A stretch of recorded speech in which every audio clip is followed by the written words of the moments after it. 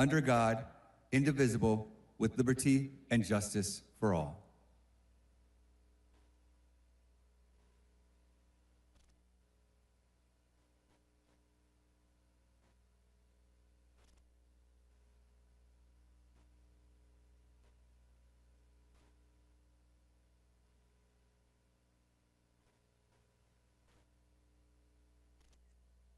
Good morning, CPAC.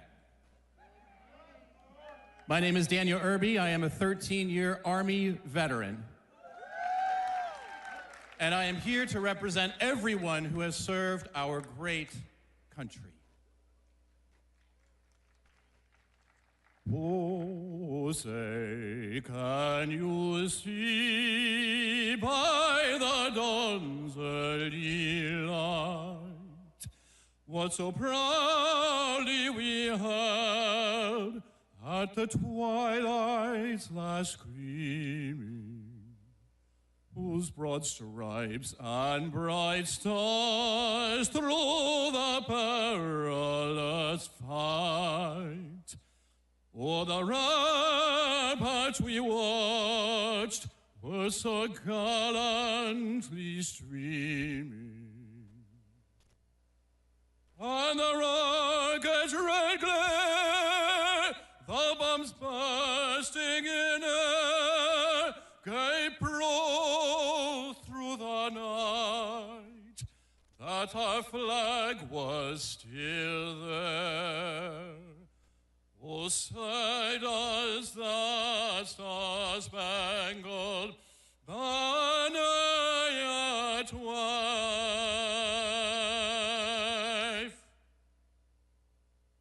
o'er the line of the free and the home of the brave.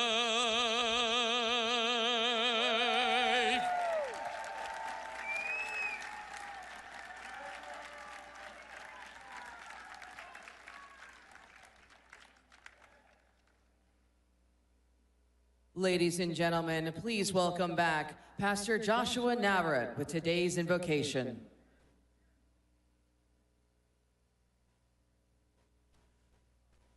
How's everybody doing this morning? How many excited to be at day 2 at CPAC? Before I start praying, I just want to note, isn't it so good to be winning each and every day under the greatest president, President Donald J. Trump? Let us pray and thank God for all those victories this morning. Heavenly Father, we love you and we thank you. We give you all the praise, glory, and honor for what you've done and what you continue to do in our lives. We thank you for another day and another breath of life. Lord, we thank you for this conference and every patriot in this room. We ask that you continue to bless us and protect us and keep us as we strategize and celebrate every victory of America. We thank you for Matt and Mercedes Slapp, who are at the helm of CPAC and who've answered the call for such a time as this. Lord, we thank you for President Donald J. Trump and our America today. We ask you that you continue to bless him and keep him and guide him and send your angels to protect him and his family. We ask that you continue to anoint every leader in America as they continue to lead our country in the right direction as we make America great again under your guidance and leadership, Father. We thank you for this day and we thank you for this conference. In your wonderful name, in Jesus' name we pray. Everybody says, amen.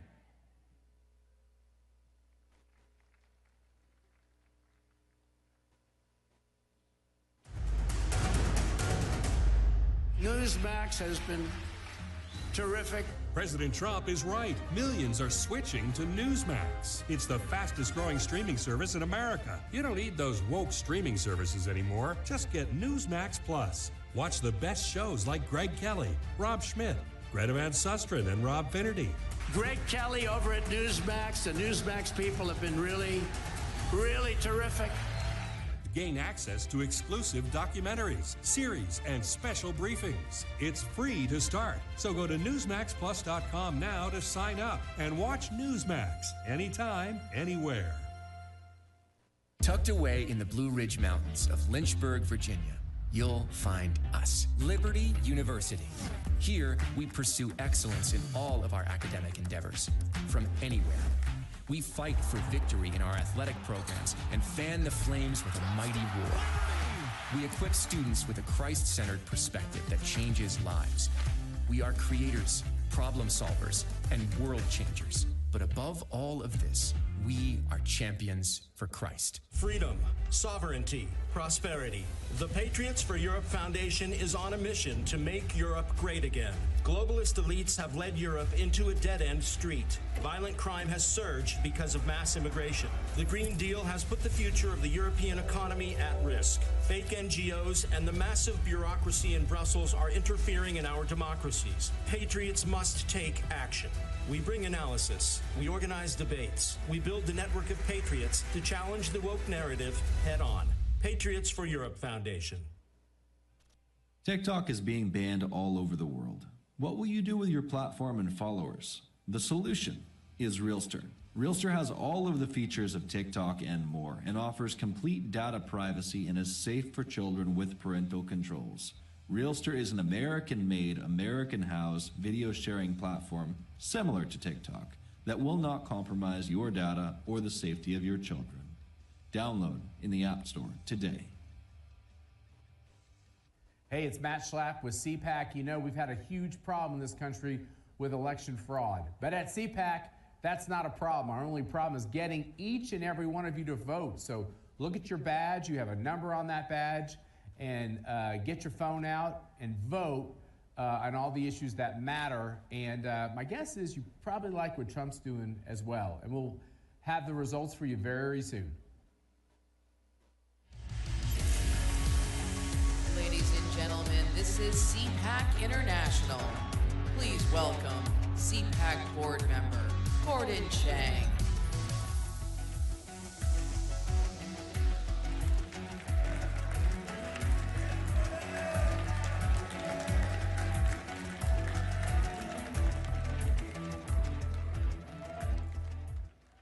Hello, Patriots! Hello, Freedom Warriors! Last year at CPAC, when we were here, dangerous regimes, China, Russia, Iran, North Korea were on the march. They were infiltrating and subjugating free societies. The world was aflame and peace seemed unattainable.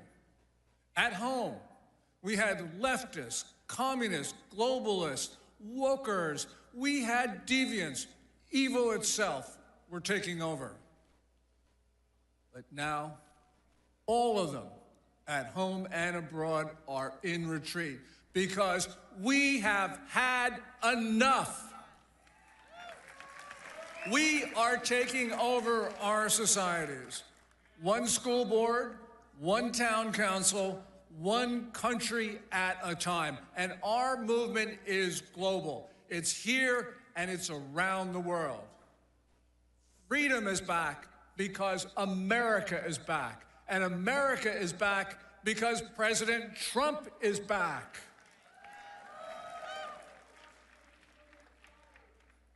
The flame of freedom burns bright in this room, in this country, and in the hearts of good people everywhere.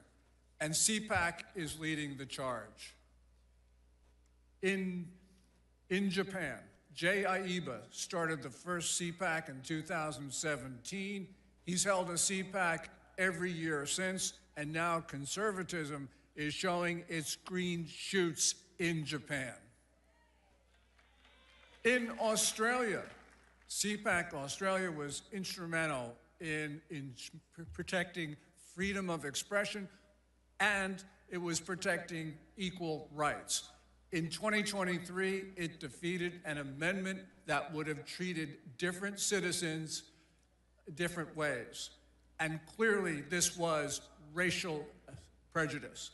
This referendum that CPAC Japan defeated It would have made sure that different races were treated unfairly. CPAC Korea. CPAC Korea is defending the most fragile democracy on the face of the earth. In South Korea, leftists are trying to seize the government by removing President Yoon Suk-yeol. And the only thing that is stopping this from happening is conservatives on the streets in the cold confronting leftist forces. And we are seeing in Mexico, their CPAC Japan is attacking leftism everywhere, which is embedded thoroughly in Mexican society. So far, CPAC has been to Japan, it's been to Korea, Hong Kong, Australia, Mexico, Brazil, Argentina, Hungary, and Israel. And we are going to other countries soon because CPAC in this country stands shoulder to shoulder with free people everywhere. Freedom warriors, we are now in a fight. We're in a fight between democracy and tyranny, between freedom and oppression, and between good and evil. And freedom warriors, we stand our ground, we do not yield, we are civilization's last line of defense.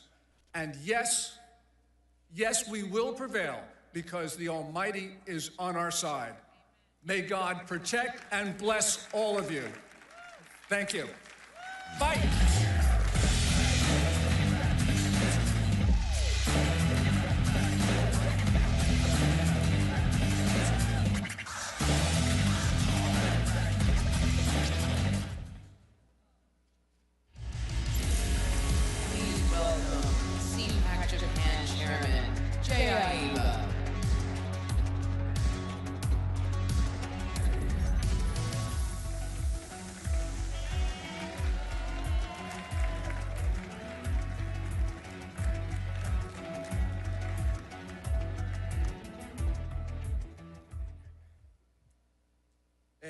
I'm here today to congratulate and thank you all. ここからは日本語でいきます。I'm talking in Japanese from here. まず今回の大統領選の勝利、心からお祝い申し上げます。本当におめでとうございました。Once again, the congratulations on your victory in the presidential election. Thank you. Congratulations from bottom of my heart. 皆様方がこの4年間、悔しさと忍耐の中で戦い抜いて勝ち取った今回の勝利は、皆様方にとっての勝利であると同時に、私たち日本人の多くの仲間にとっても非常に大きな勝利でした。Your victory you got after the 4 years of struggle, endurance, is not just your victory, but victory of ours as well in Japan. 今回その日本の仲間が何人かそこに来ています。Some of those our friends who are delighted by the victory are also here, all the way from Japan. Where?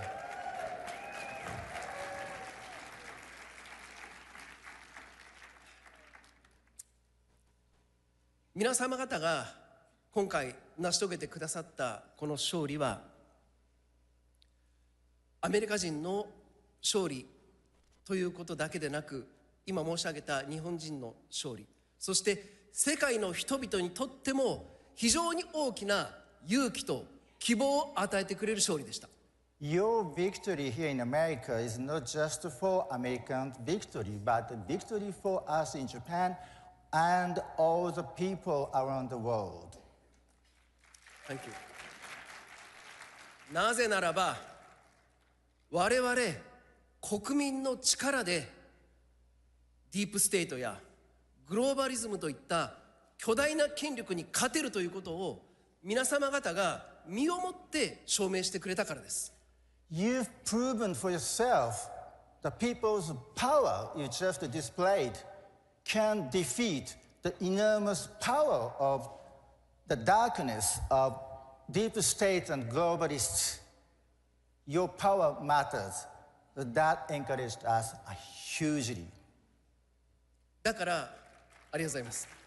だから私は心から御礼申し上げます。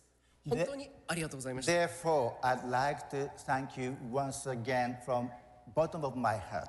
Thank you very much.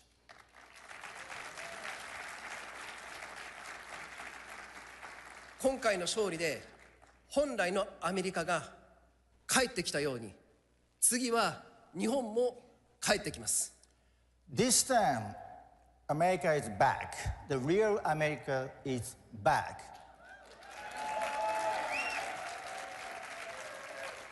And then it's turn of us, Japan. Japan will be back.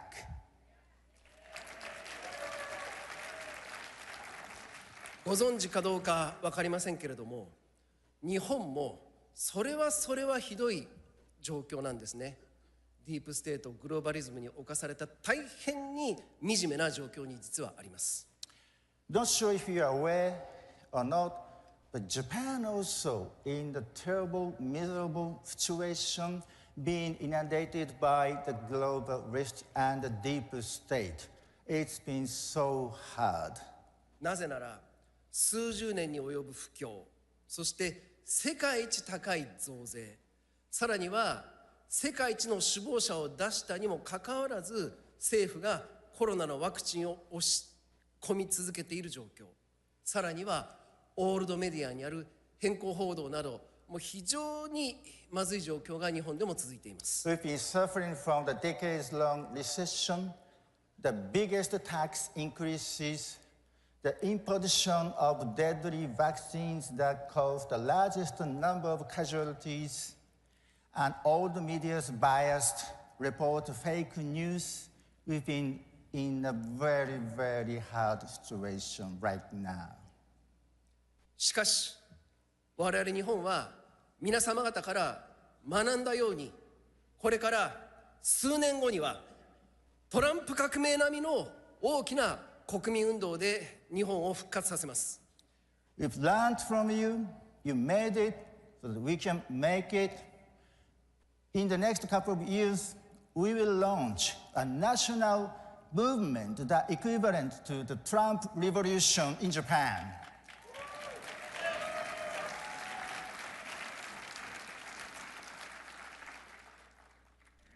自分たちの国を、そして世界を変えていくのは政治の力、政治家の力だけでなく国民の力、草の根の力なんだということを私たちは改めて皆様方から学びました。 You taught us that the power, the real power to fight against the evil, the globalists and the deep states is not just the politics or politicians. That is the people, you people's power and grassroots. Thank you for teaching us that.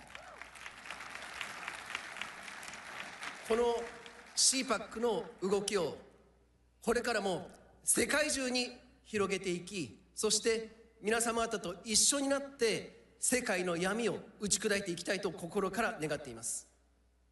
I hope sincerely from my heart that we should and we can spread this CPAC movement across the world, and we get back the world full of freedom and peace together with you.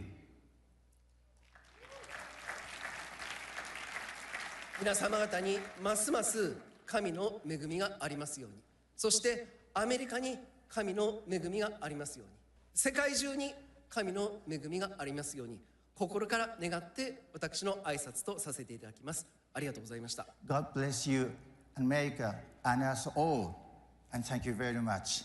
And it's from me.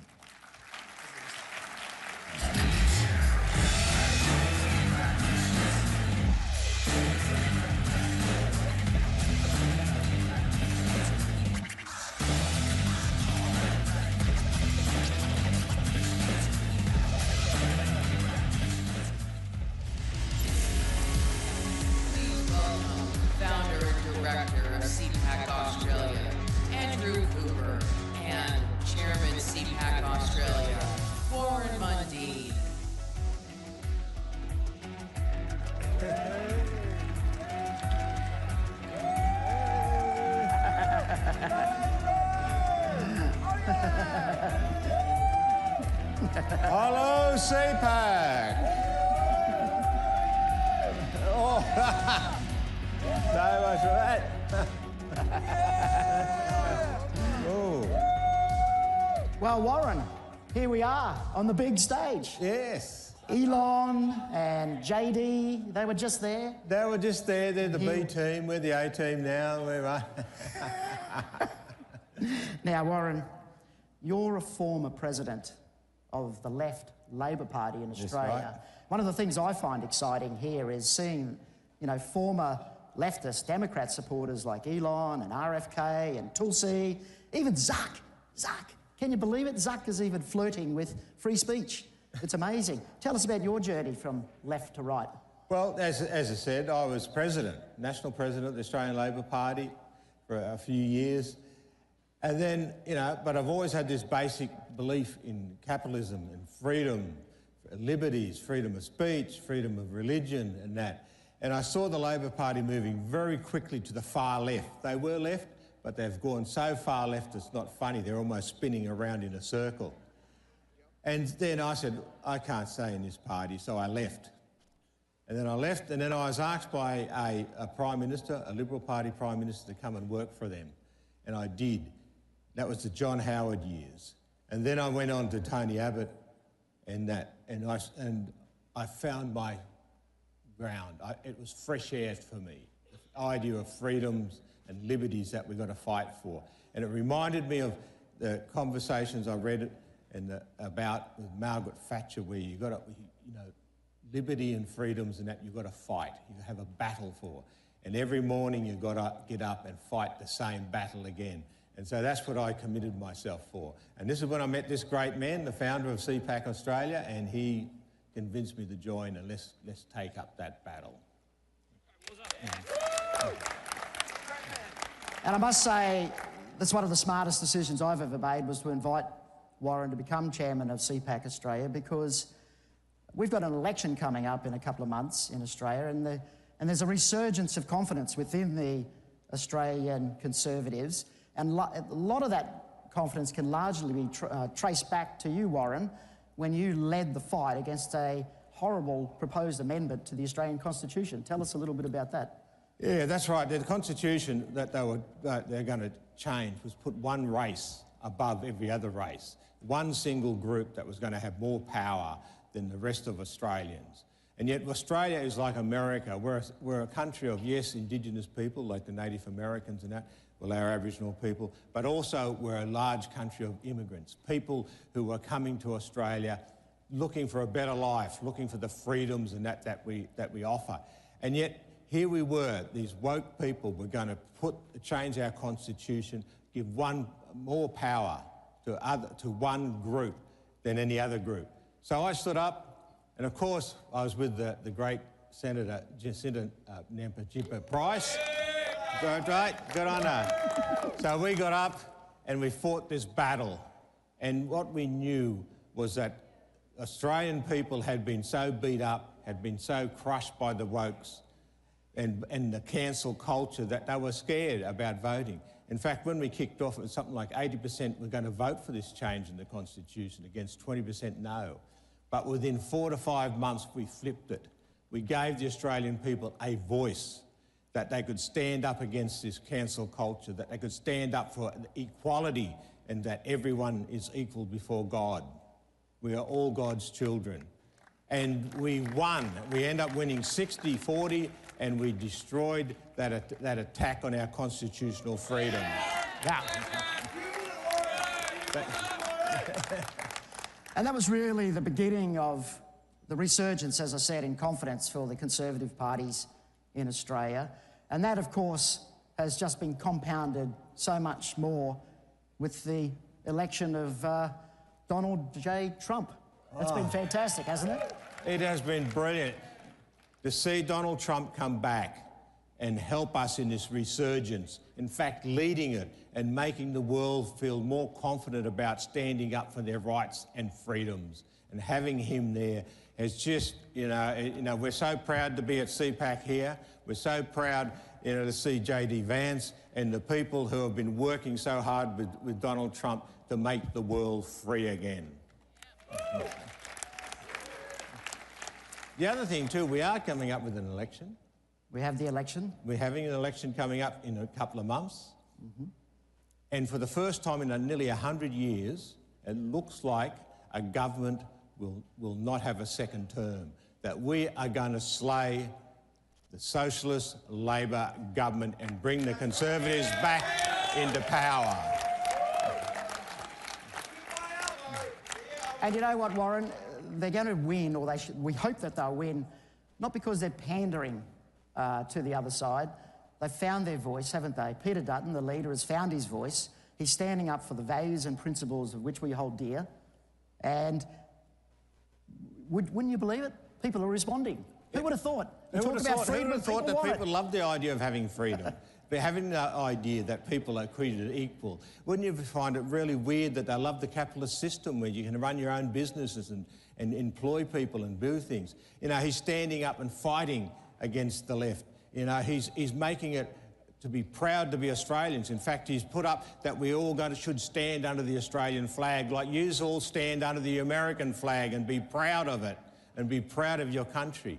And it's just amazing how people are responding to this. And as I said, it looks like for the first time in 100 years, the possibility of a government being tossed out in its first term. And that is going to be an incredible time for us. Now, we have a CPAC in Australia. Who wants to come down under to Australia? All right, we need a bigger room, Warren. Well, we need a bigger room. We're going to get a big, big, big room. So CPAC in Australia is in September 18 to 20. We'd love to see you down under. We're a pretty friendly bunch. We'll have the koalas waiting for you at the airport. Be careful of the koalas. They're cute and cuddly, but they may pee on you. So what's that? Well, we thank you for making us feel so welcome here. There's one commitment we will make to you. Your president has committed to you, and you have enabled your president to have the opportunity to make America great again. I heard Nigel Farage say yesterday that he is going to make Britain great again. We will commit to you that we will do everything possible to make Australia great again. Thank you. Thank you.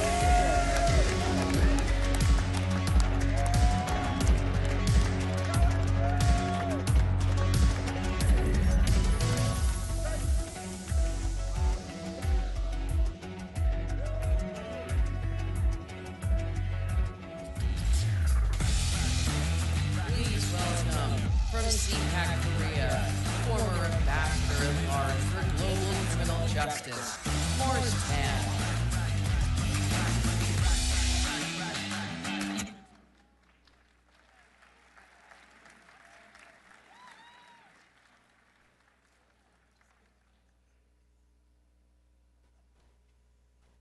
Good morning, CPAC. It was my honor to serve in President Donald J. Trump's first term as his ambassador at large for global criminal justice. And I want to hearken back to a little bit of history here. In 1950, the Joseph Stalin installed government of North Korea invaded South Korea to seek to overrun it. And in that conflict, a US-led coalition of 20-some countries repelled the communist aggression at the price of 50,000 American casualties. I honor the blood that was spilled by American soldiers to keep the whole peninsula from being one big North Korea, which is the most oppressive, darkest, most unjust place on planet Earth. And believe me, I know of many such places around the world, and it is #1 in that regard. Now, South Korea stands on the edge of a cliff. The democracy in South Korea is in a danger that it has not been in for decades. President Yoon, who loves America, who was strongly and staunchly allied with the United States of America has been impeached and is in danger of being prematurely removed from office. Why? Because he had the courage to stick out his neck and say that there are things that are amiss in South Korea because there have been many indications of election fraud. We know something about that, I think, here in the United States. And there is a parallel situation going on. President Yoon, indeed, has been called the Donald Trump of Asia. And he declared martial law in order to try to seize evidence in regards to the election cheating that he believes has run rampant and has given the Liberal Democratic Party in South Korea an overwhelming supermajority in South Korea that they have used in legislative tyranny to overrun the country, to give a haven to North Korean spies, to welcome the influence of the Chinese Communist Party. And they are rushing through a conviction process potentially before the Constitutional Court that if 6 justices on that court vote to remove him from office, he will be prematurely removed from office even though he was the duly elected president of Korea by the people of South Korea. They are rushing this through because his chief political rival who wants to supplant him as president, Lee Jae-myung, who has allegedly sent millions of dollars over to North Korea against US sanctions and against the UN Security Council sanctions, who has aligned himself with North Korea and with the Chinese Communist Party, is himself accused of various crimes that if he is convicted, he would be disqualified from being a candidate for president of South Korea. So there is a legal and political race going on to try to convict and remove President Yoon before Lee Jae-myung is disqualified for running for president of Korea in the emergency election that will ensue if Yoon is removed. This is an issue for which freedom-loving, democracy-loving Americans should not be neutral. This is a situation where our government and our people should stand with our allies in South Korea and with President Yoon and stand up and be counted and let the world know that the robbing of democracy and the destruction of democracy, that we spilled blood to the tune of 50,000 casualties in the Korean War, will not be in vain, but that the democracy in South Korea could flourish and the people's elected president, President Yoon, who loves America, who is closely aligned with America, would be able to be vindicated in the Constitutional Court and restored to his rightful office. Thank you.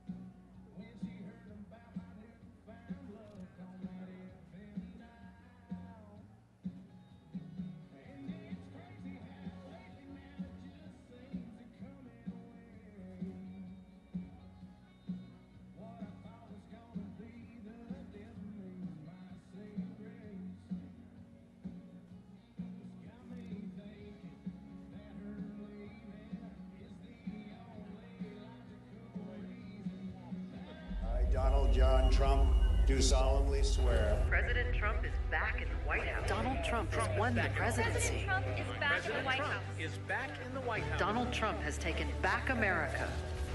I actually started quite a while ago in CPAC, and I enjoyed it so much that I came back for a second one, then a third, then I said, what the hell, let's run for president.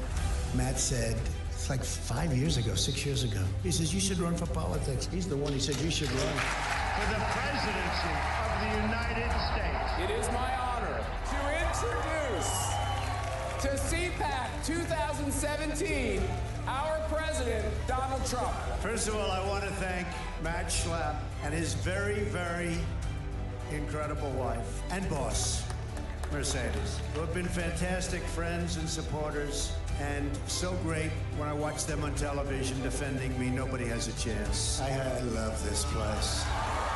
Love you people. You never stop fighting for America, and I will never, ever stop fighting for you. We know that there are still more records to be shattered, new summits to be scaled, more triumphs to be realized, and more amazing history just waiting to be written. The American adventure has only just begun. God bless America, and we will see you next year. Thank you very much. You never stop fighting for America, and I will never, ever stop fighting for you. Hey, it's Matt Schlapp with CPAC. You know, we've had a huge problem in this country with election fraud. But at CPAC, that's not a problem. Our only problem is getting each and every one of you to vote. So look at your badge. You have a number on that badge. And get your phone out and vote on all the issues that matter. And my guess is you probably like what Trump's doing as well. And we'll have the results for you very soon. Everything they said about him has been wrong. I don't know how he does it. It has always been a battle against Donald Trump. Puts a very bright light on the two-tiered system of justice that only seems to go after President Trump. The reason why we want him as president is because he's not stuck in this kind of bureaucratic machination. He was very clear. If you hit your target, you are golden, and you can work and work and work and do a great job. He's a very inquisitive person who loves to talk about the economy. Trump does the same thing in a different medium. He's talking directly to the American people. That's why Trump is transformational, because he kind of came outside the Republican Party. He's a great closer. He understands what the most important issues are to voters. Not only is America a great country, but that we Americans are good people. Donald Trump stands for everything that's good, everything that we need, what needs to be changed in our society today. Think about that Trump supporter that was demonized, that was taken down, that was criticized, that was targeted. Think about that person out there. That is the one. They are winning tonight. The American people, they've spoken up tonight. We just lived through history. We're never going to see anything like this ever again. When the bad people of Mexico meet with the bad people of the United States, what's the result? Culture of death, child trafficking, abortion, illegal guns, drugs, death. Mexico and the United States, we are not just neighbors, we're brothers and sisters. We need to work together, and let's make Mexico and America great together again. Let's send the world a message. We condemn the police state tactics of Xi Jinping, Vladimir Putin, Lula da Silva, and Joe Biden. I want to start by thanking Matt and Mercedes Schlapp and everyone at the American Conservative Union. They say globalism comes to die at CPAC. I'm here to tell you that in El Salvador, it's already there. An amazing time to be in this fight for freedom. Eliminar la corrupción de la política, pero no nos vamos a rendir en volver a ser Argentina grande nuevamente. Va a ser quién va a ganar y quién va a proteger a la familia. Esa es la batalla. Y ellos, al final del día, querían llegar a nuestros hijos para dividirnos. ¡Viva España! ¡Viva los Estados Unidos! ¡Viva Israel! Vamos a ganar.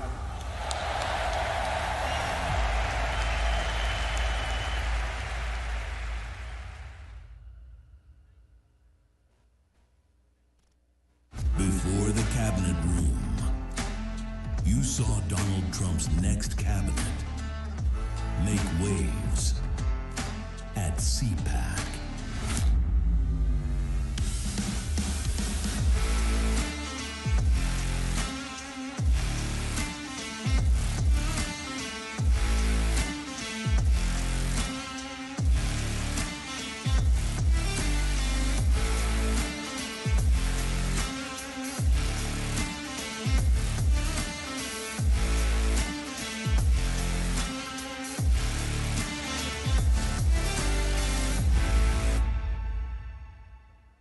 This president is calling my family, is calling me, is calling MAGA supporters enemy of America. That's right. I am the daughter of a Cuban political prisoner who fought for freedom, who fought against authoritarian and dictators. He sounds just like Fidel Castro did. Fidel Castro would target the enemies of his government and try to take them down. This is exactly what we're seeing with Joe Biden. He should be ashamed of himself.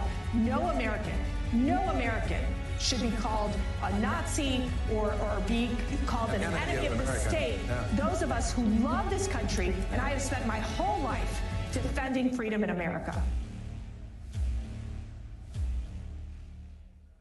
As I think it was President Reagan said, we're from the government. We're here to help. I think you all know that I've always felt the 9 most terrifying words in the English language are, I'm from the government and I'm here to help. We're from the government. We're here to help. Being woke is easy when it was just a call to defund the police or end capitalism, right? It's a little different when your fellow ideologues start cheering for your beheading. And here's a question. This next video, does this look like London to you? The pro-Hamas protests making for a very interesting political moment at Harvard. A university recently ranked the worst school for free speech in America. What would Harvard do in a moment like this, we all wondered? A school that will expel you for using the wrong pronoun and making a pink-haired trans girl cry. Well, in this moment, Harvard just miraculously transformed into free speech absolution. Apparently at Harvard, there's nothing offensive at all, even though everything's offensive at Harvard. There's nothing offensive at all about celebrating the murder of 1,000 people, including a whole bunch of kids.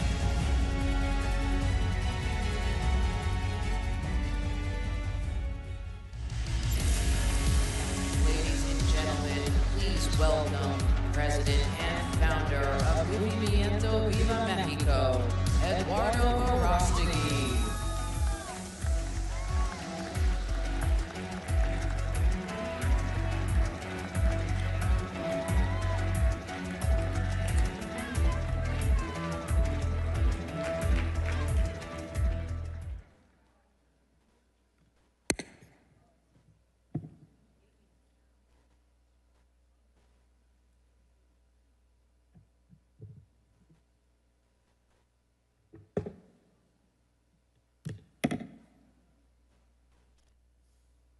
Buenos días.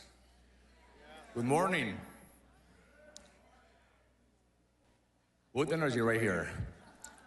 So, dear friends, brothers and sisters in the fight for life, family, and freedom, it is an honor to stand before you today, not just as a Mexican, not just as a conservative, but as a fellow soldier in this great battle for our civilization.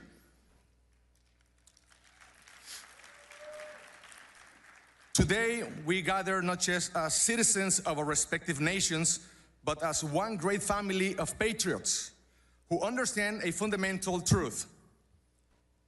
If evil never rests, then neither can we. The good news is that common sense has won once again in the United States. President Trump has won for a 3rd time. Yes. President Trump is back. And after these 4 years, he should run again. 4 more years. 4 more years.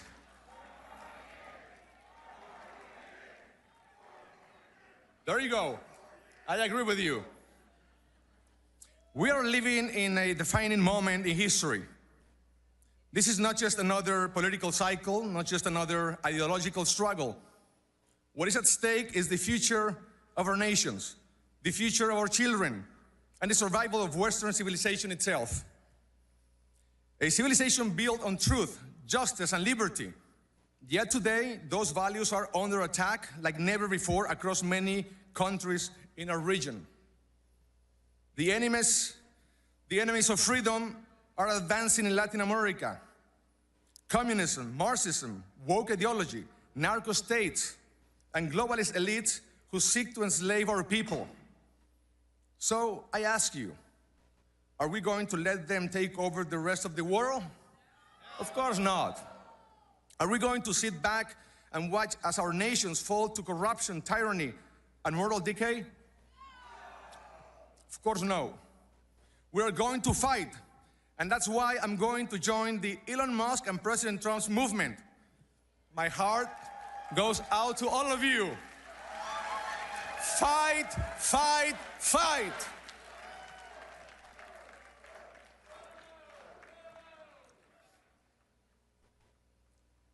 And that's why the work that CPAC is doing around the world is crucial. Because only when we fight together can we win. Thank you, Matt and Mercedes, for your leadership. And thank you for your invitation. And I'm happy to announce that CPAC Mexico will be taking place in Mexico City in September. Please follow our social media, CPAC Mexico on Instagram and X. Very soon, we will be sharing all the details of the event. I would love to see all of you there. I promise you, you will have the best time of your life. Great food, great margaritas, with moderation. With moderation, it's okay. Freedom fighters, are you ready to keep fighting? Here is a call to action on 3 principles. Our fight will be grounded in 3 fundamental human rights: life, family, and freedom. The battle for life. The first battle we must fight is the battle to protect the culture of life. Because if we do not defend life, especially the lives of the most vulnerable, if we do not stand up for the most innocent, the most defenseless, then sooner or later we will destroy each other. We will kill each other. As Mother Teresa said, the greatest destroyer of peace today is abortion, because it is a war against the child, a direct killing of the innocent child, murdered by the mother herself. Today, in many parts of the world, being pro-life is seen as an act of rebellion. They call us radicals for saying something as basic as every human being has the right to be born. Can you believe that? But I ask you, who are the radicals? Who are the real radicals? Radicals are those who advocate for the killing of babies in the womb, even at 9 months of pregnancy, and in some cases, even after birth. Who are the radicals? Well, that is not just radical, that is evil.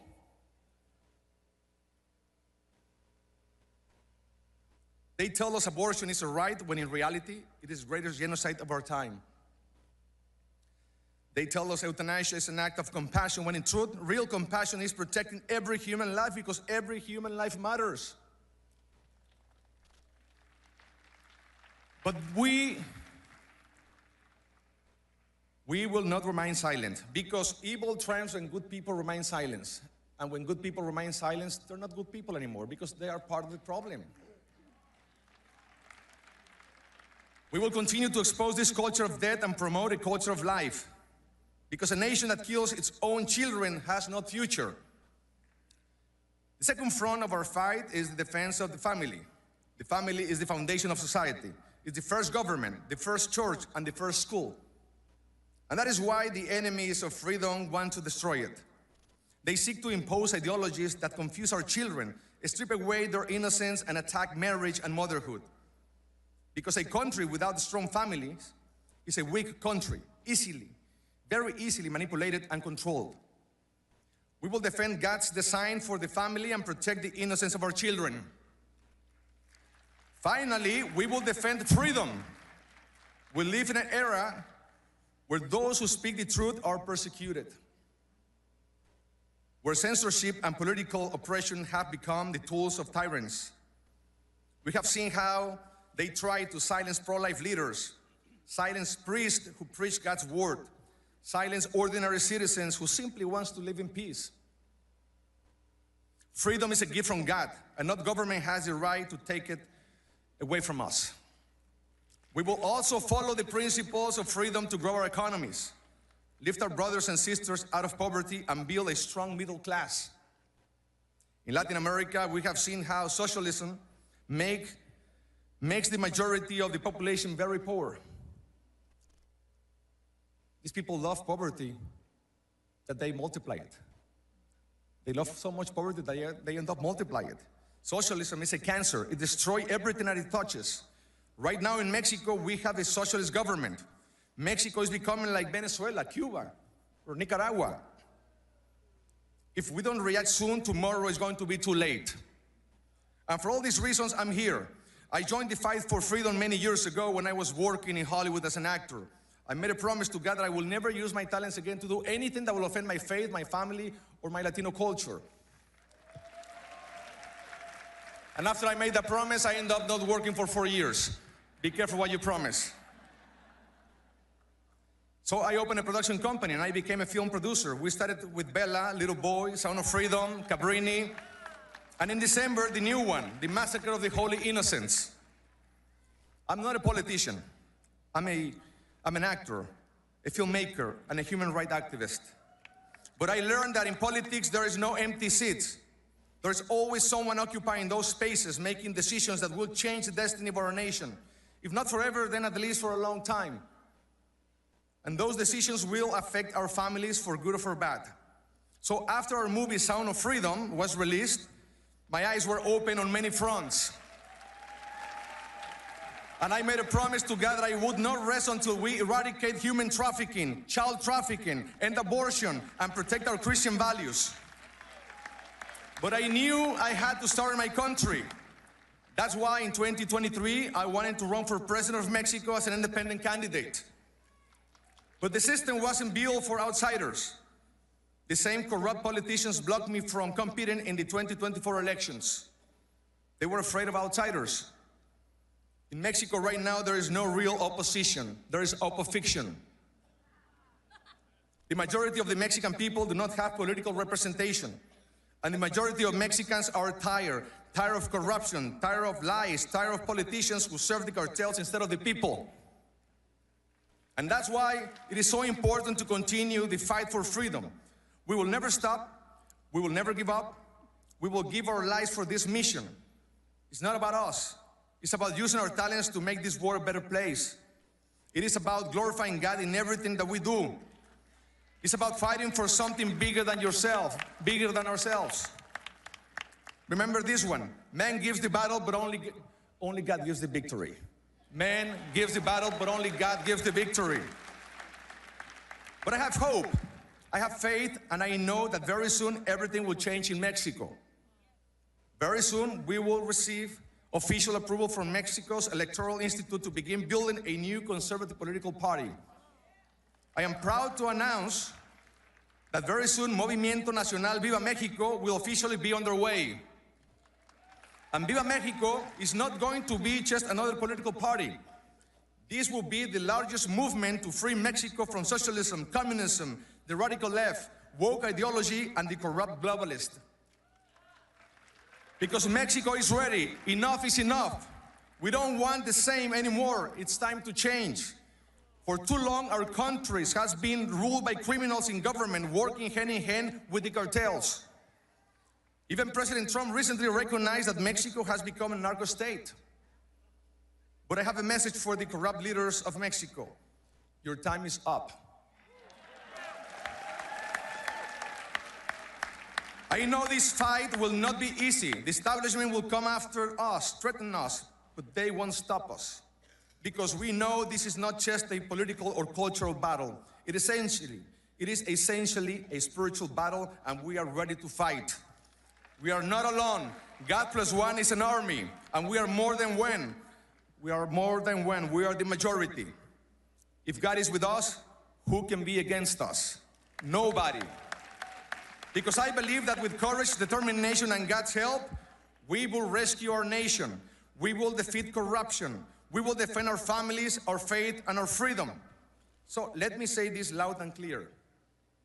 God willing, with the Viva Mexico movement, we will make Mexico free again. We will make Mexico safer again. We will make Mexico healthy again. We will make Mexico pro-life again. We will be working really hard so we can make Mexico godly again. And we will make Mexico great again.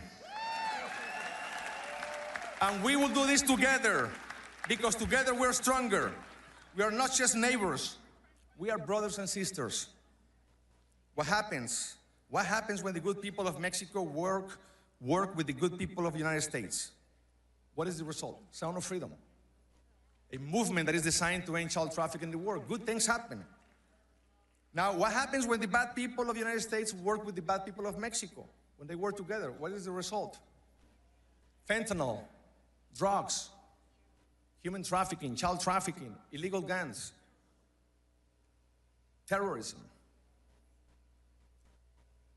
The USA is the #1 consumer of child sex in the world, the #1 consumer of drugs, the #1 consumer of child pornography, and Mexico, the #1 provider of all three. So I want to stop here for a second. We have done a lot of harm to each other. We can't move forward without first forgiving each other. I believe in the power of forgiveness. So I want to start this movement of forgiveness here in Washington, D.C., and I pray that God will heal the wounds. So on behalf of Mexico, I want to apologize for all the harm Mexico has done to the United States. And the United States needs to apologize to Mexico for all the harm they have done to Mexico. And after this breach of forgiveness, then we need to make sure that the good people of both nations work together and through bilateral efforts eradicate as much as we can all of the bad things that we have done to each other and focus on all the good things that we have done to each other. Capitalize on all the positive. Then we will be unstoppable. Together as brothers and sisters. When the United States and Mexico stand together, our nations are safer. Our border is safer. Together, we will make Mexico and the United States great again, and we will make the Americas great again. God bless Mexico, God bless America, God bless the world. ¡Viva Estados Unidos! ¡Viva México! Y que viva la Virgen de Guadalupe! Thank you very much. God bless you.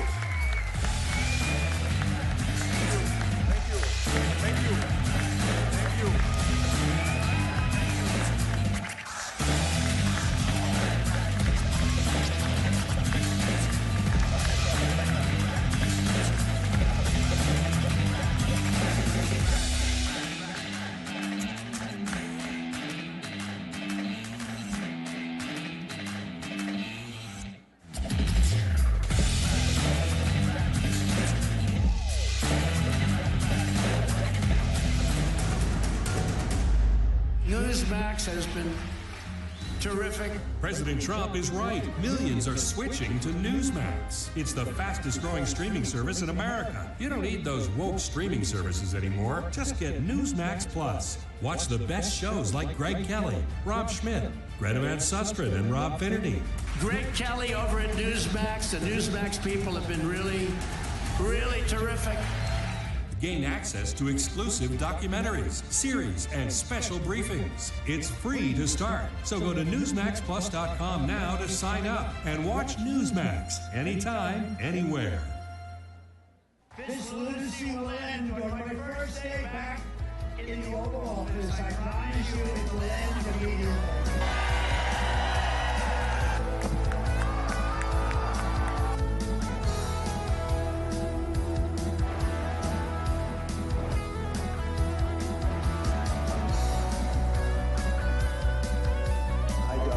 Trump to sell it and swear. RSBN, by the way, how good is RSBN? They do a good job. So beautiful. Creators, it's time to take control. With Bursts, you create impactful content in seconds. Powered by blockchain, your content and earnings are protected, transparent, and yours to control. Play TV isn't just a platform. It's a community of creators building a new future together. Your freedom starts when you press play. Still under construction, but already the biggest news station in Poland. The only international TV station that interviewed Donald J. Trump. I'd like to say hello to the Polish people. Poland's leftist government wants to destroy us, but we are not backing down. We're building conservative, English-speaking European news station. Join the movement. Support the revolution. Make Europe great again. This is Republica, the home of free speech. Hey, CPAC Patriots, make sure to go downstairs to go check out all of our incredible sponsors for CPAC 2025. Ladies and gentlemen, it's time for the Parent Trap. What happens when we leave our kids to the professionals? Please welcome America First Policy Institute Chair of the Center for Education Opportunity, Erica Donalds.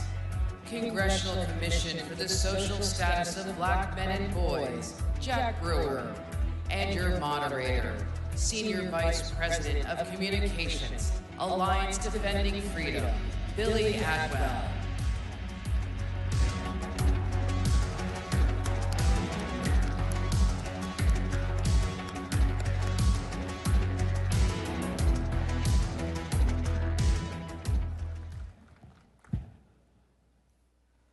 Well, I want to start by thanking Matt and Mercy Schlapp for making this panel possible, and I'm so grateful for you two for giving up your time.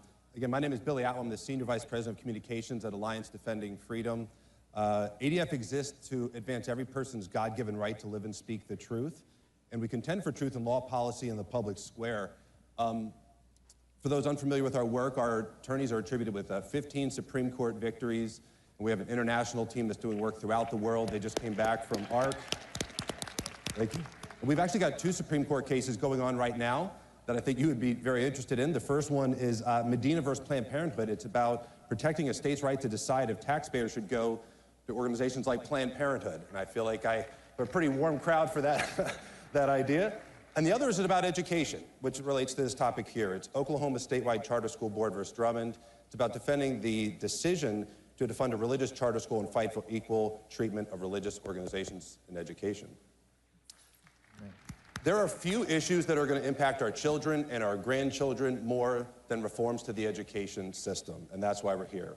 First, Erica Donalds is an education entrepreneur and is the founder and chairman of Optima Ed and the chair of America First Policy Institute Centers for Education and Opportunity. A former elected school board member, she is known as a national expert on education policy and school choice and is a frequent commenter and speaker on this issue.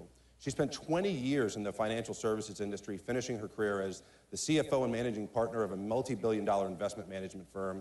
Erica and her husband, Congressman Byron Donalds, lives in Florida. You're familiar? Very good. She lives in Naples, Florida with her 3 sons. Jack Brewer serves as the chair of the Center for Opportunity Now and chairman of the Jack Brewer Foundation. Recently, Jack was co-chair of Black Voices for Trump Victory Fund. He is a White House appointee on the Congressional Commission for the Social Status of Black Men and Boys and is currently the lead independent director for the GEO Group. He was the team captain for the NFL's Minnesota Vikings, the Philadelphia Eagles, who you may have heard of recently, and what I find to be the pinnacle of his career at the New York Giants. So I'm born in Brooklyn, I can't help myself. All right, let's lay a foundation, if you don't mind, for this topic. Erica, talk about what you see as the current state of particularly the public education system. Well, the public education system in America has literally failed the American people. It hasn't lived up to the promise where we parents were told if you send your child to this school for 8 hours a day, we're going to teach them to read and do math and achieve their own American dream. That was a lie. We just found out a few weeks ago that only 1/3 of our students are doing reading and math on grade level, according to the National Report Card, the NAEP. And we are spending billions and billions of dollars not to teach our kids how to succeed and how to carry forward this republic that we all so value, but we're teaching them about victimhood and oppressors and the wrong history of the United States and the world, and to hate themselves and to hate our country. And so we are taking the education system back, though. We're here in the golden age of America, right, at the cusp of that. President Trump has promised to not only dismantle the Department of Education, but enact school choice and support universal school choice in our states where education belongs. So there's reason for hope, even though the education system has been failing for the past 100 years. Yeah, that's a great point. And you think about, in the state where I live, Virginia, Glenn Youngkin essentially won the governor's seat on the issue of education and speaking to parents. Like, that was a key differentiator for him. Jack, President Trump, it feels like he's been president for like a year and a half this term because so much has happened in a few weeks, right. But it's not been that long, and yet a lot has happened. What has he done so far that's really encouraged you on the topic of education? First off, I want to look at the American people, whoever's watching, and speak to your kids for a second, and just tell your child, if no one's ever told you this, Jesus Christ loves you. Amen. You are not a victim. You have victory in Christ, and he is the ruler over your life.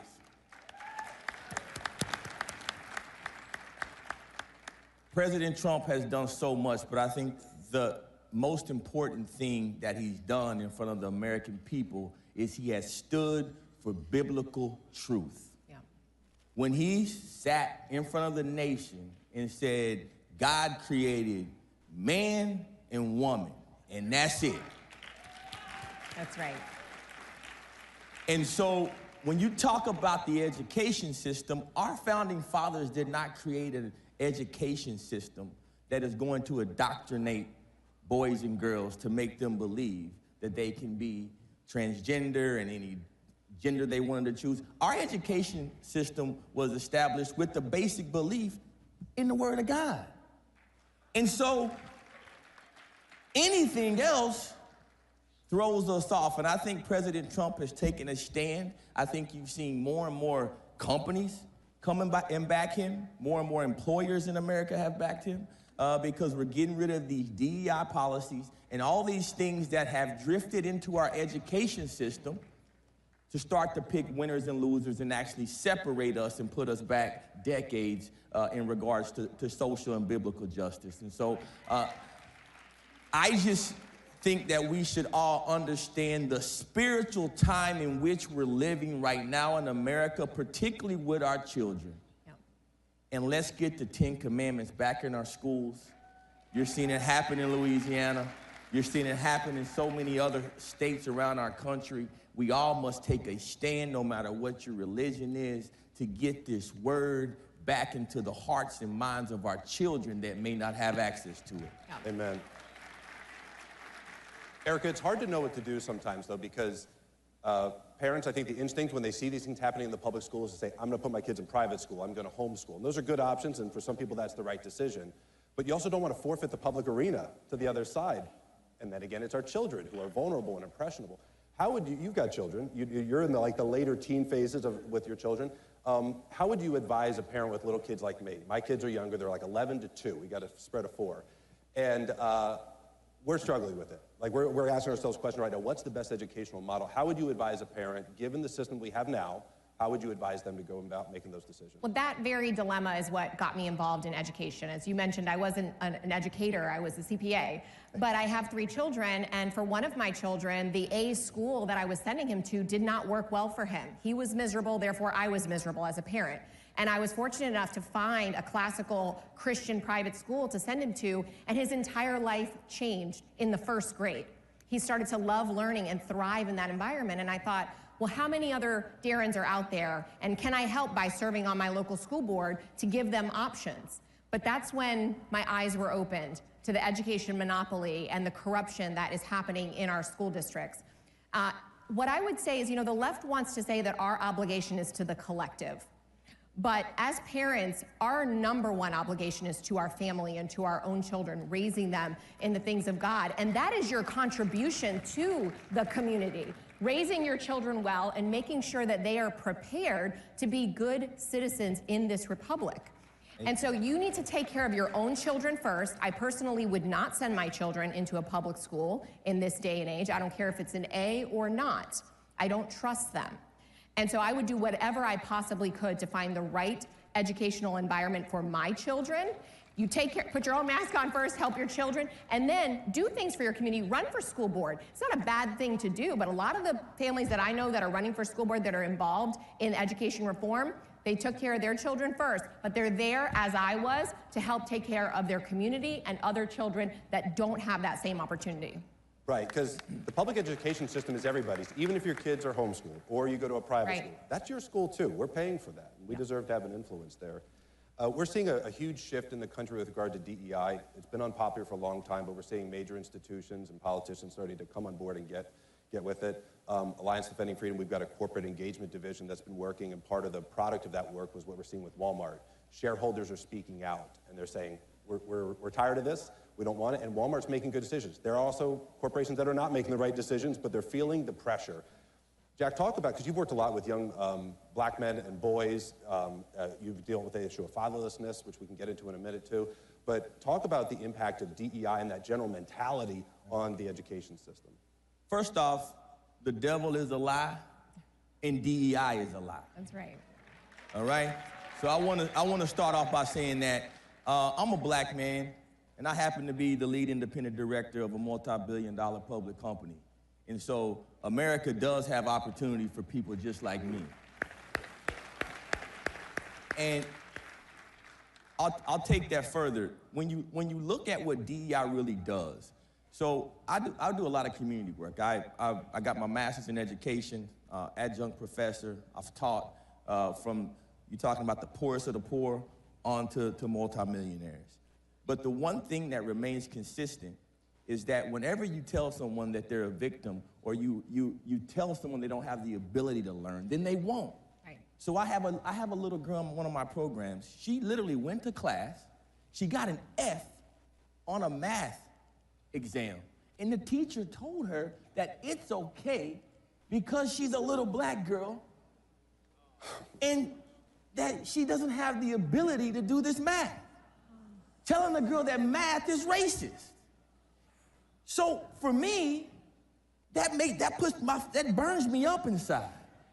And so you start to think about what these little children are being taught in some of these public schools that Erica just mentioned, and it's just heart-wrenching. I'll tell you another story.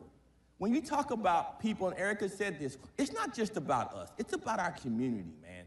When you look at our juveniles, we gotta realize juvenile crime in the United States of America went up 21% last year. These are the little kids, the little boys. I have men in my prison program who have been locked up since the age of 14 with grown men. We have to do something for the poorest of the poor. It starts in our education system. We cannot leave these men and these children fatherless. Yep. Our nation is the most fatherless nation on the planet. We have over 18 million kids that don't have an active father in their home. I went to a juvenile courtroom. There were 25 young men and boys, most of them black, at court to be sentenced by a judge. I looked around, there was only one father in the entire courtroom. Can you imagine if your child was being sentenced? This is the epidemic that we're facing in our nation right now. Our education system will never work if we don't put the man back in the home.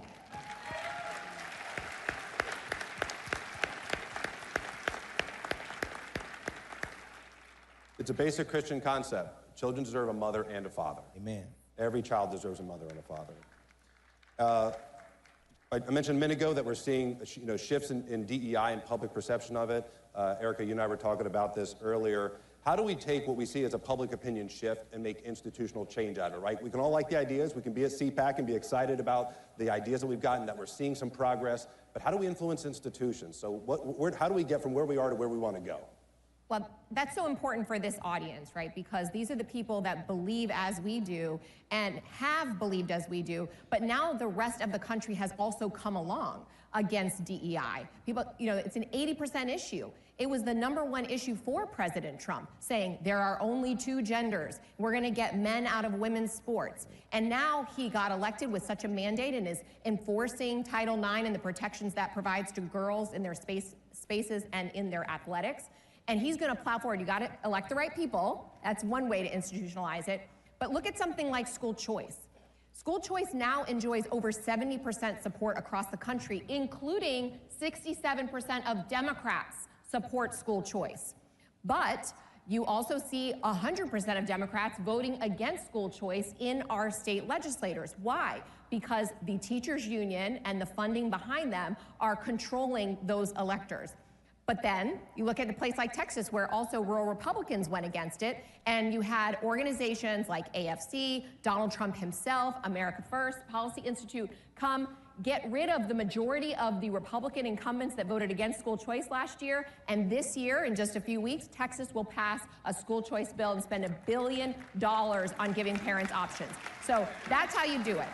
Yeah. You get the public and you get the right people in office to make those bold changes.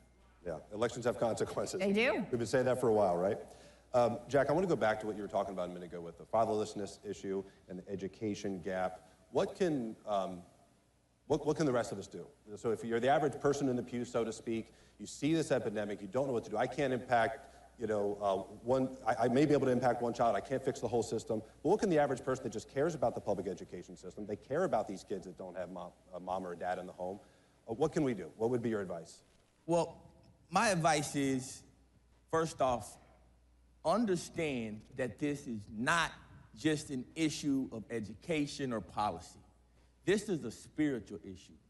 The last verse of the Old Testament is Malachi 4:6.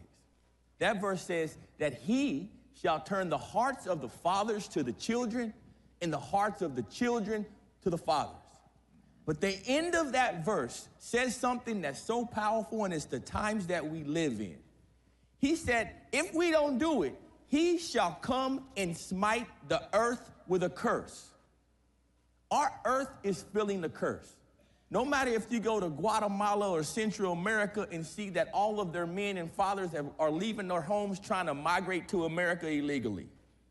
Or you go over to Africa and you see these societies that have gone from a patriarch society to a matriarch society. Or you come here in America where you can have a generation like mine that was raised to believe that having a baby mama is okay and cool. Those things are generational curses that we must break. The only way you bind up a curse is by the blood of the Lamb and the word of your testimony. And so we've got to testify. We've got to talk about these things in the public square. We've got to stand for these poor children that don't have advocates and people to stand up for them and be their voices. Man, get out in your community. Go to the local juvenile.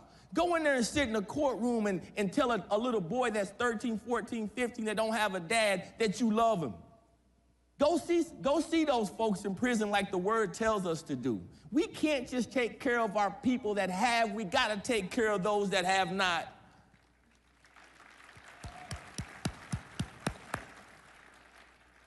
Church, it's our job. Church, let's do what the church does. Donald Trump can only do so much. We need the church to take a stand. Churches start schools. Yep. Churches start daycares. Churches empower organizations like Erica's to go in and push for school choice. Let's take our country back. Yes. But we can only do that through God. There is no replacement for a Christian witness. Ladies and gentlemen, that's all the time we've got. If you want to learn more, ericadonalds.com, the jackbrewerfoundation.org, and adflegal.org. We'll be around. You'll see us throughout the conference. Please stop us and say hello. Take care. God bless.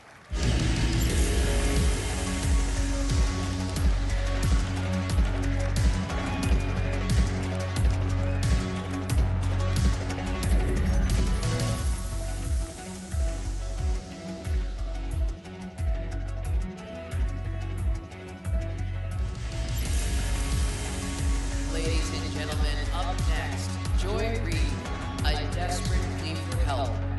Please welcome senior columnist for townhall.com, Kurt Schlichter, with @ALX on X, Alex LaRusso, and your host of O'Connor and Company on WMAL, Larry O'Connor.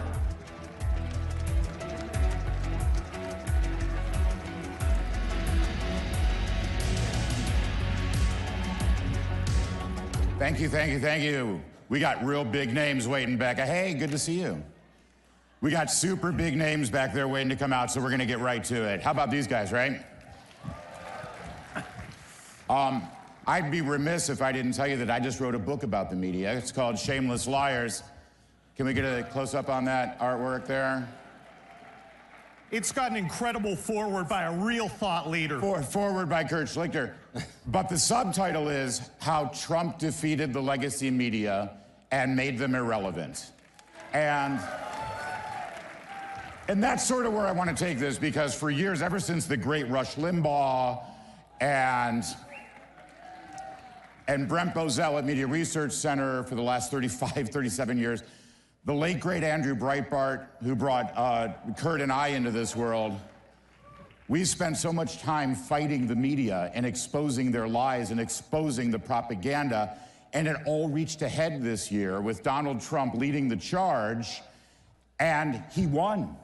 I mean, they are meaningless now, and so I want to start with that. And Joy Reid kind of is the namesake for this panel, because Alex, she's been reduced to being obsessed over big balls. Correct. And I need you to sort of explain this to us. Yes, so like the media... Explain Joy Reid's obsession with big balls. Obsession with big balls. So she's going on media right now, and she's demanding that Congress subpoena a guy named Big Balls and Elon Musk with a straight face on. So we've reduced them to a point where they're just looking at social media for people like me who post on X, and they're getting their talking points from online. And no longer do they have a mind of their own. There's like a whole supercut. I think it was like Media Busters who did it. And there's just like all of these people on CNN, MSNBC, and they're just repeating big balls, big balls, big balls over and over with a straight face. So it's like you look at Well, they've got to get to the bottom of big balls. So... Yes, and they brought on Kara Swisher, the noted expert on the topic for that. But yeah, that's all over an intern at Doge, who was hired by Elon Musk. And of course, we have tens of thousands of people in our government who have access to all of your personal information, including your social security number. But when Elon Musk has a small team of genius interns that are probably like smarter than everybody else on that whole panel or on their entire network, it becomes the biggest deal that they all have access to your personal information. So they just set the standard to like dox all of these government workers for some reason, because tens of thousands of people that are not elected, by the way, have the access to your personal information every single day, and have. And they've been reduced to a punchline, these media personalities. That's why we're laughing at Joy Reid, because that's what we should do. We should mock them and make fun of them. And of course, all this talk about Joy Reid and big balls brings us to Don Lemon, Kurt. Another gem. He's my special friend. I'm gonna connect the dots, I promise you.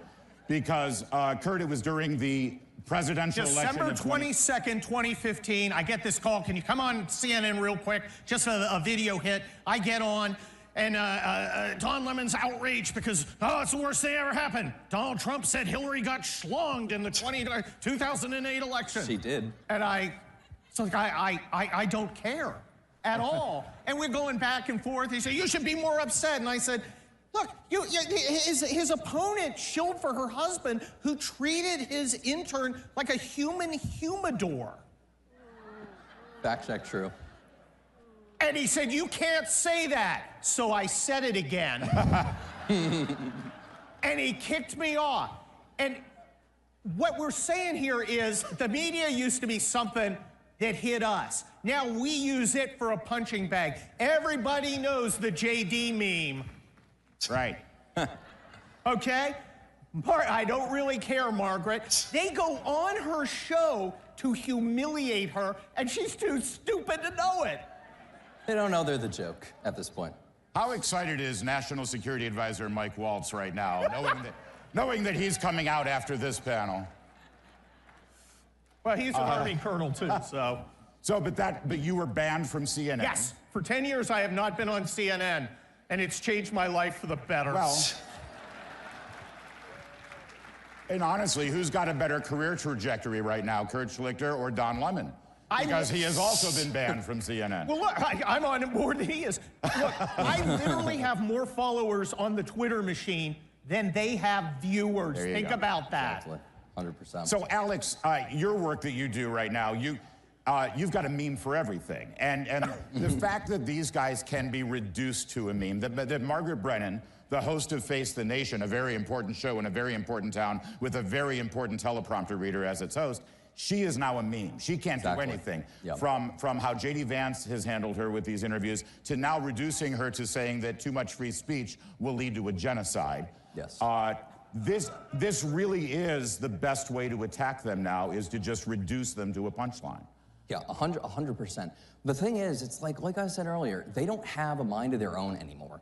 They are reduced to like scrolling social media and looking for the most viral moment that's going on social media, and it becomes now what they're talking about. Like, to give you an example, one of my local city council had, they just declared, my city that I'm from, Worcester, Massachusetts, just declared themselves a trans sanctuary city. So I got a tip that it was getting a little wild at the city council meeting, and I watched the 4-hour video of them all, like, you've probably seen it, the girl with the wig and everything, the blue hair. Oh yeah, that was so I went, that was my city. I went through and clipped it. For the next 3 days, it was all over, like, every corporate media, like, talking about it. So it's like they're looking at everything that they find online, and then they're making it their news cycle. So they don't have a mind of their own anymore. And, you know, we talk about the gatekeepers a lot. The gatekeepers are the people who used to say what kind of news, New York Times, right? All the news that's fit to print. Who's deciding what's fit to print, right? There's some people in a tower in Manhattan who's, that's not news that's fit to print, but this is news that's fit to print. And they would decide what was worthy for your eyes, what was news that you could consume. It's been reversed now. Correct. In fact, we are the ones, as Elon Musk says, we are the media. We are driving what's important, and that's what this new revolution is about. Well, and there's an right? And it all goes back to Andrew Breitbart. And one of the underappreciated aspects is how much fun we're having, right? That's right. Exactly. I mean, we've got to dance. They're eating the dogs. They're eating, there we go. They're eating the dogs. They're eating the cats. We are having fun. We're laughing. And Kamala Harris says, my message is joy. As she's screaming. As Biden's screaming, as she's screaming. You will be happy. By the way, you mentioned Andrew Breitbart again, and I just want to say, I want to read this. This is the very end of my book, but it's a quote from Andrew Breitbart. You all remember Andrew, right? God bless him. Yeah, ALX was 5 when this exactly. Elon Musk is now saying we are the media, and he's right. We are the media, using social media platforms, using X, which is now a free platform. On Tax Day 2010, during the rise of the Tea Party movement, Andrew Breitbart was asked to speak in Washington, D.C. at a Tea Party rally. And you should look at this video, it's out there. He asked everybody in the crowd there at the Tea Party rally to hold up their phones. And he said this, it's time for a new media revolution, and you are it. You are the media. Hold up your phones, hold up your cameras. This is the future of media. This is how we're going to fight the lies, the misinformation, and the propaganda of the mainstream media. We are now the media. Yeah. Andrew Breitbart, 15 years ago, said that. And Alex, I mean, you have inherited this legacy now, and you are the media. It's really interesting, too, because a little bit about my story, too. In 2020, I was really gaining traction, and I was about to hit 100,000 followers on Twitter 1.0 at the time, and then I was just banned for like 3 years nearly until Elon Musk brought me back, and I'm now almost at 1 million followers on X. But yeah, hold that thought. He had 100,000 followers, and they banned him because he was so... Look at how dangerous he is. Elon Musk buys it, opens it up for free thought and free speech, and now you've got 1 million followers. Yep, nearly. I'm 30,000 from 1 million, so if you want to get me there before I leave the stage, go for it, at ALX. But yeah, so to your point, it's just like, you know, you are the media because you have a phone and you have the platform on social media. And one of the things that's ironic about this whole, you know, moral panic around misinformation, disinformation, all these people can go on their shows, like, you know, for 4 years they talked about the Russia propaganda hoax and Russian collusion hoax. So they were allowed to say that unchecked. They got to have their own guests on there, and that, like Adam Schiff saying he has inside knowledge about all this crap. On social media, no, it's a blood sport. You say something wrong, you're gonna get ratioed or community noted. That's right. So you're the media and you're also the checker, like you're the fact checker. There's not like independent fact checkers like Meta used to have. You are the fact checker, and what actually... Well, because the independent fact checkers weren't independent. Exactly, yes, and they weren't based in fact. Correct. And this is an important point that I want you to pick up on, Kurt, because this whole idea of needing fact checkers and needing to moderate what you say, and it's all coming from this arrogant presumption that you're too stupid to understand what's true and what isn't. You're too stupid to discern from a hoax and what's real. I'm not sure that they think we're stupid. I know they say they're stupid because it justifies their existence. Yeah, that's okay, true. They want to be the gatekeeper. They want to be making the decision. And you don't need a gatekeeper if you are an individual, if you are a independent American citizen with your camera and computer who goes out and makes his or her own news. We don't need them. It terrifies them. Yeah. That is why Never Trump exists. Yeah. Because we didn't need them. That and they got mad. That said, the platform and the technology and the freedom is there, and it's opening up more. Mark Zuckerberg suddenly is red-pilled, right? And that's amazing. But it all starts with this fist thrust in the air. It all starts with him yelling, fight, fight, fight, right? Because he has shown us how to fight. Suddenly you see Republicans on Capitol Hill are channeling Trump because he's contagious. And I think I'll give you a perfect example. George Stephanopoulos last year lied about Donald Trump. He said that he was convicted by a jury of raping somebody, and he said it 7 times in a 6-minute span. What did Donald Trump do? Did he do a Mitt Romney thing? Did he do a George Bush thing? Did he do what Republicans have done for our lifetimes, which is just be the better man and say, oh, well, you know how they are, tut, tut, let's walk away? No, he fought, he sued, and he won.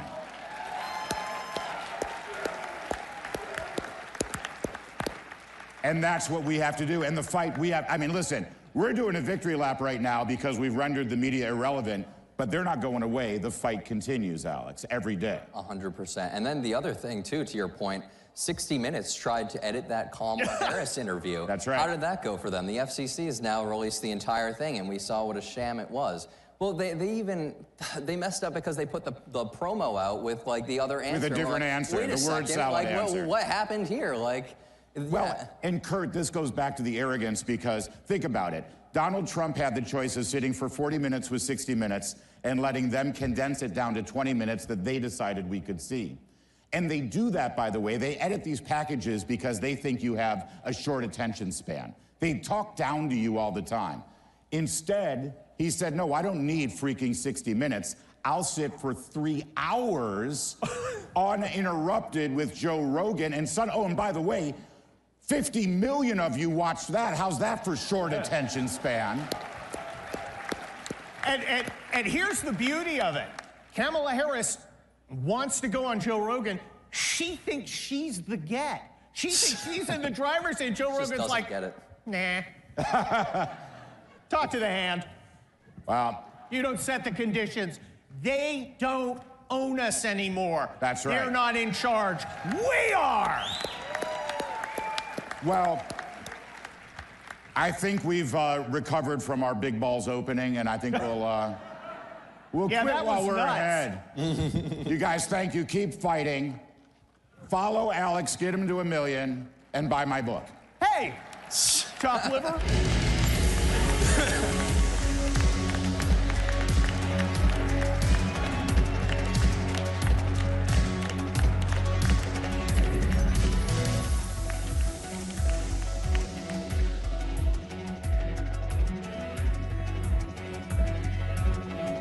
you can crack the code of nuclear waste, you've solved something that no one has attempted to do before and has succeeded. We're onto something big. We have the U.S. government partnered with us now to prove our technology out. Make America stronger. I want to provide limitless energy to the world, and I believe this is the path. Every institution today is under attack. The home, the church, the government. And many people are asking, what is the truth? Jesus Christ claimed to be ultimate truth. Are you willing to face the truth? Do you think the MKUltra project ever actually ended? The Central Intelligence Agency is actively involved in mind manipulation. We all answer to one God and one Savior, and He's there to change your life for the better.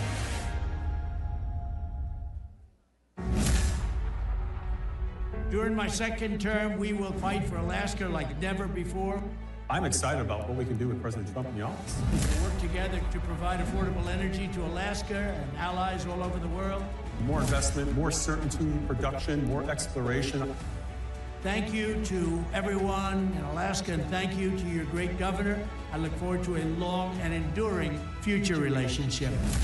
Drill, baby, drill. Ladies and gentlemen, this is a conversation with National Security Advisor Michael Waltz and CPAC Senior Fellow Mercedes Schlapp.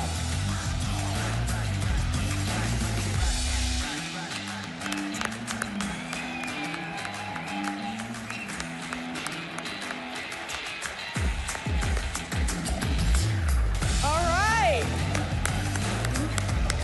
Woo, good morning, CPAC. Mike, are you ready? Oh, born for this. Okay, good. Let's go. I don't have a chainsaw for you. That's the only thing I couldn't get on the stage. You know, Elon Musk came in with the present. As a Green Beret, I left the belt-fed machine gun at home. There you Thank go. God the Secret There you Service go. Secret Service But you know is what? okay. Maybe next time, just Yeah, bring yeah, it if we're you'd good. like. Yeah, but how are y'all doing this morning? Okay, so how amazing was it yesterday? Seriously. I don't know how we can top it off, but we're going to top it off this morning with just one of our heroes right now in the Trump administration, someone who CPAC, someone that Matt and I admire so much, our National Security Advisor, Mike Waltz. So let's jump right in. Obviously, you've just come back from Saudi Arabia. You were meeting with Russian officials on really looking to find a solution to end the war in Ukraine between Russia and Ukraine. Tell me first how those negotiations are going. Any insight that you can give to our CPAC family here in terms of progress that's being made? Well, let me make one thing clear. We would not be in this position, not even close, if it weren't for the leadership of Donald J. Trump. Period. Right? I had the honor of sitting in the Oval Office and listening to President Trump speak with President Putin of Russia, and hearing both Putin and then immediately Zelensky both say, only under President Trump's leadership, say this to him, and only he could drive an end to this war. So under Trump, this war will end. And it will end soon, and he is the president of peace. And it amazes me how many people in this town are clutching their pearls and having conniption fits over what? Because President Trump's ready to stop the killing, stop the hundreds of thousands of people that are dying per year in Europe, the largest war in Europe since World War II. And you see the same voices that are demanding a ceasefire in Gaza post-October 7th, then what? Oppose peace in Europe? It makes no sense. But with his leadership, we've now opened negotiations. We're sitting down with our host, the Saudis, and talking to the Russians, understanding what they are going to need, and then understanding what the Ukrainians are going to need, talking to all of the Europeans. You can't end a war if you don't talk to both sides, and that's what we're doing. Thank you. It's kind of common sense, It history of diplomacy. It is common sense, but you do find those in the media and the critics basically saying, how can you all be talking to the Russians? This is insane, right? They criticize the efforts that the administration is doing. And with that being said, President Trump has expressed his frustration with President Zelensky, trying to get to the point that we're dealing with how can we get a deal on the raw minerals? How do we, the United States has given over $175 billion to the Ukrainians. It seems like the Americans, there is that war fatigue. It's time to move forward.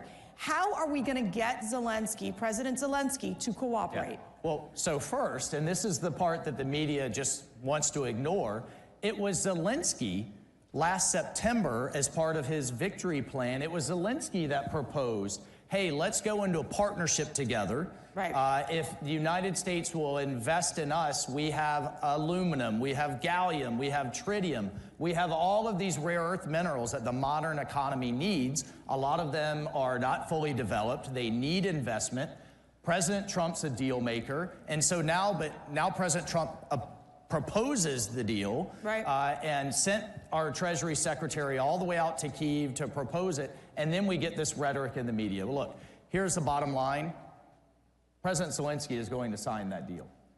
And you will see that in the very short term. And that is good for Ukraine. What better could you have for Ukraine than to be in an economic partnership with the United States, number one? What better could you have for Ukraine to stop the killing, number two? And you know what? We have an obligation to you all, the American taxpayer, to recoup the hundreds of billions of dollars that have been invested in this war. Because you know what? You know what Europe's contributions are? Europe's contributions are in the form of loans. And they're often paid back on the interest, by the interest on Russian assets that have been frozen. So Europe gets paid back, but the American people don't? I don't think so, right? And so that's the deal that we're putting in place that's good for everyone. And yes, you have to talk to the Russian side to understand how we're going to get both sides to the table. And that's what we're doing. Look, this is the common sense presidency. This is the presidency of peace. He's going to end the war in Europe. He is going to end the wars in the Middle East. He is going to reinvest the United States and our leadership in our own hemisphere, from the Arctic to the border to Panama, all the way down to our good friends in Argentina with Milei that you saw yesterday. And you know what? By the end of this all, we're going to have the Nobel Peace Prize sitting next to the name of Donald J. Trump. And who opposes peace? Like, I mean, how do the Democrats oppose peace? You bring up a great question, which is who opposes peace? Yet you've seen the European leaders under President Macron trying to bring the Europeans together in dealing with the Russian and Ukraine situation. They have been unable to move the ball forward. How are we going to bring our European leaders on board? Well, President, and all, the other narrative you have in the media is, well, we're not consulting with our allies in Europe. President Trump has talked to Macron twice last week. He's coming here Monday. The Prime Minister of Britain is coming here next Thursday. We are engaging all of our European allies, absolutely. The NATO Secretary General and I just spoke. You establish peace through strength. And we have been demanding that the Europeans step up and contribute to their own defense. And as of now, a third of our NATO allies still are not contributing the minimum, which is 2% of their GDP that they committed to a year ago, or I'm sorry, 10 years ago. So that's unacceptable. And if you know what, the Europeans want to take a bigger role in their own security, that falls in line with America First principles as far as I'm concerned, as far as President Trump's concerned. So you know what, he's kind of rattled their cage a bit. And now they're saying, you know what, suddenly they've found more. And they're coming to the table with more. Fine by us. We've only been asking for over a decade now. Shifting gears here to Iran. We've got Ambassador Mark Wallace with us, basically one of the biggest fighters in terms of ensuring that we can see change in Iran and leading the efforts incredibly here in the United States and across the globe. But I've got to ask you right now, What is this maximum pressure campaign going to look like in terms of Iran? How are we going to stop Iran from exporting terrorism into Israel and killing innocent lives? Well, first, thank God that Prime Minister Netanyahu, that Bibi did not listen to the Biden team and did not listen to Kamala Harris. And as a result of his leadership and Israel's leadership, Hezbollah in Iran is now decimated. I mean, the pager, beeper, and walkie-talkie operation is going to go down in history. And as a Green Beret, I appreciate a good covert operation. That was one of the greatest ones in history. So you have Hezbollah largely decapitated. You have a real opening in Lebanon that you haven't had in a generation. You have Assad gone in Syria. You have the axis of terror from Iran all the way to threaten our partners, Israel, essentially disrupted, and we need to keep our foot on their neck in that regard. And then from a maximum pressure campaign, the president just signed that executive order returning to maximum pressure to start keeping a foot on the neck of the Iranian economy. And look, just a few years ago, we were seeing that all of Iran's proxies were out of cash, that the Houthis, Hezbollah, Hamas, the militias in Iraq, none of them had the funds and the cash to continue their terror. We're going to get back to those policies that work, but key to it all is that Iran can never have a nuclear weapon. No. And why does that matter to everyday Americans? Look, if Iran has a nuke, there's a real question of whether they're a rational actor. And they can take out our ally Israel, they can launch against the world, they will have that nuclear umbrella to launch these, all of these other attacks. They cannot have a nuclear weapon, and under President Trump's leadership, we will ensure that does not happen. Israel. We just got word from the Israeli Defense Forces that they have returned several bodies. This of the Bibas family, the two beautiful children, the redhead children, and what was supposed to be the body of Shara, the mother. Apparently, that doesn't seem to be the case. IDF is saying this is a serious violation of the ceasefire. What's your message, one, to the hostages, their families, from the United States, from President Trump, and two, how can we ensure that we bring all those hostages back home? My message, President Trump's message to those families is we are with you. His heart breaks and he is horrified by these scenes coming out. And if anyone thinks that Hamas is some type of quasi-benevolent, not so bad, kind of something less than the just despicable terrorists that they are, what more convincing do you need? Hamas is of the worst kinds of terrorist groups out there. They are no different than ISIS. They are no different than Al-Qaeda, and they absolutely must be destroyed.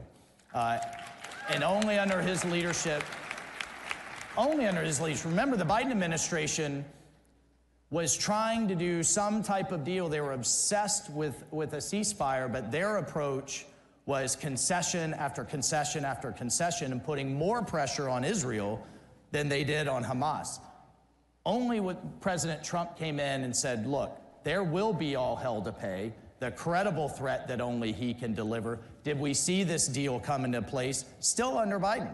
And we saw our people starting to come out, including 2 Americans, with more to go. So this is only happening because of this election. These are the kind of consequences this election has had. And we will continue to get out everyone that we can.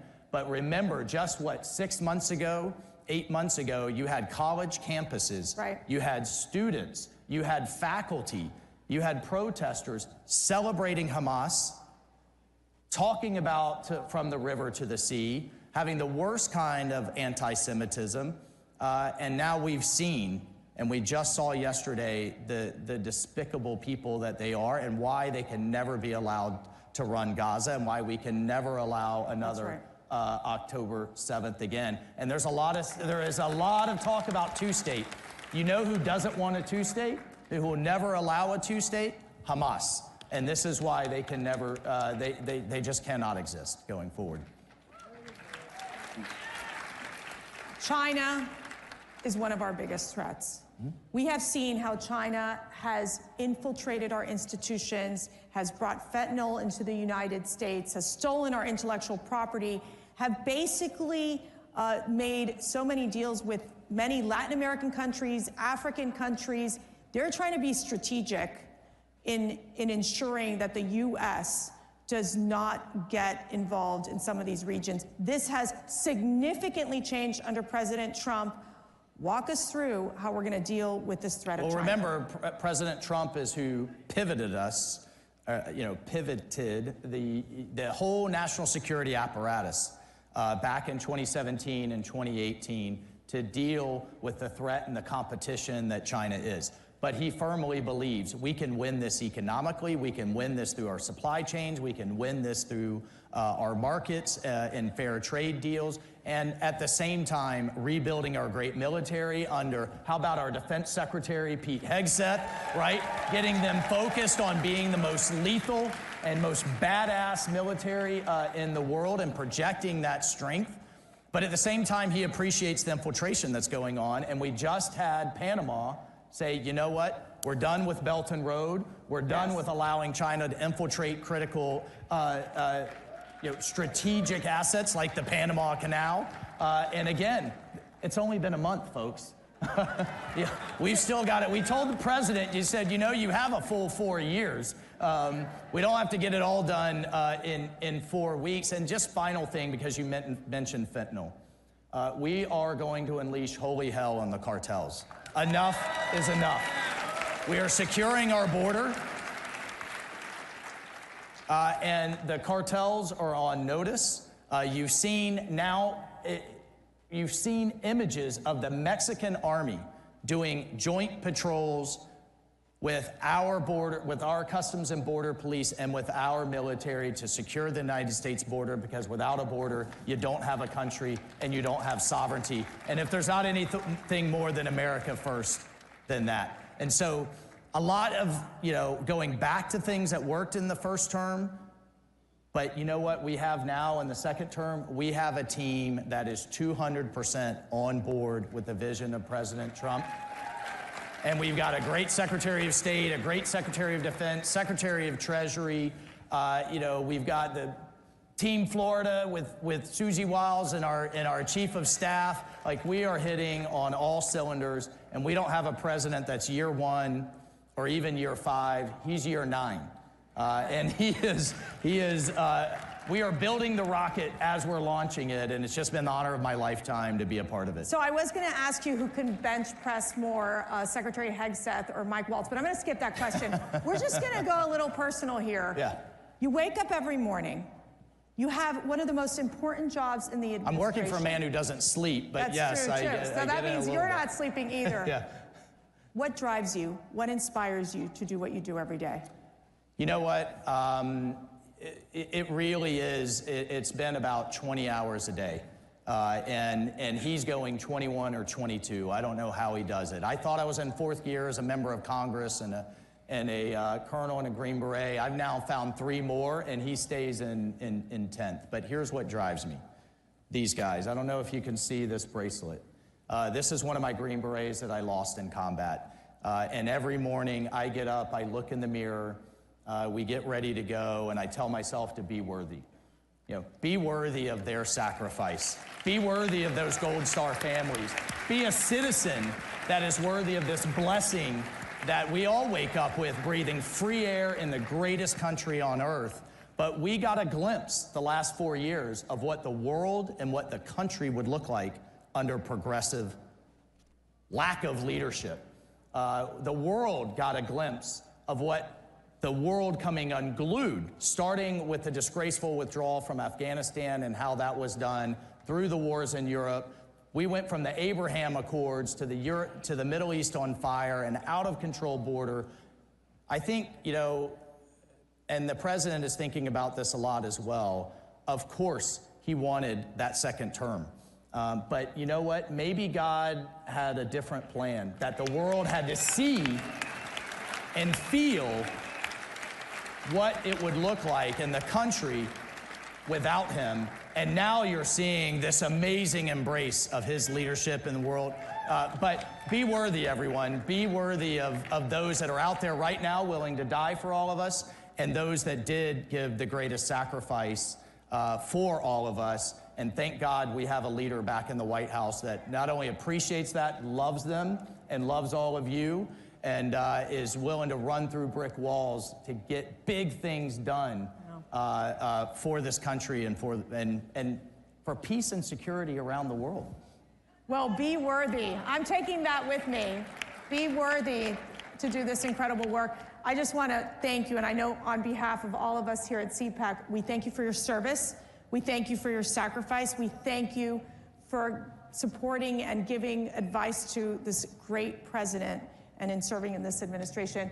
Ladies and gentlemen, our National Security Advisor, Mike Waltz. Thank you so much. Thank you, CPAC. Thank you.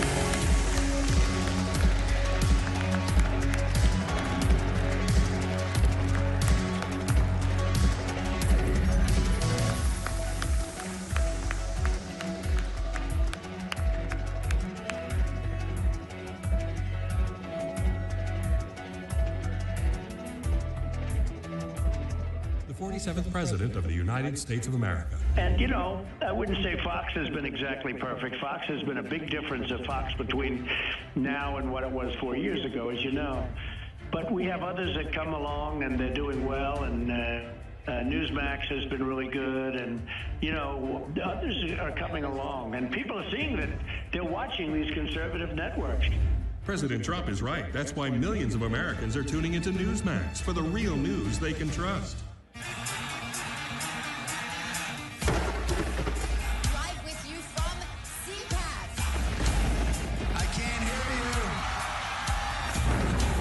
I'm a MAGA war room posse deplorable. Everybody is here. We the people, all united. Days of thunder. That's where the news is. Every institution today is under attack. The home, the church, the government. And many people are asking, what is the truth? Jesus Christ claimed the ultimate truth. Are you willing to face the truth? Do you think the MKUltra project ever actually ended? The Central Intelligence Agency is actively involved in mind manipulation. We all answer to one God and one Savior, and He's there to change your life for the better.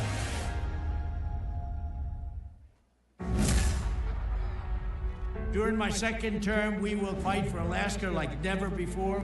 I'm excited about what we can do with President Trump in the office. We'll work together to provide affordable energy to Alaska and allies all over the world. More investment, more certainty, production, more exploration. Thank you to everyone in Alaska, and thank you to your great governor. I look forward to a long and enduring future relationship. Drill, baby, drill. Hey there, scan your QR code on your badge so that you can view the agenda. Check out our membership circles and learn more about our centers.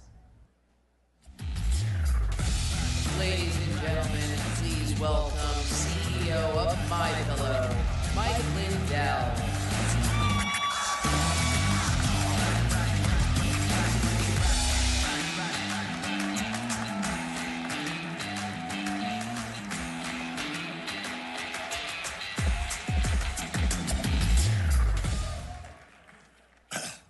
Thank you, everybody. When I wrote the book that you all received, What Are the Odds from Crack Addict to CEO, I used mathematical odds to prove that God exists. We all have things that happen to us all the time that we say, wow, that's a 1 in a million, or maybe that's a 1 in a billion, or things that we say, that's impossible. Well, when do we put them all together and say it has to be a miracle? Okay, well, I remember getting invited to the White House for the first time and sitting next to our great president and the cameras went live to the nation, and all my friends at home, and some of them were still on crack, looked up and said, what is this crack addict doing with the president? Jesus is real. Could this be impossible without God? And in the spring of 2020, in another divine appointment, I spoke at the Rose Garden, and I said, God has given us grace for such a time as this. Well, then we were hit with the China virus and a stolen election, and over the next 4 years, people would come up to me all the time and say, Mike, this doesn't feel like grace. And I would say, oh, but it is. God uses all things for good for those who believe. And the president and I were talking one day, and I was saying that, we were talking about how our country was getting completely destroyed everywhere. And I told him, I said, Mr. President, these bad things are actually helping. They're opening people's eyes, and it'll end up being a good thing. And he said, well, Mike, they're destroying our beautiful country, and it's going to take so much to fix it all. And I said, sir, with God, all things are possible, and God working through you, you'll get it fixed faster and better than ever. Well, hasn't this first month been a miracle, huh? Thank you, Mr. President, for getting so much done in such a short period of time. It actually is a miracle. I said it before, and I'm going to say it again. Everybody loves our president. Some just don't know it yet. True. This has all been on God's timing, and I believe our great president, if he was put in right after the stolen election, we would have lost our country forever. It would have been too soon. There were so many things that we had to find out over the last 4 years, and especially there was one thing that was important. We had to get our voice back. On January 7th and 8th of 2021, those 2 days are historically important. 1.2 million people were deplatformed and canceled on Vimeo, YouTube, Zuckerberg's Facebook, Jack Dorsey's Twitter. If you spoke out about the stolen election, you were deplatformed. The rest of the country was too afraid to say anything because of January 6th. They went completely silent in fear. And it reminds me, like when I was a kid, we had black and white TVs, and we would turn them off as kids, and they would go down to a little tiny dot. And we would go, and we'd turn it on right before that dot went out. It would all come back to life.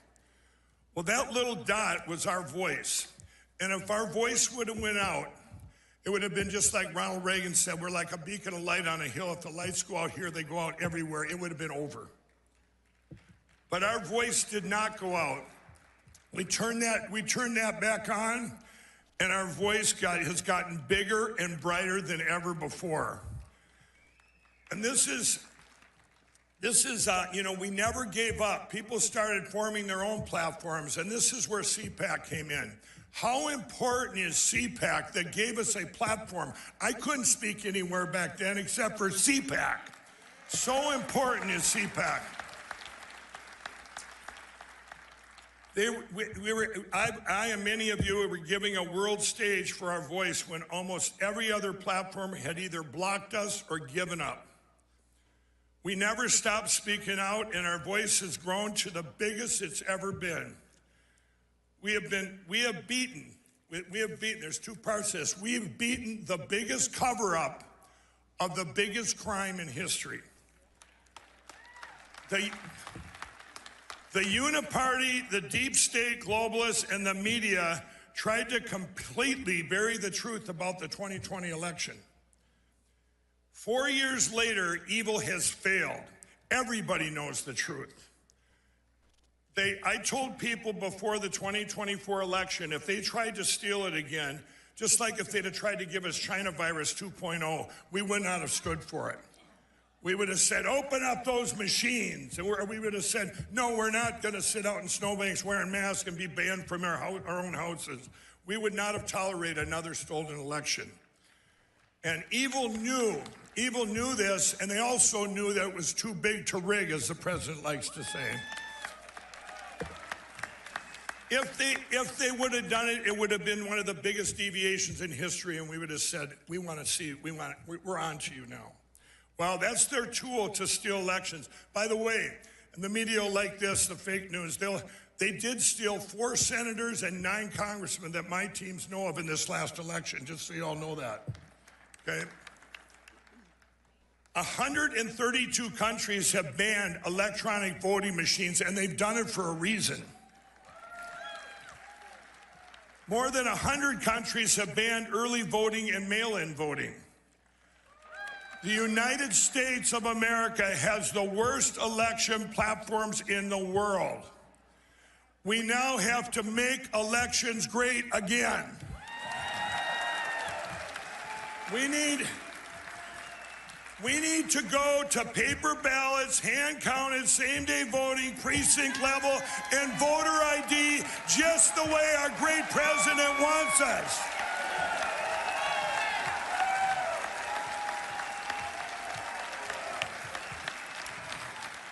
We have to lead the world in secure elections. We cannot let this time with the greatest president in history be in vain. This must be the time that God triumphs over evil. We have to have our voices stronger than ever, and we will never, ever stop until, with this critical timing, we have to get to paper ballots. We will never stop. We have to get there now.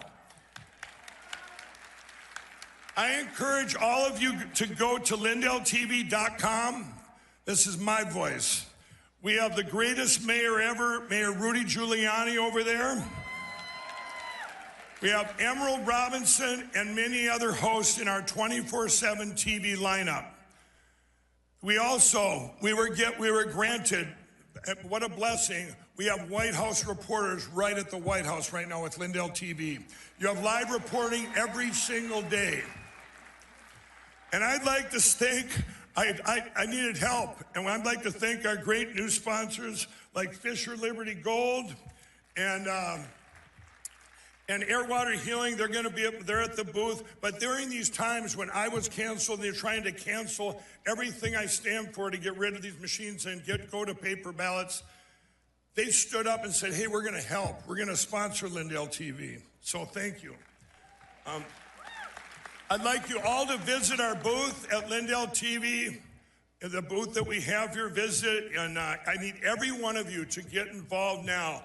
We are at a critical time in history.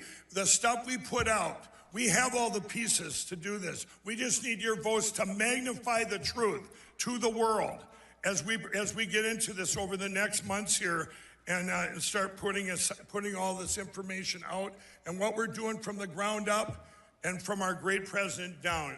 We're doing everything humanly possible to get to this great place with our election platforms. God gave us grace for such a time as this, and we are in the best times to be alive in history and the greatest revival for Jesus Christ ever. Thank you, and God bless you. Thank you all.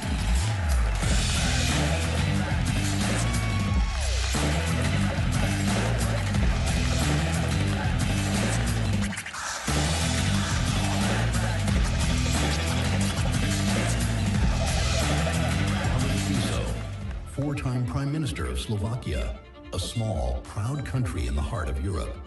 In May last year, an opposition activist tried to assassinate him for his policies. For politics based on the ideals of fight against fascism, for wanting an immediate end to the war in Ukraine, for the return of common sense and the barrier against wokeness when he endorsed constitutional definition of marriage as the unique union of a man and a woman. For his grasp of reality when he vetoed the compulsory redistribution of illegal migrants among the European Union member states, for pursuing a sovereign Slovak foreign policy to all 4 cardinal points, for treasuring freedom of speech and rejecting the politics of single correct political opinion. For the first time, Prime Minister of the Slovak Republic is coming to CPAC.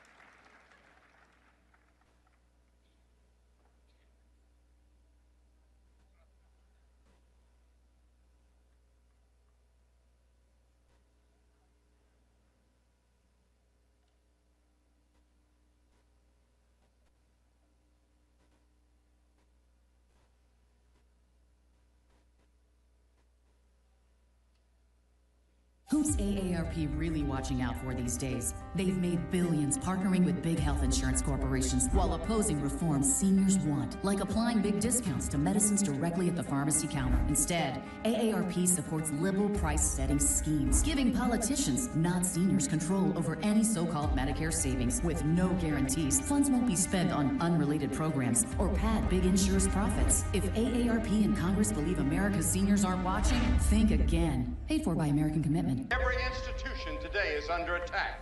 The home, the church, the government. And many people are asking, what is the truth? Jesus Christ claimed the ultimate truth. Are you willing to face the truth? Do you think the MKUltra project ever actually ended? The Central Intelligence Agency is actively involved in mind manipulation. We all answer to one God and one Savior. And he's there to change your life for the better.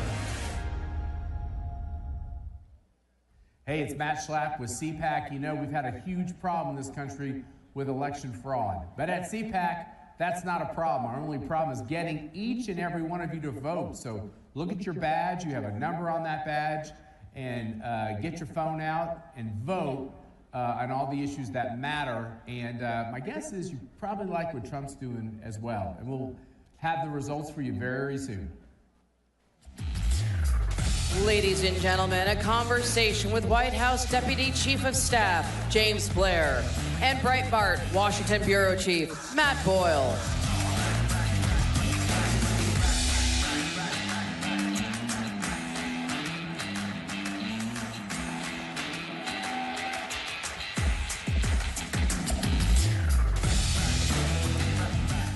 James, how are you, sir? Good to see you, Matt. I like those cufflinks. Thank you. They're very nice. Okay, so James, you were the Deputy Chief of Staff in the White House. There's a bunch of you guys that are Deputy Chiefs of Staff, and a bunch of them are gonna be here. All the President's men are gonna be here at CPAC, so it's really exciting. Tell us about your specific role in the White House. We were talking about this last night. Tell us about the various departments that you oversee inside the White House. Yeah, I really oversee the external portfolio of the White House. There's three main components to that. We have our Office of Legislative Affairs, which obviously is really the president's lobbying arm on Capitol Hill. We have the Office of Political Affairs, which is just the political operations that come from the White House and run externally, of course. And then the Office of Intergovernmental Affairs, which deals with interplay between federal, state, and local governments and tribal governments. Okay, so we're seeing right now, in terms of a pace from President Trump, I mean, the amount of executive orders, I think I saw somebody say that there are more executive orders we've seen President Trump sign than there are primetime viewers on CNN, right? Like, but we're seeing the level of action is just incredible, right? Like, it's rapid fire, lots of different action out there. I'll tell you, the person that I think would really, and I know a little bit of something about this because I work for Breitbart, that I think would be absolutely loving this is the one and only Andrew Breitbart. And at CPAC, of course, we got to give Andrew Breitbart a shout out because Andrew Breitbart was CPAC, right? But tell us what it's like in there in the White House every day. It seems like it's a pretty crazy, wild schedule, if you will. It's a frenetic pace for sure, but you know, the president has thought deeply about what he wants to accomplish in the time he was not in the White House, obviously. And he's been spending a lot of time planning and obviously asking his team to plan the actions that we've executed so far. So I get asked a lot, was all this planned? And you know, obviously new ideas come up every day, but a lot of it, if not most of it, was planned. He's thought deeply since he left the last time around, and he knows that he wants to accomplish a lot in a short period of time. So really, it's all of us just playing catch up with the president. It's great to have an energetic leader. He runs circles around all of us. He doesn't sleep. He works all the time, and he's really committed to making this time in office very useful for saving the country. I mean, he's just going to do what he said he was going to do, and that's it. All right, so James, one of the major departments you oversee is the political affairs, obviously. You were the political director for the Trump campaign. One of the reasons why we are where we are today is that President Trump was able to, in this last election in 2024, pull off arguably one of the greatest political transformations in the history of mankind. I mean, we are seeing lifelong Democrats, frankly, vote for President Trump. A lot of black voters, Hispanic voters. I think I saw him put on his Truth Social recently a list of all the counties he flipped from Democrat control. Tell us, you're the nuts and bolts guy of how this happened, right? Like, so tell us, how did you guys pull this off from the Trump campaign? And then we'll get into how we hold it together, because I think it's important that we hold this together for the long term. But walk us through how you guys did it. Yeah, well, so they say success is where preparation meets opportunity, right? Obviously, we had a plan, but the plan primarily was to capitalize on opportunities that existed within these, different populations of voters that maybe have not traditionally voted Republican. We've really seen, the last 10 years, really, since President Trump came into office, has been a slow-moving realignment politically, and a lot of significant demographic shifts are coming with that that are good for Republicans writ large if, really very simply, Trump voters can be converted into Republican voters. And that is, I think, the main thing that everyone has to focus on for the midterms and going forward. And I think the reason for that is issues. Good policy is good politics. President Trump is not like every Republican politician, as we all know, for the last several decades, particularly cuts against the mold of Washington. And I think that's really important. I think the number one thing, and just to put some stats on it, President Trump gained more popular votes than any Republican ever has. It was the first popular vote win. It was the first popular vote win for a Republican president in 20 years and the first non-incumbent since 1988. The House Republicans won more popular votes than they ever have, and he swept the Senate majority into office. And really, President Trump performs above all other Republicans. And that's because a lot of these voters that are with him have not come over to the party. And the way we solve for that going forward is to pass the agenda that he campaigned on. That's what they voted for. And I think that if we give the voters what they paid for with their vote, they will reward us with a long-term political realignment. One thing I like to point out is only because a lot of people say, well, presidents always lose the midterms. Often true, but not always. In the last 100 years, there's only 2 midterms where a president has added seats to both chambers of his party. One was 2002, and obviously that was post 9/11, kind of a unique time for our country, very patriotic, rallying around President Bush. And the other was 1934, which was after the New Deal passed. And that really set in motion a 100-year realignment of politics. And it came out of what they did. And I think that needs to be the model we're looking at, where we're not looking for incremental change, and we need our Republicans in Congress to help us with that. We need to look for big change. And I think if we enact big change, which the president campaigned on, we'll be rewarded politically for a long time. Couldn't agree more. So it feels like we have a different, look, I've been doing this for a long time at Breitbart. I've been at Breitbart for 12 years. I've been reporting in the conservative movement for 15. It feels like the Republican Party is a different Republican Party now. And this is in large part thanks to President Trump and his endorsements. We've got new incoming exciting senators, people like Jim Banks from Indiana, who I think we heard from yesterday, Bernie Moreno from Ohio, Dave McCormick from Pennsylvania, Tim Sheehy from Montana. These are exciting young voices that are, 8 years ago, President Trump had a rough time of getting his cabinet through. This time around, he's actually beating, with a smaller smaller majority of his party, Barack Obama from 2009 when he was confirming his cabinet. Trump's cabinet is almost all confirmed now. How has the party changed in a better way that is reflecting this transformation that we're talking about? Because it's bigger than Trump, I think. I think it's happening in the Senate, it's happening in the House, too. Absolutely. Frankly, I think our Republicans in Congress are getting on board and seeing that we can do things differently. Look, with the cabinet, President Trump selected a cabinet that reflects the diversity of the coalition that swept him into office and the diversity of thought, and that was important to him. And we're grateful to our Republican senators for moving them through with, relatively little hiccups overall.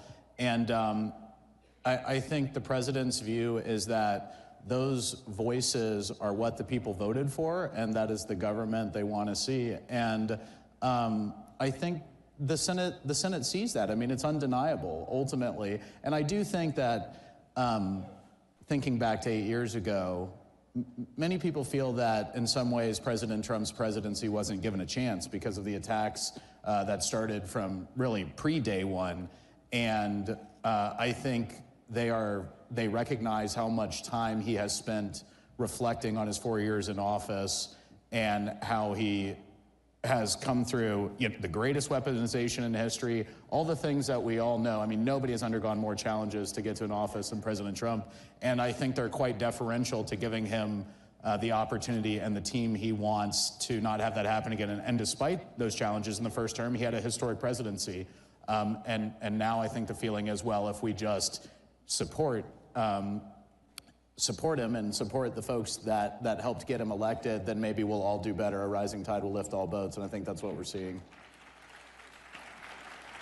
So, James, the big question is, the first major elections we're going to see in just a few short weeks here in Wisconsin. We have Wisconsin Supreme Court races coming up in April, the governor races and state level races later this year. We got some special elections coming up for some of the seats that have been opened up by cabinet picks.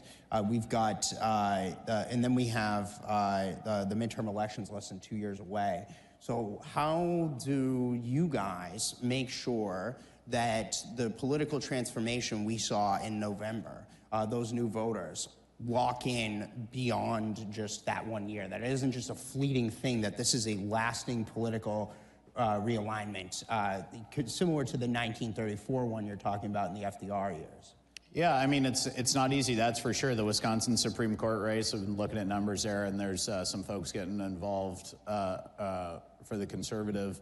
That'll be challenging, I'll say. I mean, it'll be challenging because if you look at the data in Wisconsin, what carries President Trump is a group of voters who only vote when Trump is on the ballot. And the thing that we have to accomplish in all of these elections is getting that specific group of people. You know, there's super voters on both sides, but getting the people that are sort of with the Trump worldview, who aren't necessarily Republicans, but many of them, you know, would sort of consider themselves that now, is getting them to go to the polls when President Trump's not on the ballot and helping them understand that supports his worldview ultimately. Mm-hmm. And just to kind of bring this around, look, you have a standing army out here in the audience, right? These are President Trump supporters out here, here at CPAC. The millions and millions of people watching at home. What would be your marching orders to these folks out here in the audience that are watching this event right now, that are watching us have this conversation? What do they need to do to help solidify this political realignment? Well, I mean, two things. One, put in the legwork. Obviously, we always need volunteers. And in the Wisconsin Supreme Court race, you know, the Wisconsin GOP and many others are getting involved. And if you've got time to spare, go do it. It's very important. There's a lot at stake in that race, not the least of which, you know, could be the future of congressional maps, which is very important. We'll see what happens.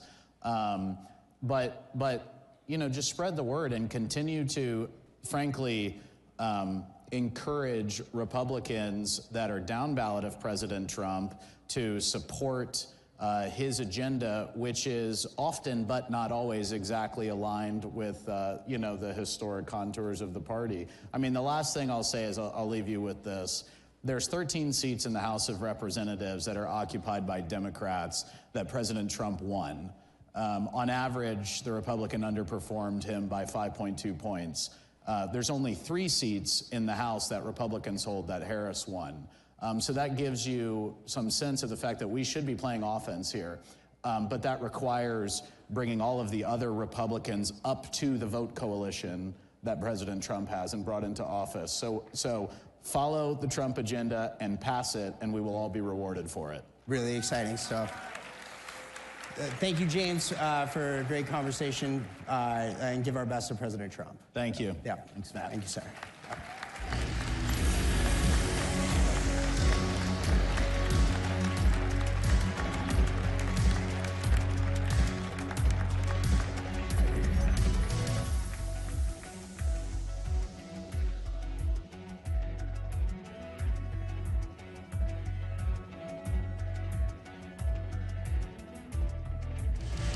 Ladies and gentlemen, it's time for Fanny, Letitia, and Jack, the legal evils.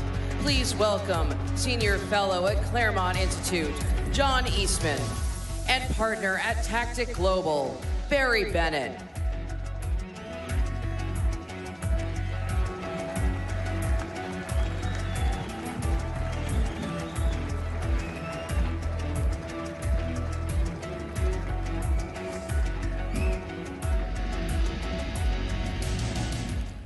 Thank you very much. My name is Barry Bennett, and this is Professor John Eastman.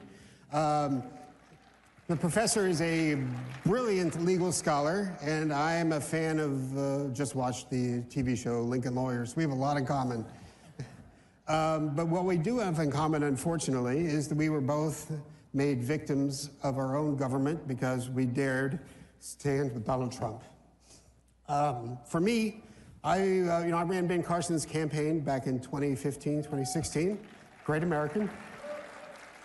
And I became a senior advisor to the Trump campaign in 2016. Within months of working at the Trump campaign, Obama's CIA director, John Brennan, gave my name along with 25 others to the Five Eyes to ask our so-called allies to spy on us in the Russia Gate. That led to me being bumped by both the UK and Australia and endlessly grilled about Russia and Hillary's emails and all this other crap. And then that, led to, the FBI taking my phone and my emails, the emails of my 9-year-old kid. They took my Uber Eats account. They got a lot of information there. But, one of the things, unfortunately, that John and I have in common, we both had to spend millions of dollars to defend ourselves. And John, I'm further along in the process. John is still in the fight, and he needs our help. But anyway, I want to be quick and tell you who I was and what I've gone through, but John's case is really happening right now. So I want him to have 7.5 minutes, and I'll take 2.5. Very good, thank you. Thank you. Look, one of the most egregious examples of the psychological analysis of projection was when the Democrats, before the 2024 election, said President Trump would weaponize the Department of Justice. I said, are you kidding me? What have we been looking at for the last 4 years? They took my phone in New Mexico outside of a restaurant with an egregiously broad warrant that said all the data on your phone. Now, we fought a Revolutionary War to stop that. That's called the general warrant. The Fourth Amendment requires that they identify what they're going to search and seize with particularity. They just said everything on your phone. And of course, modern phones are a portal to everything, every communication, every transaction you have. They said, oh no, we're not allowed to look at what we've seized until we get a second warrant. And about a month later, I start getting inquiries from a taint team in Portland, Oregon, asking if certain things I was going to assert privilege over. I said, well, I've got a question. How do you even have that? Where was this second warrant? Oh, we got that. I said, I haven't seen it. Well, yeah, but the phone was in our possession by then, so we've served the warrant on ourselves. This is utter nonsense, and they are shredding the First Amendment, the Fourth Amendment, the Fifth Amendment, the Sixth Amendment, the right to counsel, the right to attorney-client privilege. I had a client, my wife sometimes he would forget the time zone difference from where I was on the West Coast and where he was, 4:30, 5:30 in the morning, and my wife would nudge me and said, you better get that, it might be the client. Well, the client was the President of the United States. And he asked me to help him get the legal challenges to the fraudulent and illegal election in 2020 for the courts to actually consider that. And for that, I was named as an unindicted co-conspirator in Jack Smith's criminal prosecution against President Trump, an indicted co-conspirator in Georgia, an indicted co-conspirator in Arizona, where I had no involvement whatsoever. They've put my bar license in California currently on inactive status. I can't practice out there. At least I'm still able to practice before the Supreme Court of the United States. But part of what's going on here, and they've admitted this, it's to scare lawyers from ever taking on causes or clients that the left doesn't want you to take on. This is an egregious abuse of our criminal justice system, the likes of which we have never seen. In 1940, Franklin Roosevelt's new appointment as Attorney General, Robert Jackson, he would later become Supreme Court Justice and later head of the Nuremberg trials after World War II.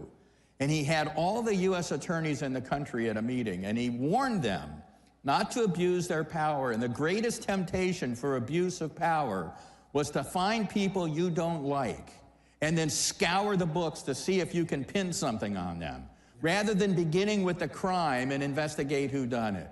And that's what we have been witnessing out of the Department of Justice, out of the FBI, out of that ridiculous select committee on J6, with Liz Cheney running it, and destroying exculpatory evidence, issuing subpoenas without sign-off by courts, acting as law enforcement agencies without all the guardrails that our Constitution puts on law enforcement agencies. And people have said, well, Eastman, why don't you just look forward and leave it alone, don't look back?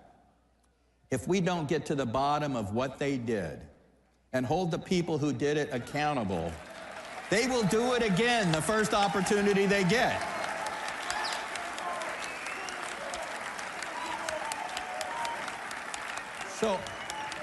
So I have been thrilled with all of President Trump's nominees, but I think the one that is going to be most relevant to this fight is the one that got confirmed yesterday, 51-48, Kash Patel.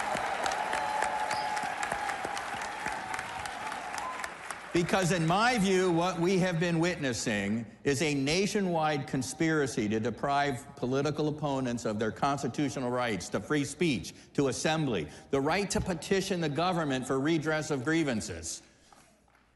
And if you don't hold people accountable for what they did for that, that's a federal felony, by the way. There's a group called States United Democracy Center. They filed the bar complaint against me in California. They're a rabid anti-Trump organization designed to go after all the lawyers that were trying to help Trump. They were the ones that were hired by the Attorney General of Arizona to prepare the prosecution memo for the electors and me and unindicted co-conspirator Trump in Arizona. And I've told media, I said, that's a little like hiring the Fox to do the safety memo for your chicken coop. It's utter nonsense. And the people that are doing that need to be held accountable. And you know, if they spend some time in prison, maybe the next time they get power, they'll be a little bit hesitant about taking on this kind of lawfare against us. Amen. Amen. And we'll never get our privacy back. We may never get our reputations back, but this must not happen again. That's right. I teach at the Claremont Institute, our summer fellowship program, and I was teaching our John Marshall Fellows, young lawyers, when the indictment in Georgia came down, and everybody's phone starts going off, and they made fun of it at the end of the week when we did our big roasting. But the gentleman that roasted me then turned serious, and he said, what we saw here was an exhibition of courage, and courage is contagious. And then he said, if you think about the last line of our national anthem, it's not so much whether that flag was still waving. It's what kind of land it is waving over. Is it still the land of the free and the home of the brave? Or is it now the land of the coward and the home of the slave? And ladies and gentlemen, I've got grandkids, and I'm not willing to hand them over to a land of the coward and the home of the slave. We fight this battle until we win permanently. We fight it every day. We fight it in the streets, we fight it in the courts, we fight it wherever we can, because our freedom is too precious to give up.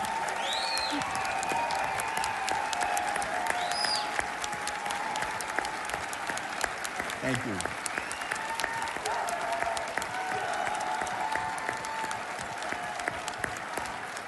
You think about it, our founders pledged to each other their lives, and they meant it.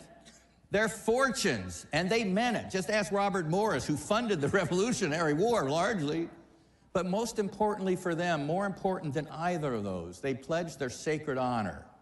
What kind of sacred honor will we have if we hand off to our grandkids an enslavement contrary to what we inherited from our forebears? This is the fight for our time. It's the fight worth having. I can't think of anything more important to be doing. And I thank you all for being here and for the army that you are, for keeping America free, keeping America prosperous, and let's make America great again. Thank you all. Thank you, guys.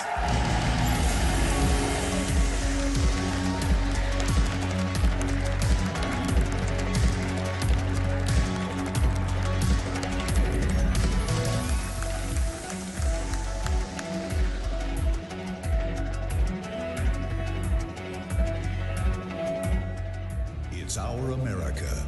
We conquered it. We built it. Great values like honesty and fairness. Great courage. A great nation needs a free press. Newsmax is it. 30 million Americans regularly go to Newsmax when they really need to know. They watch Newsmax TV at home. On the free Newsmax app, they go to Newsmax.com. Start today. Newsmax is real news for real people. Wherever human freedom is under attack, in courtrooms, legislatures, and the public square, we stand ready to defend it. This is why Alliance Defending Freedom exists.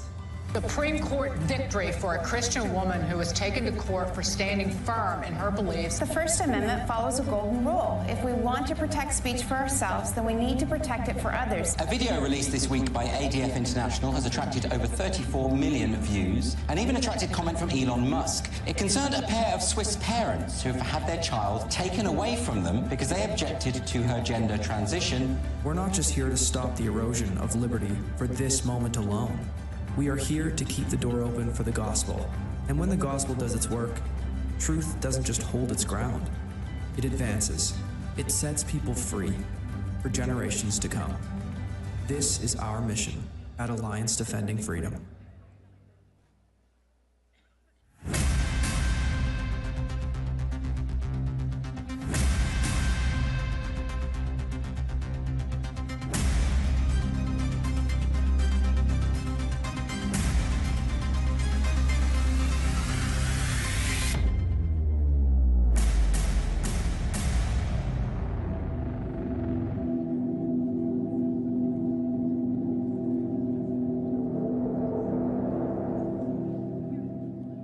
Hey, it's Matt Schlapp with CPAC. You know, we've had a huge problem in this country with election fraud. But at CPAC, that's not a problem. Our only problem is getting each and every one of you to vote. So look at your badge. You have a number on that badge. And get your phone out and vote on all the issues that matter. And my guess is you probably like what Trump's doing as well. And we'll have the results for you very soon. Before the cabinet room, you saw Donald Trump's next cabinet make waves at CPAC.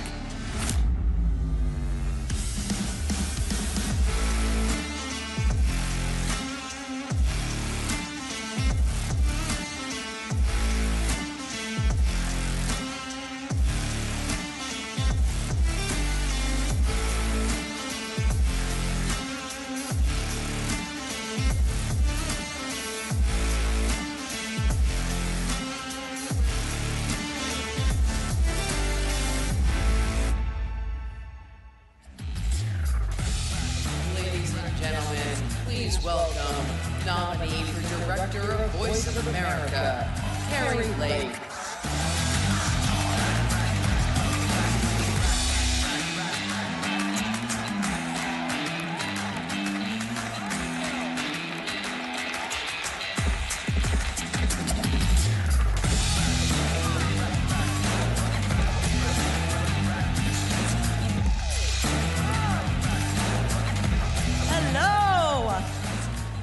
I gotta take this in. You guys look phenomenal. You look great. I know why. We're all sleeping better, aren't we? How many of you are sleeping so much better since January 20th? I curl up every night with the sweetest dreams, and watching what President Trump has accomplished and done in 1 month is so incredible. Every day feels like Christmas Day, and every night feels like New Year's Eve. We got something to celebrate. And I want to thank Matt and Mercy for bringing us all together to celebrate This amazing month that we've had. Hasn't it been great? It's been wonderful. You know, a lot of you know about my life in politics, but before that, I had a 30-year career as an award-winning journalist. I was the voice of Arizona. If you're from Arizona, you know that. And I walked away from a very high-paying job in the corporate news during COVID-19 because I just wasn't willing to lie to the public. We had such lies going out toward the public. And I had to ask myself the question, was this huge paycheck that I was earning worth the cost of my soul? And the answer was no. And that is a question that a lot of people in the media right now and the bureaucrats in DC should be asking themselves at this moment. How much is the paycheck? How much is the money worth it?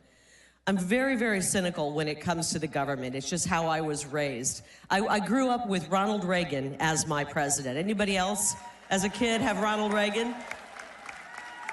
And remember his warning? His warning was the 9 most terrifying words in the English language are, I'm from the government and I'm here to help. And boy, was he right. But now the tables have been turned. And the 9 most terrifying words for the government are, we're from Doge and we're here to audit you.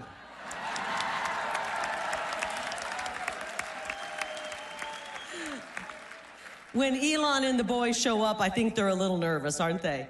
I prefer a hands-off government. Am I alone in that? Hands off. Unfortunately, our government has one hand around our throat, and we're finding out the other hand is in our pockets, and they're robbing us blind. And thanks to Doge, we've learned that our tax dollars are going to pay for luxury hotels for illegals in Manhattan, circumcisions in Mozambique, transgender operas in Latin America.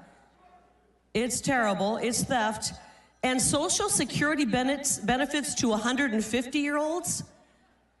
The only 150-year-old I know is Joe Biden. I mean, this is, and apparently there's millions of them. There's even people that are over 150 that are allegedly getting all of this, these paychecks. So that's just the tip of the iceberg in Washington, D.C. It's really kind of like the D.C. creature is like an animal infested with ticks and parasites.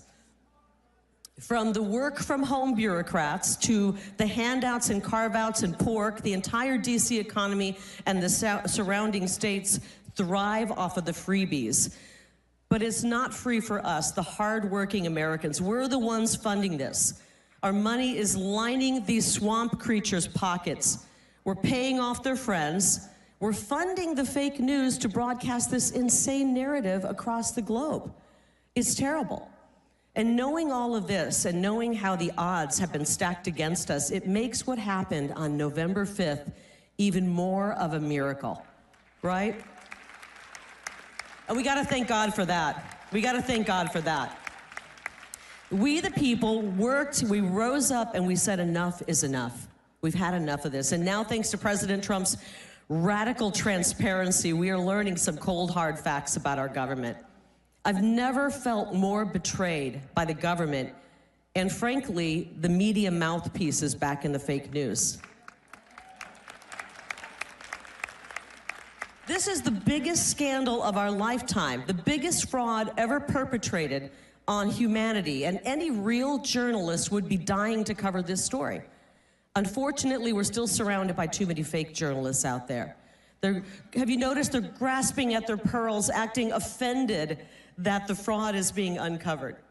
They're offended that we would question the bureaucracy that spent money trying to perform sex changes on monkeys while claiming that FEMA is too broke to help Americans. I'll tell you, the purpose of the mainstream media is no longer to inform us, it's to manipulate us. Have you been following the AP drama? Have you heard about this? It's known as the Associated Press. I kind of think of them as the anti-American propagandists.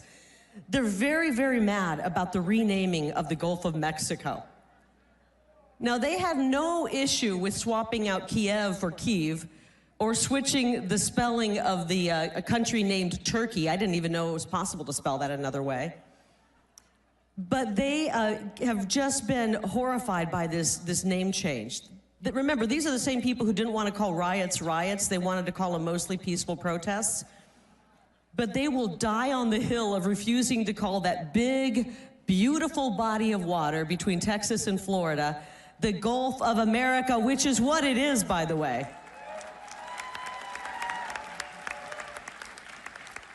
And don't get them wrong. They are not making some big principled journalistic stand. It's just fake controversy by a bunch of fake journalists. Where was the AP? And I don't know if they're back there. Where were you, AP, when moms and dads were losing their jobs for refusing to get the untested COVID shot? Where were they? It was crickets. Where were they when moms had to cover their babies' faces with masks? They weren't covering that. Where were they when the boys were in the locker rooms with girls? You know what they were doing? They were actually siding with the people who were perpetuating that insanity on us. They're criminal. They are. They still pretend the 2020 election was the most secure election in all of history.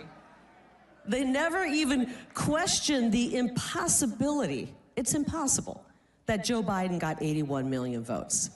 They're still sticking to, you gotta give them credit, they're still sticking to their story. But what kind of journalist supports the hiding of 40,000 hours of video footage so that we can see for ourselves what really happened on January 6th? I still wanna see that. Don't you wanna see that video? They want to cover their narrative. They want to keep their narrative going. A real journalist would never support censorship. Every single time I've stood on this stage with all of you at CPAC, I've told you to turn them off, cancel your subscriptions, just tune them out. And it turns out it actually worked. We rendered the fake news worthless and useless.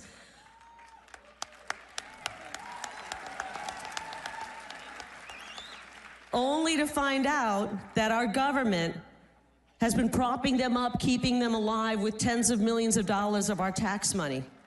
It is absolutely sick. They propped them up. So the mainstream media is really just kind of a zombie media right now. There are a bunch of zombie media outlets who can only make payroll if our government funnels millions of dollars to them. It's obscene.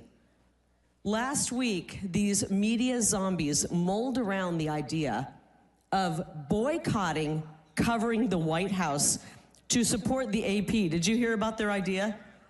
They're gonna boycott the White House to support the AP drama. That means no more CNN, AP, MSNBC in the press pool.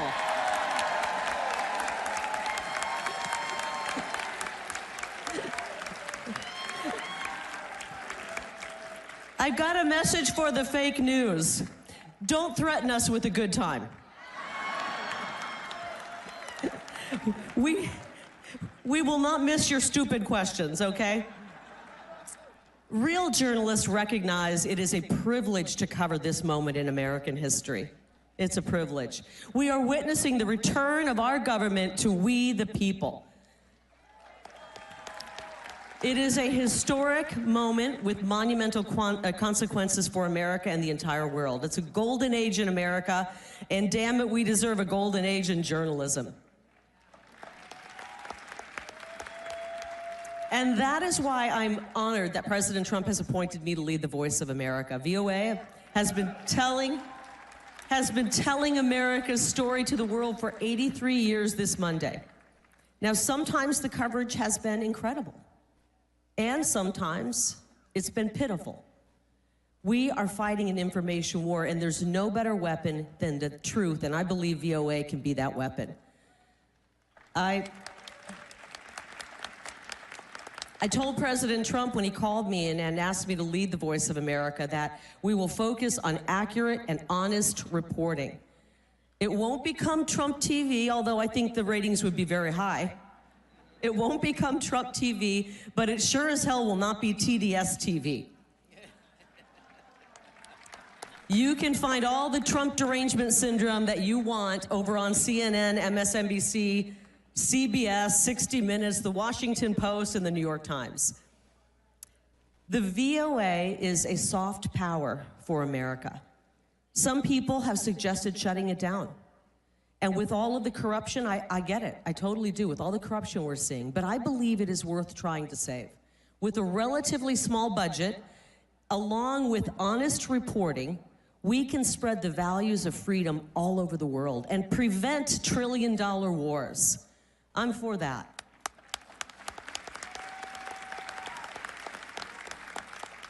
So as I transition to this next chapter in my life, can we still say the word transition, by the way, or has the woke mob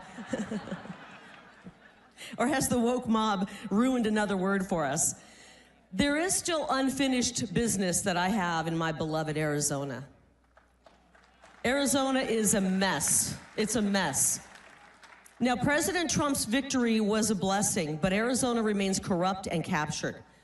Elon Musk described the government, and I thought this was perfect, as not an apple full of worms, but just a big clump of worms. I know, someone just said, ooh, it is a gross thought, isn't it? Well, Arizona is the same, and we're gonna deworm it.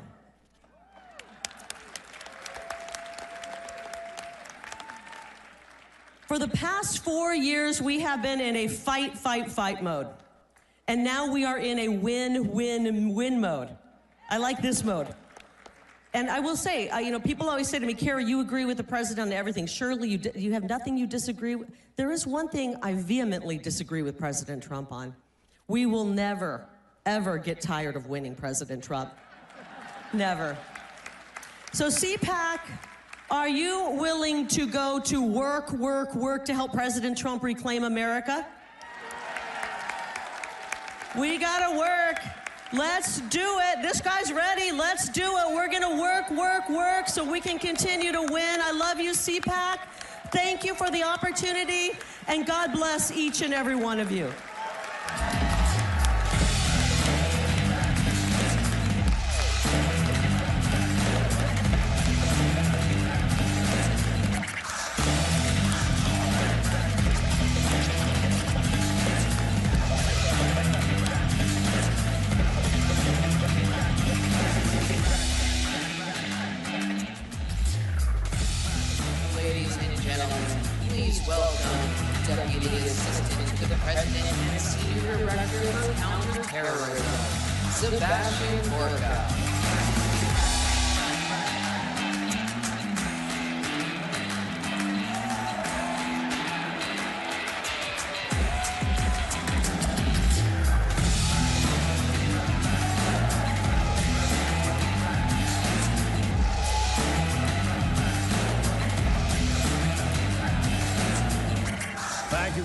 Thank you, guys.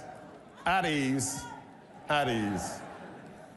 What a firebrand that is. She doesn't need to be director of the Voice of America. She is the Voice of America. Let's hear it for Kari Lake.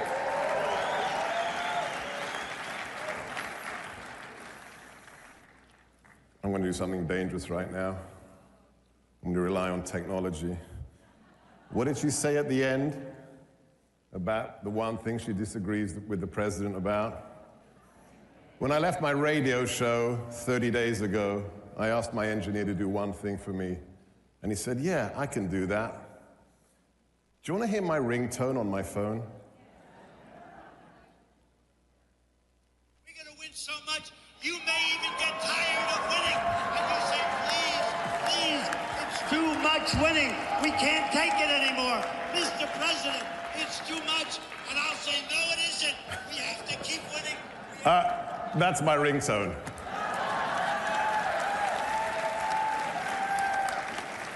Before I talk about counterterrorism in the last 31 days in American history, can I just use that little technological moment to demand of everyone here and everyone watching that loves America, would you just please take a moment and celebrate? You did it. You made it possible to take back the Republic.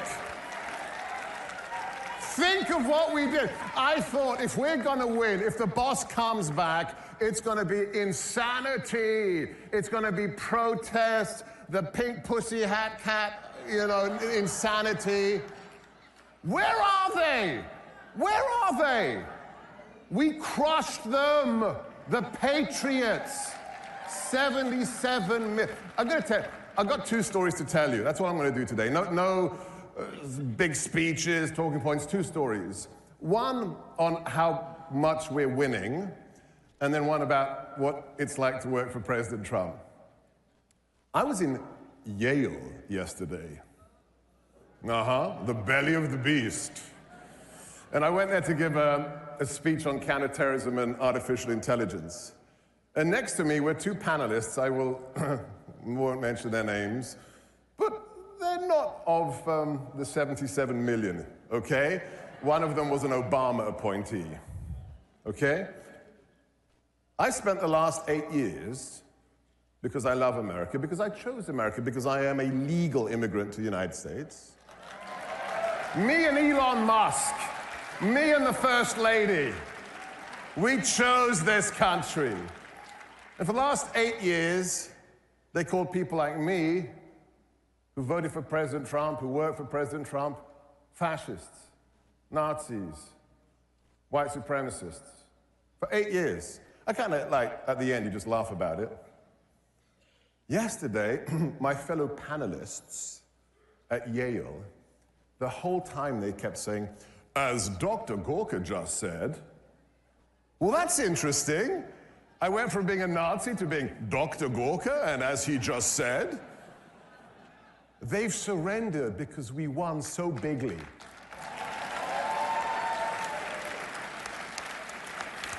So celebrate, smile every day, enjoy it, revel, revel, revel in what you have done.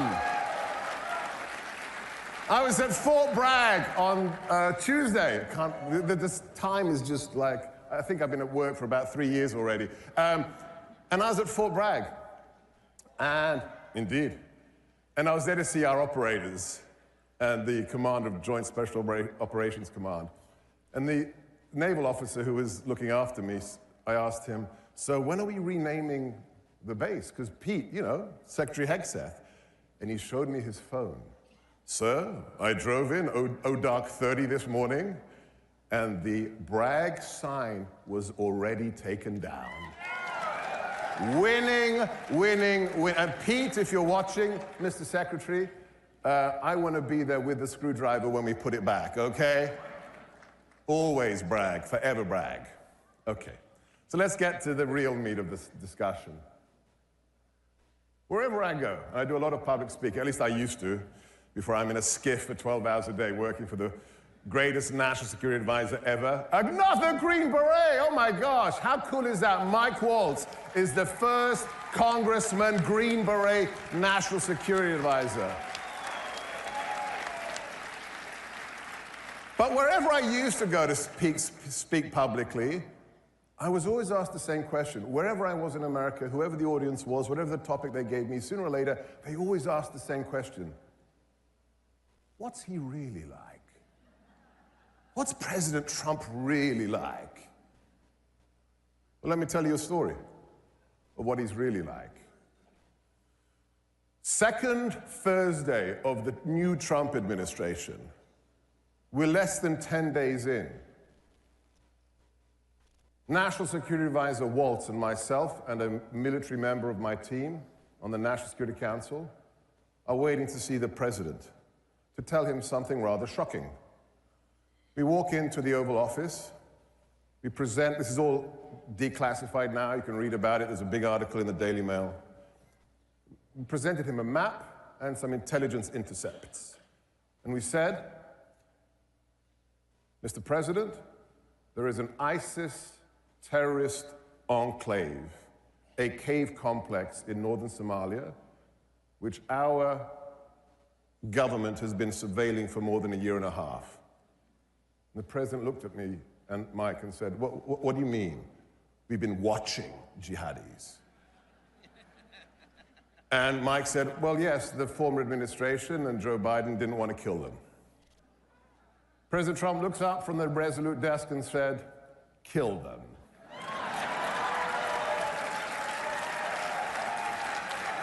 He got out his iconic big Sharpie pen and ticked the go box on the operational orders.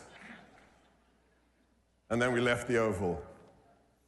Less than 30 hours later, I am back with my boss, Mike Waltz, with my team members, underneath the West Wing in the Situation Room.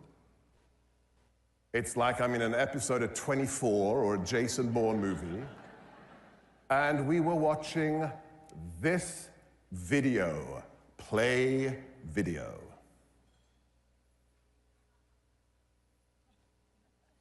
Now this was classified as I was watching it at the highest level.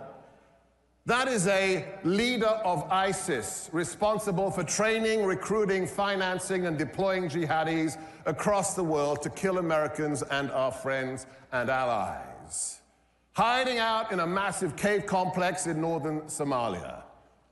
We are watching this live, but remember, ladies and gentlemen, this is not a movie.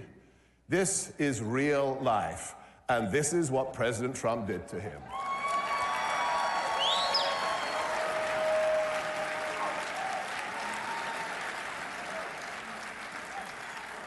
My incredible team member had this declassified within 4 hours, after which President Trump put a social media post up that I would like to read to you. Last line, ladies and gentlemen. The message to ISIS and all others who would attack Americans is that we will find you and we will kill you.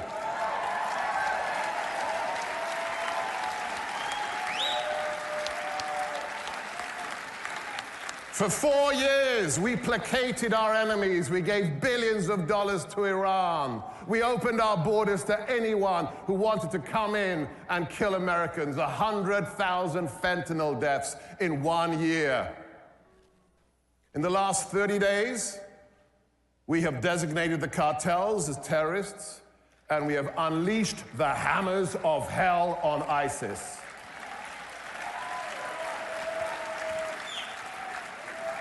So, all I want to say to you is President Trump's only motivation, the one he communicates to his national security advisor, Mike Waltz, and to the whole team in the White House, is protect America. And that is exactly what we are doing. Whether you voted for him or not is irrelevant. He is such a patriot. He wants you to be safe, and he wants you to prosper. That's the real Donald Trump. So, please keep the president in your prayers, his family, but also smile and be happy. You won. All right, guys, let's get up.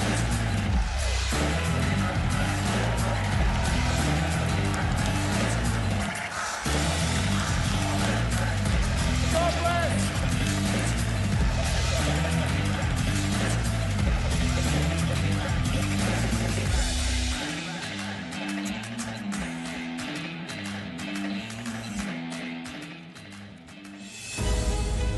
We have been lied to, we have been deceived, and I've been saying for years, the moment that moms find out what's going on behind closed doors in their children's schools, there's going to be a national revolt, and that is exactly what you're seeing. Well, what we have learned is that there are members of Congress who aren't really representing the values that we care about as moms. When you start telling moms they're not your kids, they're going, what are you talking about? The main reason why we've been losing is because we've been fighting principle with policy. We need to fight principle with principle, because when we do, freedom wins. What America is going to look like in 10, 20, 30 years from now, you are deciding it today. Motherhood is a great unifier, and mothers of all political persuasions are uniting together to defend and protect their children. And Moms for America is giving them a powerful voice and platform to be able to do that. You are creating the future of our country, and if you don't like what we see, you have the power to turn it around. When my children and my grandchildren ask me, where were you when the Republic was hanging in the balance? I am going to be able to tell them, I was right there, fighting to my last breath to save it. If you think that this mom-led revolution is just a little thing that's going to come and go, you ain't seen nothing yet.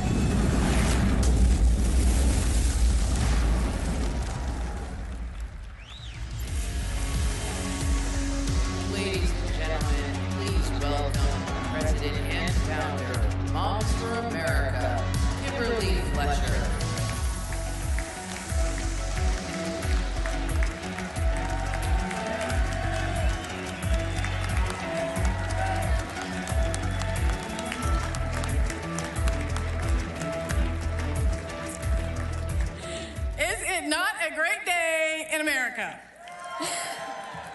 So I am so excited to be here with you guys when we're happy, because it really was really close to being really, really terrible.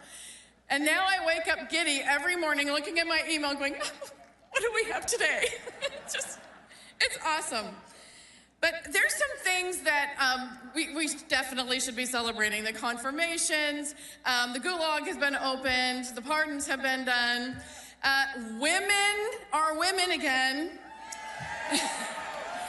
And I was so honored and thrilled to be with the president and 47 of our moms and their daughters when he signed that, we should not have to say historic, executive order protecting women's sports and our safe spaces. Everything that we asked for, we're getting. And I am so grateful to be living at this time. But I want to make sure that we do not forget 2020. Because those 4 years, if the President of the United States, I love saying that, if he had gone from one term to another, he would not be anywhere near as effective or on target as he is now. And the things that he's getting done, he knows. We don't have the luxury of time, but he cannot do it himself.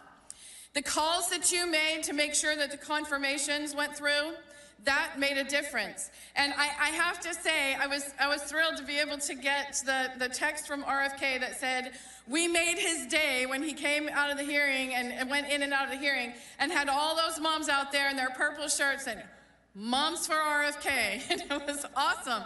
So these guys are there. Things are happening. Children are being rescued. But there's a lot that we have to do, and we have to do it together because they cannot do it alone.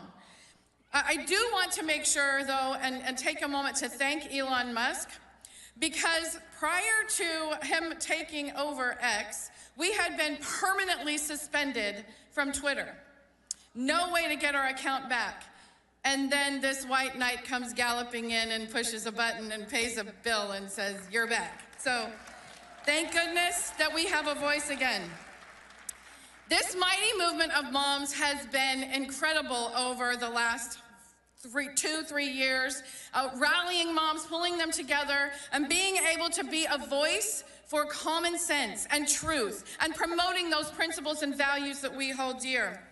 There are some things that we have that we're doing. It's pretty exciting because the message of Moms for America, reclaiming our culture for truth, for family, for freedom, for the Constitution, those principles of values of freedom are resonating not just across the country, but around the world.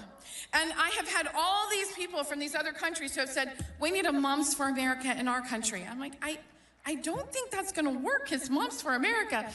But we can have a Moms for Hungary, and we can have a Moms for Europe, and we are uniting all of those moms who have come to us, big announcement. We are launching momsforfreedom.world to collect the moms, gather them together all over the world to stand for these same principles and values.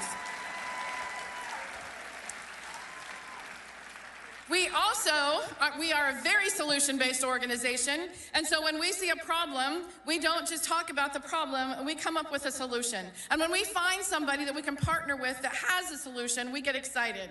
One of those partners is the Child ID program, and we are thrilled to be able to partner with the NFL and the attorney generals across the country, law enforcement, and standing to protect our kids with these child IDs. I carried these around in my pocket throughout the 1980s and 90s when I was raising my own children. I had 8 of them, so I had 8 little child IDs, so that if the unspeakable did happen, I had the information to provide to law enforcement to get my kids back into safety. With everything that's happening with child trafficking and sex trafficking, this is something positive that we can do to give parents a peace of mind. So we are launching this here today, our partnership with Child ID program.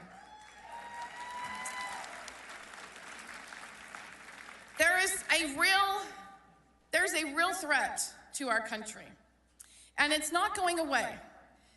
What we saw when all these people were flooding to us and all this crazy was happening, all these moms were asking, where is this coming from? I said, it's always been there.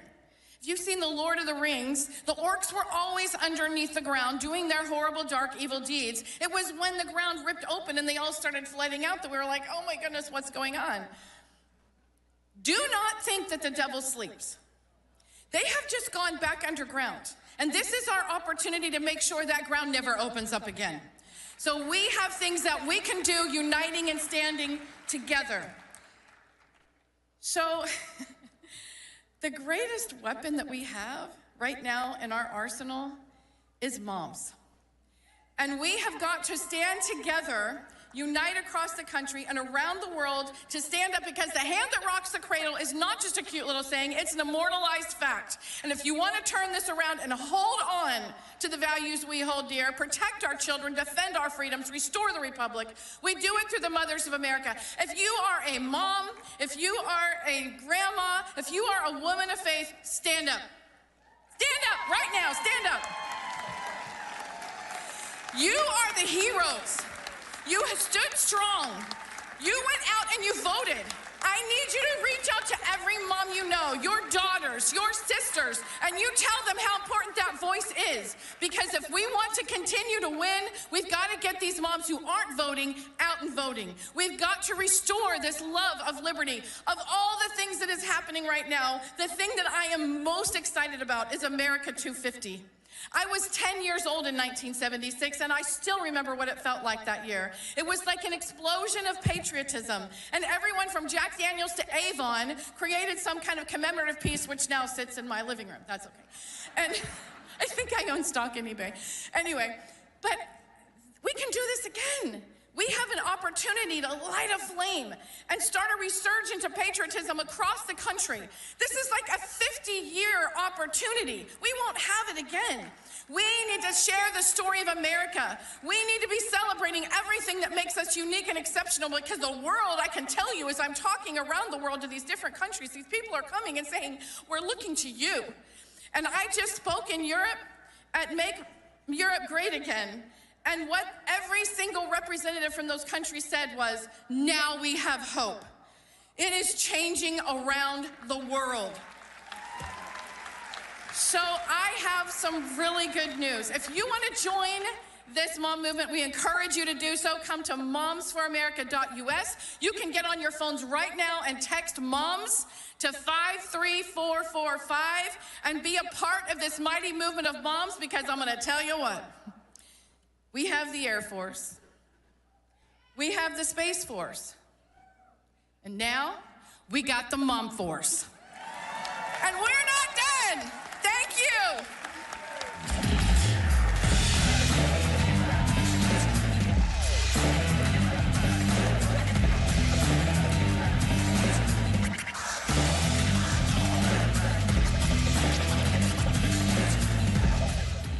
Ladies and gentlemen, please welcome the host of The Benny Show, Benny Johnson.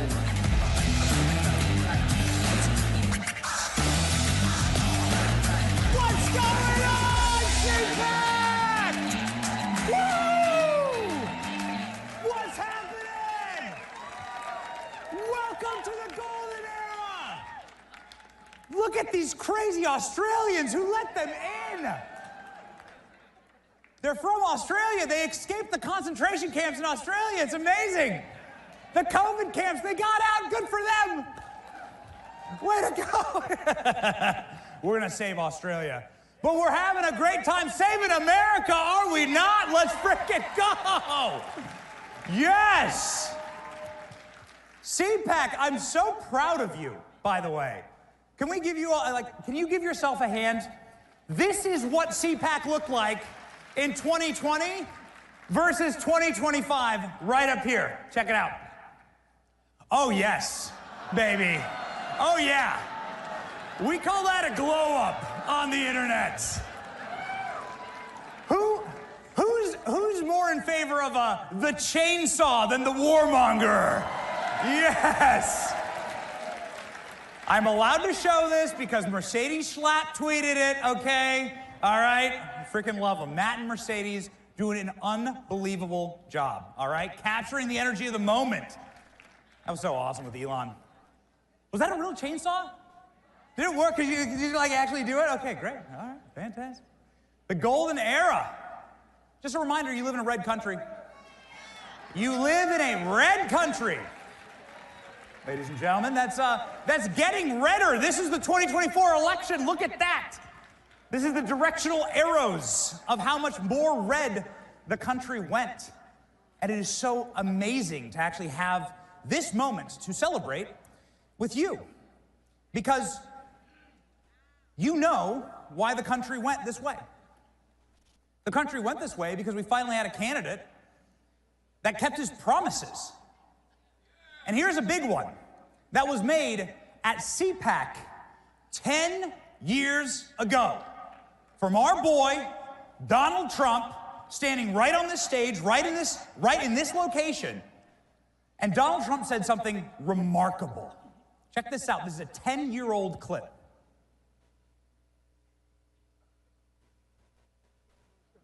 Whoops. Ooh. The CIA, ladies and gentlemen. There we go. Nice guy. Got a lot of problems coming up, in my opinion, with the famous island with Jeffrey Epstein. A lot of problems. Ooh. Donald Trump. Is there a way to play that clip from the beginning? Can we do it one more time? Let's go. Bill Clinton. Nice guy. Got a lot of problems coming up, in my opinion, with the famous island with Jeffrey Epstein. A lot of problems. Ladies and gentlemen, you can tell that Sean didn't even know what to say there, right? He's like, whoa. Donald Trump was ahead of his time. Donald Trump made a promise that he was going to fix the predators inside of our government. He was going to start exposing them, starting with Bill Clinton. And who do we have now as our Attorney General? Pam Bondi, the woman who made it punishable by death to go after a child in the state of Florida. Pam Bondi, and as of yesterday, Kash Patel, the man who has promised to expose the entire Epstein list. Woo, baby! We are cooking. You know who are the most scared people in America right now? Right there. There you go. Oh, yes. We're going to have some fun. You want to know? This is why they tried to lock up our boy, okay? This is why they tried. Can we have some fun? Are we allowed to have fun? Is that legal here? Okay, all right, let's go. This is why they tried to lock up our boy. But here's what we say as Christians. Any Christians out there? Any Christians? This is what we say as Christians. What do we say? We say what man intended for evil, God intended for good. They tried to lock up our boy, but what they ended up giving him was a rap album. The hottest banger of the summer. Rappers actually got this tattooed on them. When I saw them making murals of it, I knew it was game over.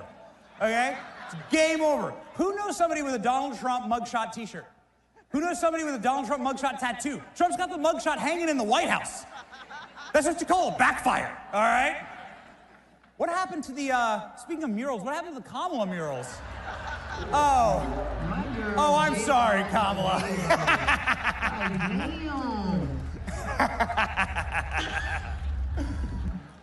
That was the day after the election. They were like, see you, lady. What man intended for evil, God intended for good. And we're making some new art, by the way, in the White House. We're switching up some of the paintings in the White House. You know, after they sent out the photographers, Joe Biden was sitting there like this.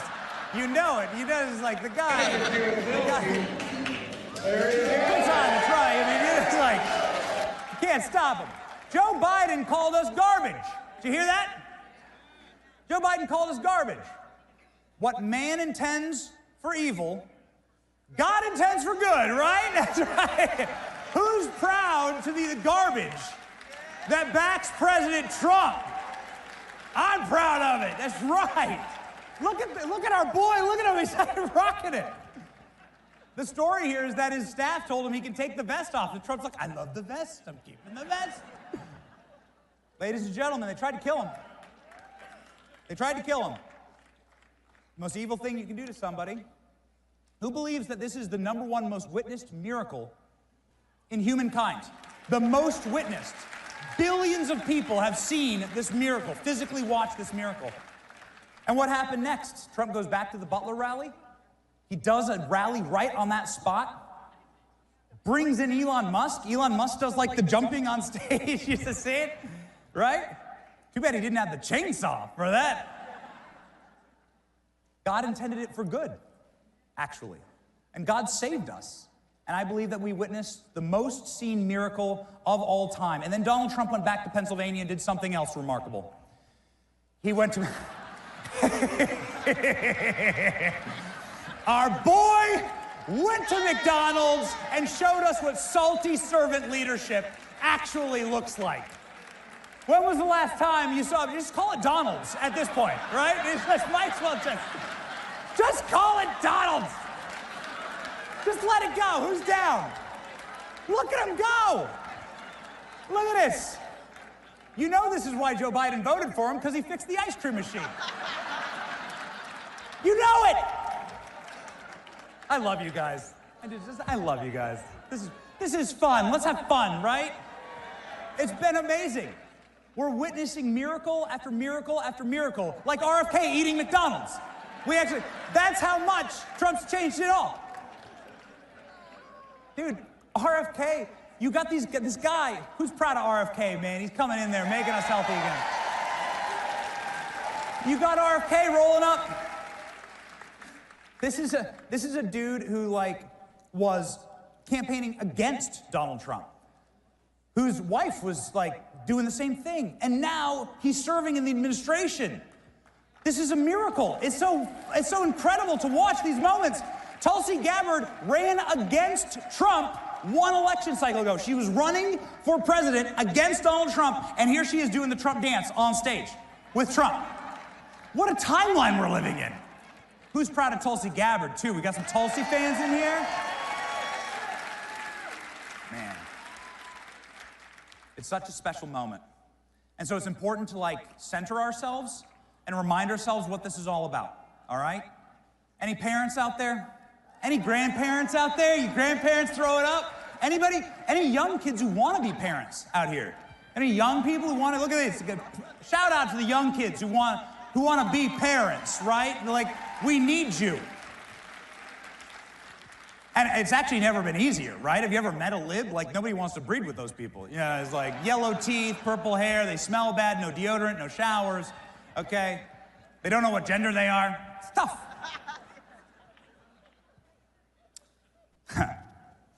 America first for me, and I'm sure it's the same for you parents out there. Let me know if I'm right. America first for me means saving this country for my children, my American children first. I'm going to fight for my American children, because a blessed generation is a generation that leaves the country better for their children, right? A cursed generation is one that destroys the country for their children and leaves them a mess. So that's what we're gonna do together, right? We're gonna save this place for our kids. That's what being really pro-life is all about, and that's what loving your country is all about. We just welcomed our newest fourth child, born on Inauguration Day, baby Whitaker, the golden boy. That's my little family, that's my motivation. Proud Christian, proud father, proud patriot, love this country so much. And ladies and gentlemen, Kamala Harris said she was gonna run on joy. Yeah, right. In closing here, I'll show you what joy actually looks like. If you wouldn't mind, they were telling me backstage, they got some very fancy cameras. They said, feel free to use them. So I said, why not? If you wouldn't mind, if you feel compelled, I would like to show the entire country what actual joy looks like.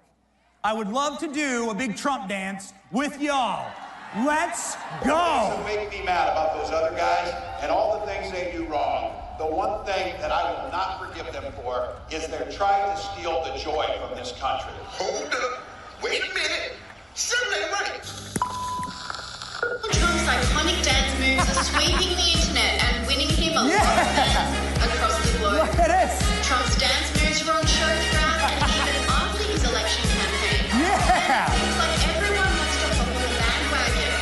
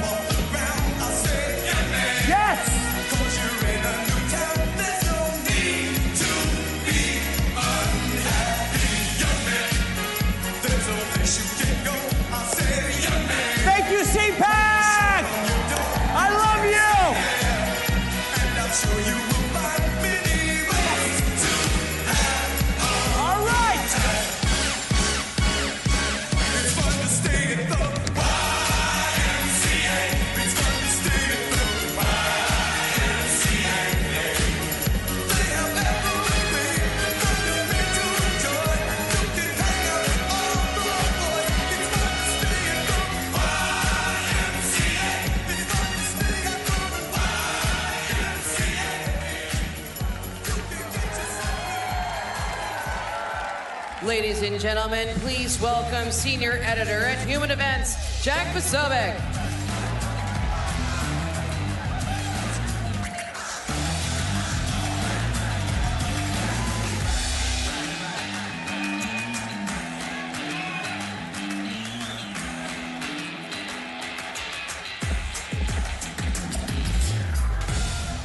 Ladies and gentlemen, welcome to the new American Republic. President Donald J. Trump has returned to office as he always said that he would. President Donald J. Trump was put there by the people like you, by the warriors of freedom, by the warriors for America and for the American spirit. Give yourselves a round of applause because you never gave up. You never gave up the fight. You never quit, no matter what they threw at you, no matter what they said about you. You, the people of CPAC, the people of America, rose up and said, we are done. We are done and we've had enough of that city right across the river, and we are targeting exactly the people of that city. And we are coming in and saying, guess what? Where our eyes are wide open and our hearts are full of the fire of the Lord God above, we are going to come to this town and we are going to restore freedom for the American people. And we witnessed a miracle 1 month ago when Donald Trump was returned to office. We absolutely did. And then when Donald Trump swore to uphold the Constitution, I saw so many people now saying, oh, but Donald Trump is here. He's violating the Constitution. He's shredding the Constitution. And I say, no, Donald Trump is not violating the Constitution. Donald Trump is restoring the American Constitution. Donald Trump is the living embodiment of the American Constitution. Donald Trump is embodying the values of our founding fathers for the first time in a long time in Washington, D.C. And to all the champagne socialists as they cry into their lattes, I say to them, well, guess what? You're gonna have a lot more time to sit around and cry into your lattes, because if you're a bureaucrat that's been going out there wasting the American taxpayers' money, guess what? You're going to be fired. If you're a crooked politician that's been stealing money from the American taxpayer, saying that you're sending it to Ukraine, but using it to line your own pockets, guess what? Kash Patel is coming for you, and you are going to be locked up. We're going to investigate all of it. And if you're an illegal migrant or someone who's not supposed to be here, let me tell you right now, and I'll issue a message. Pack your bags because you're going home. This country was built by Americans for Americans, and we will hand it off to our American children. And to the warmongers of the war machine, guess what? Your war machine is grinding to a halt. The wars will end and peace will break out across the world. And by the way, I've never seen the mainstream media and the Democrats more upset when we're ending wars and actually restoring peace in the world. It's as simple as that, because I'm sorry, World War III has been canceled.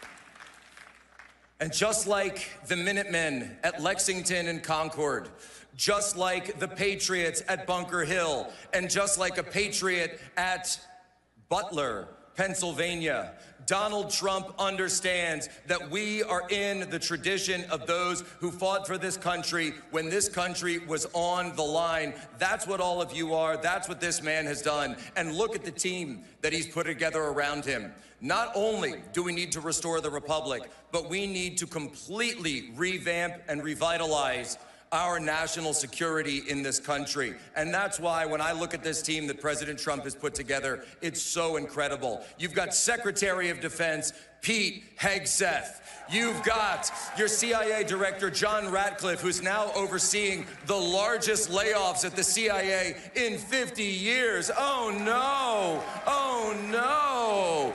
A director of national intelligence, Tulsi Gabbard, who had the power and the temerity to call a lie for a lie and to tell the truth. And I will tell you, ladies and gentlemen, if wars can be started by lies, then peace can be started by truth. And then, as we saw yesterday, our new director of the FBI, Kash Patel, who's going to be overturning all of the tyranny that's come out of the J. Edgar Hoover building. He's going to be overturning it. We're going to go after the real criminals. We're going to go after the pedophiles. We're going to go after the traffickers. We're going to go after the illegals. We're going to go after the cartels. We're going to go after the foreign agents in this country. And yes, that includes the foreign agents that are working and have penetrated the United States government and the United States Congress.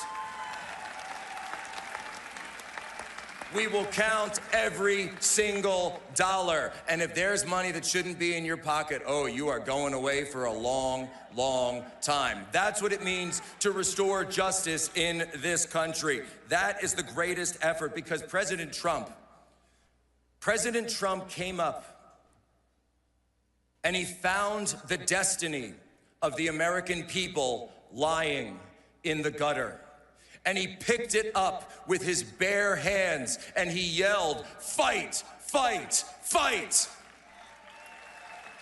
And the American people delivered their mandate to him and put it on his head. And as President Trump himself said just a few days ago, a man who saves his nation violates no law. That is the way forward in America. We have to understand our Constitution gave the sole elected executive power to the President of the United States. And I say to these crooked judges out there, to these local judges who say that they can block the executive from controlling the executive branch, guess what? You are going to have a very rapid meeting at the United States Supreme Court, and all of your power will be struck down. And you know something else? We're going to take a look at that impeachment clause as well. Because we're done, ladies and gentlemen, we're done. And I'm here to deliver a message to all of you. Because it's as simple as this: the American people are back. For my country, for my family, for your family. When President Trump was put to the test, to the ultimate test in Butler, Pennsylvania, we saw how he answered. Because the American people have woken up, and they've woken up for sure. Because, folks, it's as simple as this. President Trump said that when he was down behind that podium, and think of it, you've never seen President Trump like that before. You've seen him raise his fist before and punch it in the air and lead great crowds and great rallies. But in the moment just before that, what did you see? You saw President Trump on his knees with his hands clasped before him in prayer to Almighty God. And I believe in that moment, God spoke to President Trump and delivered him his ultimate mission. And that is the mission that you are seeing take place right now, every day in this new American Republic. For we wrestle not against flesh and blood, but against principalities, against powers, against the rulers of darkness in this world, against spiritual wickedness in high places. And therefore, put on the full armor of God, so that when the day of evil comes, you may be able to stand your ground. And after everything they have done to you, to stand. I can't tell you what the future will bring, ladies and gentlemen, but I will tell you that victory is not measured when Donald Trump wins an election. Victory is not measured when Donald Trump returns to office. Victory is only measured at the final day, when we pass on this republic to our children, and our children asked us, Mom, Dad, what did you do when America was on the line, when the revolutionaries were trying to take over and destroy this country? What did you do? And we will be able to tell them Children, we fought. We fought for you. We fought for this nation. We fought for God. We fought for Christ, our King, and we delivered. And now it's going to be your turn, because that's how it is, ladies and gentlemen. Freedom is not bequeathed to us. Freedom is a responsibility that we must uphold every single day of our lives. And let me tell you something. You will never deny freedom to our children. You will never put our children in shackles again, because we have stood up and we are never going back to the way things were before. God bless all of you. God bless CPAC, and God bless the United States of America.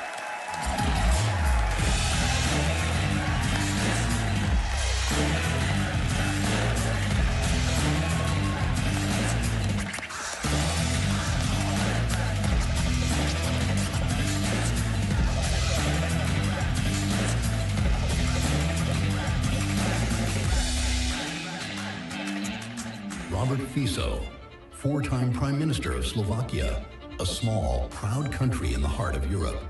In May last year, an opposition activist tried to assassinate him for his policies. For politics based on the ideals of fight against fascism. For wanting an immediate end to the war in Ukraine. For the return of common sense and the barrier against wokeness, when he endorsed constitutional definition of marriage as the unique union of a man and a woman.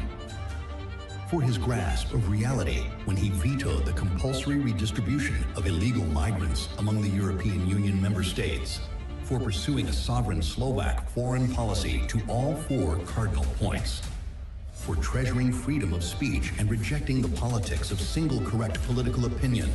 For the first time, Prime Minister of the Slovak Republic is coming to CPAC.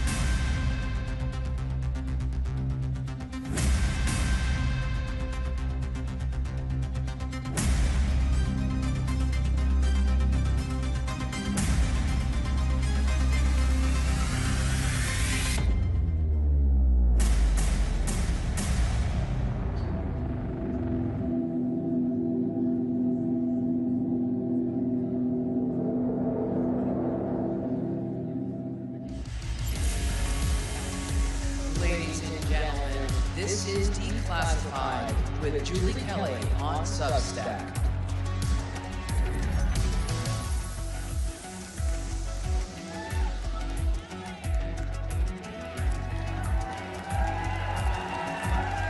Hello, CPAC.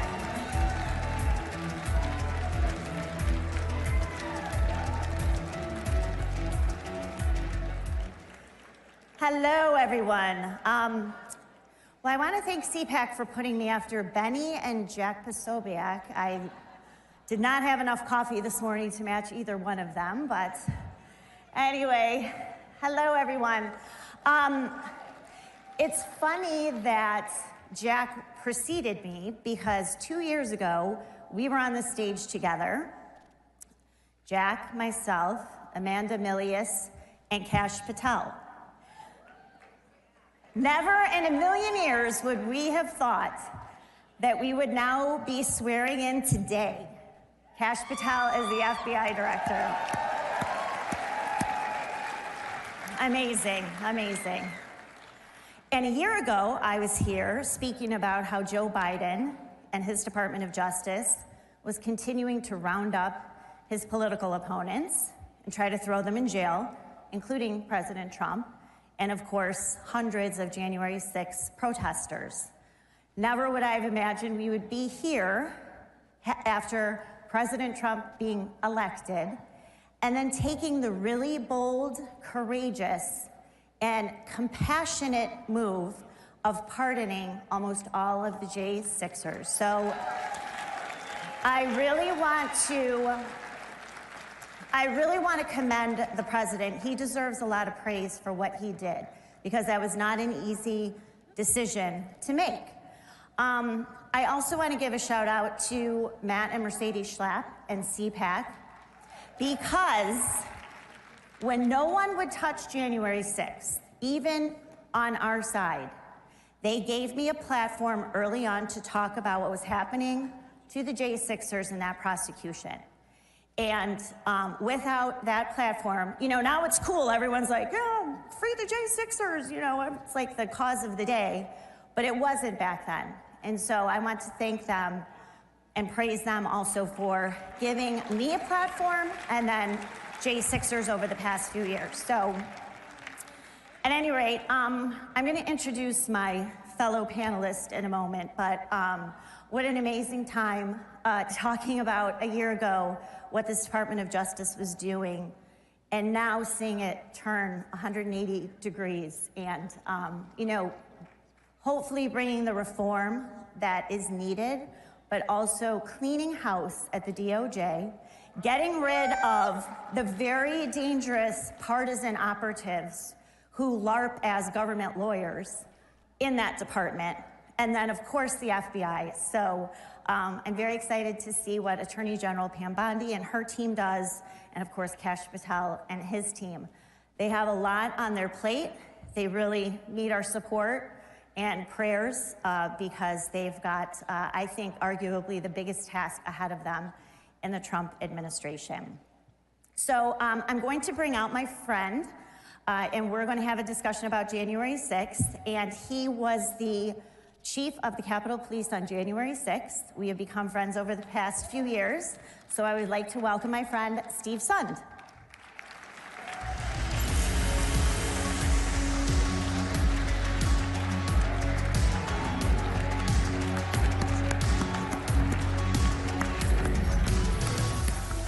Want to go here? Oh, no, I got it. Perfect. Thank you very much. Hi, Chief. How How are you? Doing well. So, Chief, why don't you tell a little bit about your background, and then we'll kind of talk about January 6th and your experiences. Absolutely. Great to be here. Thank you, everybody. Thank you, CPAC, for allowing me to be here. 30-year law enforcement veteran, 25 and a half years, a little over 25 with the Washington, D.C. Police Department, where I handled all the major events, 2001, 2005, 9, 13 inauguration, 17, when I was up at Capitol Police. Done a lot of major events, a lot of barricades, a lot of tragic stuff, but loved being a police officer up until January 6th. So I think people are familiar with your work. Of course, you have your book, Courage. What is it? Yeah, Courage Under Fire, the definitive account of January 6th. And I got to tell you, the current January 6th committee under Barry Loudermilk, and I'm glad Speaker Johnson has continued that investigation. You know, they refer to it as the definitive after action because there's just way too many politicized people's opinions, reports out there. I just want to provide the facts. It's much like I police. You know, my thought on policing and politics is it shouldn't matter to you what political leaning I am, and it shouldn't matter to me what political leaning you are during a traffic stop, a First Amendment activity, or if you call 911 for help, you should get the exact level of service no matter what. And that's kind of how I wrote the book. Just the facts. So Steve and I started talking, I think, a few years ago, and we have become friends. We have our agreements and disagreements about the interpretation of January 6th and some of the things that happen, but we always are able to discuss those agreeably because I have tremendous respect for him. But what happened to Chief Sund is, despite his constant pleas to add more security for January 6th, of course, those were denied. But then the day after, on January 7th, Chief Sund became the fall guy who was, alongside President Trump, then blamed and accused of being responsible for what happened that day. And so we could talk a little bit about that. Now, looking back 4 years ago, how that all transpired, how you sort of were, especially Nancy Pelosi's fall guy for that, and then what has kind of happened since then. So when you look at it and you look back, a lot of people may not realize this. They've heard Donald Trump offered up 20,000 National Guard troops. That most likely is the case. I do not doubt that. I can tell you definitively, I made 12 requests for federal support, including National Guard, both in advance and on January 6th while we were under attack, and was denied. It was only on the 13th request that I finally get approval at 2:09 p.m. on January 6th. So what I've come to learn since January 6th is January 6th was 100% preventable. If security on Capitol Hill hadn't been so politicized, and you know, when you hear Speaker Pelosi say she doesn't have a role in security on Capitol Hill, look at 2 U.S. Code 1970. Look at it before they changed it, because they changed it based on my testimony. It says specifically, I have to go to the Capitol Police Board. I'm the only chief of police in the United States of America that has to get permission to bring in support for my men and women. I went to the Capitol Police Board. They are required to then get concurrence. They have to go to congressional leadership. It's written in the law. Her responsibility is written in law. So when she said she doesn't play a role, she does. So when you look back on it, whether they had approved my request, and the current, the latest report from Congress said if Chief Son's request had been approved, the perimeter most likely would have never been breached. 1. 2, intelligence. I've done major events in Washington, D.C. for many, many years. I've dealt with the FBI, I've dealt with DHS. They'd put out joint intelligence bulletins, they'd have briefings, they'd have call the chiefs into the SCIFs, they'd do a conference call, they'd make sure everyone has the same intelligence. Intelligence was handled differently, especially even within my own unit. If intelligence had been accurate, I would have gotten support from the Capitol Police Board, I would have gotten support from leadership, and again, January 6th wouldn't have happened. We had many opportunities to get out of the in front of this train. I think, too, we've talked about, and you've discussed during congressional testimony and also just interviews, what are some of the things that you've learned over the past 4 years that you didn't know about that day? For example, not being alerted about the presence of FBI informants. You know, we talked about not getting access to intelligence, the presence of undercover agents from numerous law enforcement agencies that you weren't really privy to. So I guess, what have you learned, like what surprised you the most as these revelations have come forward, either congressional testimony, the trials, media reporting? Well, two things that I think surprised me the most is, 1, just how adverse some people up in Congress were to the truth coming out.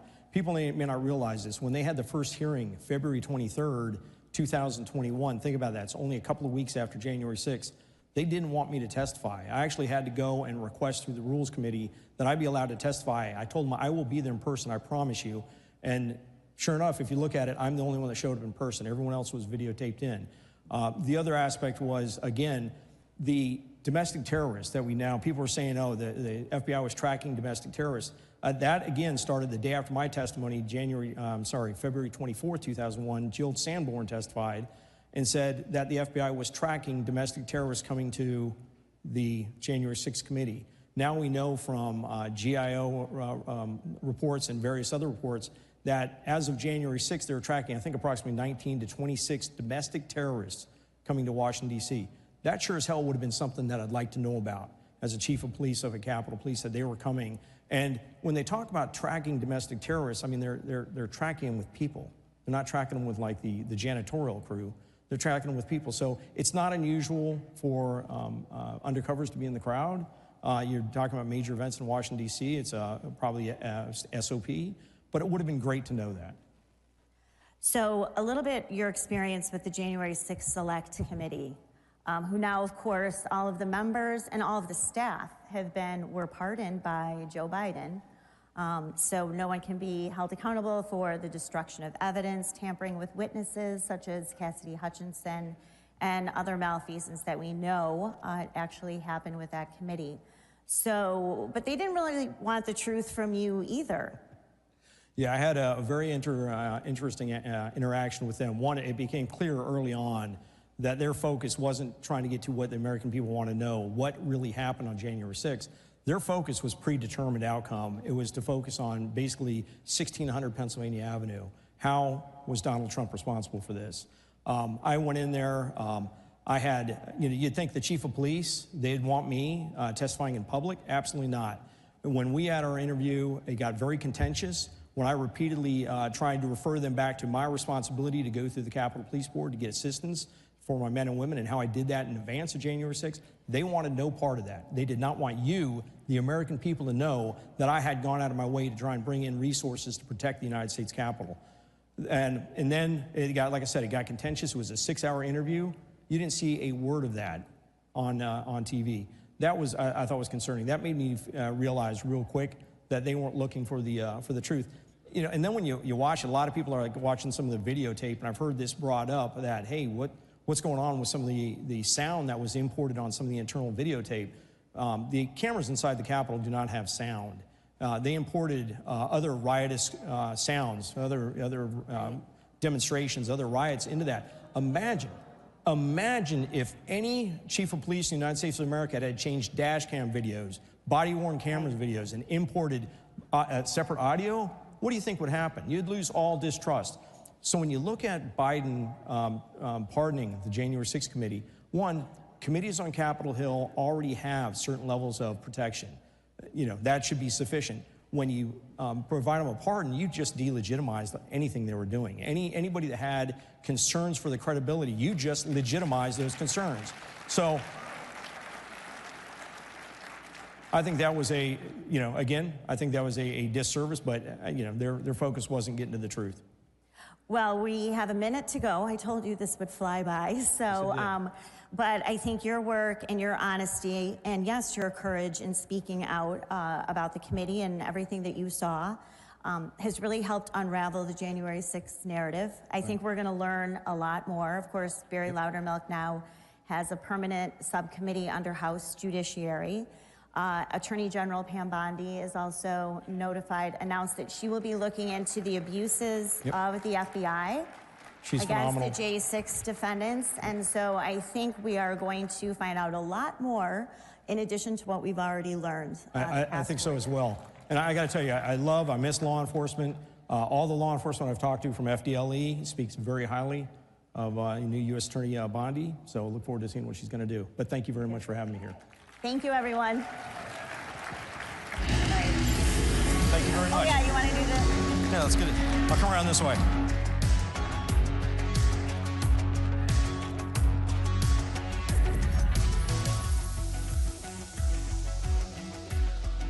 Thank you. Everyone, thank you.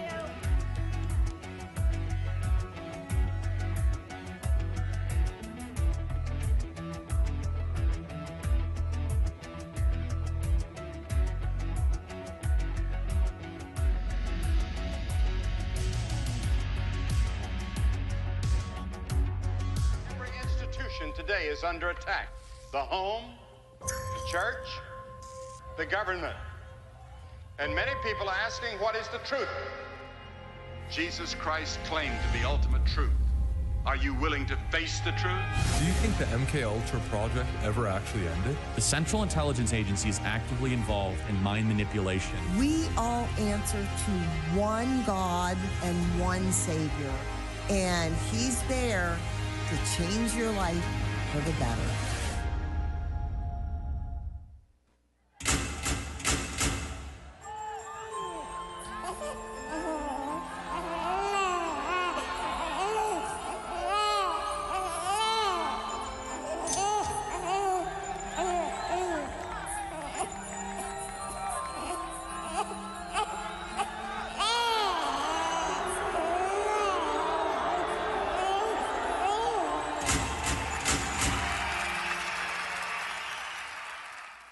Freedom, sovereignty, prosperity. The Patriots for Europe Foundation is on a mission to make Europe great again. Globalist elites have led Europe into a dead-end street. Violent crime has surged because of mass immigration. The Green Deal has put the future of the European economy at risk. Fake NGOs and the massive bureaucracy in Brussels are interfering in our democracies. Patriots must take action. We bring analysis. We organize debates. We build the network of patriots to challenge the woke narrative head on. Patriots for Europe Foundation. Hey, it's Matt Schlapp with CPAC. You know, we've had a huge problem in this country with election fraud. But at CPAC, that's not a problem. Our only problem is getting each and every one of you to vote. So look at your badge. You have a number on that badge. And get your phone out and vote on all the issues that matter. And my guess is you probably like what Trump's doing as well. And we'll have the results for you very soon. Being woke is easy when it was just a call to defund the police or end capitalism, right? It's a little different when your fellow ideologues start cheering for your beheading. And here's a question. This next video, does this look like London to you?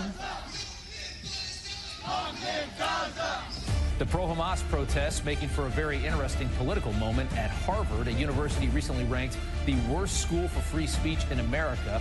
What would Harvard do in a moment like this, we all wondered? A school that will expel you for using the wrong pronoun and making a pink-haired trans girl cry. Well, in this moment, Harvard just miraculously transformed into free speech absolution. Apparently at Harvard, there's nothing offensive at all, even though everything's offensive at Harvard. There's nothing offensive at all about celebrating the murder of 1,000 people, including a whole bunch of kids.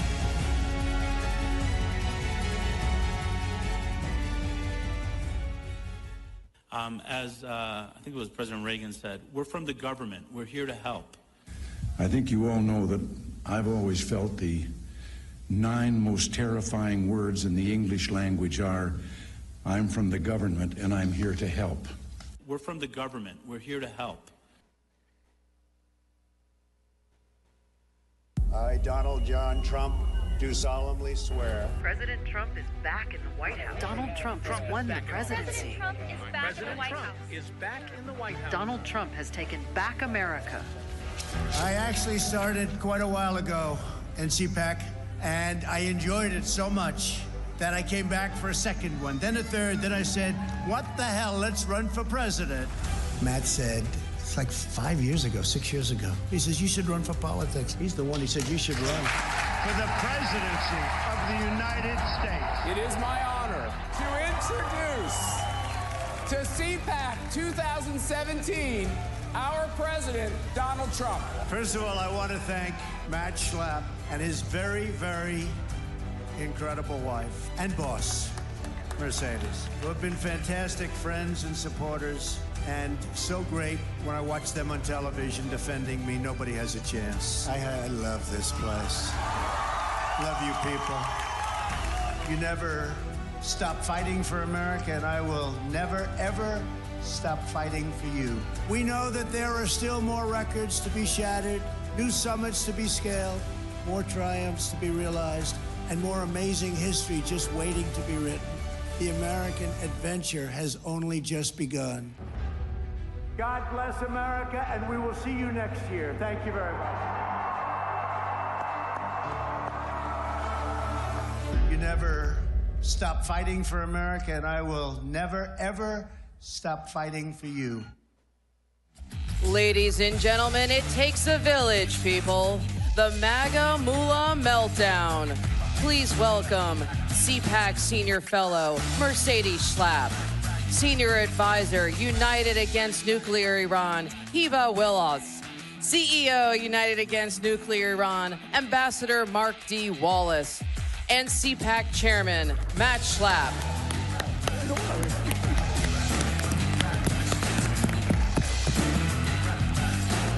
Where's Michael?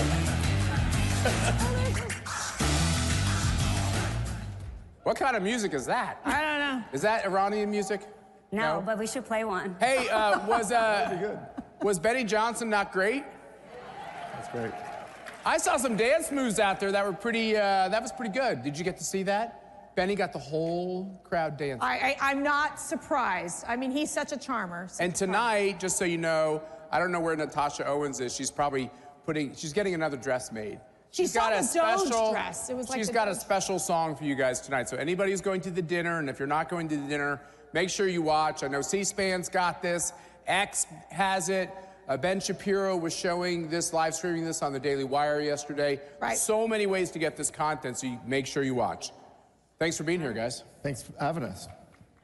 So I'm in a little bit of a vulnerable position today because I don't know if that's a good thing, Schlapp. I've known It's a good thing. It's a I've good known thing. Ambassador Mark Wallace. I choke on that because, you know, when your friend has an august title like that. Never used it before. Ambassador, whatever. But, you know, it is kind of, I mean, ambassador to the UN, so that takes it down a couple notches, actually, when you say UN. But the, sorry, it's just the way it is. You're vulnerable here, Schlapp. I just I am vulnerable because he's known me a really long time. Priscilla O'Shaughnessy is here. I know she's gonna be mad at me for saying it, from my hometown of Wichita. Priscilla's known me since I'm like 18, 16, 17, something like that. So you could probably learn some bad stuff from Priscilla if you Matt, you're decide really what's telling next your for her. age right now, okay? And Wallace is in the same position. But Mark, it's a great honor for Mercy and I to have you and your beautiful wife. You guys do such amazing work. You had me, give me a very special invitation to go to the 80th anniversary at Auschwitz recently. I went to Poland, Mr. and Mrs. Balaban and Henry. I went to Poland, your home country, even though you're Americans. A beautiful place. We met with amazing people. It was a very moving trip. Thanks for including me. But to have you here is very special for Mercy and I. You're a great friend. The work you do, you've done behind the scenes and prominently to try to make sure that we defang Iran and Hiva, from your point of view, give the Iranian people a shot. It's the mullahs who are in the way, just like the same problem we have in Cuba, the same problem we have in China. So thanks for being here. Guys, thanks for having me. And I have to do a little something to start this. Oh, you have no. to indulge me because no. it's a sentimental thing. I have to get some real thank yous out of the way and talk about what this is, because I've known them a very long time, and I've seen this grow, and I've seen what it's meant to the Schlapps. And it's very moving for me to work with them. They're very dear friends of mine.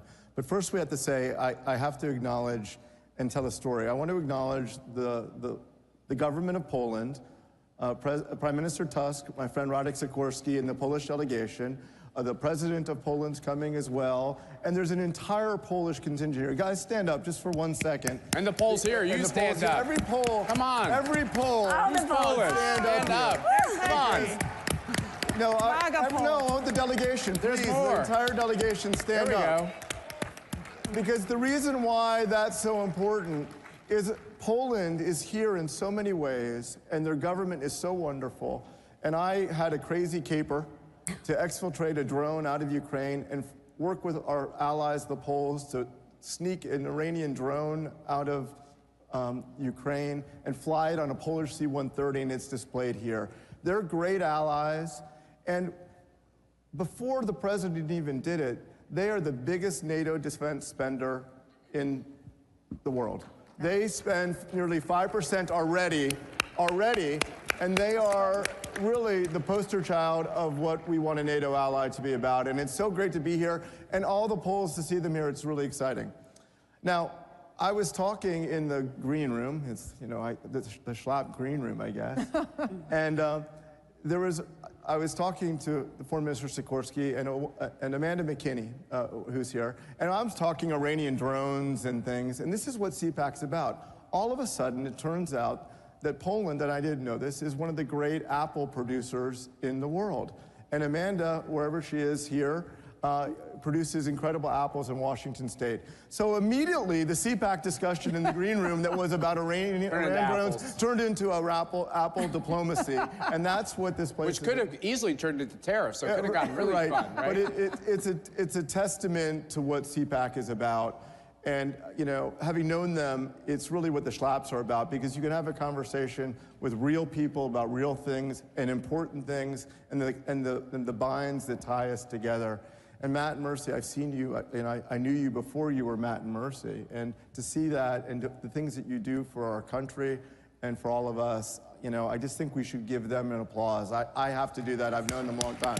But to Matt and Mercy, I mean it. You know I mean it. I'm totally hokey. Okay, you're going to make me cry. Let's get going. No, I think he just wants to get invited back. I want to talk about tough things. Hiva, you married this guy who is this anti-Iranian regime activist, anti-extremism activist.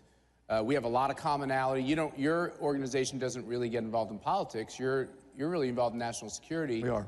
We get involved in politics, but there's a lot of crossover here. There's so much that we have in common, because at the end of the day, if it's not about human rights, God-given rights, what is it all about? And you must have this amazing experience of seeing Donald Trump's maximum pressure campaign that your husband had a lot to do with building, then this 4-year hiatus, which is everything to subsidize this radicalized regime. And now we're back to trying to bring the regime, not the people, the regime to its knees by depriving them of everything they could possibly need, including customers for their petroleum products. How does it feel to be back on the right track? It brings hope back. Let me tell you, the 4 years, it felt like a betrayal. It felt like a betrayal. All the money that President Biden gave back to the Iranian regime, not a single one of it went to the people to do anything good for this country. People suffered under, continue to suffer under this regime. This regime kills its own people, kills its young women, young men, that all they want is freedom, basic freedom of just not, how threatening is my hair right now to you? A young woman died, well, yeah, too. But a young woman dies on the street for just showing a bit of her hair. And President Biden did not support any of it. And to me, that was unacceptable. And thank God that President Trump is back, because this regime is scared. Let me tell you, all of its proxies are brought down to its knees. It is, if any change is going to happen, it is now, and this is the time. And I am so thankful for the maximum pressure being back on and all option against this regime. Because Hiva, you grew up in Iran. You spent time there. Yeah. Your family had to flee this regime. I mean, Yes. how difficult was it for your family to pick up and have to leave everything to come here to the United States? Well, your family knows something about that, Right, too. both of you. Yeah, I mean, both of I mean, us. really, Yeah. we have a Cuban American and an Iranian American sitting next to one another.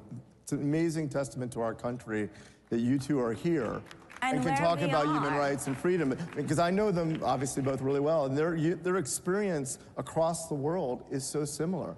You know, and there's hope now. But you know.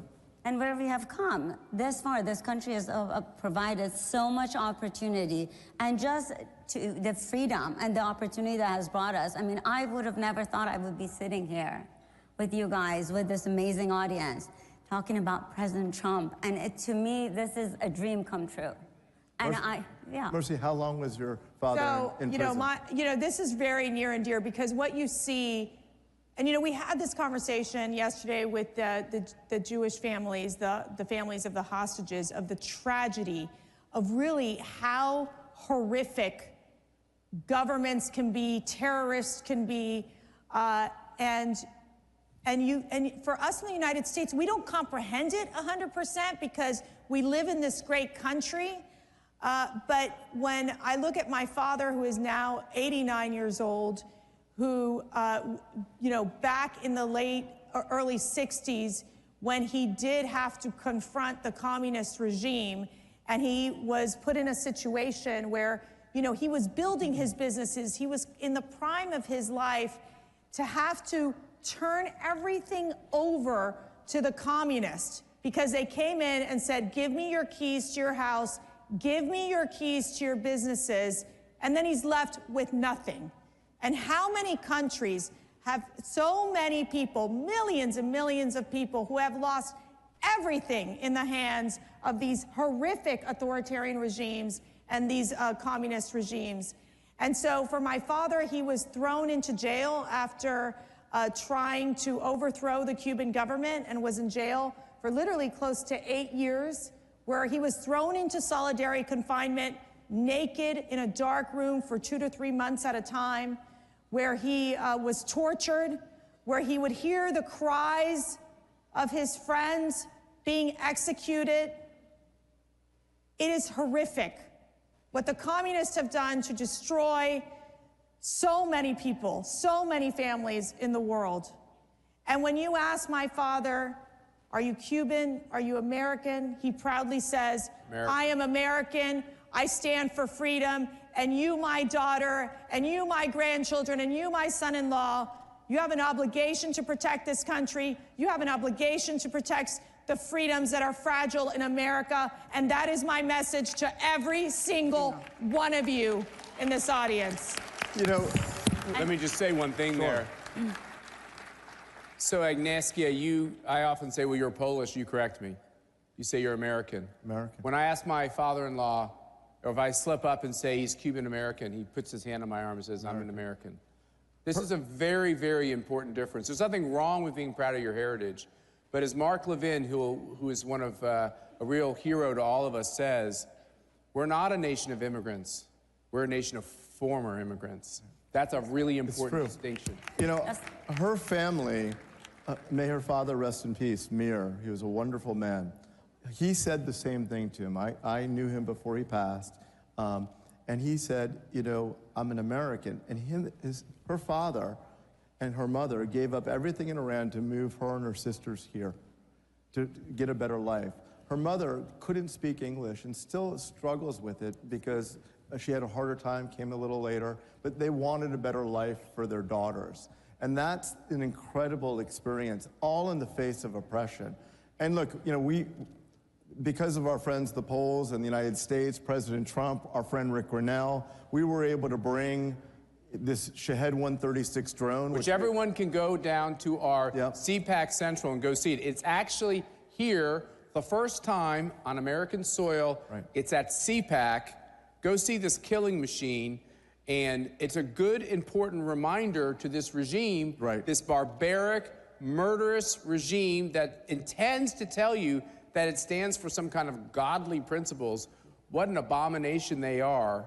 It's important for them to know that due to Mark's good work, that we're on to them, that we are going to make sure that we stop them, and that they should be, we said yesterday, around the globe, all the right people are sweating. That's right. They're worried.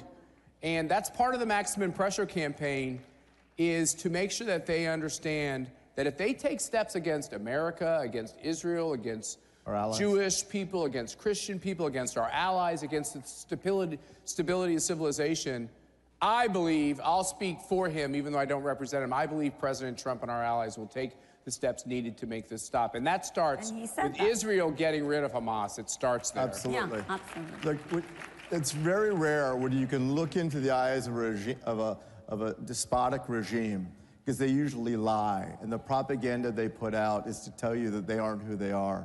But that drone downstairs, that Shahed 136, is the ubiquitous terror weapon of mass destruction across the Middle East. There it is, Israel. right there on your screen. There it is, and we have it downstairs. It's been used against Israel. 3 American service members died on the sharp end of that because of, in my opinion, failed policies of the previous administration. Numerous service members have been injured. It's attacked our allies in Saudi Arabia, the UAE, across Syria and Iraq, and shipping in the Bab el-Mandeb in the Red Sea, even in the Persian Gulf. And of course, they've sent over 6,000 of these drones into Russia to attack Ukraine. And it is an indiscriminate terror weapon that kills innocent women and children. So every time you see an Iranian official, and we list them, say this propaganda and they smile at you, the smiles that oppress their families, you'll look at this drone and that's the true face of oppression. That drone is what they really are. So and thanks for bringing it here. I think it's important. The other person who was going to be with us today was the Crown Prince of Iran, who played us, you know, Mercy and I sometimes pinch ourselves because we have the most fascinating meetings at our CPAC headquarters.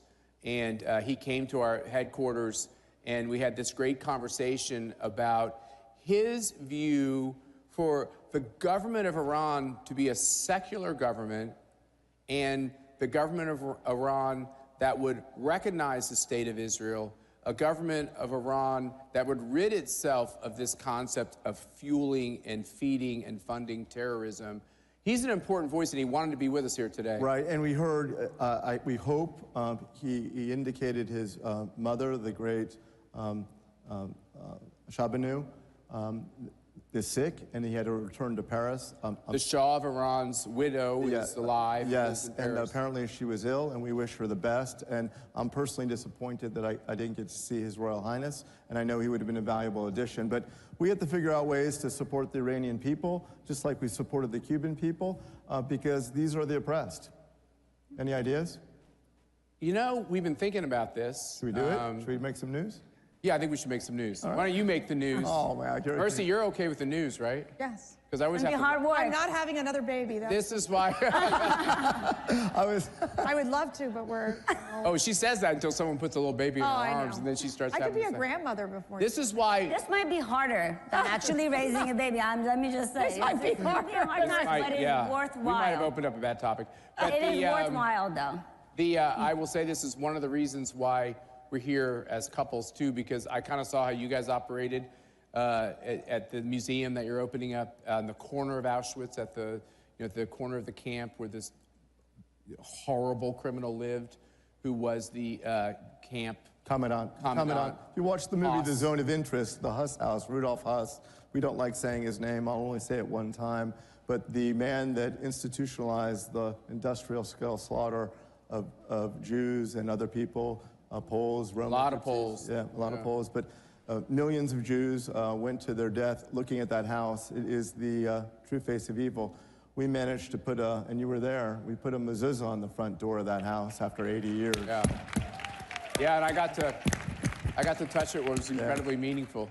It was so interesting when we put that mezuzah on. Sometimes you just do things and you don't realize, and we put it on that door, we observed the halakhic principles in doing it, and we just did it. And everybody, Jews, non-Jews alike, wanted to go touch that mezuzah, and it's become just a real rallying point. It's an evil place. The wonderful U.S. I will say it's an evil place. I felt evil there. Yeah. I didn't like being there. So it's very important that we take evil places and try to, make them more holy. And we got to teach. We got to teach the people. We got to teach the people that these tragedies, these genocides, they happen. They have destroyed communities. They have destroyed families, and it must stop. So let me just say one thing. I wanted to say this one thing. It's really important. So we had a great tour guide at Auschwitz, and I'd never been to a concentration camp, a death camp, a work camp. On purpose, I hadn't gone. Yeah. Because I already know I think it's terrible, and it upsets me so much to even be there. But one of the things I learned was the initial intent of Auschwitz was to kill political prisoners in Poland. Yeah. So many Polish people were killed who were trying to stand up to authoritarianism. Is this right? This is right. And this is the story for America.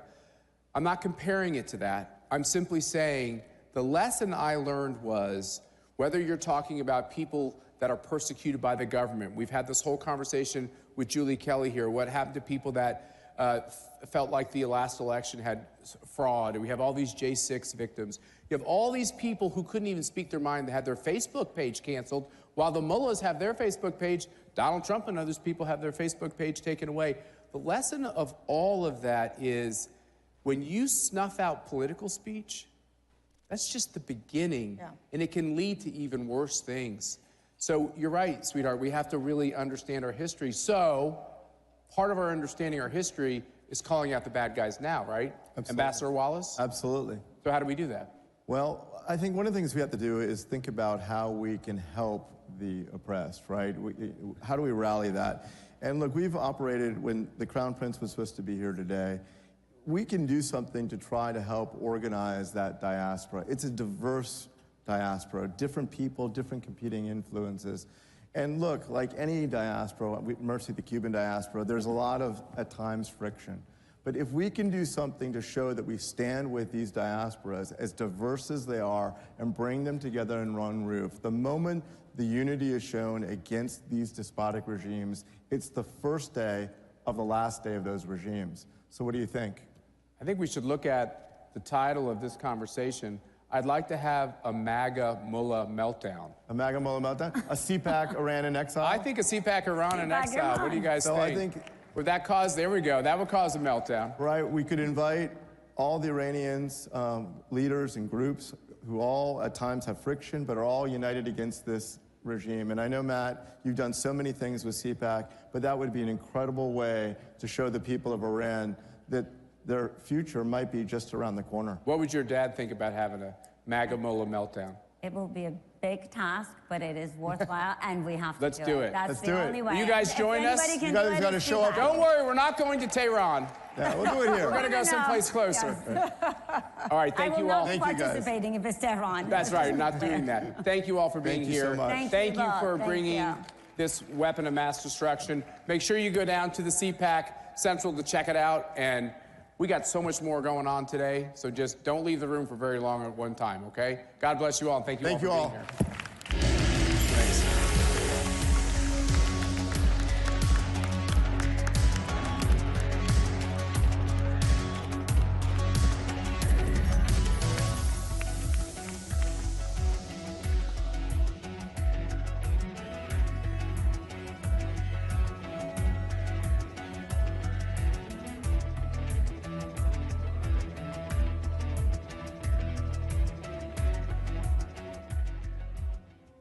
Welcome to CPAC. At Great American Media, we celebrate what matters most: faith, family, and country. Today, we invite you to experience storytelling that uplifts, inspires, and reflects the values we all cherish. PureFlix is your home for entertainment without compromise. With faith-driven movies and series, we bring you stories that strengthen hearts, uplift spirits, and honor what truly matters. And on Great American Family, where faith leads, where stories inspire. Welcome home. Whether it's Christmas all year long, heartfelt romances, or movies that bring families together, we are here to make you feel at home. At Great American Media, our foundation is quality. Our promise is to always deliver entertainment that aligns with your faith and values. Thank you for standing with us as we stand for faith, family, and country. Enjoy CPAC. And remember, when you choose Great American Media, you choose entertainment that lifts you up. Join us and experience the best in faith and family entertainment.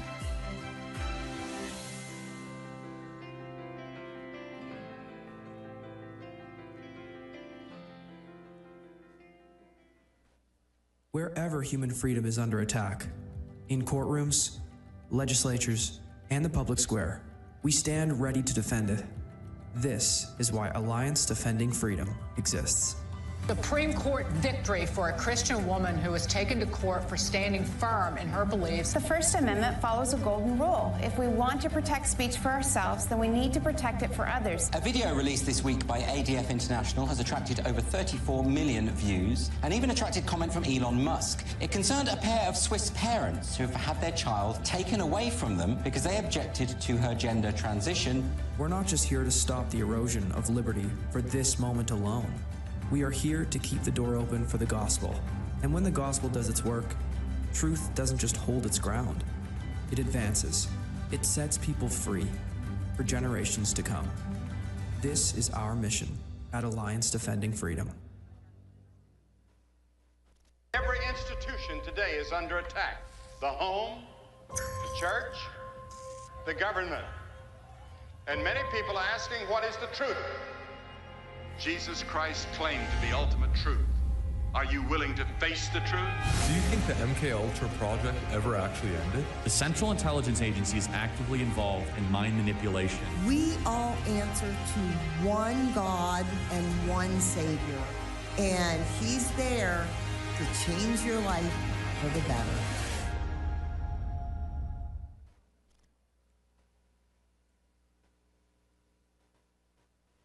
America is under attack. Our families are being crushed under the politics of a radical agenda. But moms have had enough. We are standing up and we are fighting back. This is our battle. This battle is every bit as important as the Revolutionary War because we fight for the same thing. Moms for America is a national movement of moms reclaiming our culture for truth, family, freedom, and the Constitution. I think Moms for America is exactly on track and is doing the right thing for the future of our country and our children. Like Moms for America is going at the heart of the issue.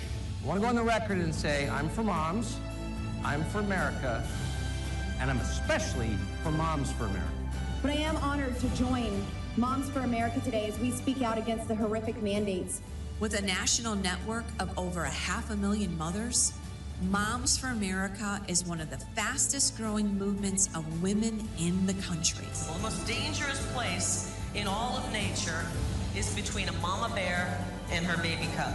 We are the change. No matter what, no matter where, and no matter how difficult the obstacles are that are facing us and our families, we will not give up and we will not give in. So if not now, then when? If not you, then who? Welcome to the Momland Revolution.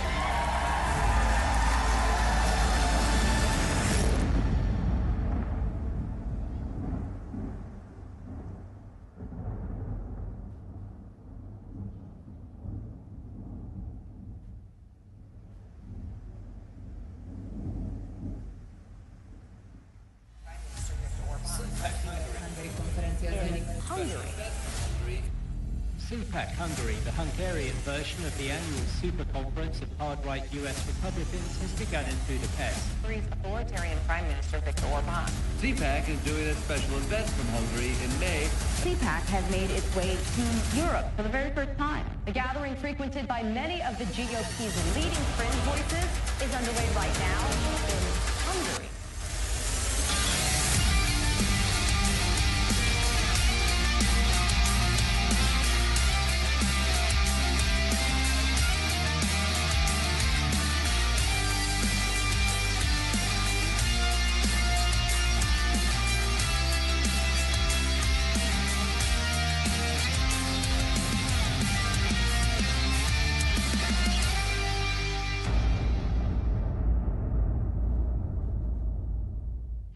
Ladies and gentlemen, please welcome Chairman CPAC Hungary, Miklos Santo.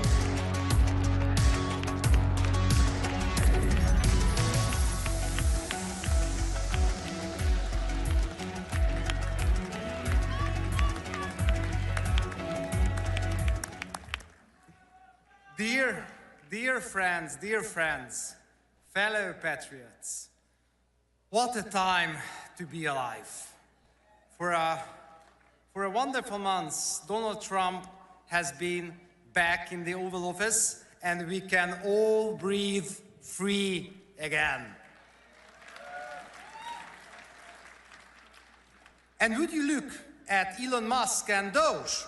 I have never seen so many liberal tears in my life. And I'm from Hungary, you know, the island of freedom of Europe. It is our national sport to make the liberals cry. But of course, you know that. You know a lot about Hungary, don't you? But why? It's because our Prime Minister, Viktor Orbán. He is a loyal friend to President Trump and to CPAC. And loyalty is a true conservative value.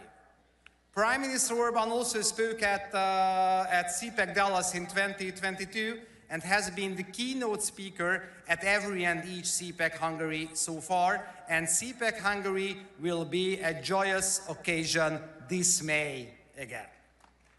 Because 2025 began tremendously. The Trump tsunami has swept the Dems out of office, and there is a revival of the right on the old continent, led by Prime Minister Orbán and the Patriots for Europe. But dear friends, allow me to recall a Hungarian saying. It is in victory that one must remain most humble and have a realistic view of the world, I would add. We may have won a famous battle in the struggle for the soul of the West, but the fight against the woke is far from over. Until Donald Trump came to your rescue, the United States hadn't had a strong leader for almost 2 generations. And sadly, the same applies to Western Europe.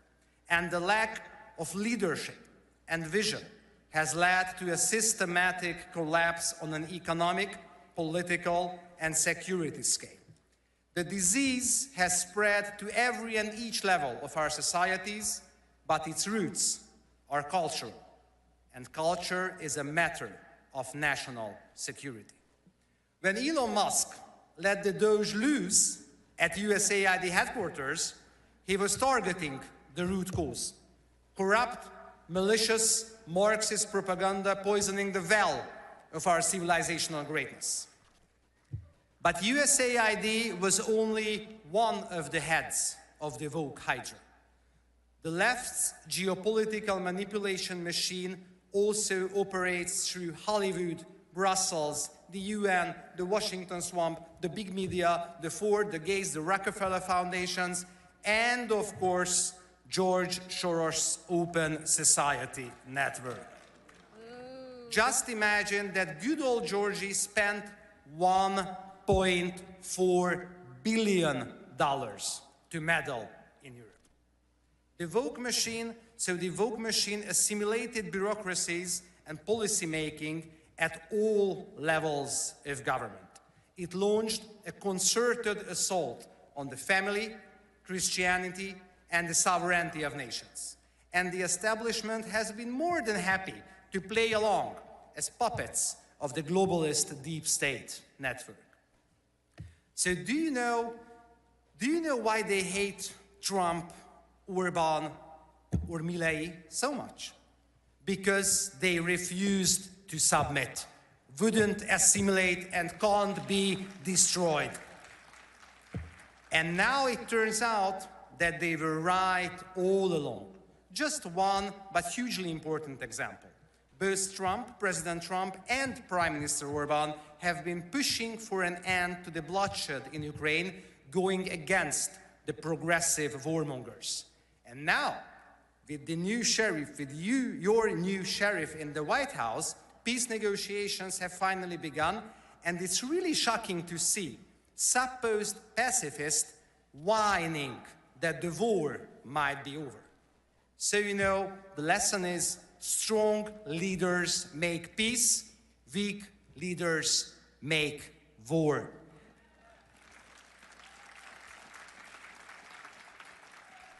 And our civilization is not lost as long as such visionary and charismatic leaders can rise in the Americas and Europe.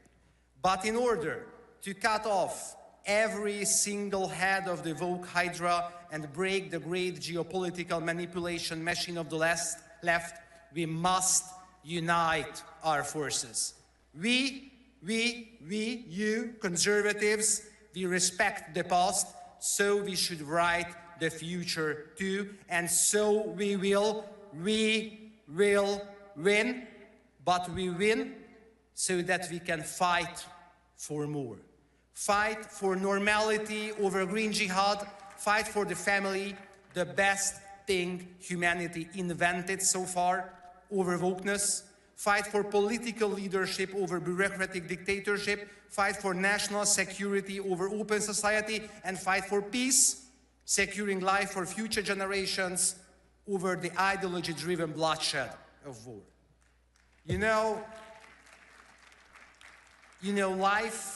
Life is much more than a struggle for self-preservation.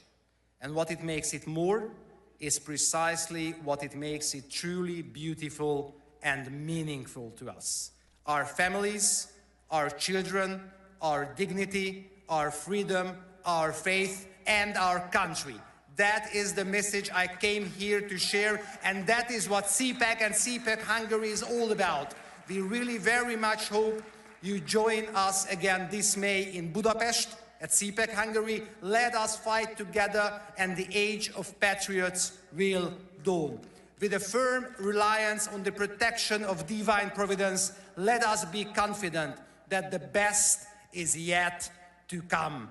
God bless you, God bless America, God bless Hungary, to God alone glory. Thank you very much.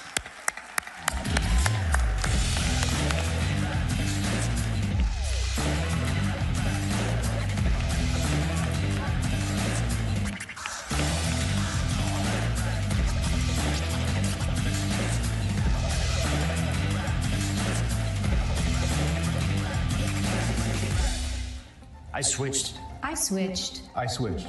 I made the switch to Newsmax. We start this morning in Washington, where all eyes are on the White House. I switched to Newsmax. Newsmax. Newsmax. Have you made the switch? You bet I did. My whole family switched. Everyone is making the switch. I did. I did. I switched, and it made all the difference. It made all the difference.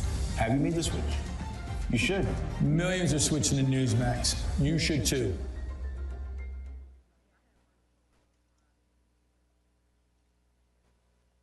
America is under attack. Our families are being crushed under the politics of a radical agenda. But moms have had enough. We are standing up and we are fighting back. This is our battle. This battle is every bit as important as the Revolutionary War because we fight for the same thing. Moms for America is a national movement of moms reclaiming our culture for truth, family, freedom, and the Constitution. I think Moms for America is exactly on track and is doing the right thing for the future of our country and our children. Like, Moms for America is going at the heart of the issue. I want to go on the record and say I'm for moms, I'm for America, and I'm especially for Moms for America. But I am honored to join Moms for America today as we speak out against the horrific mandates.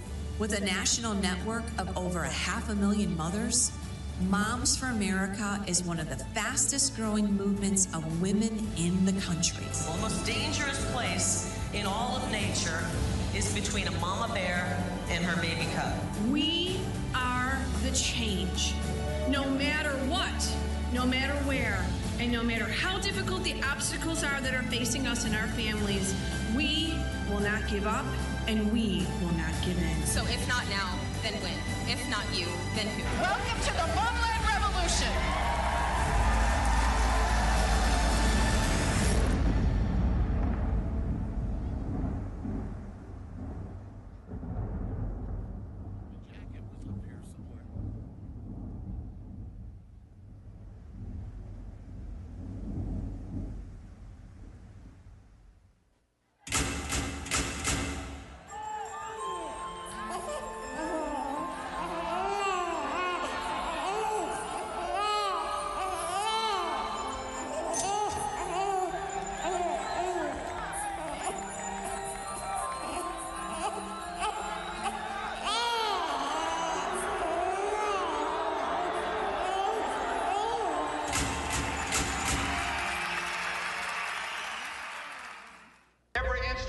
Today is under attack.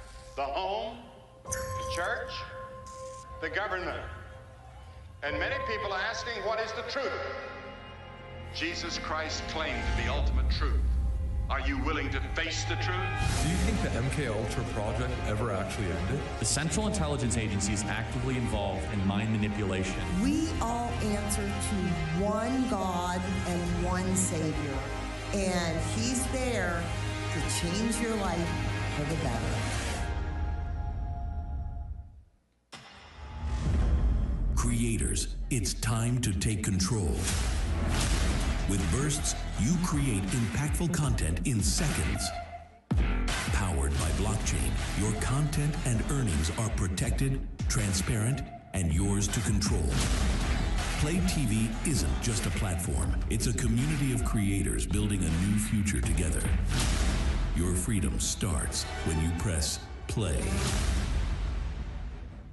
Hey, it's Matt Schlapp with CPAC. You know, we've had a huge problem in this country with election fraud. But at CPAC, that's not a problem. Our only problem is getting each and every one of you to vote. So look at your badge. You have a number on that badge. And get your phone out and vote on all the issues that matter. And my guess is you probably like what Trump's doing as well. And we'll have the results for you very soon.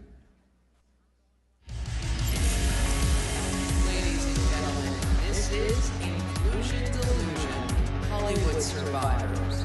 Please welcome President and CEO, Great American Media, Bill Abbott, actor and filmmaker, Dean Cain, and your host, co-host of Morning on Merritt Street, Fanchon Stinger. Wow. Which one? That's her. I know I'm going in the middle. There it is. Well, hello, CPAC. Wait a minute. I don't know if I heard that right. Hello, CPAC. Well, we are delighted to be with you this afternoon, but there's one thing we're going to get started and declared right off the bat. CPAC, revival is here. Woo! Revival is here. I know so many of you, myself included, have been praying for revival. We have been praying for our country. We have been praying to return back to the Christian Judeo values that our country is founded on and those great freedoms that we all are blessed to enjoy. So today, we are delighted and honored to talk with you about where we've come, where we are, and what God has for this country in the future. Amen? All right, let's get started. Well, Bill and Dean, it's surreal to be able to sit here and have a conversation with both of you because both of you are so integral in terms of this journey we have all been on. Bill, I want to start with you. We know you have a stellar background. You have led the faith and media movement with your positions throughout the years. Now you're with the Great American Media Corporation. You're leading that. There's so many projects that you have now, more that are coming. But a lot of us have heard your name. A lot of us have watched your entertainment. We're so excited about what you're doing, so thank you for that. I want to start with something that I don't know that you have touched on in public. But we're among family, so we're going to do it right here, right now. You were previously with the Hallmark Channel, and all of a sudden one day you were gone. And you have not really given us the behind the scenes, the scoop, that's what our journalists like to get, in terms of what really happened. Would you like to talk about that for the first time right here publicly? Of course, sure.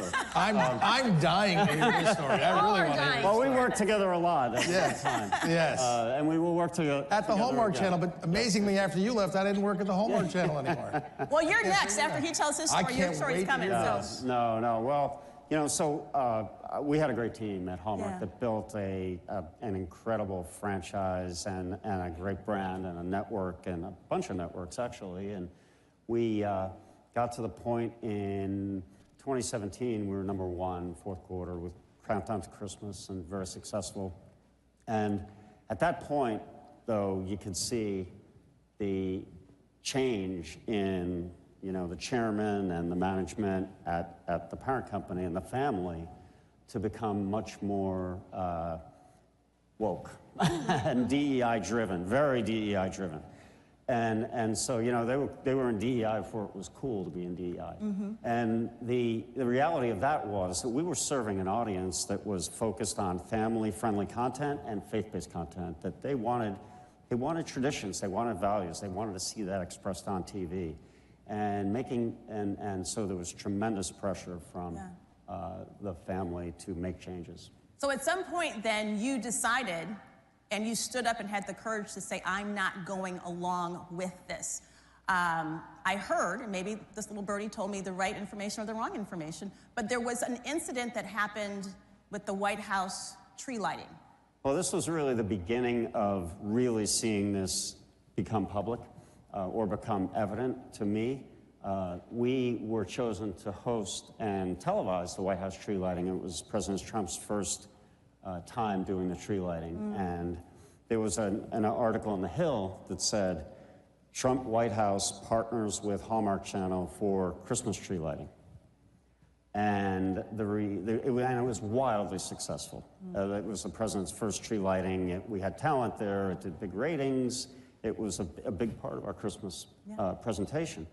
And the reaction was, at the time, that's not so good. And you're either with humanity or you're against it. That's what you were told? Yes. And what was your response? Well, at the time, you know, I was totally shocked. We had an incredibly successful business that was thriving, and we were, you know, by any measure, we were told for many years we could never be successful as an independent, that we were just, you know, in over our head. We wouldn't be able to survive, and we were hugely successful. So, you know, I kind of took it with a grain of salt. At the time, though, I was, you know, very shaken by that thinking, and then you saw it become more pervasive over the next couple of years. So, you know, and we had an audience that was so loyal loved what we did so much, and they had nowhere else to go on TV. There are many places. Any place you want to go, you're going to find different type of content that is not family-friendly and values-based. When you're faced with something like that, there had to be a level of heartbreak there, because you've poured your life, you've poured your career into that, you've poured your mission, your testimony, your own personal faith into that, and when you come to a moment like that... And reading notes from viewers who were just so disappointed with, you know, what the direction was is heartbreaking. Wow. Dean, you were with Hallmark Channel as well. Of course, you guys have a history. And you left. Tell us a little bit about your personal experience. By the way, did I host that Christmas dinner? I did host that one. As a matter of fact. Did you know that was going on behind the scenes at the time? No, I was too busy working for him. I didn't know that was I didn't realize that was the feedback, which is amazing, because I remember it being a very successful event, and it was great fun. And, it's shocking to hear that. It's actually ridiculous. And, you know, when Bill left Hallmark, I was shocked as well, because I had been doing a lot of films for them, and I enjoyed them so much. I'm a single father, and I wanted to make a lot of content that my son could see and my family could see and be around that, and that I wanted to watch. And you really built an incredible brand. Absolutely. And then all of a sudden, Bill was gone, and my phone never rang from Hallmark again. And I was like, wow, okay, whatever has happened with the sort of the wokeness, that wasn't going to be me on the other end of the line, which I was okay with. I mean, I had plenty of other things to do. But I found that shocking. I love what you've built. Congratulations again. But it's just that you've proven that what you're putting out there is what people want to watch. And that's fantastic. You know, as far as being canceled, they tried to cancel me in Hollywood so many times. If an actor speaks up on something, listen, and for actors, go ahead and speak up or don't. It doesn't matter to me. I would work with Robert De Niro. He's a great actor. I don't like his politics. You know, Rob Reiner, very good director. I don't agree with his politics either, but I would still work with him, and I don't think it works the other way around. Like, I don't think Rob Reiner, and I've met with Rob since, and he didn't hire me, but it could be for many reasons. But, you know, you just sort of wonder, you know, why it's so solid, such a solid wall on one side and not the other. So I don't think I've ever really been canceled, because I continue to work constantly, and I voice my opinion, and thank you. Well, absolutely. There is an element of courage when it comes to pressure from the world. And as Christians, we need to understand that we are called to be bold. We're called to be confident, and we're called to operate in excellence at all times. It's interesting because now there is a headline of an article in the New York Times that reads, this ought to be good. "The woke movies era is over." That was the New York Times. Absolutely. And I want to read this other, because I want both of you to kind of speak to this, because you have been on the forefront of leading by example when it comes to standing up. There is a cultural shift, this is a quote, and this cultural shift is not merely a trend. It is a revival that has the potential to reshape society in ways that will make the powerful take notice. It is not about political parties, yet its impact will be felt across the political and cultural landscape as young people find hope and identity in Christ and step up as the next generation of leaders. That is where we are. Are you sure that was the New York Times? That was not the New York Times. Oh, that part wasn't. That was the Christian Post. There we go. There you go. The New York Times has declared woke movies that era over. With that being said, Bill, what is next for great American media?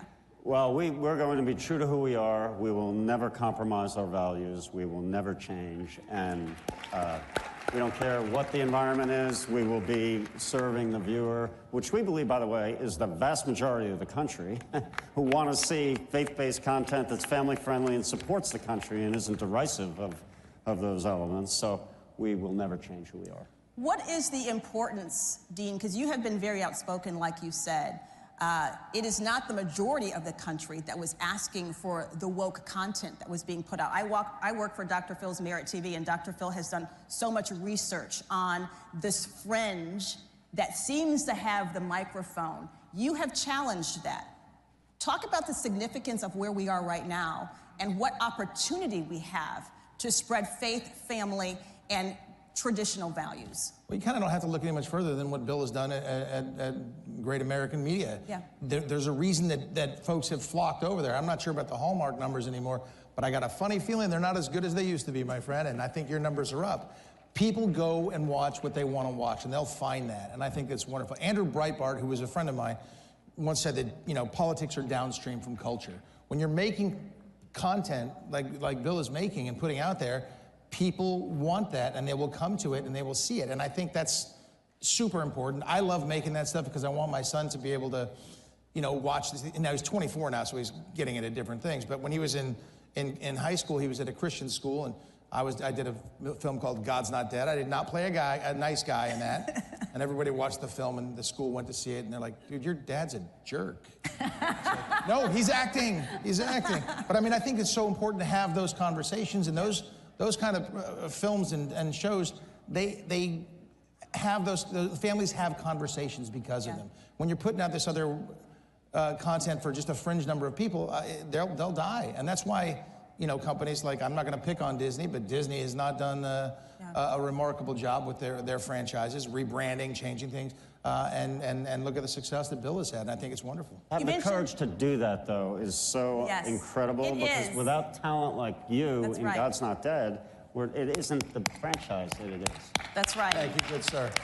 I've had the opportunity to be in 2 of the God's Not Dead movies. We met at the Dallas premiere of God's Not Dead, In God We Trust. If you haven't seen it, it's a powerful movie because it mirrors what is actually happening in our society today. It's the spiritual warfare that we all are watching play out. Talk about this Gen Z revival that is happening. We're seeing it in sports with players. We're seeing it with coaches. Ohio State University, guys, they just had 2,000 young people accept Christ on campus. This is happening. So talk about how we're going to come alongside those young people and help catapult them into being the next generation of godly, faith-filled leaders. I think you talk about it openly and you have those conversations. I mean, if we had this conversation 3 years ago, you know, oh my gosh, what a horrible conversation to have, but now it's okay to have this conversation. And they should. And my son's 24. Does that make him a Gen Z guy? Does that qualify as Gen Z? So. Does it? In that area. I was worried about our youth. I really was. Until I started talking to him and some of his friends. And there's some common sense out there. And I think it's wonderful. And so doing this, putting out content that they can watch and talk about, and showing them, you know, again, politics downstream from culture. Put it out there and hopefully change the culture. And I think it's happening. How are you going for that audience? Because we know right now, looking at the statistics, Bible sales are up with Gen Zers. Young men are returning to church in droves. And there are young people who are really returning back to traditional values, faith-filled families. So now it's up to us to come alongside them and help them fly and shine. The woke left went so far in the other direction, and it was so offensive that it's moved people more toward, you know, faith and family and country and supporting the values they love. Yeah. So I'm going to ask you, what are you working on? What do we need to be looking for? We have about 1 minute, 15 seconds left. What should we be looking from your company? And Dean, I'm going to ask you the same question. Wow. Well, we will. Give us a scoop. That's a big question. We want to work with him. No, I mean we have two great. Our two biggest platforms. Our flagship is streaming and is PureFlix, which we mentioned, and Great American Family. Both are great and successful, and we're very pleased with both. We have a lot of original content on both, original series, original movies, and we'll keep doing that. Awesome. I hope to work for him for a long time. That's what I want to do. And I want to keep making content that gets people thinking and talking. You know, sometimes I'll be the bad guy, but you need a good bad guy with a good message in the film. So I hope to just keep making more and more content and putting it out there and having conversations like this that further our nation and our faith, and I hope it's successful. And all of us as believers, we are part of this. Each of us has a role to play. So quickly, in 10 seconds or less, what is your message to everyone sitting in here in terms of their role in making this happen and getting this out in their communities? Support projects and channels and platforms like Bill's. I mean, 100% it. I mean, I give great support to it, and that support means everything. And be proud of it, and never shy away from it, never run from it, and always be who you are. And we will continue to give God the glory. Let's thank Bill and Dean Cain and thank all of you. God bless you, and God bless this great United States of America. Thank you, Fanchon.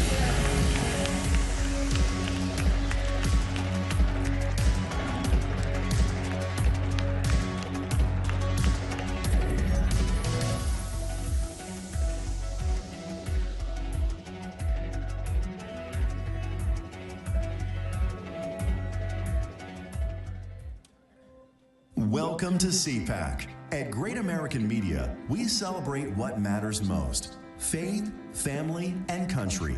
Today, we invite you to experience storytelling that uplifts, inspires, and reflects the values we all cherish. PureFlix is your home for entertainment without compromise. With faith-driven movies and series, we bring you stories that strengthen hearts, uplift spirits, and honor what truly matters. And on Great American Family, where faith leads, where stories inspire. Welcome home. Whether it's Christmas all year long, heartfelt romances, or movies that bring families together, we are here to make you feel at home.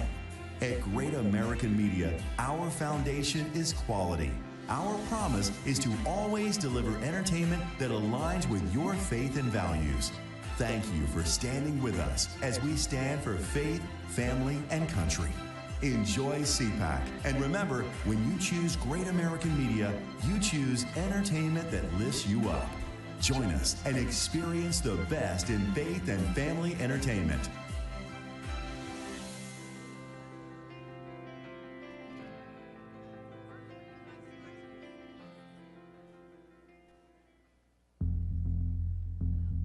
The only homicide on January 6th was the unlawful shooting death of Ashley Babbitt. This major new lawsuit that Judicial Watch filed, a $30 million wrongful death lawsuit against the United States government. She was unarmed. There were no weapons visible. She was shot in the shoulder and killed by Lieutenant Byrd. He popped out and shot her dead. Ashley was shot in cold blood, and the rule of law requires justice for her. Who's AARP really watching out for these days? They've made billions partnering with big health insurance corporations while opposing reforms seniors want, like applying big discounts to medicines directly at the pharmacy counter. Instead, AARP supports liberal price-setting schemes, giving politicians, not seniors, control over any so-called Medicare savings with no guarantees. Funds won't be spent on unrelated programs or pad big insurers' profits. If AARP and Congress believe America's seniors aren't watching, think again. Paid for by American Commitment. Ladies and gentlemen, this is a conversation with U.S. Envoy for Special Missions, Ambassador Richard Grenell, and Politico White House Bureau Chief Dasha Burns. See, they're going to be nice to you. That's right. What's this?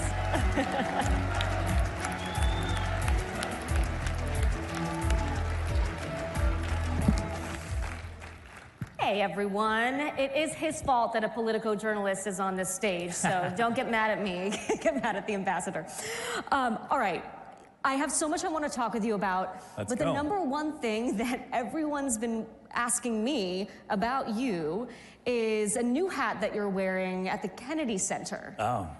What is going on? How did that happen? How big an art connoisseur are you? Walk me through the behind the scenes there. Well, we want to make art great again. And what does that mean? No, look, I think, I don't know for sure, but I think the frustration that President Trump had is that the Kennedy Center has no cash on hand, no reserves, and they have been paying for the salaries with the debt reserves while taking around $40 million of public money. And so you can't have that. If you're gonna take public money, then you get to have public input. And so what we're gonna say at the Kennedy Center is, first of all, we gotta clean up the financial situation. We have to do the big productions that the masses and the public want to see. We want to have really good programming. So the first thing that we're doing, I think the big change is for everybody to know you got to be at the Kennedy Center in December, because we are doing a big, huge celebration of the birth of Christ at Christmas. How crazy is it to think that we're going to celebrate Christ at Christmas with a big traditional production to celebrate what we are all celebrating in the world during Christmas time, which is the birth of Christ? Do you worry at all, though? I know there have been some folks who have been dropping out of performing at the Kennedy Center in protest. Do you worry about being able to bring in big artists to the center? No, we don't, because we already have them, and I think it's a real misnomer. But let me just say, there's one thing that got a lot of attention that this group dropped out, and it was all blamed on President Trump and me. And we've tried to correct the record, and I think we're going to have to do a more direct job, because it wasn't true. They had the Kennedy Center before I arrived, before President Trump was the chairman. The Kennedy Center had made some decisions about this individual group to change them because ticket sales were atrocious. And so they said, you know what, we can't have this because we really don't have any money, and we can't be spending on things that aren't bringing in revenue. And so they made this change before we came, and then it was announced, and suddenly it was, you know, the gay men's chorus or something was dropping out because of Trump. That wasn't true. And it was replaced with some other things. That happens all the time. So I would just challenge you. So you would welcome the gay men's choir to perform if they were interested? Well, first of all, right now, if you're going to take public money, you have to prove that you actually can bring in revenue. We don't have any money. The woman that had my job before me was getting paid $1.3 million a year, and we had no money. How much are you getting paid for this? Way, way, way less. Wait, but let me ask real quick, though, because we were talking about this a little bit backstage. How did this happen? Because you're going to Venezuela, you're going to Munich, and then suddenly you wake up and you're running the Kennedy Center? Well, again, I think it was a frustration from the president that there was no money at the Kennedy Center. But why you? And how did it come about? I don't know. You'd have to ask him. Look, I love the arts. I'm somebody who, goes already to lots of different art styles. I appreciate a whole bunch of different styles of art. If I started naming all these things, you would be like, wait a minute. You're a connoisseur. We believe it. So listen, I want to talk about some of the major conflicts that we're seeing around the world right now that I know you've been working on. Number one, I mean, I think this has been top of the list for everyone at the White House, is the situation in Ukraine. In your conversations with President Trump, what do you hear from him about what's going on with his relationship with Zelensky, President Zelensky? Because it's clear that they've never necessarily been best friends, but it feels like in the last few days in particular, that relationship has soured. What's going on? Look, I think, I'm so thankful that we have a president who's concentrating on peace. And that's what Donald Trump has just said. Let's stop. Remember that we handed Joe Biden total peace in the Middle East and total peace in Europe. He handed us a war in the Middle East and a war in Europe, and we can never forget that. So I do get a little bit frustrated with reporters when they're trying to say, oh, your decision now isn't perfect. I'm like, yeah, we were put in a hole. We were put in a terrible situation. There are no great solutions right now, so you're going to have to be patient with us that we're trying to dig the Biden people out from this terrible $100 billion hole that they created. That's the first thing.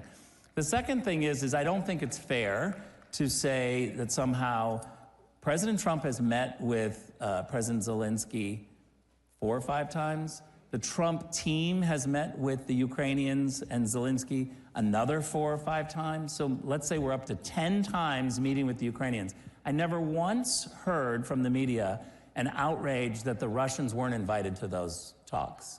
However, the one time that the Trump team reaches out to say, how about we talk to the Russians, there's this hue and cry from the Europeans and everybody to say, why aren't the Ukrainians involved? Well, I think it's because the Russians are the aggressors in this situation, and that's another question I wanted to ask you. President Trump has blamed Ukraine recently for starting the war. You know better than anyone that it was Russian aggression, actually back in 2014. People forget that this goes over a decade back. But it was Russia that invaded Ukraine. So do you have a sense of why President Trump is making these claims now that Ukraine started the war? I think what President Trump is saying very clearly is We have to stop this war. He is somebody who's concentrating on saying to both sides, let's talk to both sides and figure out how we stop this. Again, we have terrible choices because of the Biden team. There's not a lot of great choices. And so, yeah, is there frustration that things are not perfect in Ukraine right now? Yeah, but I'm a little bit annoyed that we were handed a file that was war when we handed them a file that was peace. And so I do think that we're frustrated. And it's But why make those false claims about who started the war? Why call Zelensky a dictator? What is happening there? Look, I think the American people are really frustrated with Zelensky. I think that there's a big frustration that he's not making great choices for peace. And again, when the American people are spending hundreds of billions of dollars, there's a frustration. Let's go back, you said 2014. Let's go back just to the beginning of this war, where Joe Biden messaged for more than 30 days that he knew through intelligence that a war was absolutely coming. The Europeans and the Biden administration all did one thing, which was prepare for more war. They talked about more funding for war. They battened down the hatches. They got hardware in there. No one was talking about peace. I actually think it's pretty immoral if the President of the United States says we're having a war in 30 days and we know for sure, and no one shows up in Moscow and Kiev to try to say, let's do diplomacy, let's stop a war. And now we're $100 billion later, and so there's a frustration. So you said President Zelensky isn't making the choices for peace. What do you think are those choices that he should make to bring an end to this, that he's not making now? First of all, hundreds of billions of dollars of American money, again, I'll say that, and a whole bunch is missing. So we immediately say, okay, mismanagement of funds. What we want to see is talks with Putin. I don't think that talking means that you're weak. I actually think talking is a tactic to get to a goal. And so we've seen with President Trump, he can show up with Kim Jong-un, and we need to be able to have these conversations with the Russians. Look, I've done negotiations my whole life. I did Serbia-Kosovo negotiations. And I can tell you that if you're in the middle trying to bring peace, trying to make sure we're not spending hundreds of billions of dollars on war and we're saving lives, you need at least a person in the middle who can say, I'm going to talk to these guys, and I'm going to talk to these guys, and I don't care what kind of criticism I get, I got to figure out a way for peace. It's not going to be perfect, Josh, I will give you that. But again, I go back to the fact of we had it perfect in terms of peace. We were handed a war, and now we're being criticized of, well, how do you dig us out of a war, and you're not doing it fast enough, and you're not doing it fair enough? So we're a little frustrated. So the social media stuff, I mean, President Trump called Zelensky a dictator. Do you believe he's a dictator? Well, I think when you reject having elections and you're not moving towards that way, that people get angry about that. Is Putin a dictator? Of course. Putin is a dictator? Yeah, of course. So the stuff that we're seeing on social media... But I want to say one thing that's really important in this conversation. Donald Trump has done something different than Republican foreign policy leaders have done for 25 years. This is a paradigm shift, what he's doing. We articulate very clearly under Donald Trump, we don't do regime change. We are going to deal with the countries that are in front of us. And our criteria is not how do we make that country better, how do we make America better, stronger, and more prosperous for the people that live here. So I was in the East Room when President Trump held the presser with Prime Minister Netanyahu, and he announced the plans for the Riviera of the Middle East in Gaza. Is that art of the deal talk? Is that a serious plan? What is your sense of where President Trump is headed with that idea? Well, first of all, let's start from the fact that he's a great negotiator. So we know that he's negotiating all of the time. Secondly, I think, again, I sound like, I keep repeating myself, but we had peace there. We had peace agreements, right? The media and the intelligence agencies told President Trump if you moved the embassy, there would be outright war. We know the opposite happened. Peace agreements broke out. And so I think you got to say to Donald Trump, you know how to deliver peace. You certainly know how to negotiate Americans into a peaceful situation. And so my kind of attitude is let's watch and see how this plays out, because I have full faith that Donald Trump is a great negotiator, and he's delivered peace before, and he's going to have to do it again now because of the Biden regime. Regardless of what it looks like, us getting involved in Gaza, I mean, President Trump has talked about getting out of foreign entanglements. That's a promise that he made on the campaign trail. How does that jive with his promise? I think that's an incredibly fair question. Thank you. You hear that, guys? No, I do. I think it's a legitimate question to say, wait a minute, you've said this. Yeah. Again, what I think the thinking and the criteria is how do we deliver peace? And I've spent 8 years at the UN, and what's been happening in the Palestinian territories and in Gaza, we've been talking about for decades. We were talking about this. The U.S. still has a role to play and should play a role in peace in the Middle East, even with the America First agenda? Yes, but that doesn't immediately mean that we jump to boots on the ground. And I would say the other thing is, I'm a diplomat. You're going to hear me talk about diplomacy, not about war and the things of war. But I will say that as kind of a chastisement to the public debate right now, when you talk about security assurances, stop assuming that security assurances are just simply American boots or UN boots and guns. I can't think of a better security assurance than private equity folks on the ground. American businessmen on the ground trying to do deals and help rebuild or help bring economic development. If you've got a bunch of Americans or Westerners even that are in Ukraine, that are in the Black Sea, doing economic development, I can't think of a better way to have a security assurance. And I know we're running low on time here. I do want to talk to you about the wildfires in Los Angeles. I know you know people who have lost homes. I think anyone that knows anyone in LA knows people who have had tremendous loss there. How are the recovery efforts going? I know the president at the roundtable in the Palisades tasked you with some of that effort. How are things going with FEMA? We know Democrats and Republicans can agree that FEMA doesn't always work effectively and quickly. What are the bottlenecks, and what are you doing there? Well, thanks for asking. I think that the reality is that the federal response is mostly money, and so we are going to have strings on the money that we give to California. They've made terrible... There will be conditions, okay. There will be conditions. We're talking about those conditions now. As a Californian, I'm all for it, because I don't have faith that if we went back and we just gave California hundreds of millions of dollars, they were gonna go back to their same old ways of not giving enough water, having dangerous situations on the ground when it comes to forestry. It's going to happen again. Yeah, what are some of those strings you're talking about? Well, I don't want to commit too much, but... Give us a little. But I will say this. Everyone who's involved knows that the California Coastal Commission is a disaster, and it needs to absolutely be defunded. And from just a way to think about government, we already have local government making these decisions.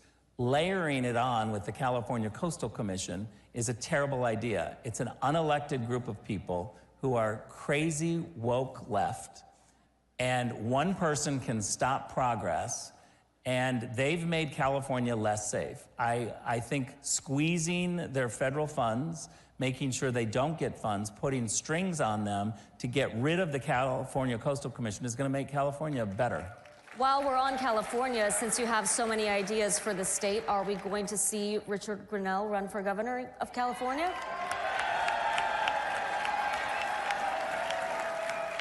Honestly, it's not in my plan unless Kamala Harris runs for governor. If Kamala runs... You're jumping in? I mean, here's the thing. We already know who she is. We've spent hundreds of millions of dollars to define who Kamala Harris is. If she thinks that she's going to run for governor of California, a Republican is going to win, and I may not be able to resist trying to run against her. Making news here at CPAC. Lastly, before I let you go, we talked about the Kennedy Center. You've got that performance coming up in December, but what is your ideal performance at the Kennedy Center if you could have anyone perform? Dolly Parton. Dolly Parton. Is that an official invitation? Of course, of course. I'd love to see it. All right, Mr. Grinnell, thank you so much. Thank you, everybody.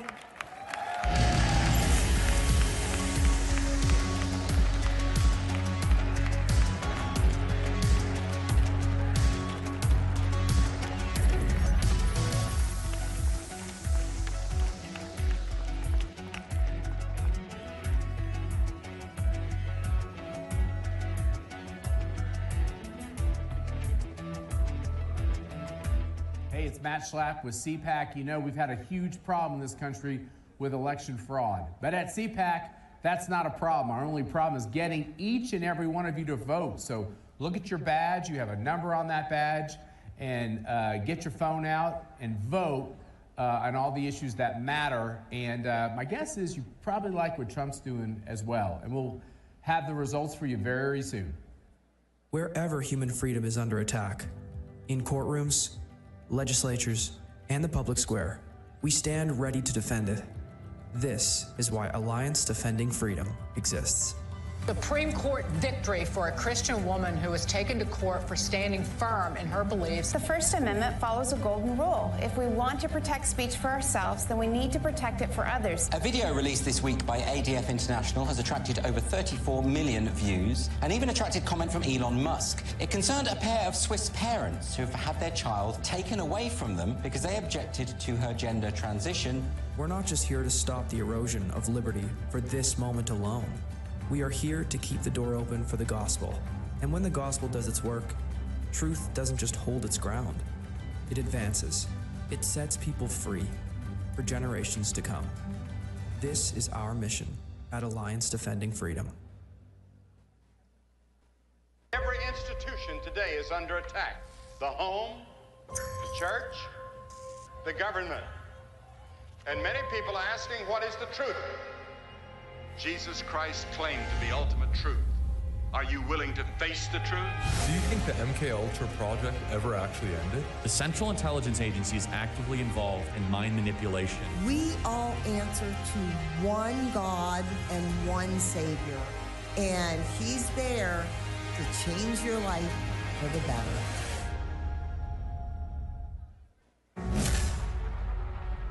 During my second term, we will fight for Alaska like never before. I'm excited about what we can do with President Trump in the office. We'll work together to provide affordable energy to Alaska and allies all over the world. More investment, more certainty, production, more exploration. Thank you to everyone in Alaska, and thank you to your great governor. I look forward to a long and enduring future relationship. Drill, baby, drill. Ladies and gentlemen, it's time for the new G.I. Joes. Please welcome former U.S. Navy SEAL Rob O'Neill, UFC fighter and Special Forces operator Tim Kennedy, and your host of the Carl Higbie Frontline on Newsmax, Carl Higbie. Yes! What up, Drago? I love you, brother. All right. Well, they gave us open mics, no script, and a bunch of guys who used to shoot people. Just a scope. No, so the last, we were talking 12 years actually, not just last 4, have been disastrous for the military, and not only domestically, but on the global stage. That's the truth. Yeah. Yeah, pretty madness. Been losing wars everywhere that we look. On multiple continents, we've been losing our strategic positions and strategic bases that we have fought for decades. From Africa, literally every single continent, to Eastern Europe, and obviously in the global war on terror after 20 years, the most embarrassing withdrawal in American history. Yeah, well, Rob, let's talk about that. We had the withdrawal from Iraq. I was in Iraq in '09 when we were drawing down. I know you guys were in and out of the same areas. I was watching us pull resources out, denying the fact that there were bad guys still doing bad things, that were killing coalition troops, and yet they wouldn't let us get them because of the perception that the war was over. Yeah, the perception of the war being over is something we've been doing wrong, and that's getting too political. And I don't mean just the politics of the country. I'm talking personal power for politicians. Making a promise to get out of a place because that was said in the campaign, or in the case of Afghanistan on 9/11, and just making decisions that don't make sense, because a lot of stuff, I don't know if you noticed in D.C., doesn't make sense. But the way that I put Iraq was one of those things where we shouldn't have invaded, but we shouldn't have left the way we did. And when the convoys coming from north to south, we should have hit them with some A-10s. ISIS is gone, didn't do that because I guess we could be nice to the enemy. But the thing with Afghanistan that I noticed too is if you took the bin Laden team and asked them to come up with the worst possible way out of Afghanistan, we would have come up with exactly the way the Biden administration did it. And that's all because they wanted to be out before 9/11. We lost a lot of people because of that. Right, but the unwillingness to actually define the enemy was the bigger problem. It was, we're going to work with them, we're going to give them money. I mean, hell, we left, what, $80 billion worth of stuff, including night vision and Humvees over there. They didn't define the enemy, and therefore we couldn't defeat it. I mean, that's the story old as time, right? Whether it's Vietnam, the Korea War, us being able to define who we're fighting is something that it's necessary for us to know who to beat. You know, if you take the military and you point them, I still believe, even though we are in a dangerous position with Secretary Hegseth trying to fight to bring back the strength, we still have, without a doubt, the most powerful military on the planet. And I'm so inspired by the young men and women that, especially recently, have raised their hand to serve. But watching Pete Hegseth, I mean, it's the truth. Yeah. In Germany, training with the Special Forces unit, like with the Hulk running right in front of him. That guy was huge. He was huge. That's a big dude. I'm just like, that's the America that I know and that I love. Put that on a recruiting poster. I mean, Rob, we had record low recruiting over the last 4 years. It turns out if you tell a bunch of people that were in your ranks that they don't like them anymore, they go home. Yeah. And we had posters of people with 2 moms, or transgender this, or DEI that. It's like, well, this is a place where we're supposed to put bullets in bad guys' faces. That's it too. And the military can be very simple. The way you're successful in the military is master the basics, keep it simple, and leave the diplomacy to the diplomats, right? Go in, crush people, and leave. That's all it's got to be. And then we just start getting into this woke ideology with, okay, you're raised by 2 women in San Francisco. Great, fine. I don't think ISIS is afraid of that. I don't think Al-Qaeda is afraid of that. And even like Queers for Palestine, if they went over there, we'd throw them off if I went over there with them, they'd murder them before they murdered me. Yeah. They don't like them. Yeah. But the problem is, we're trying to play nice with everybody. It's like, well, I don't know if it's you don't understand them, or like we were talking backstage about the enemy. You can't, or you just said just now on the stage.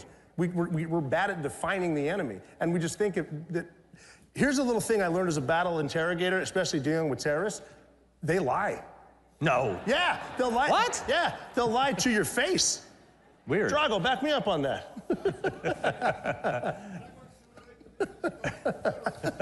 But, we can sit here and joke about this, but there's some serious work. And look, I actually talked to Secretary Hegseth this morning about it, was trying to get him to call in, but he has this little thing like managing the whole country's, DOD.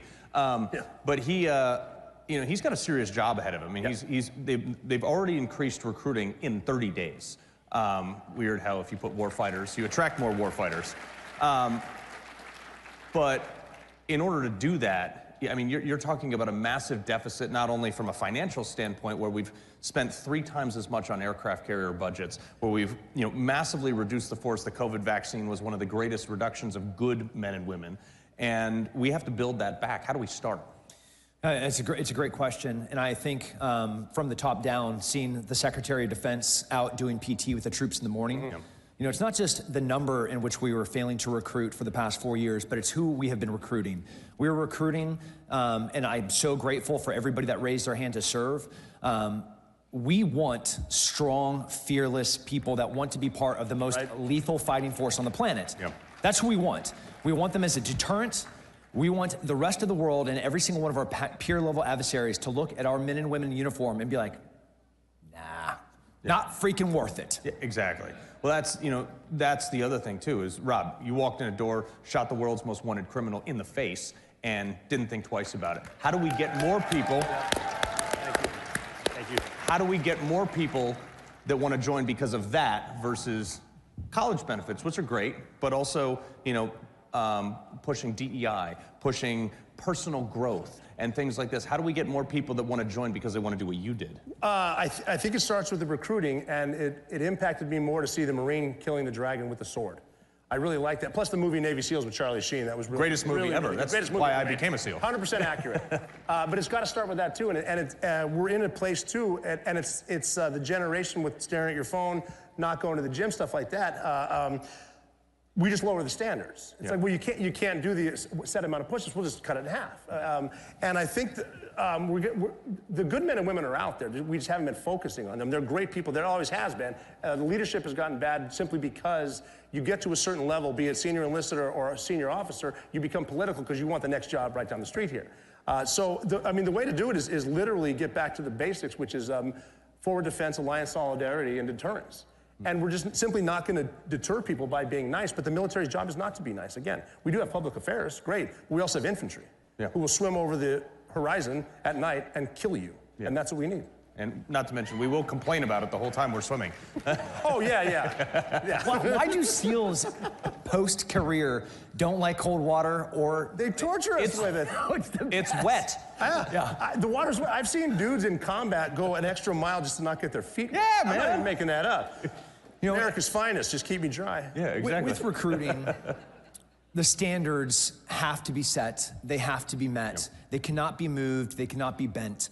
It has to be merit-based. If you're going to fly a helicopter, it's because you're the best person that can be on the stick. Absolutely. If you're going to be pulling down night vision to go on a mission, it's because you passed every single one of the standards to be there, and you deserve to be there, whether you're wearing a trident, a green beret, or you are proudly just running down, as every single infantryman knows, to shoot, move, communicate, and medicate. You met the standard, and you deserve to be there. Right. Well, that's the other thing too. A 7.62 doesn't understand the difference if you're black, white, blue, green, 5'7", 5'4", 250, 150. It doesn't matter. So why did we get away from a general standard? And now, if you're a 40-year-old woman in the military, you can get 24 minutes to run 2 miles. But if you're a 22-year-old male, you have to do it in 18 minutes. Like, how did we deviate? Well, I mean, again, we need to get back to it. We deviated just by, well, I mean, we saw when I joined in 1996, uniform, bad haircut, and all we saw was green or blue. That's it. But now we're to the point, because of a softer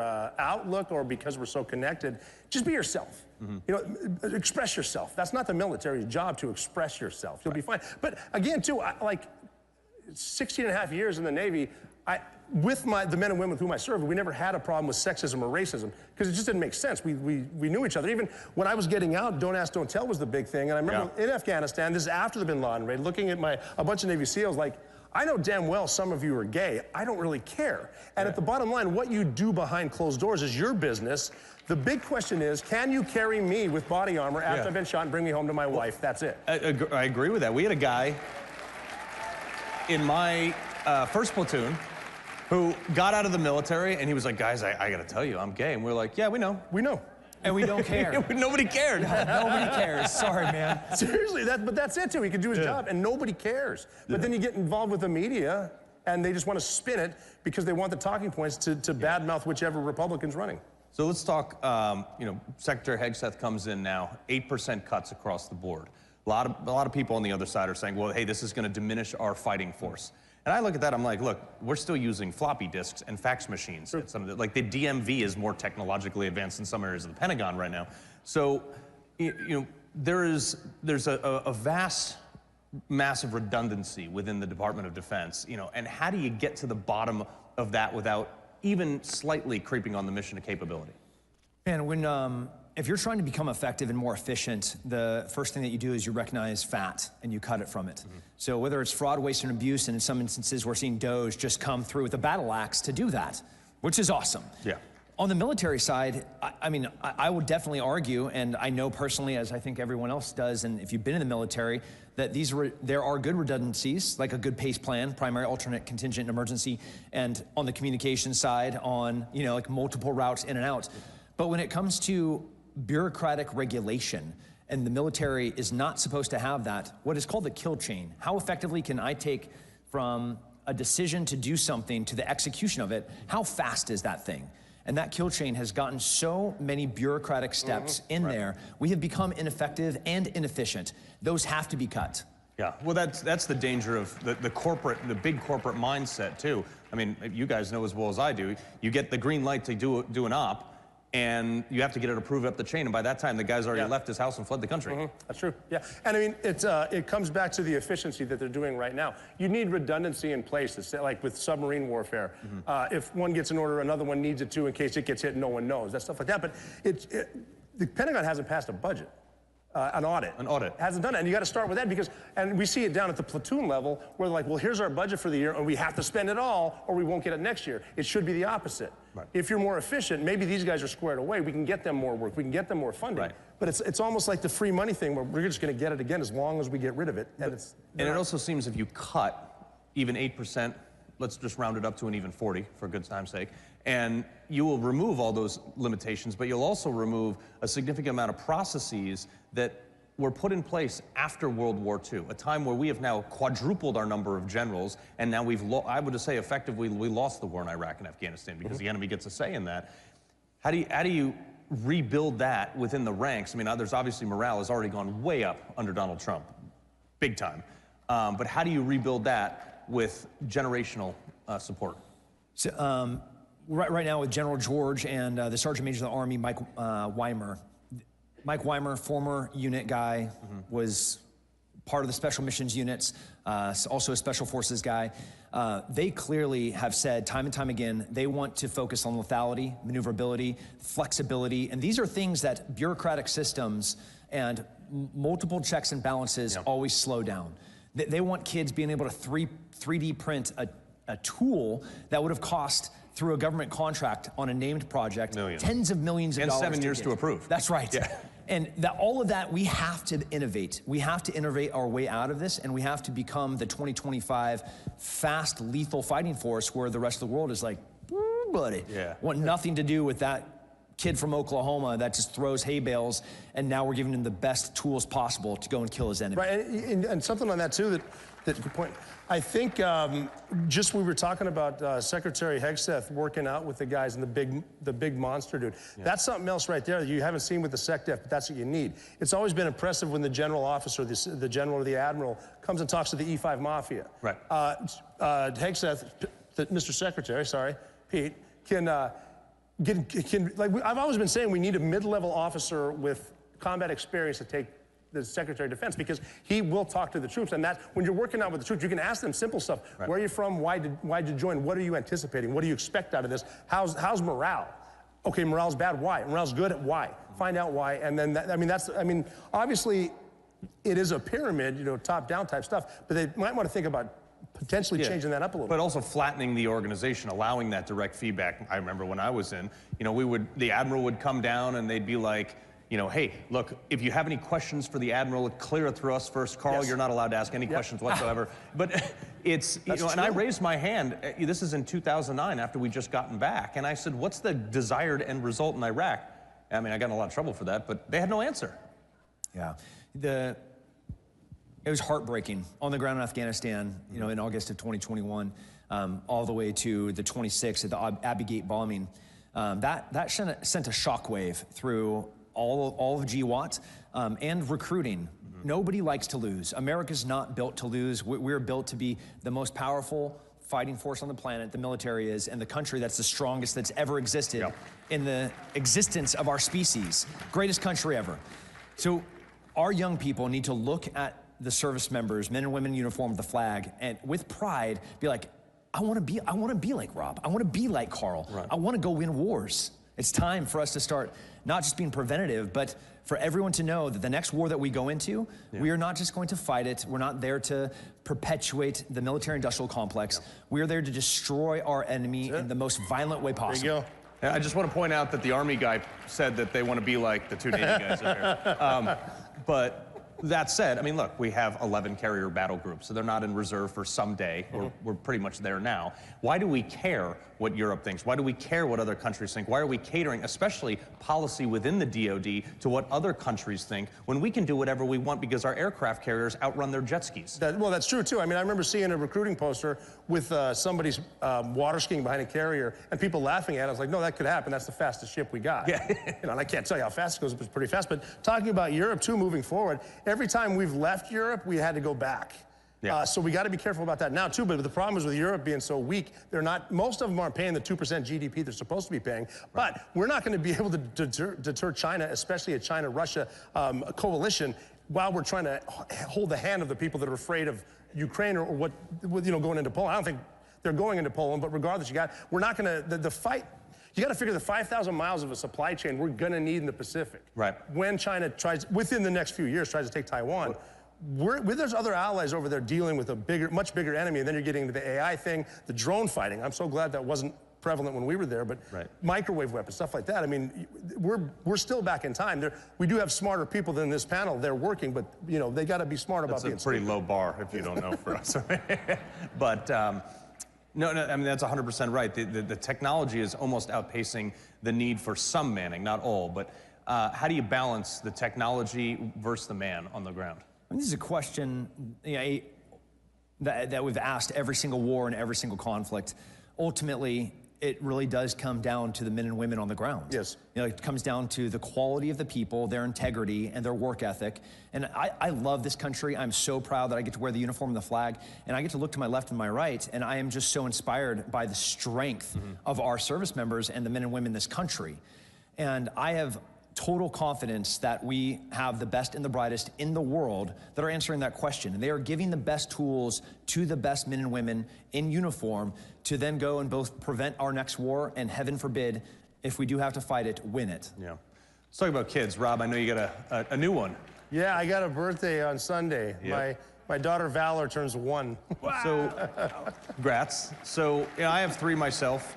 And for the last 4 years, in the first time in my life, I come from a somewhat military family. I would not have advised my children to join the military. How do we make sure that no one ever wants to have that side of a conversation again? That's a tough conversation, too, with, again, the politics getting in, the D.C. swamp ruining everything. It's a tough conversation to have, too, because a couple months ago, someone asked, are your children going to join the military? I don't know. I mean, maybe you tell them, get straight A's, get an academy, and learn how to fly something, but the other stuff, I don't know, but now, it's turning the tide, but they got to maintain that. Right now, we're in the honeymoon phase still, even though it's Donald Trump's second term. You got to maintain that momentum. Yeah. And again, too, we have the great patriots in this country, too. The problem is, we have X now, but a lot of the voices get shut down. I don't know if you notice shadow banning and stuff like that. The patriotic Americans have been shut down before, and we got to, hopefully, with some of the people coming over from the social media side, getting more conservative. We could hope, but we'll see what happens. Right? I kind of want to leave it at this: is as we move out of this phase. We got 3 years and 11 months left. I feel like a lot of countries have kind of said, I think we're going to win the next 6 elections. I sure hope so. But at a bare minimum. Yeah, minimum. Zero reason why we shouldn't have at least the next 12 years. We're fixing this country. So when 30 seconds or less to solve the world's problems, how do you get to a place where we install mechanisms that even politics can't corrupt it? Yeah, building that beachhead where these are things that are going to stand the test of time, that are going to stand a midterm election, and then the next national election. A strong thing is harder to kill. Like this idea, to answer that question simply, a strong soldier, a strong military, they're just flat out harder to defeat. So I want strength, masculinity, power, big, murderous men to be running towards the military, to put the flag on their shoulder to serve this country. That's what I want. Who don't really care about people's feelings. They do not. Yeah. They care about winning, and they want to be strong when they do it. Yeah. Rob, Tim, been a pleasure. Thank you, everybody. Appreciate it.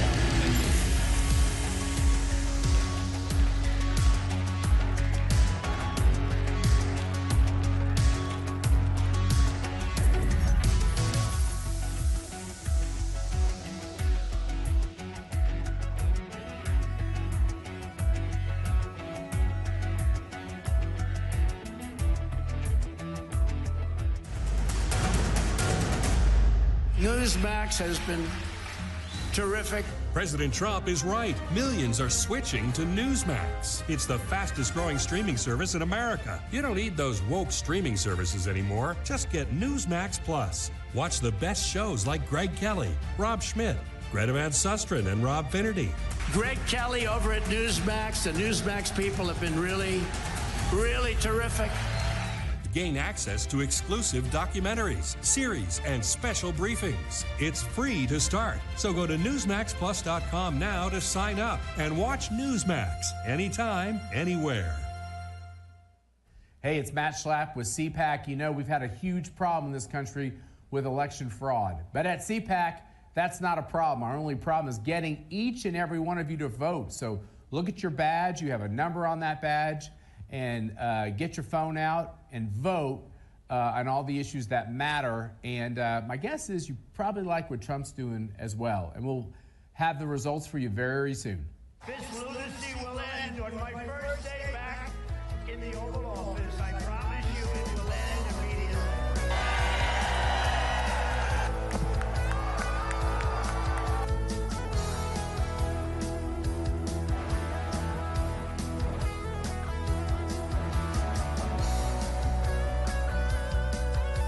I, Donald John Trump, do solemnly swear. RSBN, by the way, how good is RSBN? They do a good job. So beautiful. Creators, it's time to take control. With Bursts, you create impactful content in seconds. Powered by blockchain, your content and earnings are protected, transparent, and yours to control. Play TV isn't just a platform. It's a community of creators building a new future together. Your freedom starts when you press play. Still under construction, but already the biggest news station in Poland. The only international TV station that interviewed Donald J. Trump. I'd like to say hello to the Polish people. Poland's leftist government wants to destroy us, but we are not backing down. We're building conservative, English-speaking European news station. Join the movement. Support the revolution. Make Europe great again.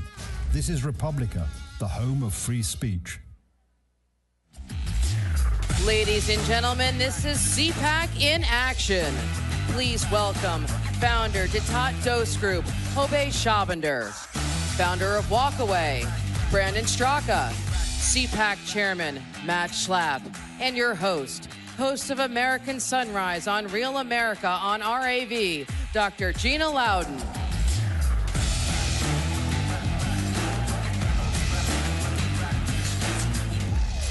I'm going to go here. You want me there?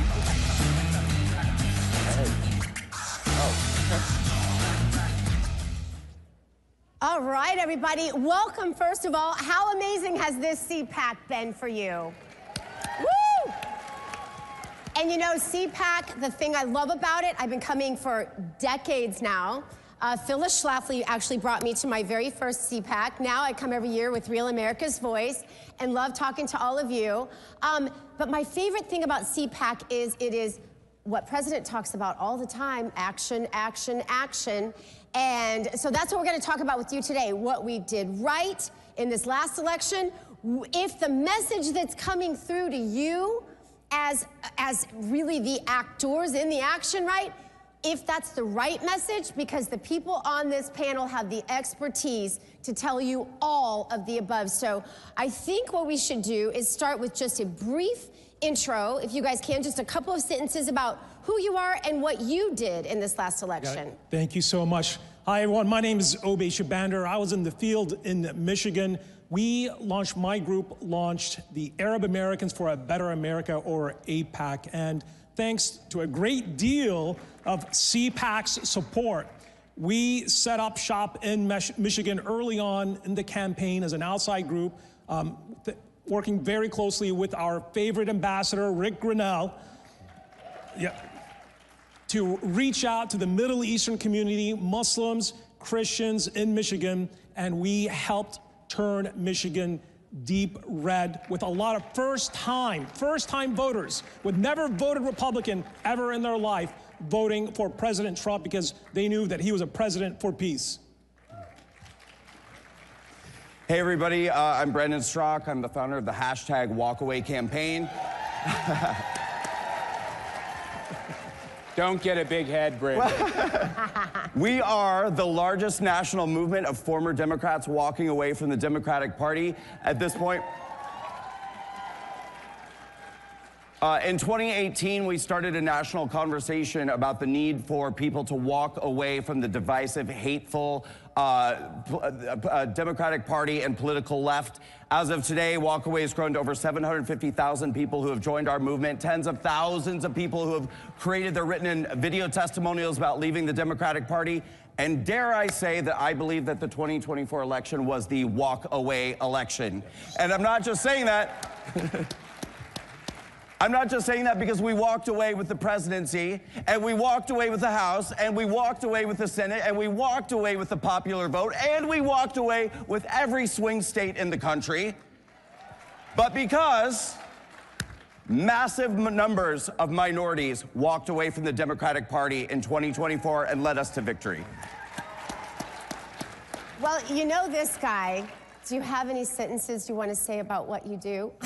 Well, I just want to say that my wife, Mercy, just walked in. I think she's doing a great job. Thanks for coming to listen to me. I was told that there's going to be some judges, harsh judges of how I do in this panel, so I'm very nervous right now about what the scores are going to be. In my household, you have to do a good job where I have 6 women who kind of let you know you don't do so good.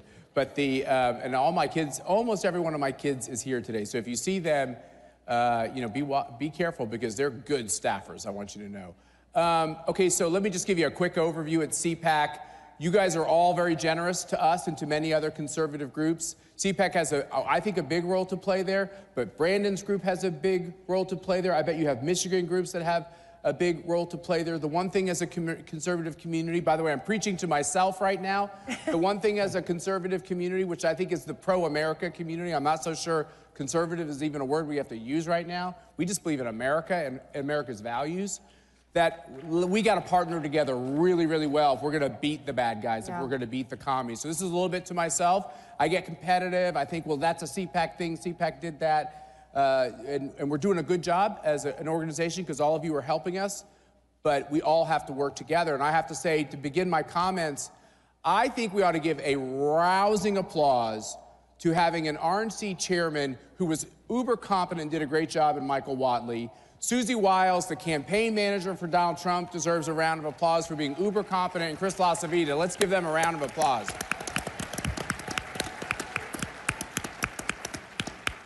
They're all friends of mine. They're all people I've worked with for a long time. Whatley and LaCivita, I don't even want to tell you how many decades it's been. It's a lot of decades. There's a lot of snow on the roof now, I know that. I have to comb it every morning, once a day. But beyond that, these entities, the campaign and the RNC, can only do so much. You got to have outside groups. You got to have nonprofits that will do a lot. Right. And I just want you to know, from a CPAC perspective, I have some of my board members here who helped me think this through.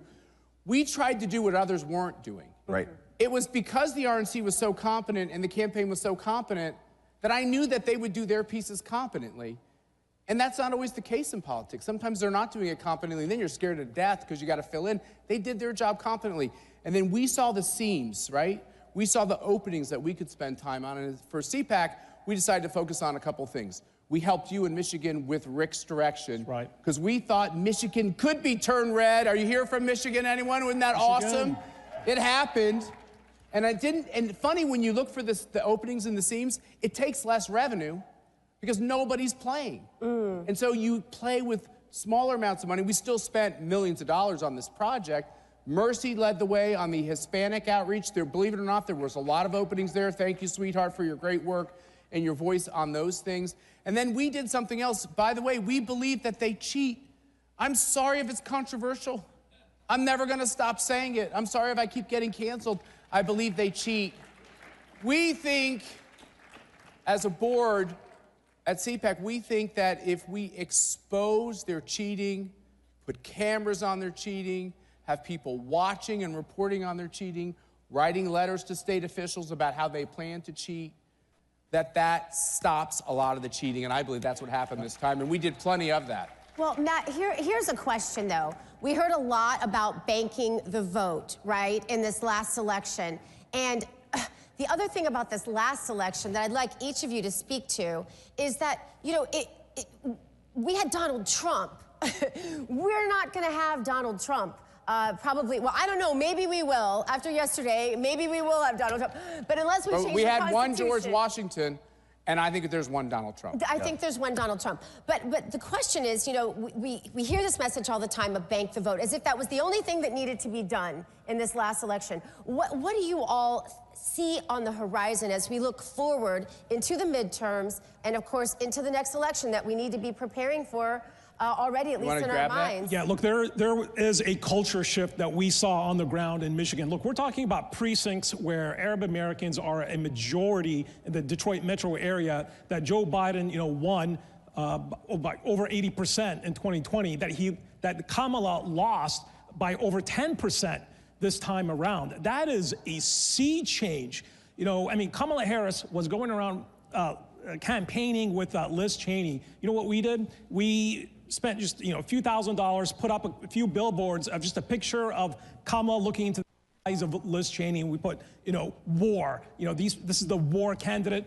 Ours is the peace candidate. Those are the simple messages that resonate with immigrant communities, with second-generation communities. These communities these were deep blue precincts that had flipped red, from Dearborn Heights, Hamtramck, Yemeni Americans, Chaldeans, the Bangladeshi communities, both Muslim and Christians. This is historic, what is happening here, and we have a real moment to build on flipping Michigan, and that what I call a cultural sea change that President Trump inaugurated. And I think we have a tremendous opportunity to build on that victory in places like Michigan. And Matt, you're so right in what you said a minute ago. When I started Walkway back in 2018, 2019, what I wanted to do is fill in what I call some of the holes and where I felt like the Republican Party needed extra help. One of those was doing outreach to minority communities. I didn't see enough of it, and a lot of it wasn't, you know, truly effective. So we got on the road back in 2018, 2019, and haven't stopped talking to the Black community, the Hispanic community, the LGBT community, Asians, Muslims. And what we saw in 2024, I think after all these years of efforts and you know, many other groups doing amazing work, is the Black community shifted 3% to the right. The Asian community, 5% shifted to the right. The youth vote, 7% to the right. The American Indian, 10% shift to the right. In the Hispanic community, 20% shift to the right in 2024 from 2020, which I think is absolutely astounding.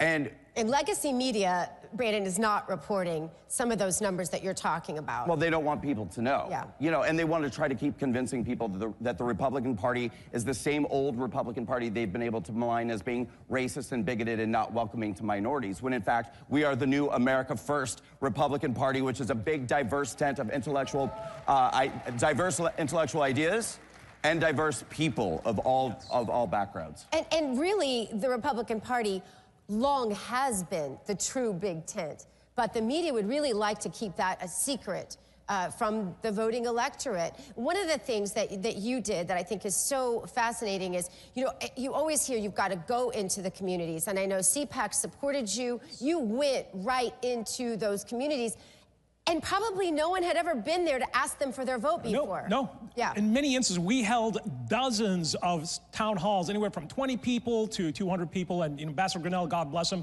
was talking to everybody. He didn't leave Michigan. Yeah. He just stayed in Michigan. He worked his rear off. It was amazing to watch the posts. And you guys didn't do it in a way to get a bunch of attention. Yes. You did it quietly. Yeah. People thought we were crazy.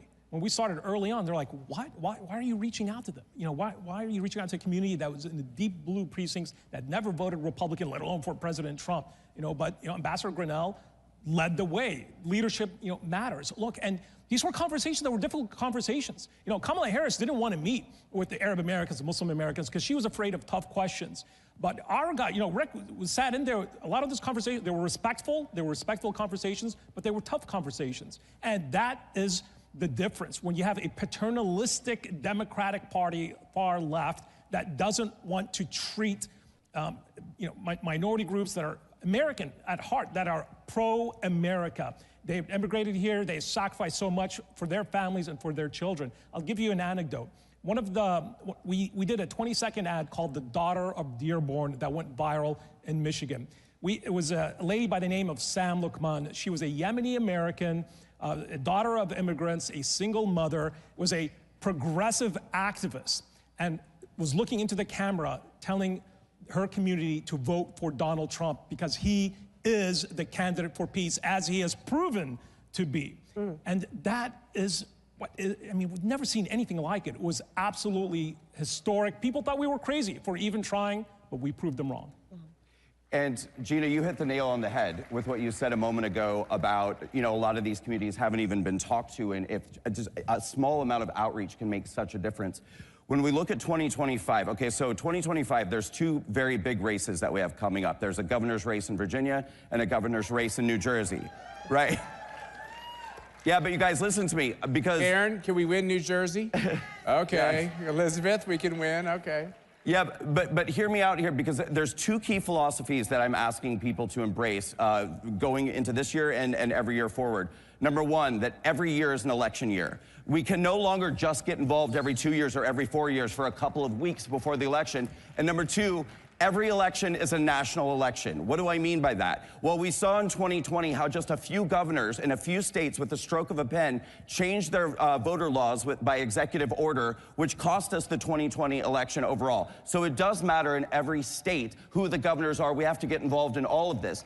Now, when we talk about communities that people are not connecting with, it doesn't just go by, you know, the color of people's skin or their religion. Here's in New Jersey, convicted felons are allowed to vote in New Jersey.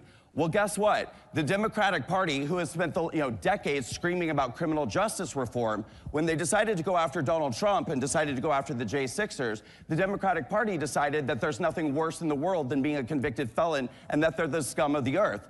I am going into New Jersey all of this year. I'm going to be speaking in prisons. I am going to be speaking to ex-convicts groups. And my message is very simple. Which political party is demonizing convicted felons, and which political party just elected one to be president of the United States? That's awesome. I love that. Matt, here's a quick question for you. I like these guys talking, Gina. I think they're making a lot of sense. Well, but I want you to address something, because you talked about looking out there at the landscape in your own states and seeing what no one else is doing, seeing the message that no one else is thinking or the action that no one else is taking. You did that in this last election. Just talk briefly about that. Yeah, so, you know, I worked on presidential campaigns. You know, Mercy and I met in a White House. Like, we've been doing national politics. I mean, I'm kind of feel like I'm at an AA program here, because I'm like, I'm sorry to all of you that I've been involved in politics my whole entire life. It's the only thing I've ever done. But a part of that is, even when you're dim-witted, you can learn some things. And what you learn is that everybody's a genius when you win an election. So we're all geniuses. Everything we did was fantastic because we won, and that's not honest. No. Some of the things were difference makers, and some of the things weren't. When you lose, everyone's an idiot, and everything you did was stupid, and that's not honest either. So you have to really look at things in a clear-eyed way. I would say there's a couple things I've been doing this job a while, and there's a couple things I'm actually proud of, even though they say that's a vice, right? Pride.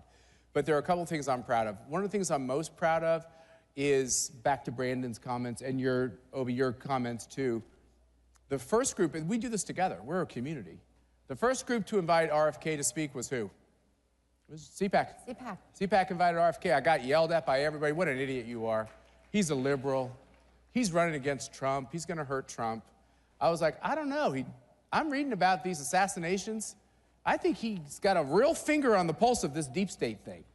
And by the way, I don't know if any of you've noticed, but like, I think I eat too many Snickers bars sometimes, and I don't think our food thing is working so good. And I go to all these other countries. I go to Hungary and Brazil and all these countries, and they all look so much better than the rest of us in America, who are a little porky and a little like eating our processed food. So he might be right about this. So we let him come, and he spoke about this, and he hit it out of the park. Now he's in Trump's cabinet, okay? Do you know who was the first group to invite Tulsi Gabbard to speak on the right? CPAC.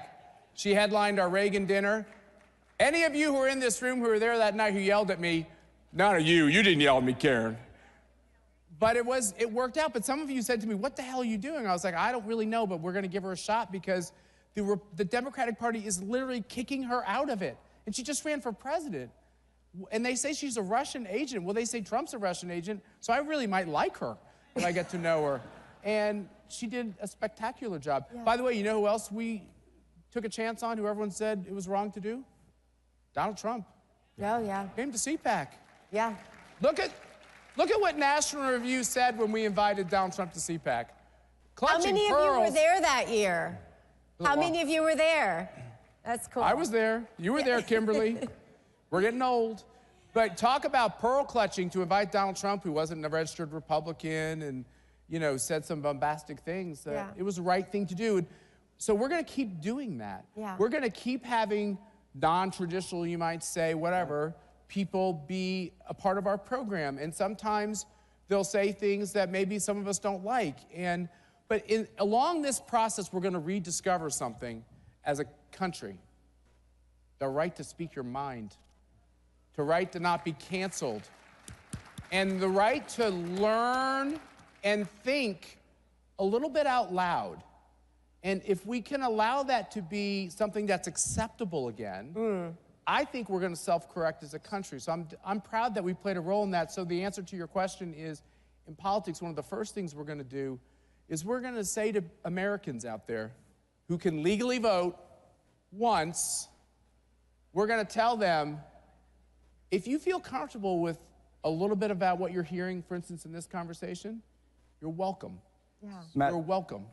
Matt, could I say to you, too, to your point about, you know, taking risks and inviting non-traditional people, people are very aware of what I've gone through for the last 4 years. Which was wrong. Thank you. But I want you guys to know that in 2022, very shortly after I got off of house arrest, and certainly when the national conversation regarding January 6th was still extremely negative, I got a phone call from Matt Schlapp in early 2022, and his exact words to me were, Brandon, don't think that your friends have forgotten about you. He said, I want you to come and speak at CPAC in 2022.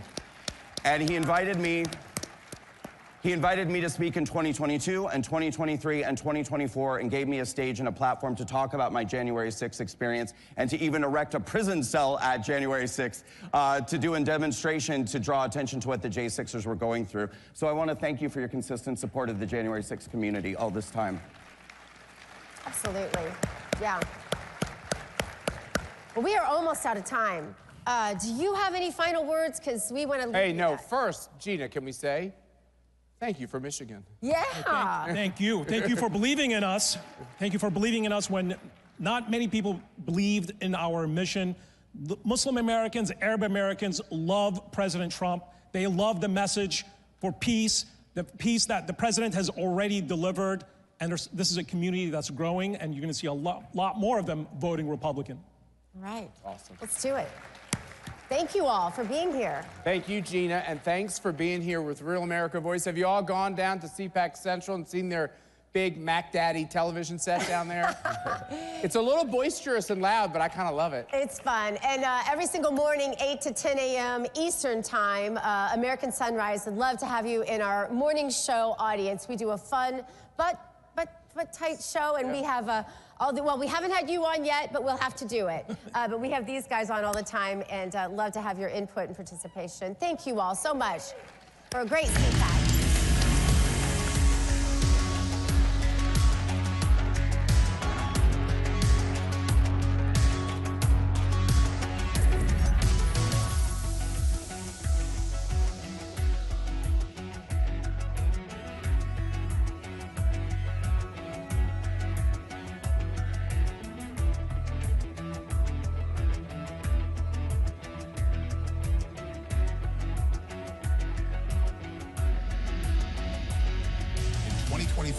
We find ourselves in a pivotal moment where the call for unity, freedom, and a better future echoes louder than ever. For more than 10 years, Patriot Mobile has been committed to supporting the values that make our nation great. With affordable plans and reliable nationwide coverage on all 3 of the major networks, Patriot Mobile is not just a wireless service, it's a call to action for those who believe in the American dream. Choose a wireless carrier that shares your values. Choose Patriot Mobile. Every institution today is under attack. The home, the church, the government. And many people are asking, what is the truth? Jesus Christ claimed to be ultimate truth. Are you willing to face the truth? Do you think the MK Ultra project ever actually ended? The Central Intelligence Agency is actively involved in mind manipulation. We all answer to one God and one Savior, and He's there to change your life for the better. Thank you, President Trump, for standing up for America's families. With the stroke of a pen, President Trump is shutting down radical gender ideology and racist indoctrination in our schools, protecting children from dangerous, irreversible transgender surgeries, defending the truth that there are only two genders, and saving women's sports.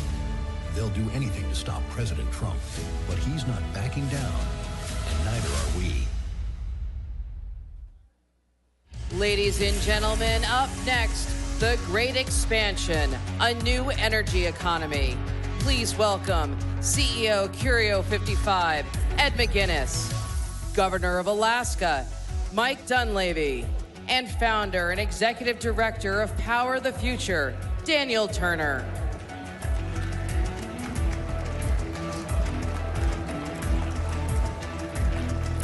I'm here. Oh, you're here? Oh, wait. There we go.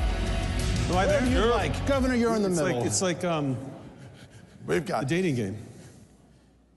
Great to be with you. Hello, CPAC, and thanks for joining us on this panel about energy. An expression I say often, energy is everything. First thing you did this morning when you woke up required energy. You probably turned off your alarm, you took a hot shower, you looked at your phone to see what President Trump did during the night, you brewed some coffee, and the very last thing you will do tonight before you go to bed requires energy. Turn off the light, set your alarm. Energy is everything. And as President Trump says, if we're going to enter into this golden age of America, we are only going to do so with affordable, reliable, abundant American energy. So it's great to have a panel to talk about this with two gentlemen who don't just love energy, but because of that, they love humanity. I'm with Governor Mike Dunleavy, the 12th governor of the great state of Alaska. Thank you. And Ed McGuinness, who's the CEO of Curio, one of the most innovative nuclear companies in the country and in the world. And we're going to talk about energy. And Governor, if you don't mind, I'm going to start with you. So January 20th, plethora of executive orders. And yet Alaska got its own. Pretty remarkable. The first state to ever get its own executive order.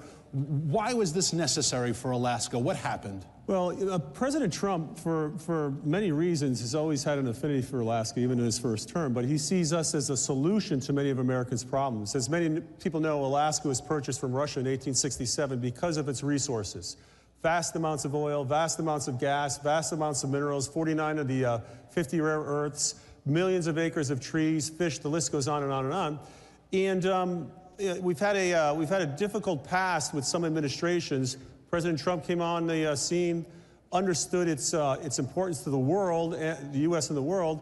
And when he came back here on November 5th, I got to tell you, November 5th, I don't know about you, but it was like Christmas for me, and I'm 63 years old. So, I mean, I was hopping all over the place.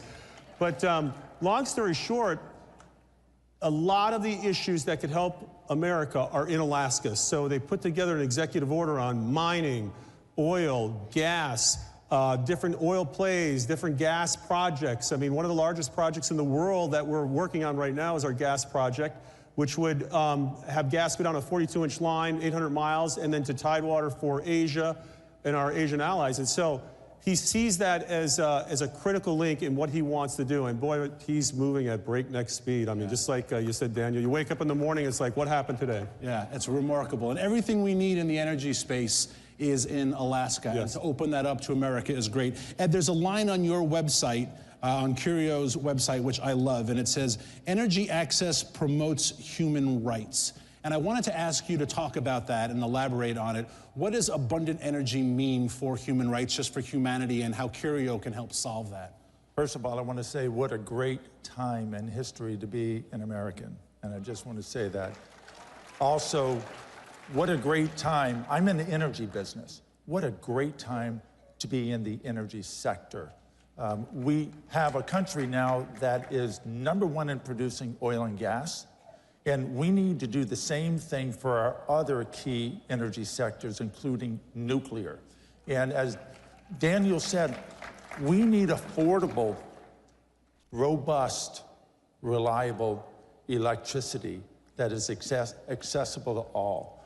We need that fuel to drive this agenda for this country, realizing the full abundance of energy resources we have in this country. The days of taking highly valuable material, whether it's oil and gas, with the shale revolution, the way we've shown how we can tap that, or nuclear, where we're throwing away perfectly good, highly valuable nuclear fuel just because of international government policies.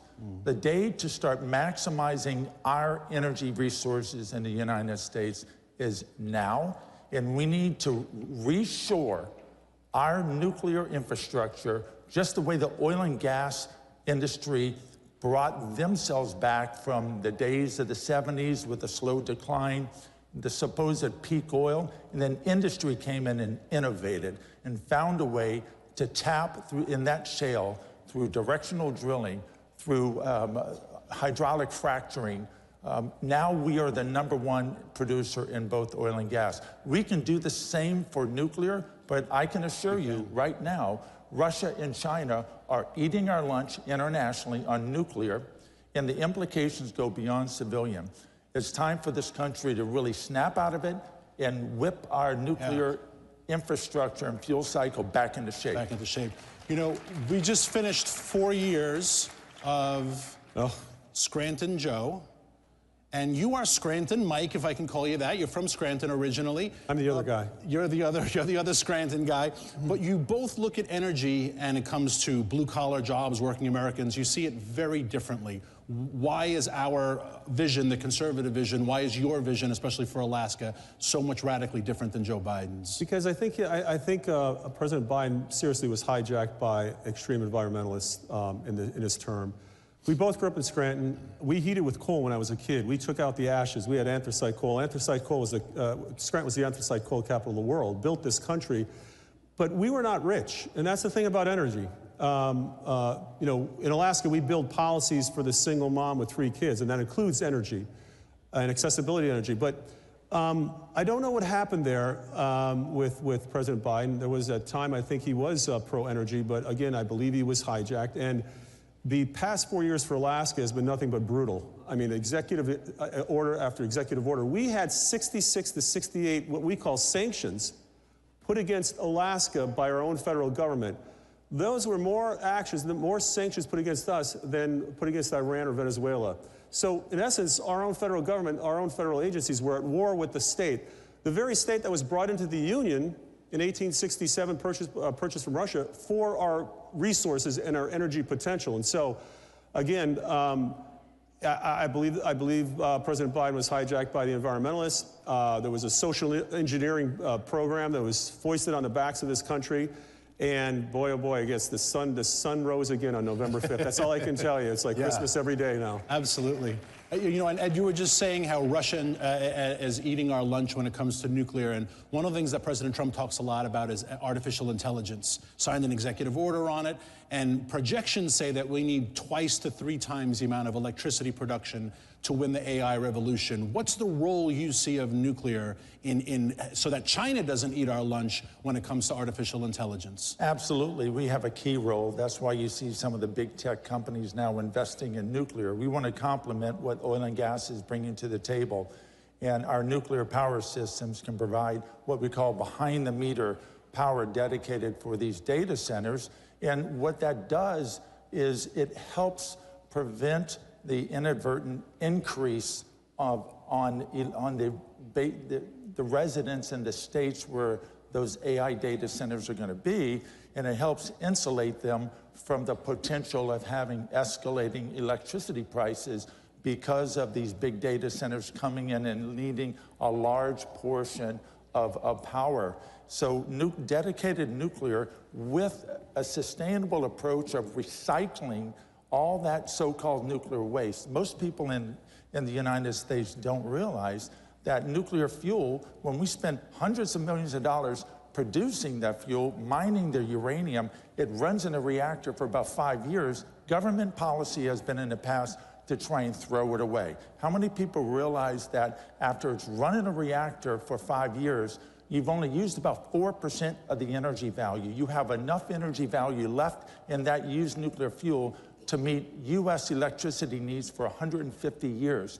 So we need to stop throwing away this material. It's like buying a beautiful Cadillac Escalade and driving it for a month and then throwing it away. I don't think Doge would like that. No. So I think that we need to be common sense again, and we have to maximize our natural resources, recycle this material, and Russia recycles, and they end up dominating the fuel supply market in isotopes. So I'm confident that if we get the nuclear sector on a good footing, like oil and gas, and we can do it, they will be able to respond to the AI data centers and increased demands on our finite grid. And government policy has driven a lot of these problems. And it is primarily a function of government policy, nonsensical, and policy that's not looking out for the residents of the states, but really focused on international issues having nothing to do with the benefit of the Bad government policy has ruined a lot of rural America, and that's why I started Power of the Future, for those energy jobs, coal miners in Appalachia, rural energy jobs where bad government policy, radical green policy comes in and destroys their livelihoods in their towns. And Alaska has a lot of rural folks, and what do energy jobs mean to rural Alaskans? It means everything. In Alaska, most of our energy plays and our mining plays are in the rural parts of the state where our indigenous people live. My wife is an Eskimo lady from north of the Arctic Circle. My 3 daughters work in the largest lead zinc mine in the world at Red Dog Mine, an engineer, logistics officer, and a buyer. So when you close down an energy play or a mining play in Alaska, what happens? Those people don't get the opportunity to work. The local areas don't get the revenue. You offshore that to someplace like China. You embolden child labor, you embolden dictatorships, you embolden really wrecking the environment, and America loses. We offshore everything, all opportunities. In Alaska, this is an interesting stat. Since oil production began on the North Slope, our Inupiaq Eskimo folks on the North Slope where the oil comes from, their life expectancy has increased by 14 years in research that's been done. That is the greatest increase in life expectancy of any group in the United States of America, and that was due to oil production because they could then finance clinics, better runways, better schools, doctors, you name it. And so resource development, oil production isn't just good for us, it's good for everybody, and it's good for the entire world, to be honest with you. Yeah. And it's good for those jobs in rural communities that don't have alternatives. Absolutely. As we run out of time, Ed, a final thought that you think our audience, I mean, these are the people that get stuff done, right? If you want to leave a message with this audience, this group of patriots, what should they know about nuclear going forward? Nuclear is in a position to help us truly achieve energy dominance in the United States and globally. Just like oil and gas, nuclear is not just a domestic issue. When we develop our own independent capability in the nuclear sector, that has global implications. Right now, shockingly, we have almost all of our nuclear fuel provided by foreign suppliers. Which is insanity. Russia still, to this day, provides well over 20% of our nuclear fuel. We need to rebuild our domestic nuclear sector, and we know how to do it, and it's time now. And with this president, in this unique moment in history, we're gonna do it. And how much of these materials can be found in Alaska? Same deal, Governor. A final word for this great audience of what your state can do for the country, for the world, for peace. So much more. I mean, we have uranium finds in Alaska that we can commercialize and assist with the industry. We have, as I mentioned, oil, gas, you name it, all of the critical minerals, all of the rare earths that we need to make sure that we have our technological approach not offshore anymore, but kept here in America. And I would say this, I want to leave the audience with this thought. You know, George Washington founded this country. Abraham Lincoln saved this country. I think history is going to show that Donald Trump will be the most transformational president we've ever had. And the next 4 years are going to be a golden opportunity for the United States of America. Yeah. It really is. We don't need to buy oil from Venezuela or Iran. We don't need to buy it from the Saudis. We don't need to get critical nuclear materials from the Russians. We don't need to look to the Chinese for our cobalt, for our uranium, for our nickel, or so many of the rare earths and metals and minerals that are found in Alaska. We are entering this golden age of America. It's going to be remarkable. I marvel to think, with these last couple seconds to say, I marvel to think if we were here, but November had gone differently. The freak show of cabinet members we'd be talking about, the executive orders towards us, punishing you for just trying to bring Americans abundant energy. Yes, the entire nation would have entered, I think, a dark period of time. And really think about it, it would have been just 4 years, because if there was a re-election, we would have 8 years of this, and we probably would have never gotten out of it. So thank God the election went the way it Thank God for November. Absolutely. Yeah, and thank God for our energy workers who are right now working in oil, gas, coal, and nuclear. They're powering everything. Energy is everything. And again, the last thing you'll do at the end of the day requires energy. And God bless the men and women who work in this sector tirelessly, that they have an advocate in President Trump, and they have an advocate in these, and a champion in these two great men as well. So thank you very much, and God bless. Thank you, sirs.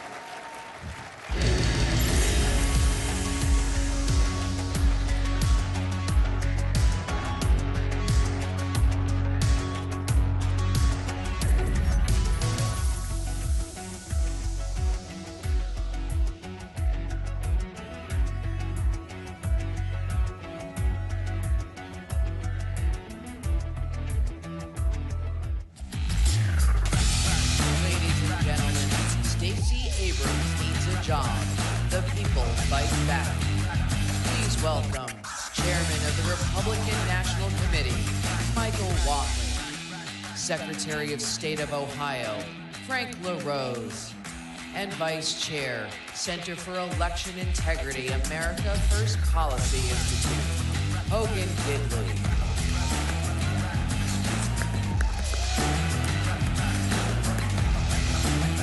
Alrighty. Guys, how you doing? Sir. Good to see you. Hey, CPAC. How's everybody doing? Now, you know why they have us three up here is because they wanted to do a dry run for when Trump gets here and the raucous crowd. So we're basically exactly how it's going to be when Trump is here, just so everyone's clear. Guys, what a huge, huge, massive victory we had in this past election. I still, now you can clap for that. I still can't believe it sometimes when I look up and I see Donald Trump in the Oval, and it just still means so much to me. I know it means so much to you guys because you're the ones who got him there. Yeah. You're the ones who did the work. You're the ones who went to the neighbors and explained to them why our policies made their lives better and how Joe Biden had been kicking us in the teeth if they didn't feel it already, for heaven's sakes. But at Palm Beach, election night, I'm down there doing all the media stuff, and Trump's about to come up, and one reporter comes by me and he says, "So what do you think? This is kind of like 2016 vibes, right?" I was like, "Are you insane? 2016? I was like, yeah, he beat Hillary Clinton. No one thought that was going to happen. But since then, the indictments, the mugshot, raiding his home, going through his wife's underwear drawer, for heaven's sakes, trying to get rid of his, his businesses, going after his friends, his family, his coworkers, his colleagues. Not one, but two assassination attempts. Not one, but two opponents, Joe Biden and Kamala Harris. It's not even close to how it was in 2016. Also, he wins all the swing states, and he wins the popular vote. I mean, no one saw that coming. Yeah. And on election night, I don't know about you guys, but I was still really, really nervous. As those results were coming in, even after they called Pennsylvania, I'm like, we're still too short. I'm freaking out here. But I knew the work put in by so many governors and secretaries of state, attorneys general across this country to make it too big to rig, to make it easy to vote but hard to cheat, was going to hold. And the two men next to me were instrumental in making sure the vote was legitimate. And North Carolina led the way in 2020, holding steady. We know we got the North Carolina ladies somewhere, I'm sure they're there. So Trump gave you a big directive on trying to make what you did in North Carolina a thing all over the country. Talk a little bit about what you were able to accomplish, what you saw from 2020, how you fixed it, and how we're going to keep it that way moving forward. For you to win in a battleground state or a battleground district, you need 3 things. You need a great candidate, run a great campaign. Check. You got to get out the vote. Check. You have to protect the ballot. You have to protect the ballot. So what we wanted to do is set up a program. We had 3 real components. Number 1, you have to have the right rules of the road in place before the voting starts. Only American citizens can vote. You have to have a voter ID. States need to clean up their voter rolls, and you've got to have basic protections for your mail-in ballots. Has to happen before voting starts. And then second, you have to be in the room. You have got to be in the room with poll workers, with poll observers, and with attorneys. So we set out to build the largest election integrity program in the history of the country, the first time we've ever done it nationally. We recruited tens of thousands of poll workers. We recruited 6,500 attorneys, 230,000 volunteers. And in every single one of our battleground states and districts, we were in the room every single time a vote was cast or a vote was counted. And third, you have to talk about this. You have to go out and you have to communicate to all of the voters that you are going to be protecting the ballot. Because we had 5% of Republican voters said we are way less likely to go vote because we think that cheating is going to cancel out our vote. If we had 5% of the voters in Arizona stay home, we lose. If we have 5% of Republican voters in Pennsylvania stay home, we lose. Right? So we had to make sure that they understood. The flip side, and this is where Laura Trump, by the way, what a great job Laura Trump did, was make it clear in every single conversation, if you cheat, we will find you and we will prosecute you to the fullest extent of the law. And so we were able to communicate very effectively all across the country. In fact, Laura and I we edited up over 1,000 TV and radio hits on election integrity alone all across the country. That's the program that we needed to have in place so that we could get there. And I have to say, one of the best things that we saw across this country was in red states and in battleground states where we had Republican governors, Republican secretaries of state, Republicans in the legislature. We were able to work with them to get those rules of the road the right way. Nobody was better across the country at working with us than Frank LaRose from Ohio. No question. Now, thank you. He told me backstage I could call him Frank, but he said you have to call him Secretary the whole time. That's not true. Absolutely. So, Frank, you and I talked right after 2020. We had a meeting about this very topic, and you were talking about even though we had won Ohio and it was really trending solidly red at this point, you still saw some problems. And as we know, doing things in a state kind of becomes the blueprint for other states. So you've led the way on some of the things in Ohio. Talk about what you found and how you worked to fix it there. Yeah, Ohio's emerged as a gold standard, but we don't rest on our laurels, right? And first of all, Chairman Whatley and his team, they knew the assignment and they succeeded at it. But in states across the country, we need to be working on list maintenance. That's like hygiene, like brushing your teeth. You do it every day. We remove dead people from the voter rolls on a monthly basis. That shouldn't be controversial, right? We make sure that only citizens are registered to vote in our state. I testified in front of Congress last year, and a couple of the Democrats said, all right, LaRose, there's no such thing as non-citizens on the voter rolls. I said, how do you explain the 700 that I caught in the last couple months? Well, guess what? In Ohio, we catch them, we refer them for prosecution. We make sure that our voter rolls are accurate. We also fight, not settle, these last-minute lawsuits. When the radical left comes suing us weeks before the election, they have bad intentions. We don't settle those lawsuits, we fight them. This year alone, last year rather, I was 7-0 against this creep named Mark Elias. We beat him when he tried to change the election laws in Ohio. And here's something else we do. We had to have smart policies for these things called drop boxes. Now listen, I'm not a fan of drop boxes, but my job in the executive branch is to carry out the law. Our state legislature makes those available at our county boards of elections, but I put them under video surveillance 24/7, and they're webcast. Anybody can go watch those. We made sure that they were emptied multiple times a day. And I also put rules in place that said you can only return your own ballot to the drop box. If you're returning somebody else's ballot, like a disabled person, which the law allows, or a family member, you got to bring it inside. We're doing this to prevent ballot harvesting, and that's the biggest danger with drop boxes. No question, no question. Again, great work over there. Chairman, with the Democrat Party, we are very aware of the fact that to them, their God is government. They do this nonstop from sunup to sundown, Monday through Sunday. It's not just in election years like Republicans used to do, it's all the time. So they are preparing, scheming, plotting for this midterm as well.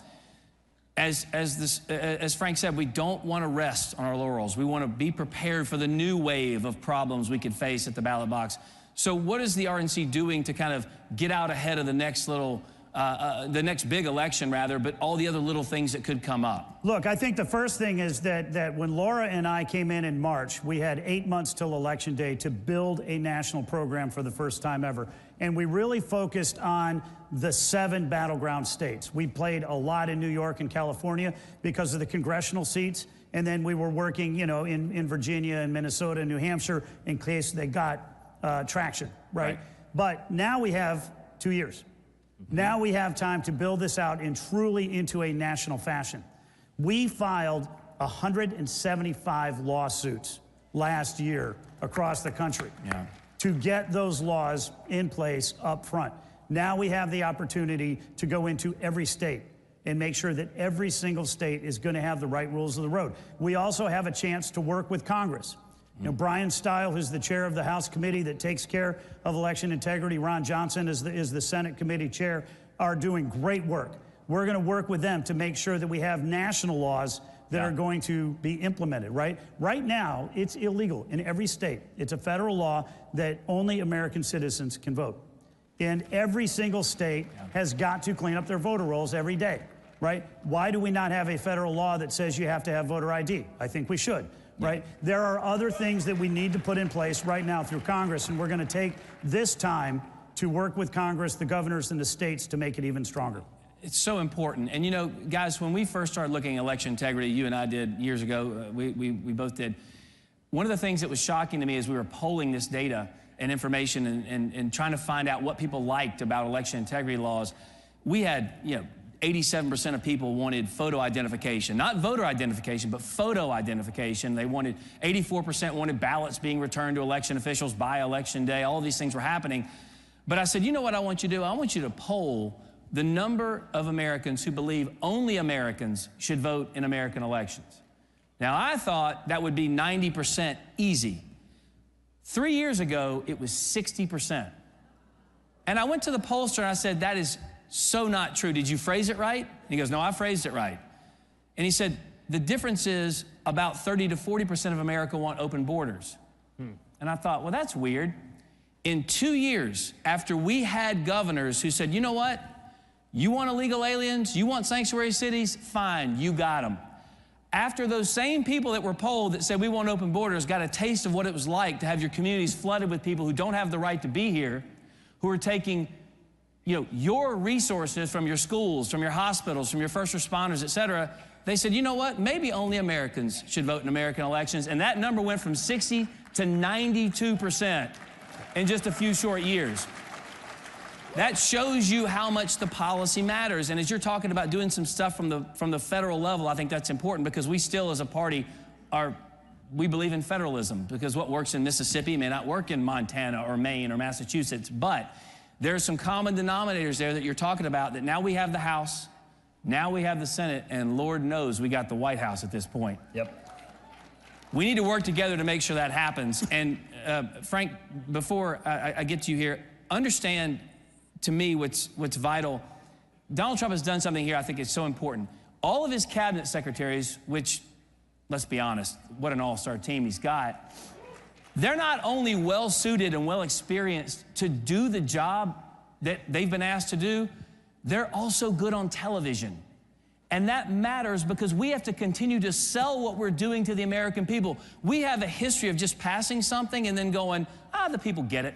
It's fine. They'll figure it out. No, no, no, no.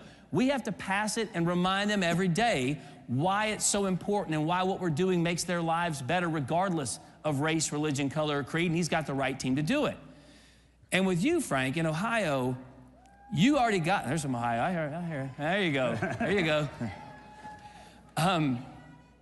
Knowing where the landscape is nationally, knowing what you're doing, talk about some of the things you're doing with other states, though, that at the state level, as you built out the blueprint and you kind of showed them the way, who you're working with, what you're trying to accomplish. Yeah, so I just finished a year as the chairman of the Republican Secretaries of State organization. So working with my fellow Republican Secretaries of State across the country, I'm helping them see some of the things that we've learned the hard way in Ohio. Ohio and Florida have sort of been in the national spotlight for 25 years, right? And so we've learned these lessons. We want to help apply those in other states. One of these examples, by the way, is not allowing foreign nationals to fund campaigns in your state.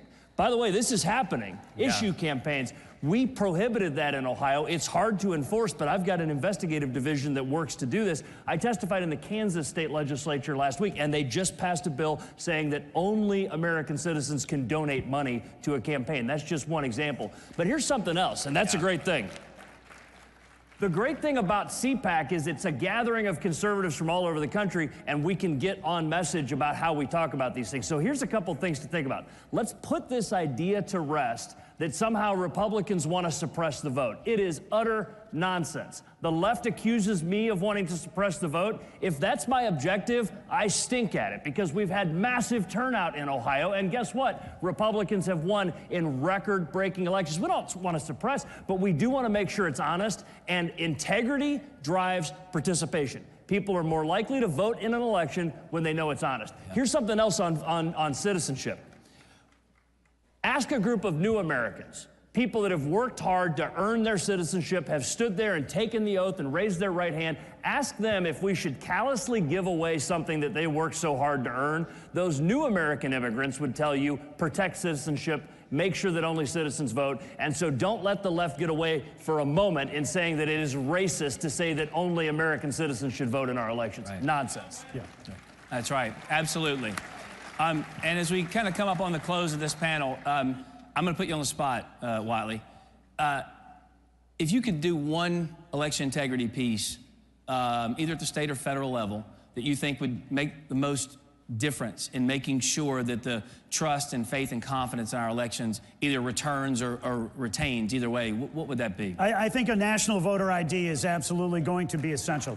You know, and what I really appreciate is that Donald Trump is the first president, he's the first candidate who really truly made election integrity a core function of the campaign. You know, I had breakfast with him right when I became the chair, and he said, all right, Michael, what's the plan? How are we going to win? And I said, we're going to do two things, only two things. We're going to get out the vote, and we're going to protect the ballot. And we talked a lot about what that was going to look like. And as we got up to leave, he said, I'll tell you what, Michael, how about I get out the vote and you protect the ballot? Our mandate across this entire country as a Republican Party is election integrity. And I'd like to just ask, how many people here worked on an election integrity program, made a phone call, knocked on a door, or served as a poll worker? Awesome. Give yourselves a round of applause. As we go into this next election cycle in 2026, it is going to be absolutely critical that we do not walk away from this program that we put in place over the last election cycle. We absolutely have to build on it. And when everybody in this room and everybody watching all across the country says, yes, you know what, I'm going to go participate. I'm going to do a 4-hour shift or an 8-hour shift or work an entire day in the polls to make sure that we're there in the room, then we are truly going to be able to keep all of our ballots protected. No question, and he's right, guys. And it's something we say in the South a lot, which is if you're not at the table, you're on the menu. You got to be in the rooms, folks. You got to do the work. And just because we won this time does not mean we'll win next time. Donald Trump is the single biggest driver of voter turnout I have ever seen in my 25 years in politics. It's going to be difficult, if not impossible, to duplicate that without each of you getting engaged and staying engaged. Last question, same to you. one thing you would do differently, or something that in Ohio fixed things? If you don't have a Republican Secretary of State in your state, make sure to work hard in 26 to elect one. That's right. And then hold them accountable to actually do list maintenance. It's hard work. We have to work every day to take non-citizens off the voter rolls, to take dead people off the voter rolls, to make sure when people move out of our states, they're taken off the voter rolls. That's probably the most important thing your Secretary of State does on a daily basis. No question. Well, thank you guys very much. Listen, I want to thank Matt and Mercy. I want to thank each of you for being here today, being engaged, being involved. And just real quickly, I don't want to speak for both of you, but you and I have had a chance to travel North Carolina quite a bit, go to a lot of counties, do a lot of Lincoln Day dinners and other things.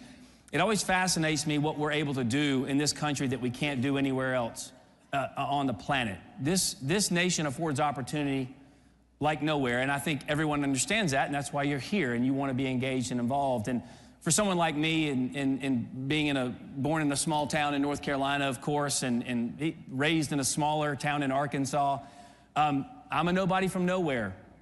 I shouldn't get to go into a White House. I shouldn't get to know a president or fly on Marine One or be in the Beast or Air Force One or any of those things. But I got to do that every single day for 4 years with Donald Trump in his first term.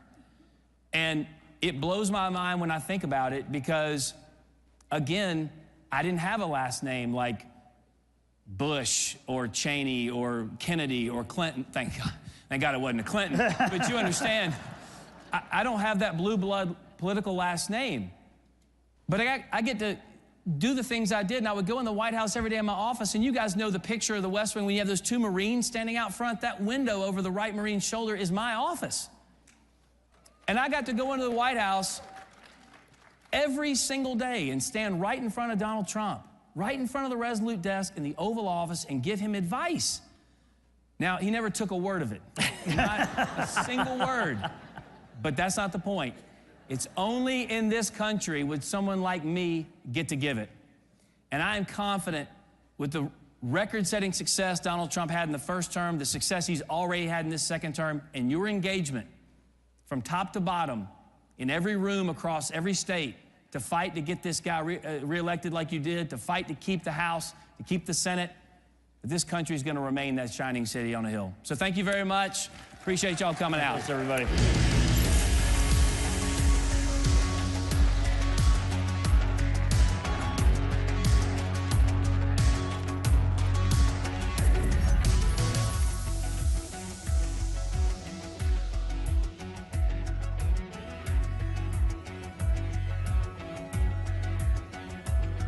Robert Fico, four-time Prime Minister of Slovakia, a small, proud country in the heart of Europe.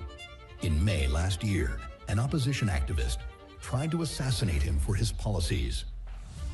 For politics based on the ideals of fight against fascism. For wanting an immediate end to the war in Ukraine.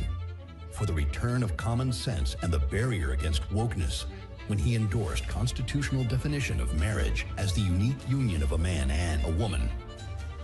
For his grasp of reality when he vetoed the compulsory redistribution of illegal migrants among the European Union member states. For pursuing a sovereign Slovak foreign policy to all four cardinal points. For treasuring freedom of speech and rejecting the politics of single correct political opinion. For the first time, Prime Minister of the Slovak Republic is coming to CPAC. Freedom, sovereignty, prosperity.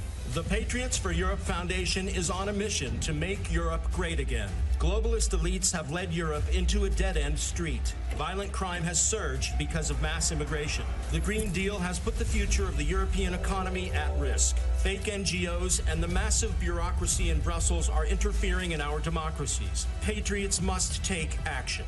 We bring analysis, we organize debates, we build the network of patriots to challenge the woke narrative head on. Patriots for Europe Foundation. We hold these truths to be self-evident that all men are created equal. He will become the founder of a mighty empire. Founders talked about this providential experiment that God had ordained and intervened at this unique moment in American history. Most of them believed there were no accidents in history. Americans of today should regain our bearings, that our nation is no accident. Hey, it's Matt Schlapp with CPAC. You know, we've had a huge problem in this country with election fraud. But at CPAC, that's not a problem. Our only problem is getting each and every one of you to vote. So look at your badge. You have a number on that badge.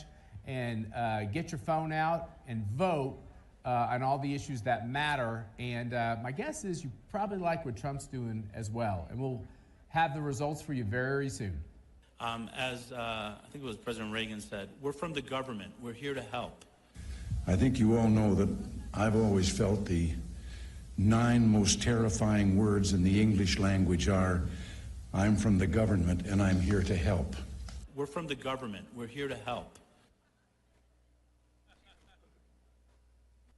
Before the cabinet room, you saw Donald Trump's next cabinet make waves at CPAC.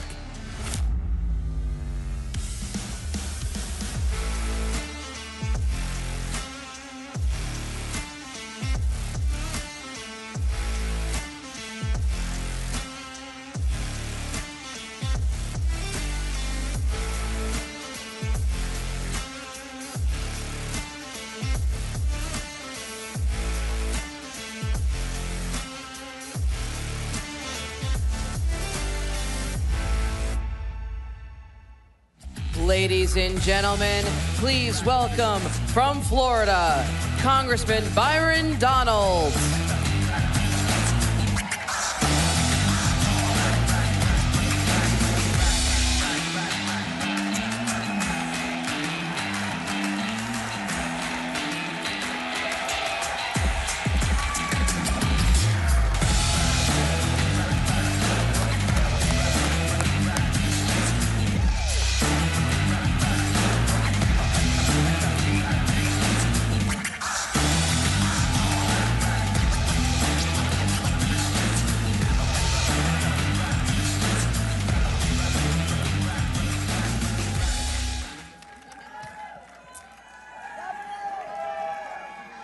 Has a pretty good ring to it, doesn't it?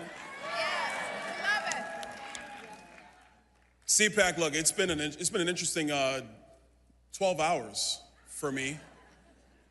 A lot of things been going on. Hi, honey.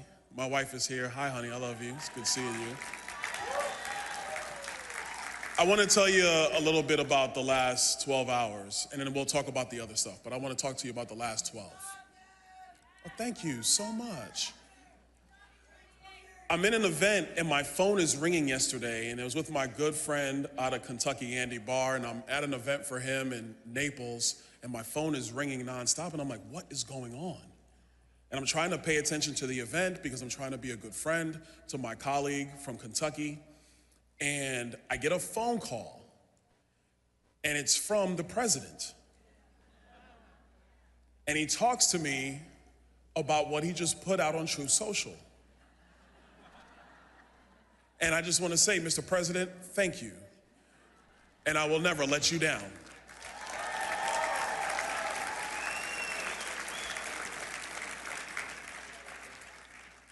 But I didn't even have a chance to really digest what was going on, because an hour later, our middle son, he and his team were playing in a regional championship last night.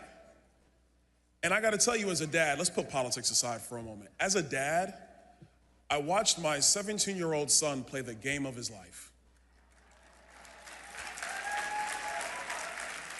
And I mean, I coached him from when he was 3, and he would be mad at me for making him take jumpers and layups. And so every now and again, you might have an argument in the driveway. He wanted to go play. I made him go to work. But last night, watching him really make key plays for his team, it all kind of came full center. So my phone is blowing up, and people in the gym are trying to talk to me about politics, but I'm watching my son just live that moment in time when all the work and all the preparation meets success. And they were down 5 points in the third, and they had to rally back. And then the thing that's iconic in my mind, and I know we're supposed to be talking about politics in the golden age of America and making America great again, but I will tell you, part of the golden age of our nation is the success of our children and our grandchildren.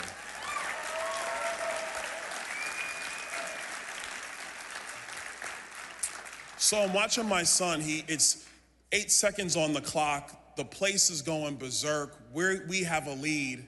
He gets a rebound, and he just starts dribbling down court. And I'm on the side of the baseline that he's dribbling towards. Like, I can't sit in the stands. I gotta stand on the baseline and yell at the referees. Not too loud. Not too loud, not too loud. I'm much more mature these days. My wife is looking at me like, no, you yell. And he's dribbling towards me, and it looks like he's gonna take off and dunk, and he decides not to. He passes it to a teammate. The clock expires. He turns around. He sees me, I see him. And he's all sweaty and nasty, but it was the best bear hug a father could ever have.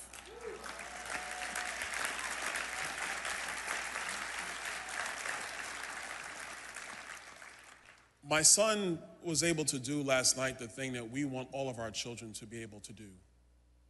To have the opportunity to truly excel, to find themselves, to work hard, and to deliver success, not just for themselves, but for the people around them. He and his teammates last night, they won a big game. They're going to the state Final Four next week, and I'm not gonna miss a game. I'm gonna be at each one of them. But as I was coming out here to talk with you today, it kind of gave me an ability to take a step back, because the things that we are fighting for, the ideals that we stand for, are for the future of this great nation. And so while the Democrats have continued to lose their minds, literally, yes, there were 5 senators who were standing at a podium all by themselves protesting the fact that Kash Patel is now the director of the FBI.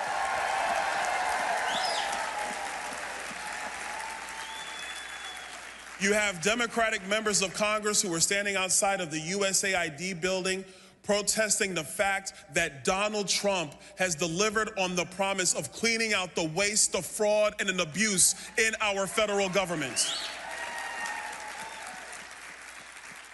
Some of their donors are pissed at him, and they frankly should be pissed at him. I mean, they just wasted, what is it, $1.5 billion for a devastating loss? That's really expensive. To those donors, you should come and join us. We actually believe in using money efficiently and effectively.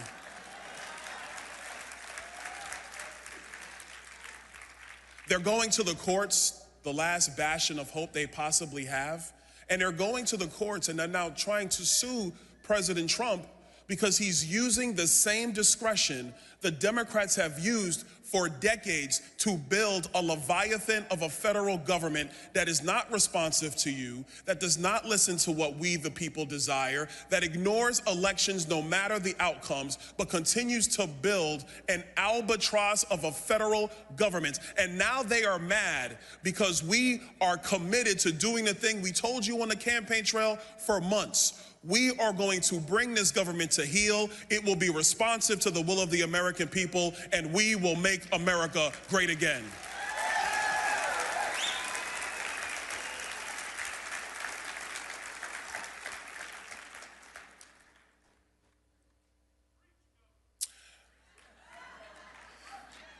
In my state, some of the things that we're going to do on Capitol Hill, we've been doing in Florida. You know, the phrase down in Florida is, make America Florida. There's a reason why citizens have been leaving blue states to go to Florida. There's a reason why people who immigrate legally, and I stress legally, from some of the worst places in the world come to Florida. There's a reason why students in Florida and parents in Florida have choice at their fingertips to find the best solution for their children. And that reason is because we have leaders who have been committed to the principles of individual liberty and limited government. They have been committed to those same constitutional principles that are the very foundation of the America First movement. And our leaders, Governor DeSantis, and before him, Governor Scott, and all of the men and women who have served in our legislature, myself included, a long time ago. Well, not that long ago. I'm not that old. I'm 46. I'm not that old. We were committed to making sure that there was a state that people could go to chase the American dream, to realize the American dream, to be able to watch their kids do something fantastic like I had the opportunity to do last night. And that state's Florida. But let me tell you this, Florida's not gonna stop leading. We're gonna build off of what we've done, and we are gonna continue to lead bigger, better, faster, greater, safer, freer, because the American dream is for everybody, and we're gonna show the other 49 states how to get it done.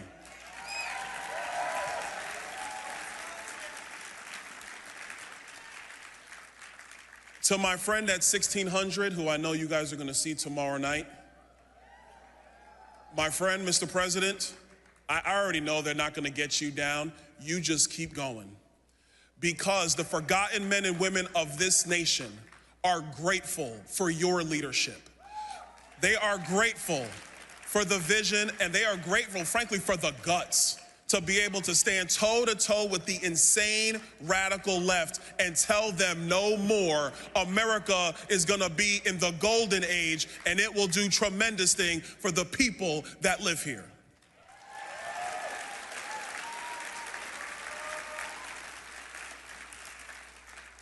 And as for me, stay tuned.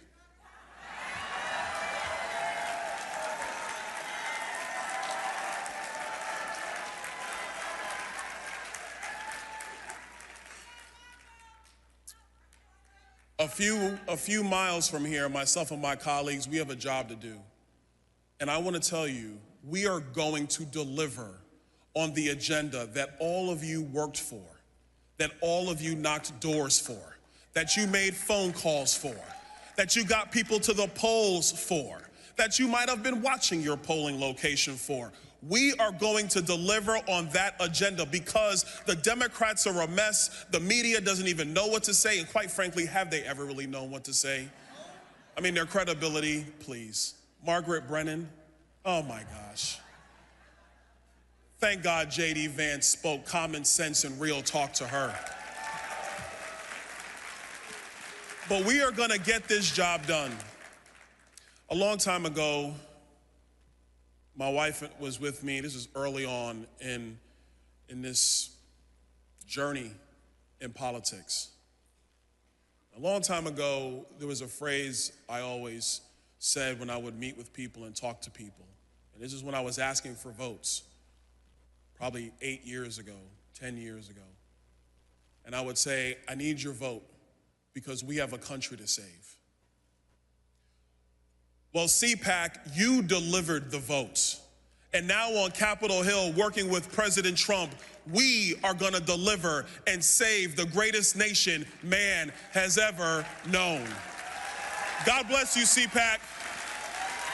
God bless America. And God bless the future children of this nation.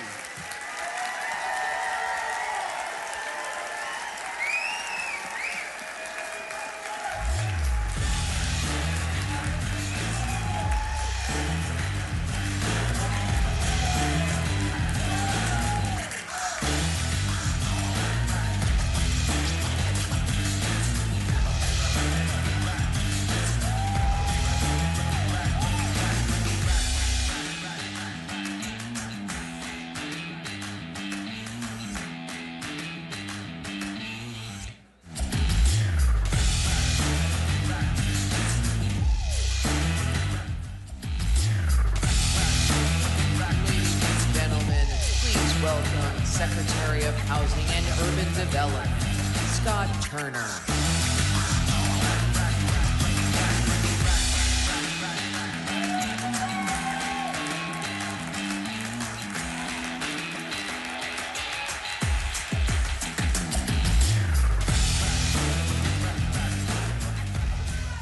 Hey, well, good afternoon. How's everybody doing?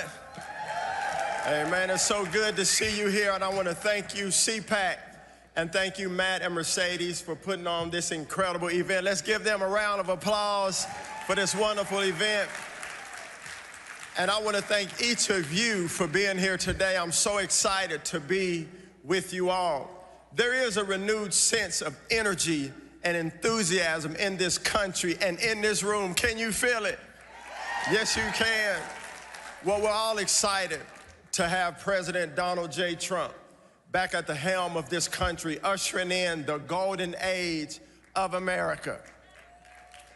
Well, CPAC, you know, I am a Baptist preacher. Yes. And so when I see people in the room and people in the crowd, it makes me feel very encouraged. But I promise to only have 3 points, and then I'll close. Is that all right? Well, it's a great honor for me to be here and a privilege to serve as the new Secretary of Housing and Urban Development. I look forward to supporting President Trump and Vice President Vance in their mission to advance policies that put you, the American people, first above all else. Amen. You will hear me say this many times over the next few years. I'm not really concerned with status. I'm not really concerned with media attention. I'm a purpose-driven person. Thank you. And my only goal is to do what's right by the American people. I'm grateful that the president has trusted me with this tremendous purpose of serving you, the American people. And I know you have heard this great, timeless statement from President Lincoln that government is of the people, by the people, and for the people. This statement today still rings true because we are one team in America.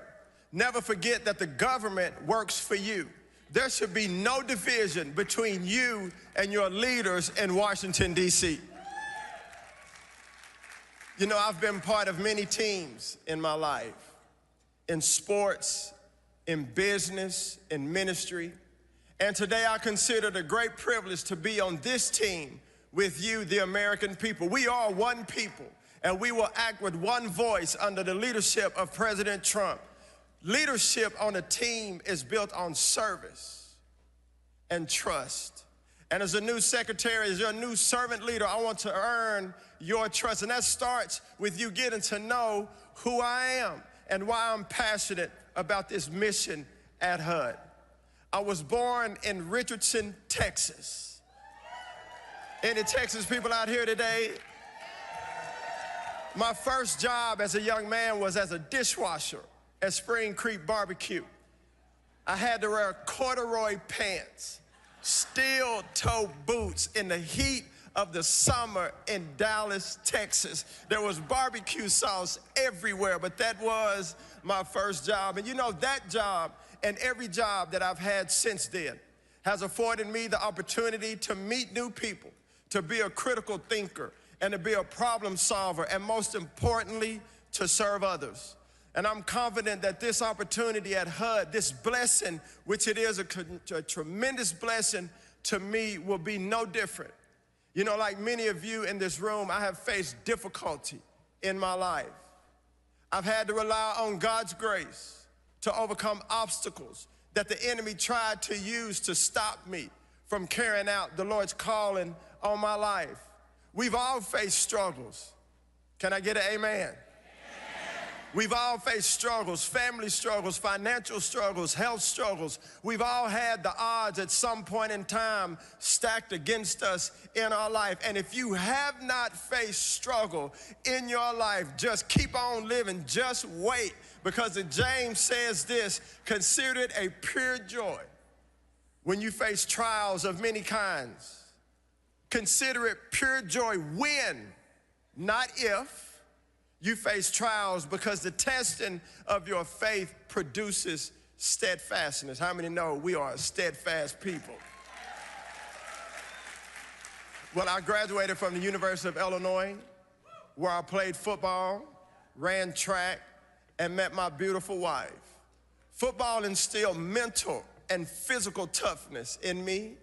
And after graduating, I was selected in the 7th round of the National Football League's NFL draft. Now, if you don't know, the 7th round is the last round in the NFL.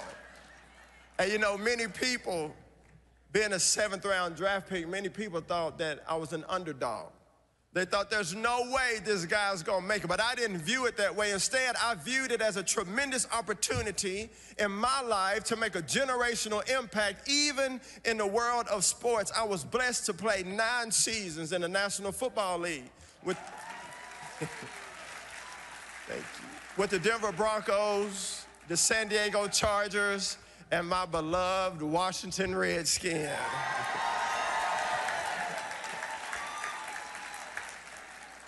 I went back to Texas, and since I've been back home, I serve as an associate pastor at Prestonwood Baptist Church. I also had the honor of serving as an elected representative in the Texas State Legislature. And in 2019, President Trump blessed me with the opportunity to lead the White House Opportunity and Revitalization Council, where I had the privilege of learning from our dear friend and mentor and former HUD Secretary, Dr. Ben Carson.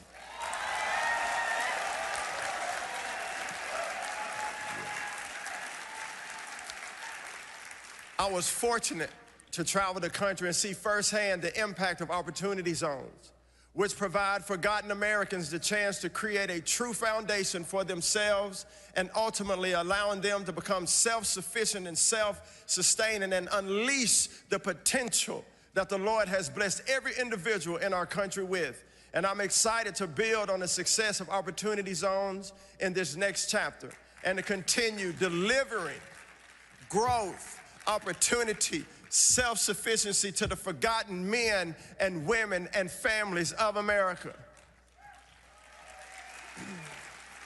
After leaving the White House, I felt the Lord calling me to continue this service in the private sector. So my wife and I started our family foundation where we mentor high school and college student athletes. And we provide our First Kids program teaching children how to become proficient readers. How many know that leaders are readers? You know, an interesting fact for you all. As of today, only 1/3 of 4th graders in America read at grade level. Only 1/3. That is unacceptable for our nation, and we are failing our children. We do not give them the tools they need to succeed in life. Our chief aim for the First Kids program and our foundation is to change the trajectory of these children in our country. All along the way, you know, I believe the Lord was preparing me. And I say this humbly. I believe God is a sovereign God. In Jeremiah 29:11 says, "For I know the plans that I have for you, plans to prosper you and not to harm you, plans to give you a hope and a future."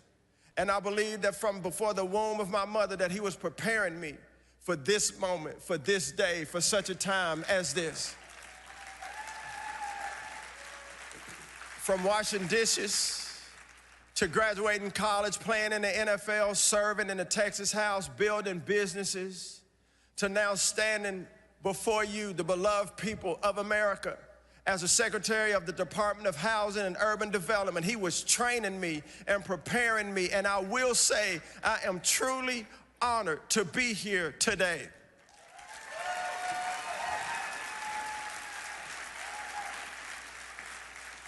I want to encourage you, if I may.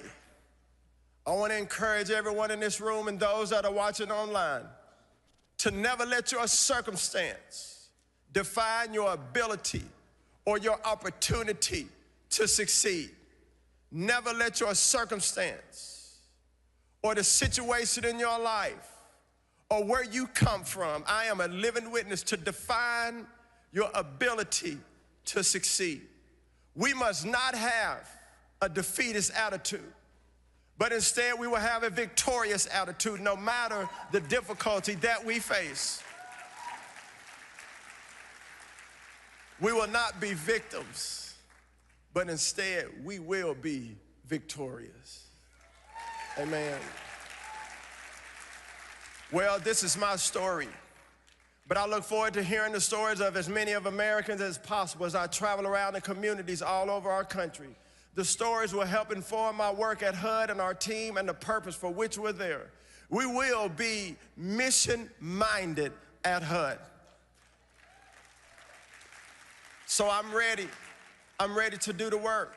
I'm ready to rebuild and to revitalize American communities and ensure everyone has the opportunity to achieve the American dream.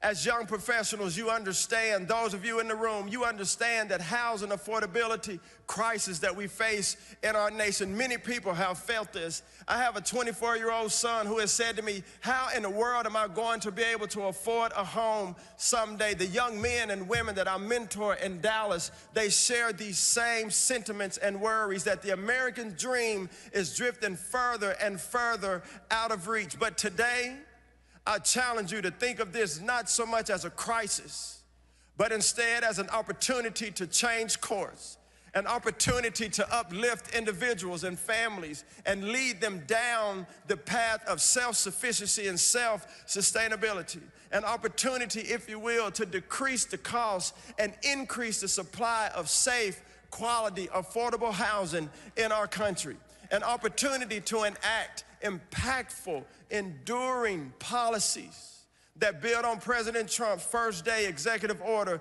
to reduce housing costs in our country. At HUD, we've already created many opportunities for Americans to thrive. These opportunities are based on our 4 key principles that have been my North Star for many years: integrity, transparency, accountability, and efficiency. On my first day in office, I directed HUD to halt any pending or future enforcement actions related to the Biden administration's equal access rule, which ensures that HUD funding providers, such as shelters, offer services based on individuals' sex at birth, male or female.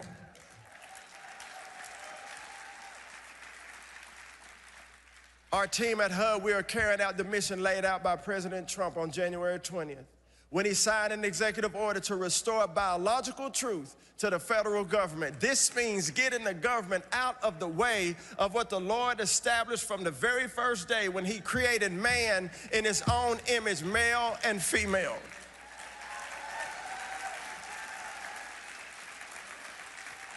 We're going to restore integrity at our agency. You've probably heard that HUD has established a DOGE task force to review how the agency is spending your hard-earned tax dollars. As stewards of the American taxpayer, we will be detailed and deliberate about every single dollar we spend to serve all American communities, rural, tribal, and urban. Under President Trump's leadership, we will identify and eliminate waste, fraud, and abuse. To date, we've already identified over $260 million in savings and an additional $1.9 billion that was misplaced during the Biden administration.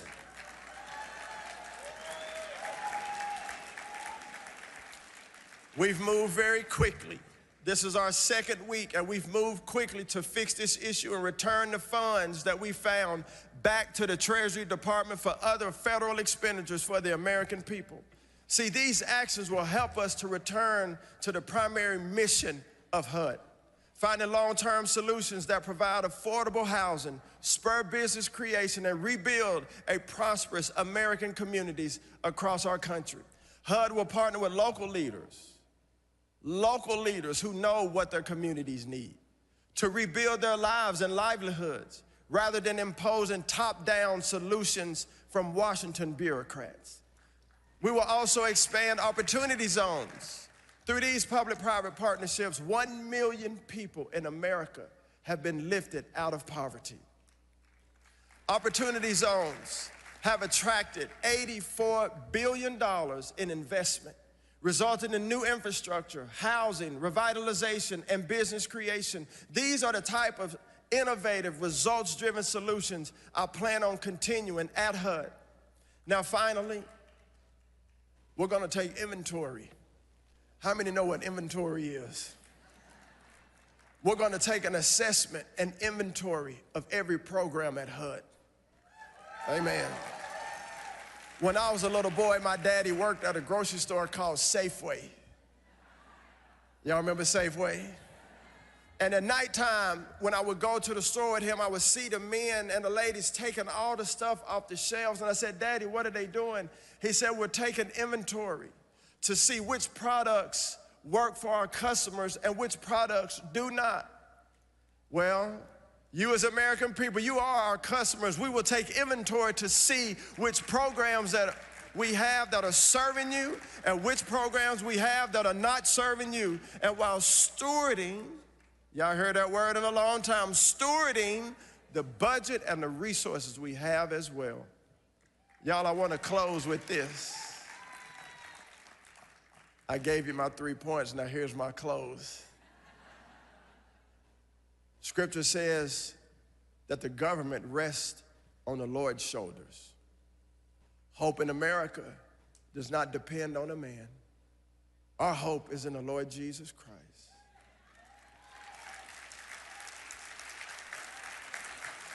And it is him, it is the Lord who anoints. It is the Lord who appoints men and women to serve and to carry out his mission of bringing hope to the world. And I'm honored today to be called for such a time as this. All glory goes to the Lord, and I thank him for this opportunity to make a generational impact and to give a voice to all forgotten Americans. We will achieve great things at HUD. The best days are yet to come. Thank you, God bless you, and God bless America.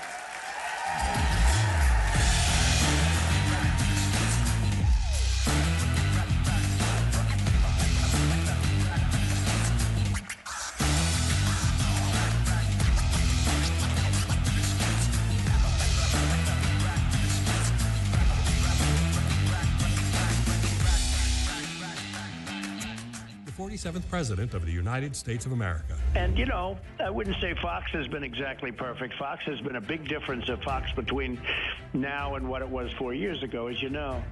But we have others that come along, and they're doing well, and Newsmax has been really good, and, you know, others are coming along, and people are seeing that they're watching these conservative networks. President Trump is right. That's why millions of Americans are tuning into Newsmax for the real news they can trust. Every institution today is under attack. The home, the church, the government. And many people are asking, what is the truth? Jesus Christ claimed the ultimate truth. Are you willing to face the truth? Do you think the MK Ultra project ever actually ended? The Central Intelligence Agency is actively involved in mind manipulation. We all answer to one God and one Savior, and he's there to change your life for the better. In a time when the very fabric of our nation seemed under siege, one organization was willing to fight for America's principles and defend our children's future. Joining me now, Terry Schilling, president of the American Principles Project. This is what happens when tolerance goes too far. It's a bit shocking to hear Democrats talk about them losing the culture war. After all, they started it. You're denying reality, and you're denying them the care that they need. All right, America is back on track 2025. But next year, CPAC 2026 is going to be even bigger.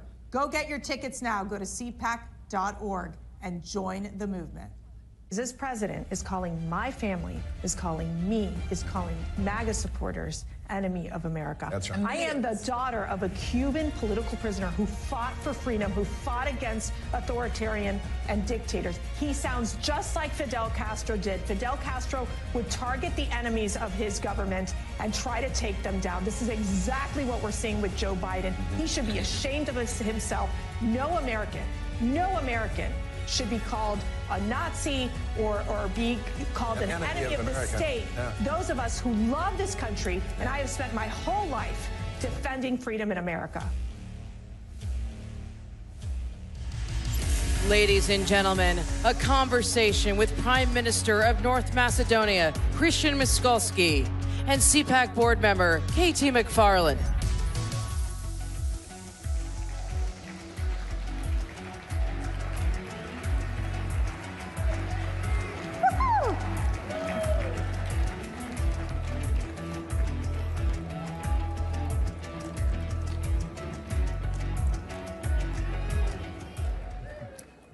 Okay, you're probably wondering why you're here at CPAC, where you've listened to the most important and powerful people in the country and the most important people in the world, the people who are going to be governors and presidents and everything else.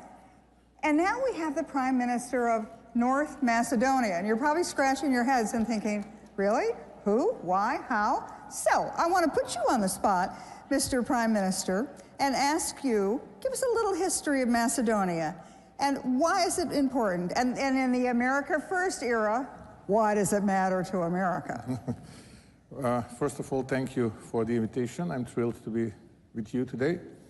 My country is a small country at the heart of the Balkans, which is a bit of door of Europe, southeastern door of Europe. And it's very, very important, especially because of one issue which was very popular a couple of years ago, and now it's very, very aligned with the new President Trump's administration politics, immigration, because we were at the front line fighting against the illegal migration, and we were protecting Europe from illegal migrants. But that is not the only reason why we should talk about my homeland, because Macedonian people are very traditional people. They love their families. We are maybe small, but Macedonian community here in the United States is a very important part of the life, and I know that they supported President Trump during the elections. They are conservatives, and they will continue to support President Trump, of course. Yeah. Isn't it great to hear about a European country that likes and supports President Trump? Feels pretty good. And also maybe one very important thing to rise now. We were elected as a new government by a vast majority of our citizens 8 months ago. And I want to point out, yours is a multi-ethnic country. Yes, Muslims, you have Christians. Yes, we are a multi-ethnic country. Huge majority, about 2/3 are Macedonians, 1/3 are the others, Albanians, Serbs, Turks, Vlachs, Bosniaks, and the others. But 2/3 are Macedonians. And also, I said, a lot of Macedonians are living here in the States, in Canada, in Australia. We have a big diaspora abroad, which is with the equal number that is living at the homeland. So that's why my country is very important. So there are 2 million Macedonians in Macedonia and 2 million Macedonians abroad. here. Abroad. Also, my country is very, very important because there is one nice lake called Ohrid Lake. Okay. And lake is a lake, maybe is not that important for this conversation. But when we are talking about Ohrid Lake, we have to know two things. First one, that is the oldest lake in Europe, and that the first university in Europe was founded at the Ohrid Lake, called St. Cyril and Methodius University. Very important, and that might be very attractive for the United States tourists to visit Balkans, to visit my country, and to visit Ohrid Lake. That's why I consider this as an open invitation. So the Prime Minister is now the Culture Minister and the Tourism Minister as well, as you can tell. Actually, I went to Oxford. Isn't Oxford older? No. Oh, I thought I'd like to hear that. St. Cyril Methodius University is much more older. Okay, all right, I'll give you that one. Look, one of the reasons that the Balkans is important, so North Macedonia is in the middle of the Balkans. The Balkans is where a lot of world wars have started from. As you said, it's ethnically, religiously, it's complicated.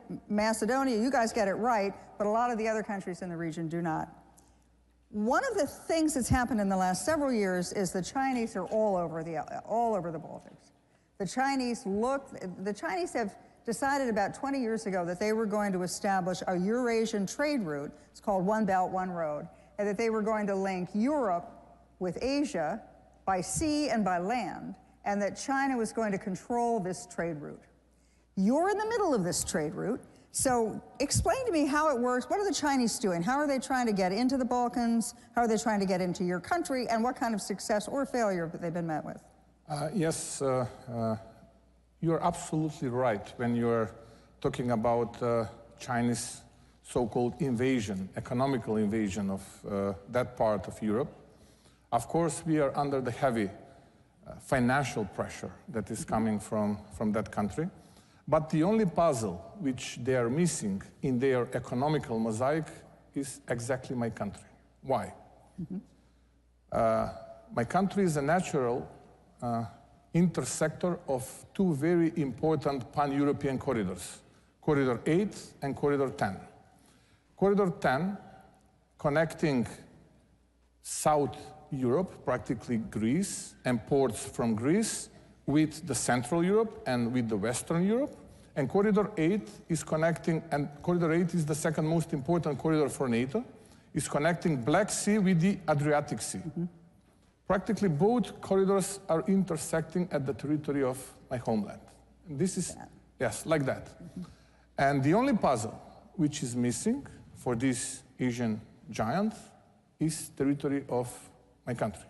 Since we are strategic partners with the United States, I would be very keen to welcome as much as possible, let's say, investors, and American businesses are already present in my country, which will be a big competition to these Asian giant companies that are already present in the region.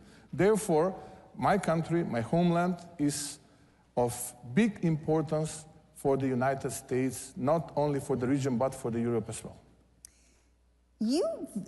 Hey, that's great, but you quickly went over, but I want to get into a little bit more detail. You talked about the strategic partnership that you have with the United States. You also talked about you're really in alignment with at least the Trump administration and the new wave that's going through America, and you're really alone in Europe when you're doing that. Last week at the the Munich Security Conference, I'm sure you may not know the name of it, but you remember Vice President Vance went to Europe last week. And he stood up before all the European leaders, the NATO leaders, the European leaders, all the guys in the generals, and he stood up, and everyone assumed that he was going to talk about NATO, about to the European and Canadian allies, spend more of your money, your fair share on NATO, or he was going to talk about Ukraine. He did not. He talked about cultural issues. And as I'm watching Vice President Vance, I see you in the front row, and you're the only guy going like that, and all the other ones were like, really, and then most of them walked out. So, talk to us about that. You know, from Vice President Vance said things that were kind of, you're not supposed to talk about, but he did. And he did it in a very straightforward and polite way, where he talked about our shared values and how the Europeans are committing cultural suicide, that they're giving up free speech, they're giving up freedom of religion. Tell me how it feels like to be Macedonia supporting, Donald Trump policies, even before Donald Trump was president, in the middle of a Europe that seems changing before our very eyes. I mean, that was, for me, historical event. And according to my humble opinion, I'm not saying that I'm right, maybe some of the European politicians will be angry at me, that was a very inspiring speech. Good for you. And I was not at the front line, I was in the second row. Yeah, but you were the only guy applauding. I want to point out, the only guy going like that. Yes, but what is important that after the speech, some of the audience criticized the speech, and some of the audience said that that was a bit of interference into the domestic issues of sovereign countries. Because Vice President J.D. Vance flagged a lot of examples which are not good and which are not aligned with the freedom of speech, with the democracy values, with at least common shared values. And I will say it again, I think that he was right. Then, 2 days afterwards, I had a panel as well. Mm-hmm.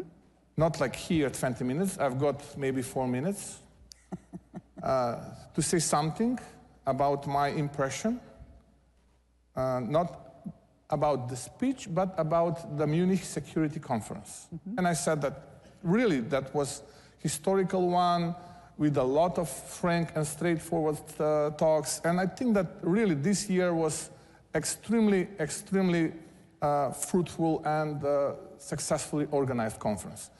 But what I said, I don't know whether the American people know that since the very beginning of our independence from former Yugoslav Federation, we had two strategic milestones. First one was to become a full-fledged member of NATO, and the second one was, and is, to become full-fledged member of EU, European Union. We've become a member of NATO, but prior to become a member of NATO, we changed our flag, we changed our currency, we changed our constitution, and we changed our name because some of our neighbors become a member of NATO prior to us, and they used or misused tool of veto to solve bilateral demands.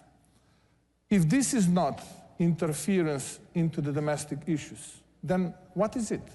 What we are talking about? So, if we are talking about double standards, and if we are talking about double standards that affects on the lives of humans, then it's not good. Then it's not good. Then we have to be honest, and we have to talk directly and straightforward. If we ignore those type of events that occurred in the past, and that is still occurring, for example, now we are not able to become a member of EU because now we again have additional hurdle to change our constitution again. If constitution is not internal issue of sovereign country, then I'm wondering what is it? And we've been asked to change our constitution again. Is it not fair? Is it not fair? And when we are criticizing, when someone is criticizing the speech, which was, according to my humble opinion, again, I will say, very inspiring, then should point the finger to themselves and to see what they are doing. This is not fair.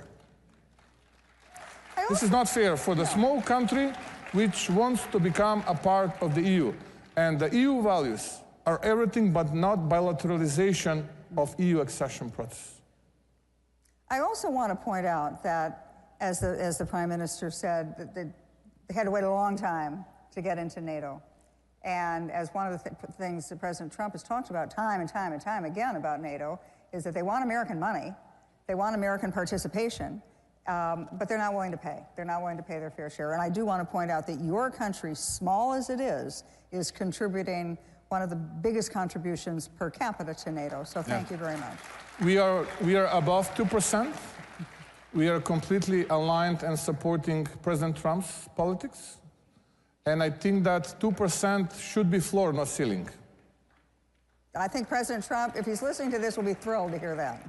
The other thing that I think he'll be very thrilled to hear is, you know, one of the big issues in Europe right now, well, one of the big issues in the world is energy production. And when President Trump talks about energy dominance, you know, doesn't say energy independence, he says energy dominance, says drill, baby, drill. What he means is the United States now has the ability, with our own natural resources, to get oil and natural gas.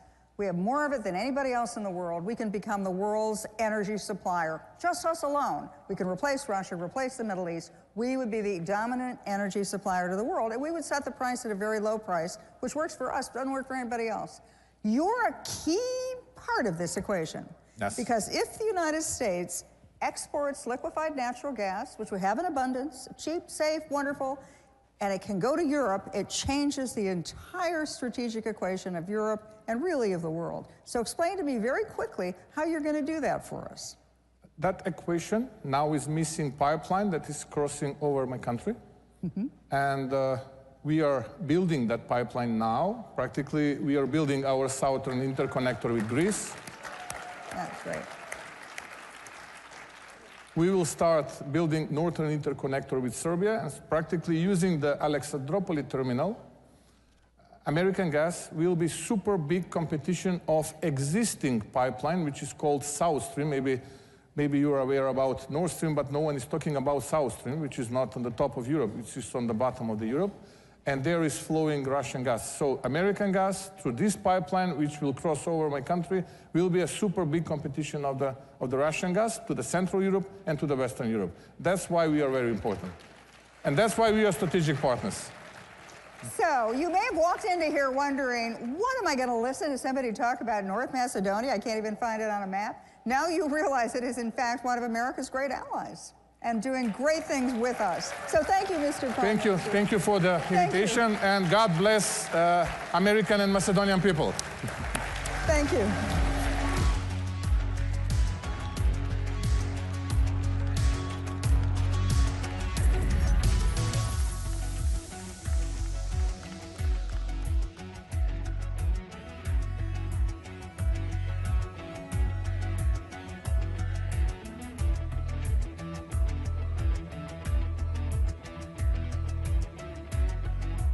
Wherever human freedom is under attack, in courtrooms, legislatures, and the public square, we stand ready to defend it.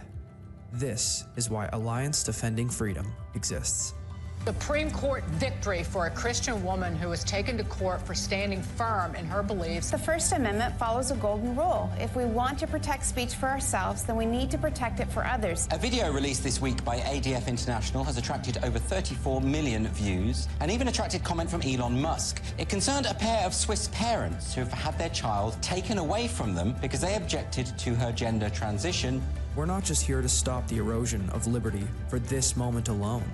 We are here to keep the door open for the gospel. And when the gospel does its work, truth doesn't just hold its ground. It advances. It sets people free for generations to come. This is our mission at Alliance Defending Freedom.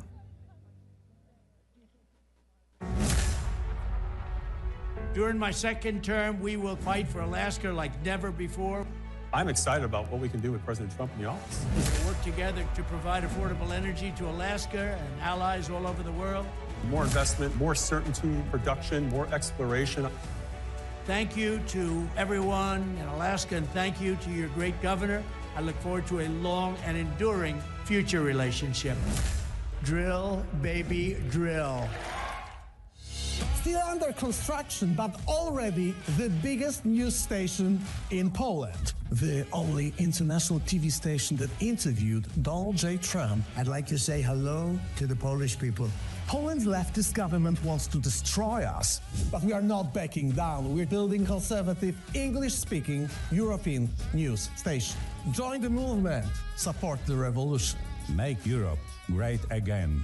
This is Republica, the home of free speech. Ladies and gentlemen, please welcome journalist and host of the Megyn Kelly Show, Megyn Kelly. Hey! Hi! Hey guys! How's everybody doing? Oh, it's so great to see all of you. Hello, CPAC. Love you. Appreciate it, guys. Gosh, you guys have been out there all day. God, this is amazing.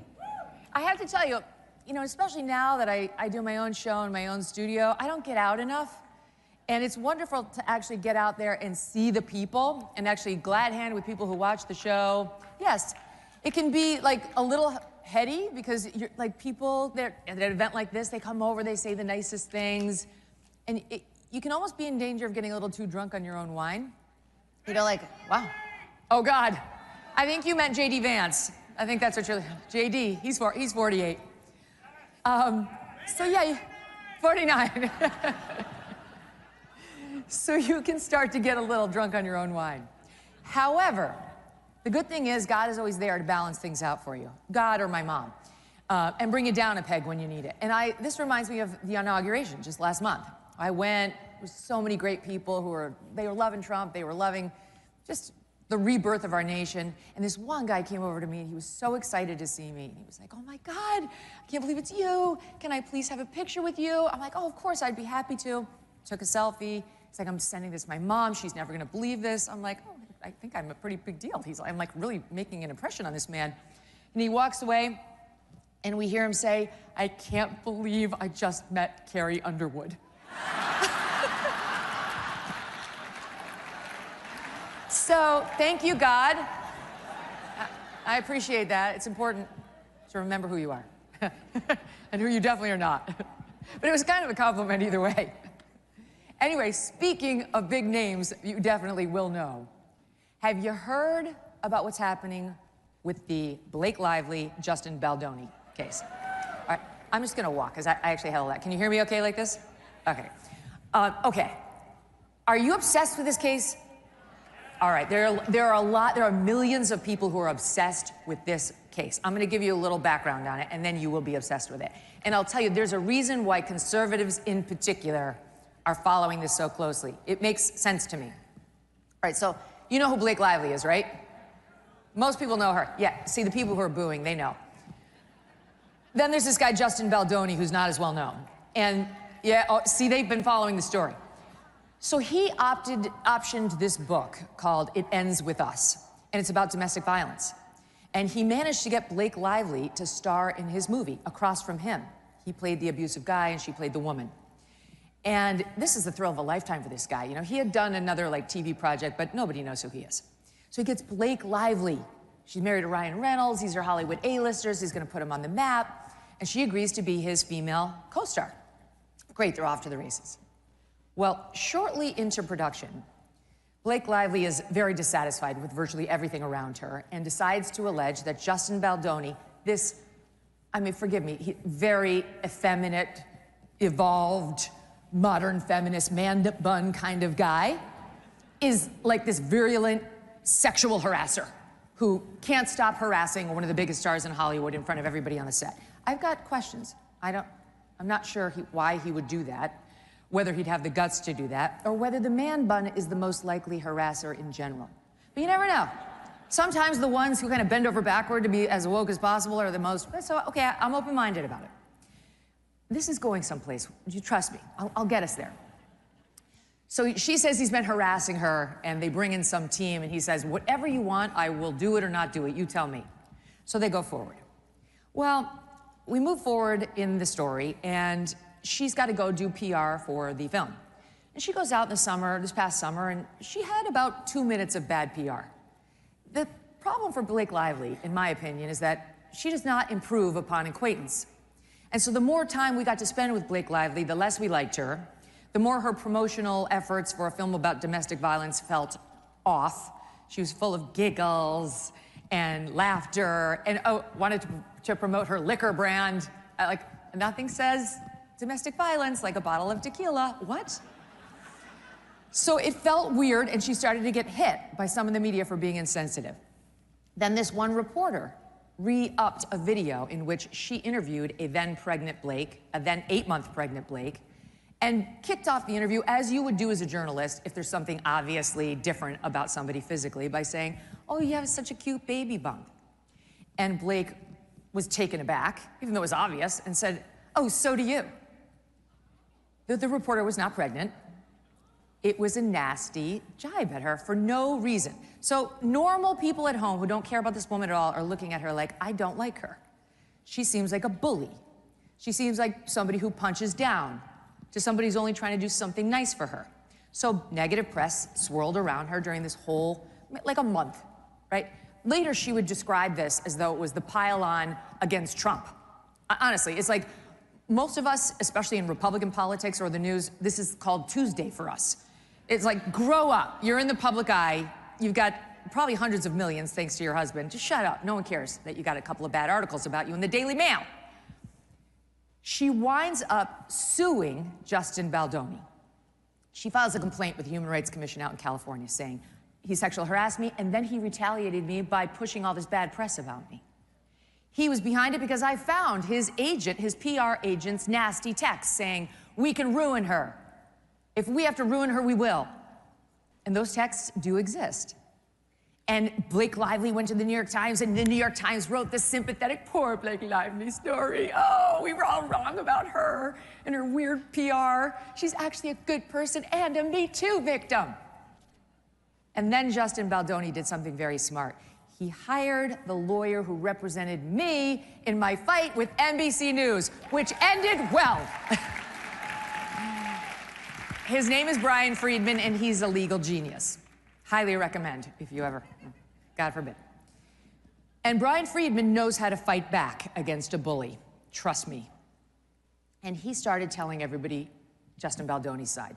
He told us that Justin Baldoni denied those claims of sexual harassment and only tried to appease Blake Lively because she was such a high-maintenance diva bully brat. He had to bend over backwards just to get her to shut up and complete the film.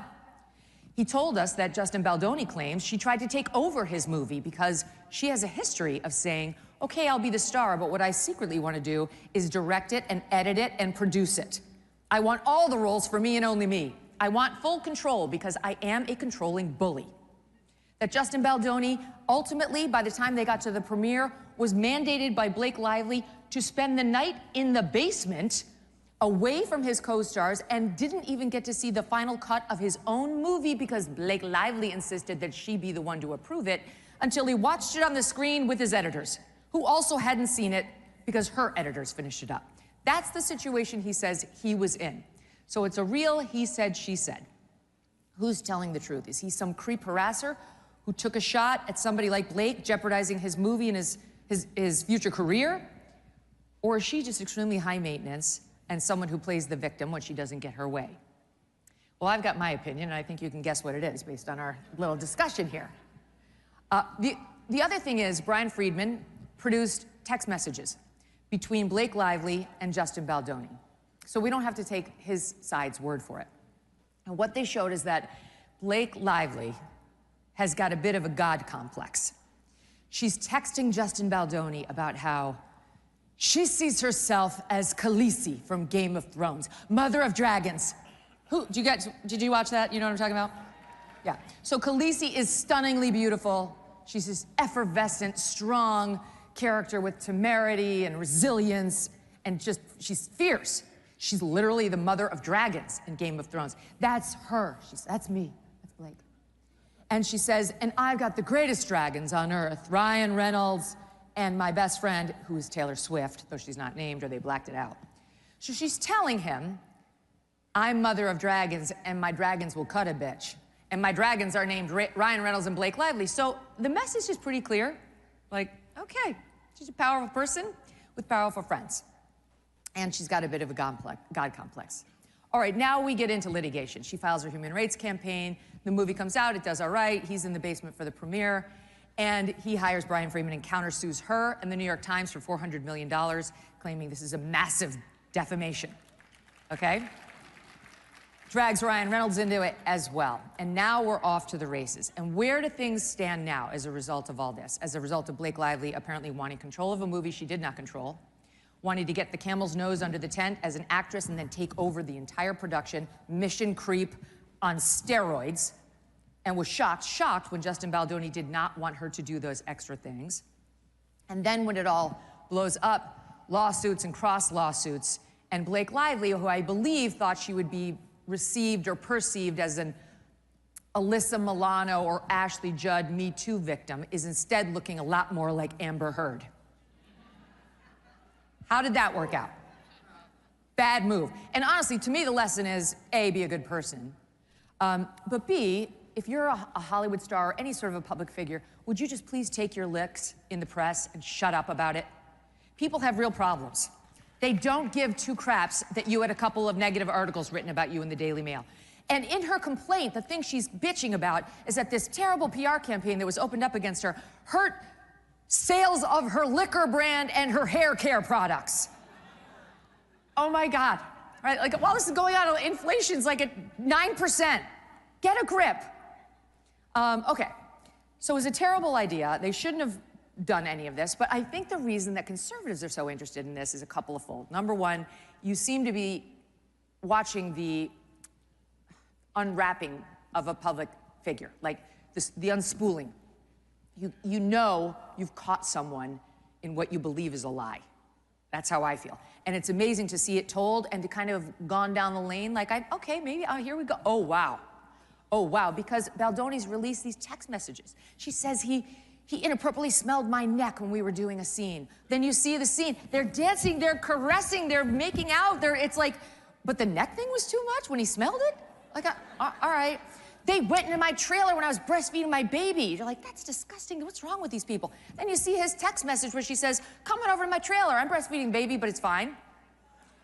Yeah, she says his weird producing partner showed me porn. I'm like, these people are freaks. Then you see what he actually says he showed her, the producing partner, which was she was filming a birth scene in the movie, and it was a still shot of a water birth his wife had at home. You can't see anything X-rated. It's a PG photo. You can't see anything at all. It's like artistic. It made me wish I had a water birth. All right, so you wind up kind of feeling a little bitter. And this is where we come in. Because everyone in this room, because you're here, I know this about you, you've been gaslit to high heaven every time you've picked up a newspaper in the United States. Every time you've turned on CNN. You've been lied to. You've been bullied or seen others with lesser power bullied by the media and the leftist Democrats. You have been the victim of overbearing and controlling leftists who think they are the final arbiters of what's best for you and your life. And it's wonderful to see someone fighting back, right? She's become like an avatar for leftist overreach in a different, special way. I really believe this is why so many people on the right are kind of into this story. Just kind of want to see how it ends. Will it end as it ended for us on November 5th? Because we were pretty happy with how that went. Right? Or is it going to be something else? I mean, only time will tell. But it's bringing up like room to explore the past 10 years that we've all been through, and how, you know, Trump put a period at the end of it, we hope, or at least the beginnings of the end, by winning. So the bully thing.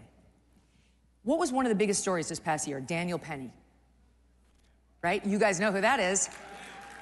Daniel Penny stood up for others on the New York City subway when there was a crazed man who was out of his mind on drugs threatening to kill people, and got him in a chokehold, and the man ultimately later passed, and he got charged by that insane crank, Alvin Bragg, and had to defend himself against criminal charges. Yes, boo, he deserves it. So Daniel Penny got bullied by Alvin Bragg and the media, which did not stand up for him either. There was Nick Sandmann, remember him? Look at, I love how you guys know these names, you're my people. Nick Sandmann goes out there in front of the Supreme Court to stand up for life, and CNN portrays him as this villain, as this smirking, crappy, arrogant villain. Look at him, and he's sneering at a Native American who's just there minding his own business. Totally the opposite. Totally the opposite. Nick Sandmann was standing there respectfully while he was being antagonized by the Native American who was dancing aggressively in his face and getting up on him and mocking him. That's why CNN had to pay him in a defamation case. That was settled. Kyle Rittenhouse.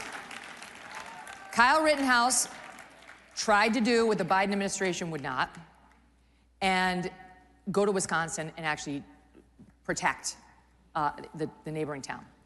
It did not go well. He wound up shooting 3 guys. He was acquitted on all charges ultimately. But before we knew much at all about that case, Joe Biden got out there as he was running for president. This happened prior to Biden taking over. As he was running for president, and called Kyle Rittenhouse a white supremacist. There was zero evidence of this. The kid was 18 years old. He's got the possible next, at that point possible, ultimately yes, president of the United States telling everyone he's a white supremacist, something for which he never apologized, Joe Biden. There was no evidence of that, none. So the left likes to bully people who are weak. He's a kid. Now he's on trial for triple homicide in one case, and you think it's a great time to pile on him publicly as the possible next president? There's something wrong with that. Something's off about a guy in a party that does it and supports it. And so the bully nature of the left has been on full display, as has its controlling nature. They want to tell us what we can eat. They want to tell us what we can drink. They want to tell us how fast the water can come out of our showers, what we can drive, what we can put in the tank, what we can turn on our stove with. I mean, it's over the top. What we can think, what we can feel, where we can pray, what we have to put in our arms, what we have to put in our children's arms, our babies' arms. It's a lot. They seem to be really drunk on their power. And we have to encounter this at every turn. And then we see that same camel's nose thing. Under the tent, you give them a little, and then they start exploiting it and taking it too far. May I remind you of a little thing called USAID? Right? There's a poll. I actually, you guys are going to talk to Caroline Levitt in a bit. I interviewed her for my show today. And we were talking about the CNN poll. It shows Trump's approval numbers, they fell a little, a couple points since he took office, because he's doing things that the left may or may not like. And his numbers were kind of down on the closure of USAID. Okay, well, let's look at the crosstab. How did they ask it? It was like, do you support Trump's decision to close the agency that is helping those suffering abroad in humanitarian crises? Right? Like, would you like the children to die as a result of what Trump did? Yes or no? It doesn't say, do you support helping African people prevent HIV/AIDS? Virtually every American would say, yes, we can spend some money on that. Yes, we do. And also, then we will take that money and we will divert it for trans operas in Colombia. Who the hell said yes to that? We literally spent $70,000 on DEI dance in Ireland. They already have river dance.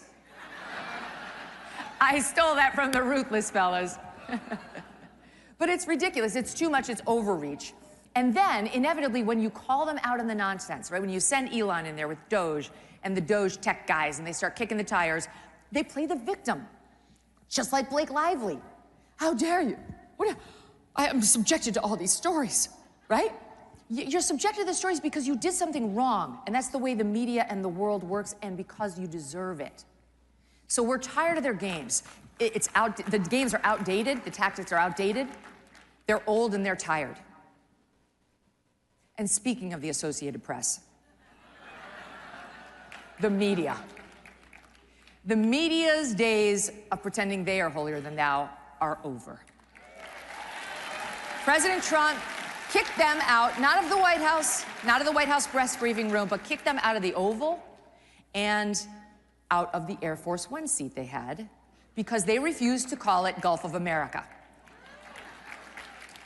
Now, this is interesting because AP is an American company. They say we have to do it because we report in international countries.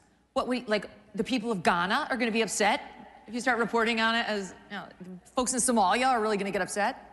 You're an American company. You're incorporated here. You're headquartered in New York. This is a stick in the eye of the president and nothing more. It's obvious. Trump knows it, and so do we. And the thing about the AP is they love word changes, name changes. They live for this crap. Just as soon as they were told they have to call girls who transition to boys, boys, they did it. Boys who transition to girls, they did it. They went with the pronouns, the whole thing. You can't even read an AP story about some trans thing without leaving utterly confused.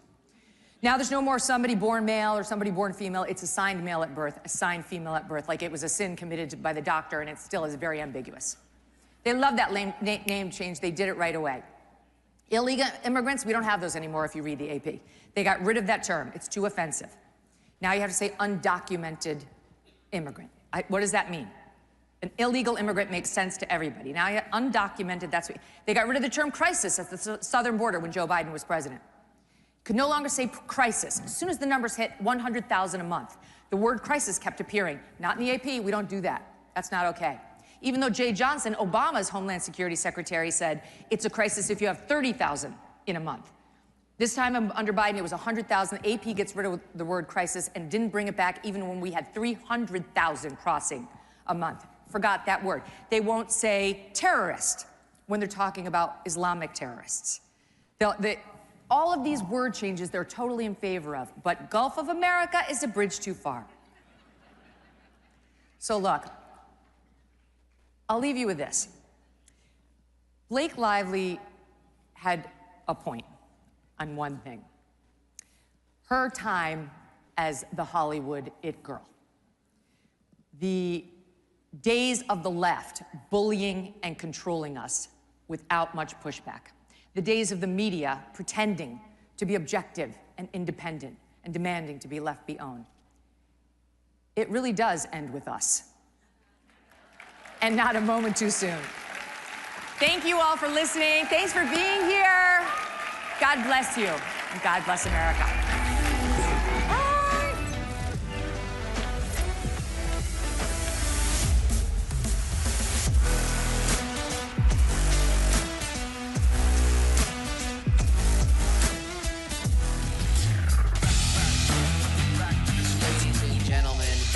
Welcome the Prime Prime Minister of Slovakia, Robert Fico.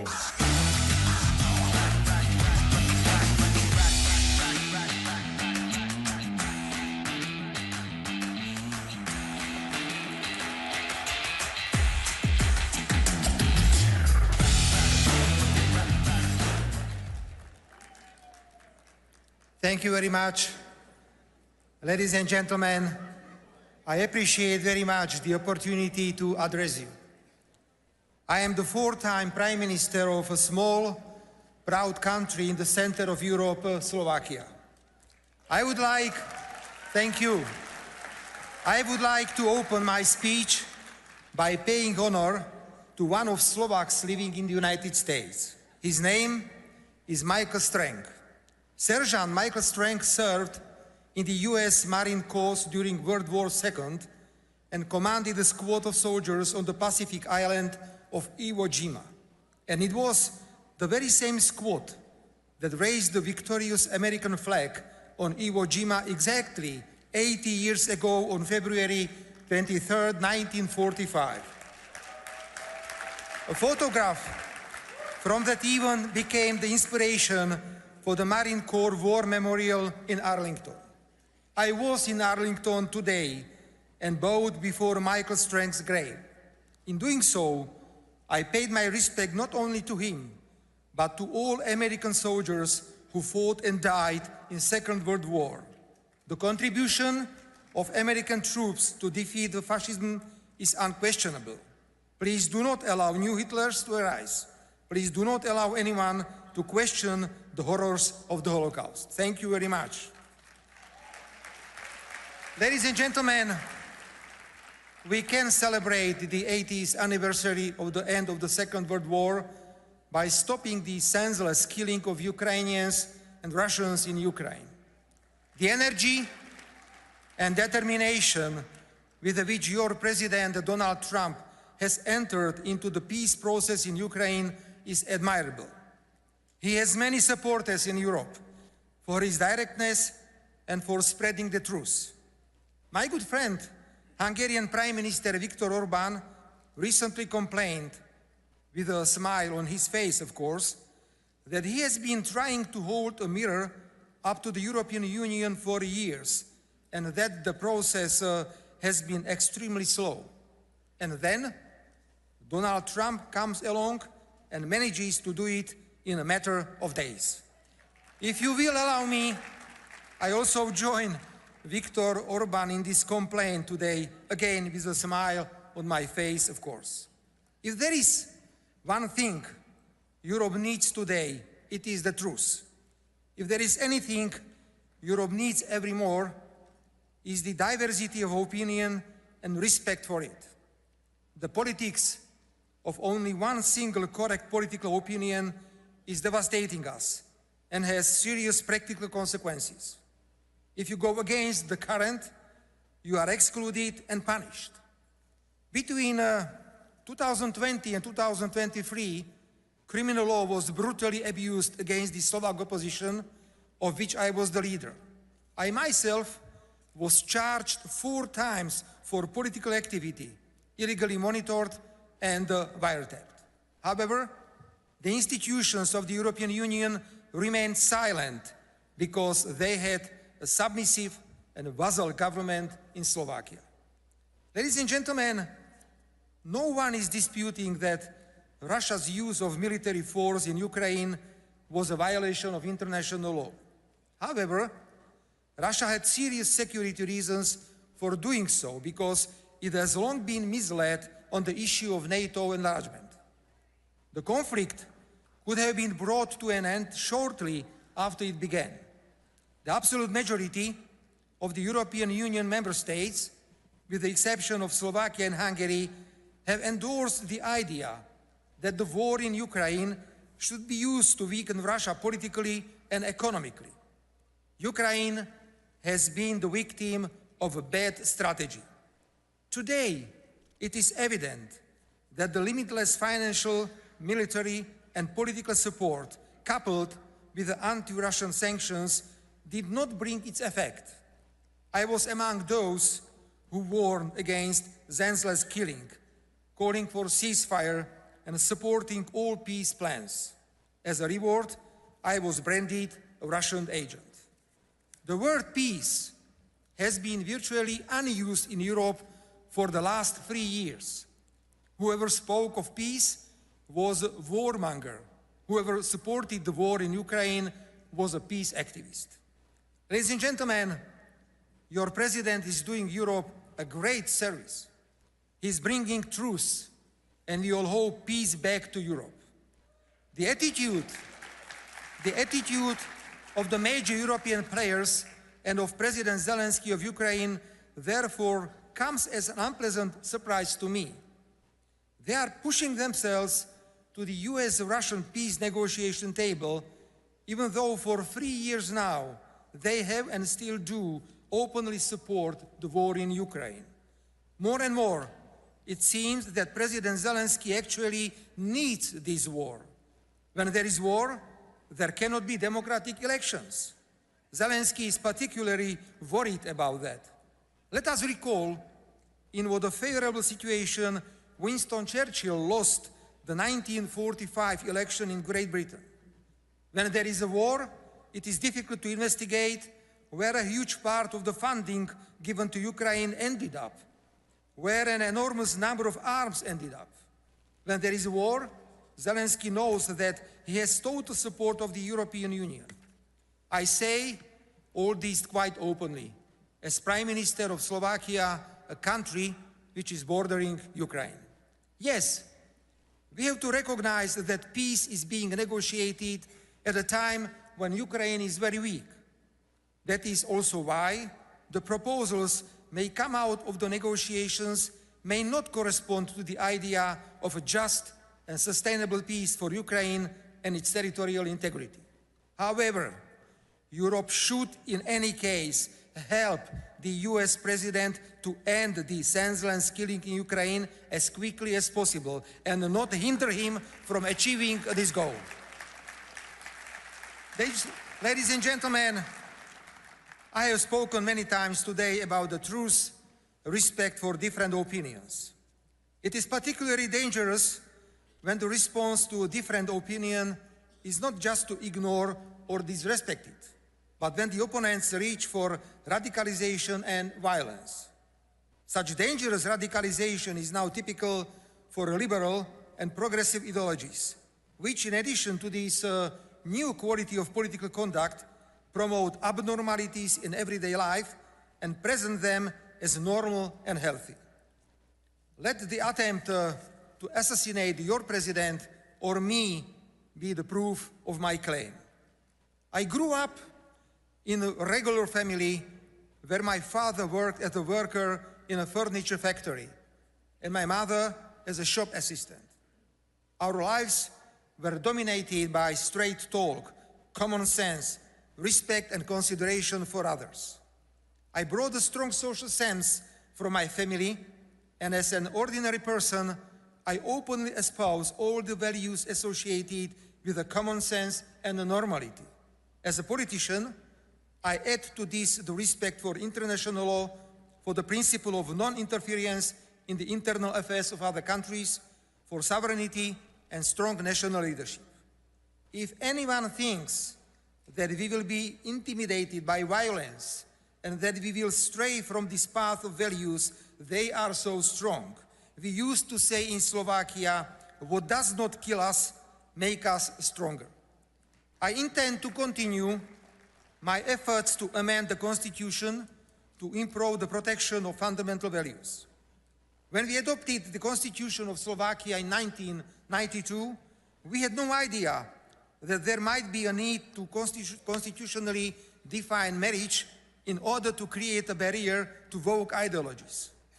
The need arose, and we incorporated into the Constitution the definition of marriage as the unique union of a man and a woman. After all, marriage with this meaning has served for centuries as the cornerstone of Slovak families. We do not intend to question it because of external pressures or fashionable ideological trends. We are now working to recognize in the Constitution only two sexes, male and female, nothing else. Then the conditions for adoption of children only by spouses, and the prohibition of teaching anything in schools that would contradict these constitutional definitions. With a great respect, we are also following your President's administration fight against illegal immigration. As Slovak Prime Minister, I too feel a strong commitment to protecting our borders and national sovereignty from external threats, foremost among which is the impact of illegal migration. That's why I blocked the redistribution of illegal migrants among the European Union member states on the basis of so-called mandatory quotas. Ladies and gentlemen, it is difficult to build a barrier against dangerous woke ideologies if they have substantial support in an entire network of NGOs and media. These, often financed from abroad, are turning into active political anti-government actors, of course, with no political accountability to the citizens. I recently sent a letter to Mr. Elon Musk about the role that organizations such as USAID have played in the unwarranted interference into sovereign internal affairs of other countries. I agree that we need to separate useful and beneficial projects from flagrant interference into Slovakia's internal affairs. The message I sent to Mr. Musk was very clear. We in Europe must oppose such interference and demand transparency and access to all information as the anti-government NGOs and media funded by USAID have been. We must protect our sovereignty, our right to choose our future, and to take decisions without external pressures. Ladies and gentlemen, in conclusion, may I say a few words about the powerful movements that have emerged in the United States and globally, MAGA and MEGA. These movements are not only simply slogans. They represent a vision that resonates urgently not only in the United States, but across the world. I know, ladies and gentlemen, dear friends, I know that you want fairness, reciprocity, and high-quality jobs. So do we. So let's talk. Let's work on it. Let's resolve our differences as friends and avoid pain of tariffs, measures, and countermeasures. I am known for my critical views on the European Union.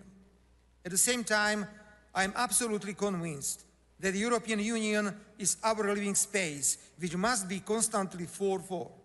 For Europe to be great again, and for the European Union to be respected as an institution, that will require a lot of self-reflection, common sense, self-confidence, and money.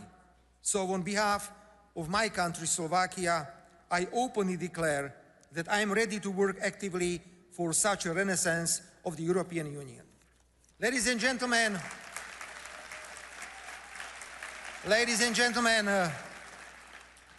just as the Slovak Michael Strank stood side by side with his American friends on the island of Iwo Jima in February 1945, Slovakia stands next to the United States and the United States next to Slovakia. I appreciate President Donald Trump's pragmatic approach and his clear focus on American national interests. This is exactly what each and every one of us should be doing. Slovakia's national interests, that's my homework. The United States are a key strategic ally and partner for us, and we are interested in deepening this partnership. I very much look forward to working with the new US administration, and on behalf of Slovakia, I guarantee an open and frank dialogue. Let us be proud. Let us be united. Let us defend our values. I thank you all, and I express my conviction that the next time you meet the name of my country, Slovakia, you will remember this day. Long live the United States. Long live Slovakia. Thank you very much for your attention.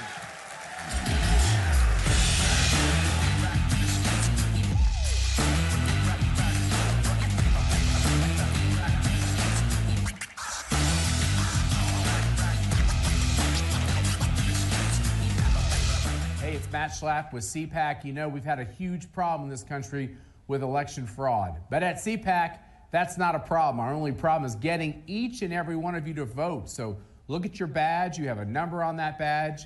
And get your phone out and vote on all the issues that matter. And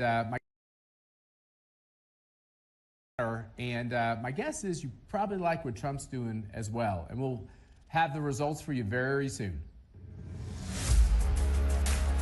Everything they said about him has been wrong. I don't know how he does it. It has always been a battle against Donald Trump. Puts a very bright light on the two-tiered system of justice that only seems to go after President Trump. The reason why we want him as president is because he's not stuck in this kind of bureaucratic machination. He was very clear. If you hit your target, you were golden, and you could work and work and work and do a great job. He's a very inquisitive person who loves to talk about the economy. Trump does the same thing in a different medium. He's talking directly to the American people. That's why Trump is transformational, because he kind of came outside the Republican Party. He's a great closer. He understands what the most important issues are to voters. Not only is America a great country, but that we Americans are good people. Donald Trump stands for everything that's good, everything that we need, what needs to be changed in our society today. Think about that Trump supporter that was demonized, that was taken down, that was criticized, that was targeted. Think about that person out there. That is the one. They are winning tonight. The American people, they've spoken up tonight. We just lived through history. We're never going to see anything like this ever again. Being woke is easy when it was just a call to defund the police or end capitalism, right? It's a little different when your fellow ideologues start cheering for your beheading. And here's a question. This next video, does this look like London to you? The pro-Hamas protests making for a very interesting political moment at Harvard. A university recently ranked the worst school for free speech in America. What would Harvard do in a moment like this, we all wondered? A school that will expel you for using the wrong pronoun and making a pink-haired trans girl cry. Well, in this moment, Harvard just miraculously transformed into free speech absolution. Apparently at Harvard, there's nothing offensive at all, even though everything's offensive at Harvard. There's nothing offensive at all about celebrating the murder of 1,000 people, including a whole bunch of kids.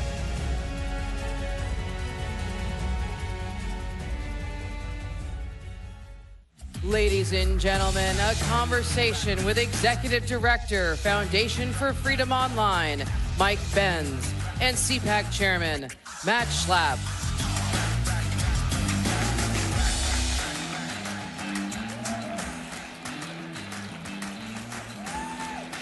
They like you, Mike.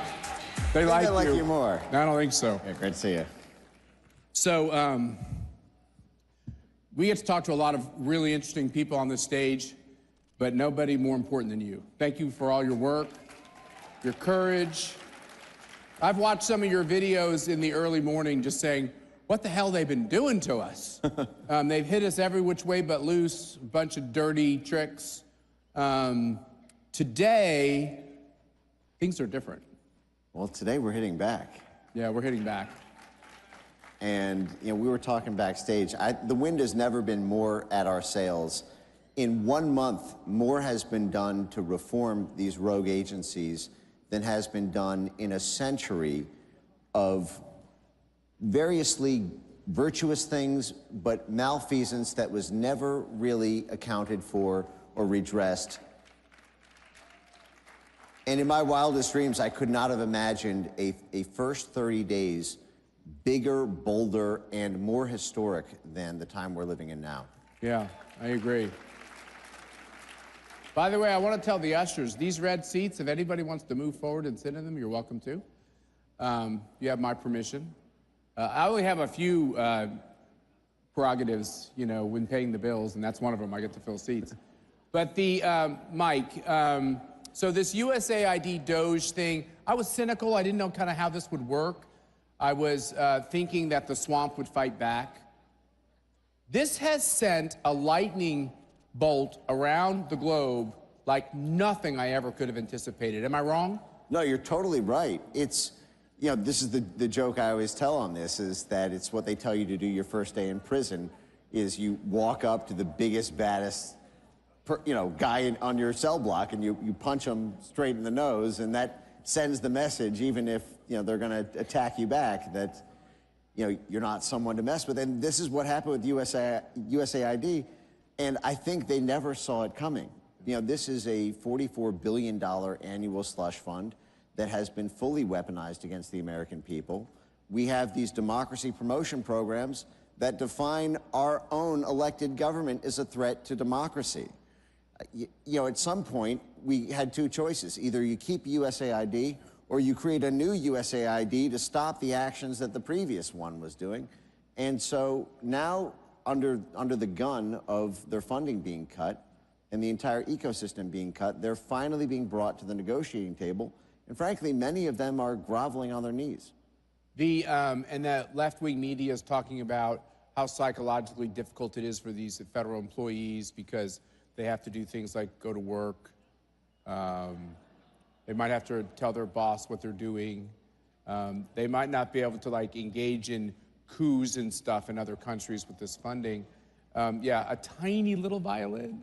Now let me give you the other side. For those of us who've been the victims of psychological warfare, as Dr. Malone would say in his great new book, this PSYOP of misinformation, destruction, I think a lot of us are psychologically damaged. I'm not saying that because we're wimpy, or we're psychologically damaged by all this work that the government colluding with these media companies have done. Is that overdramatic? I actually think that's right, but the other side of that is what they call, when they run these psychological operations, they call them psychological resilience, which is this idea that you need to build up an inoculation against psychologically. And I actually think that's where we are right now. There are a lot of harsh realities that are dawning on the American people with the veil of covert operations and quasi-overt, USAID, covert activity cloaked under NGO work. But the fact is I think it's been an incredibly responsible response from the American people. I think that, most, in ancient civilizations were they to hear about this, it would be a lot more drastic action than the simple defunding. But the fact is... What, a beheading? What are you trying to say? Pro-democracy wellspring. We would liberate this country. But the fact is this is all being done in accordance with rule of law. It's all being done with incredibly immaculate technical implementation from Elon Musk and Doge. It's being done with vision and foresight from the White House. I've been incredibly impressed. J.D. Vance, the shot heard across Europe, and frankly around the world.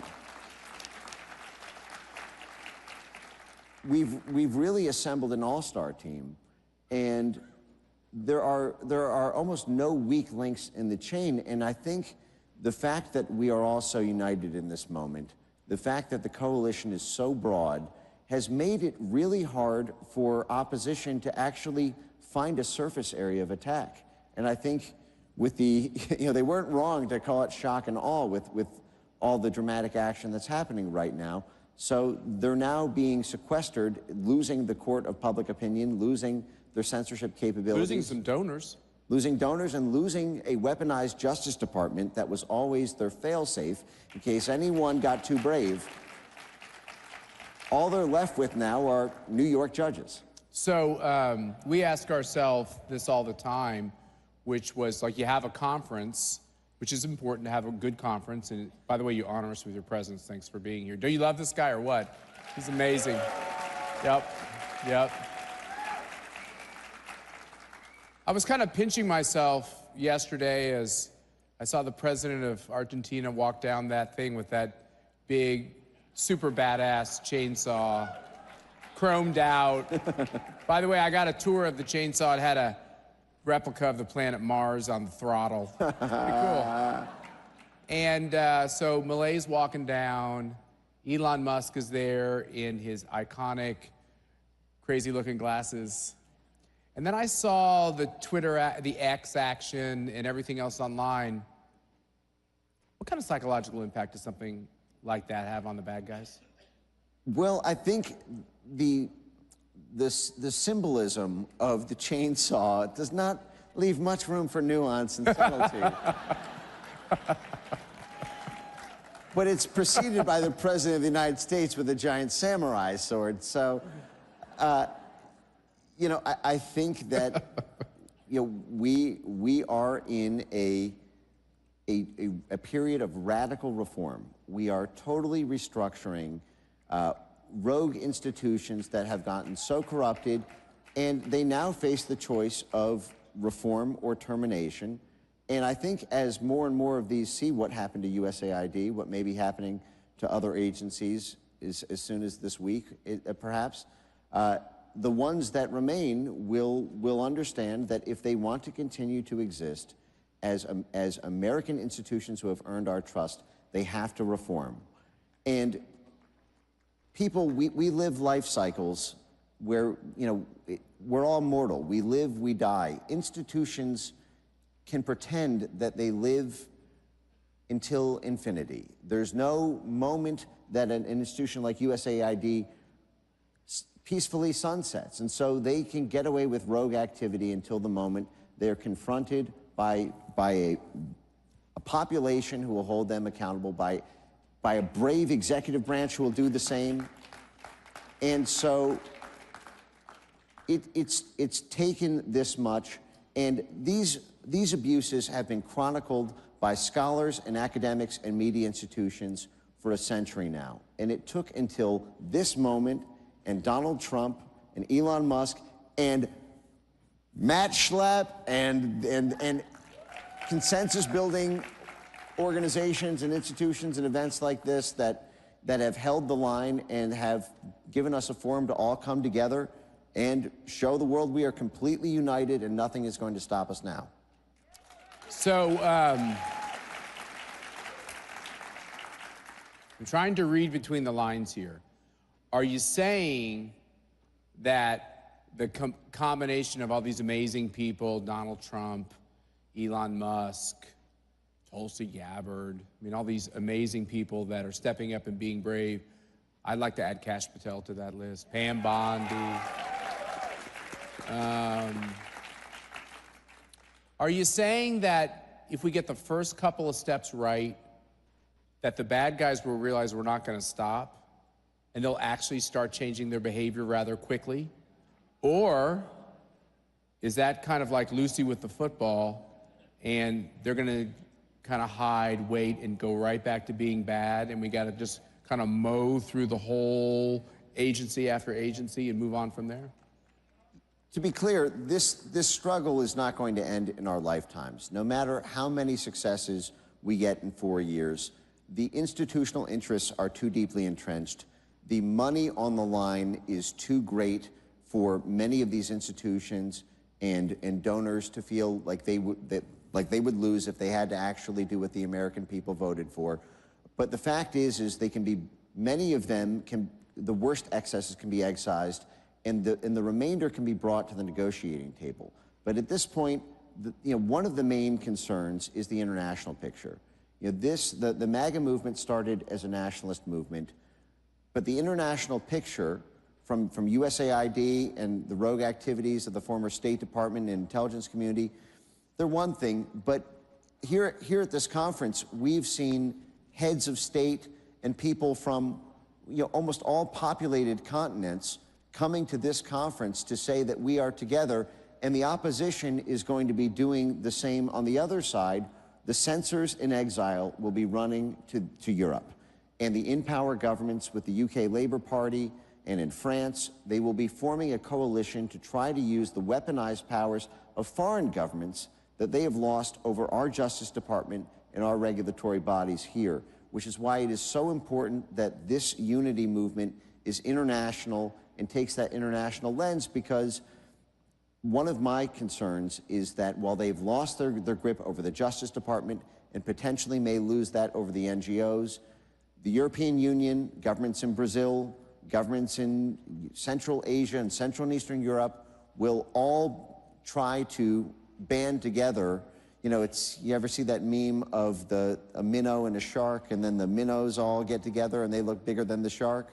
And that's where we are right now. And the thing to watch for is what happens when the sharks all join together to form this super shark. And I think that's what we're seeing now with the forces against places like Slovakia and Hungary and the forces trying to destabilize their governments, as well as what's happening in the UK with people being, when they're rising to power, they get arrested for clicking the like button on a tweet.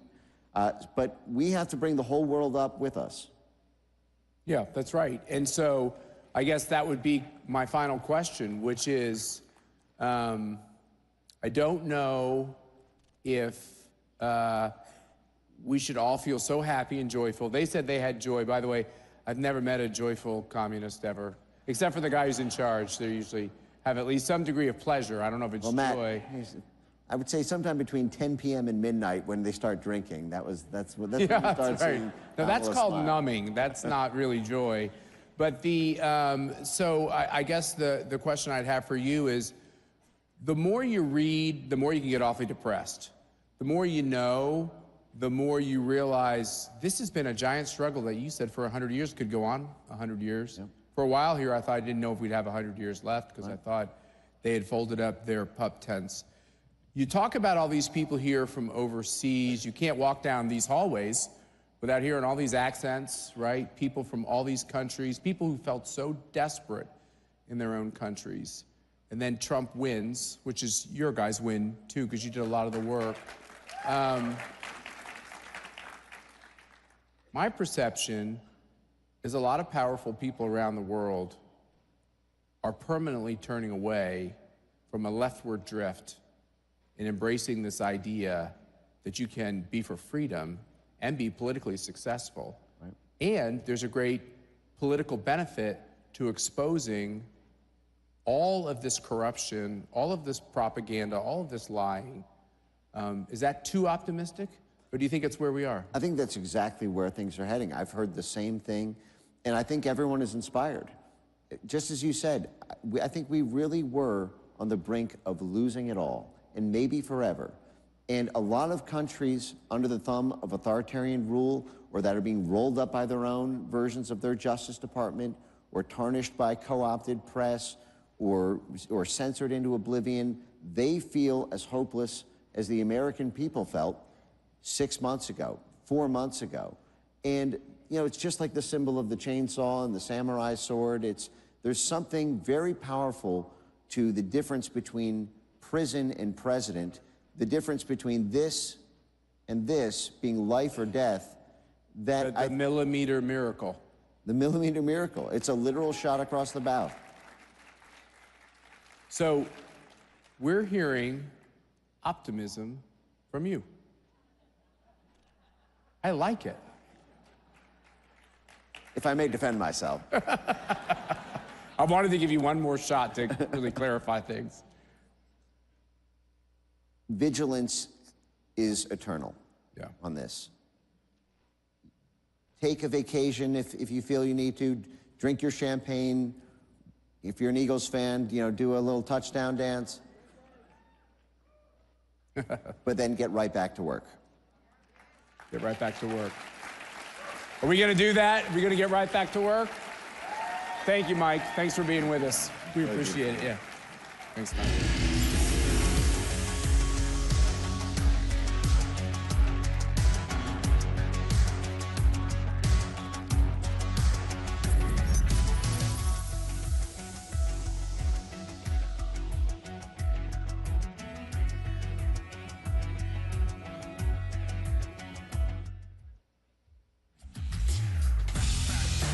Ladies and gentlemen, up next, an interview with the White House Press Secretary, Caroline Leavitt, and host, CPAC Senior Fellow, Mercedes Schlapp.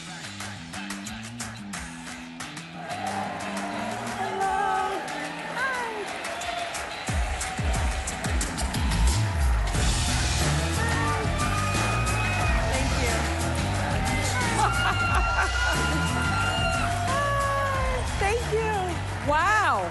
Okay. All right, let's hear it for Caroline Leavitt. Thank you. Thank you. She's going to be doing the White House press briefing from the CPAC stage, right? No news. Sorry, guys. No way. All right. It's so great to have you here. Okay, so is this your first time at CPAC? This is not my first time at CPAC. In fact, last year when I was at CPAC, we were on the campaign trail with President Trump. Yep. I was doing Media Row, and I was pregnant with my child. I was wearing this big blazer, and now I have a 7-month-old baby, and we're at the White House. So it's been a good year. Well, for me, it's an honor to be with you and be able to interview you. I do feel like you're kind of like my kid's sister. And I do know that blondes have more fun because my younger sister is also blonde. But, you know, I got to ask you, you know, we're 31 days into this administration, this historic Trump administration. What's the president's mood? Jubilant, excited, exhilarated, and defiant. And the president is not backing down. We've seen judges in courts acting like judicial activists. We have Democrats who are hooting and hollering outside of empty federal office buildings because we want to simply cut fraud, waste, and abuse from our federal government. And we are not going to be deterred. The president will not be deterred. He is going to continue moving forward, delivering on the promises he made. And look at 30 days, the golden age of America has begun, and we're just getting started. All right, give an insight into, you know, when you walk into the Oval Office, President Trump is there. He presses his button to get his Diet Coke, which is one of the coolest things. And then he sometimes will ask you, do you want one too? And so, and you really don't say no. Even if you don't like Diet Coke, guys, I'm sorry, you don't say no. But, you know, when he comes to you and he says, Caroline, this is what we need to say. I mean, give us an insight as to one of those instances that you can recall that you were like, wow, okay. He's really in charge. We got to get this done. Yeah, I mean, every single day. The president, we joke. Every single day. He's the president of the United States. He's also the communications director of the White House because he dictates the message. He executes the agenda.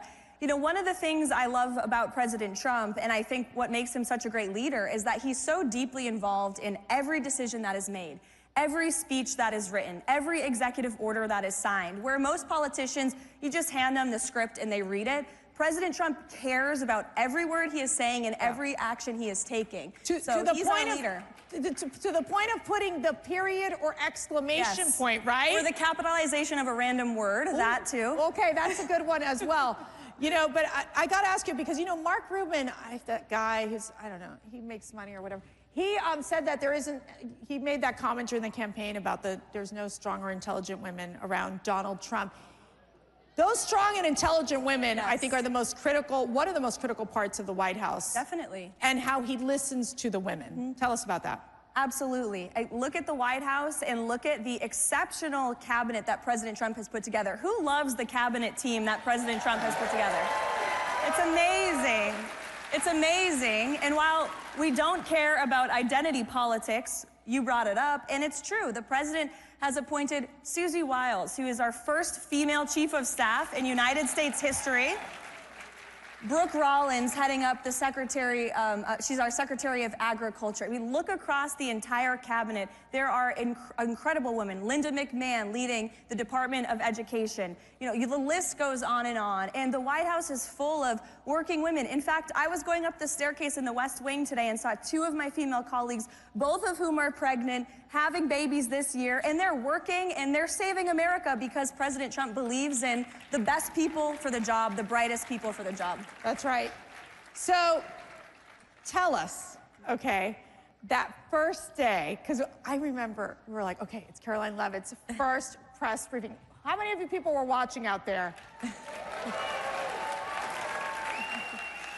So, of course, as the older sister, I'm like going, I better start praying right now. And we're both Catholic, so I'm like praying to like Mary, the saints, everybody else, Jesus. I'm like, Jesus, come on, just cover. When you walked into that White House press briefing room, now you were there beforehand as one of the press assistants, but this is different. This is like one of the most important jobs of the administration. How did you feel? Yeah. And what was your focus? Like, how did you know, okay, I'm ready, I mean business? Yes. Well, there is extensive preparation that goes into each briefing. And I'm so blessed to have an amazing team at the White House who helps me prepare. I brought 3 of our big guns yesterday. We had Stephen Miller and Mike Waltz and Kevin Hassett join me at the podium to celebrate 1 month. And I lean on the policy experts in the building and, to figure out what is fake news versus what is truth. So a lot of preparation, a lot of reading, talking to the president to understand his thinking. And then when I got to the podium, I realized the president is delivering on everything he said he was going to do, which makes my job as his spokeswoman easy, because I'm not working for a politician who's lying and we have to spin. I'm working for a man who said things and he's delivering on those things every day. Now, I remember, because I worked in the first administration, and the press secretary at the time, I was a strategic communications senior advisor for President Trump, and our press secretary at the time was now Governor Sarah Huckabee Sanders, who will be on stage with me tomorrow. But I remember those exchanges between Sarah and this guy, let me remember his name, wait a second. The CNN guy, Jim Acosta? Oh wait, he's not on CNN anymore. That's right. He was like, it was just so, I would say, you don't mind the aggressive questions, you take the aggressive questions, but it was just always to the point that it was like, how do you destroy Donald Trump? How do you destroy the individuals of staff? It was so, when they do say Trump derangement syndrome, and I do think that there's also Elon Musk derangement syndrome happening too with the media, because they don't know how to handle it. How do you view that differently from the first administration till now? Because it was a lot of dealing with Russian hoax at the beginning, special counsels. It was constant because the media was trying so hard to, and they never apologized, right? They didn't apologize about the Russian hoax. Yeah, that's right, they didn't. So this time around, it's a very different strategy that you all are taking forward. What is that strategy? Well, first of all, since you brought up Jim Acosta, he's been saying some not so nice things about me online, and I've resisted responding, but since you brought him up, I'd like to say to Jim, at least I have a job, Jim, okay? Just saying. Now, moving on, as far as the strategy, we are on offense. We are on offense every single day, and the president leads from an offensive mindset. We are not going to apologize for cutting waste, fraud, and abuse from our government. We are not going to apologize for mass deporting illegal immigrant criminals who have broken our nation's laws and terrorized our communities. And we are not going to apologize for slashing regulations and undoing the disastrous policies of the previous administration. That's what the president said he was going to do, and that's what the majority of our fellow Americans want. The latest CBS poll, 70% of Americans say that President Trump is delivering on what he said he was going to do. So we're not going to apologize. We're going to keep moving ahead, and we try to bring that approach in our messaging every single day. So I got to ask you, you're working all the time. These jobs are, when I tell you so demanding, they are so demanding, and I do feel that it is like warp speed what you're dealing with, even more so than we saw in the first administration. How do you get the strength to just get through every single day? My faith in God, absolutely. Waking up every day and just remembering I'm blessed, and we're all blessed to live in this country and to have a president who is looking out for us every day. Family support, and our team at the White House. We really have a great team, and you talked about how the media tried to cause so much division within the White House in the first term. They're trying to do it, but I think they're failing. They are not getting away with it because we truly have such great camaraderie, and the people I work with every day, they're friends, and we're together. I mean, 18 hours a day, so you gotta like who you're around. But we truly are having fun, and we're getting work done. And again, the president is leading with that positive, happy warrior attitude, and it transpires to the rest of the White House every day. And in the first administration, there were those chiefs of staffs that were trying to undermine President Trump. Susie Wiles is so impressive in terms of being able to bring order and just, I think, so much structure to what we're seeing at the White House. Your reaction? Susie Wiles is wildly respected by every single person in that building, and she sets the tone, she sets the pace. She's like that person in your life that you'd never want to disappoint. Like, you'd never want Susie Wiles to look at you and be disappointed. Everybody just has the utmost respect for her, especially the president. And they have a great relationship, and she's done a phenomenal job. She led the most historic campaign in American history and the biggest victory on November 5th. And we're so grateful to have her at the White House.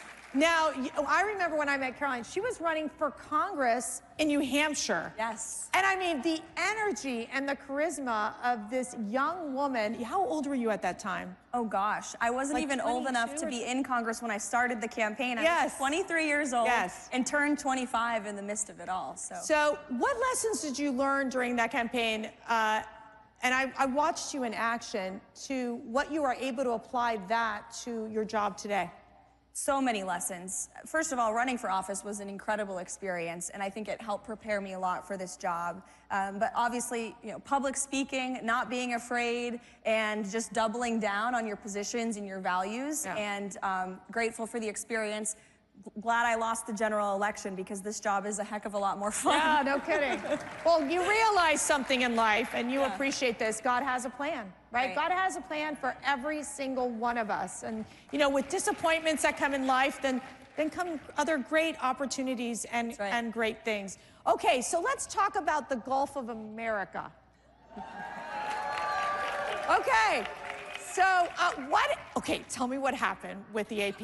Give me what's going on here. So it's just us, right? It's just us. Okay. Well, I really would love to answer this question, but upon driving over here from the White House, I actually learned that I have been sued by the Associated Press. Oh, that means, okay, we cannot, okay. Yeah. Wait, personally? We'll see them in court. Wait a second, personally?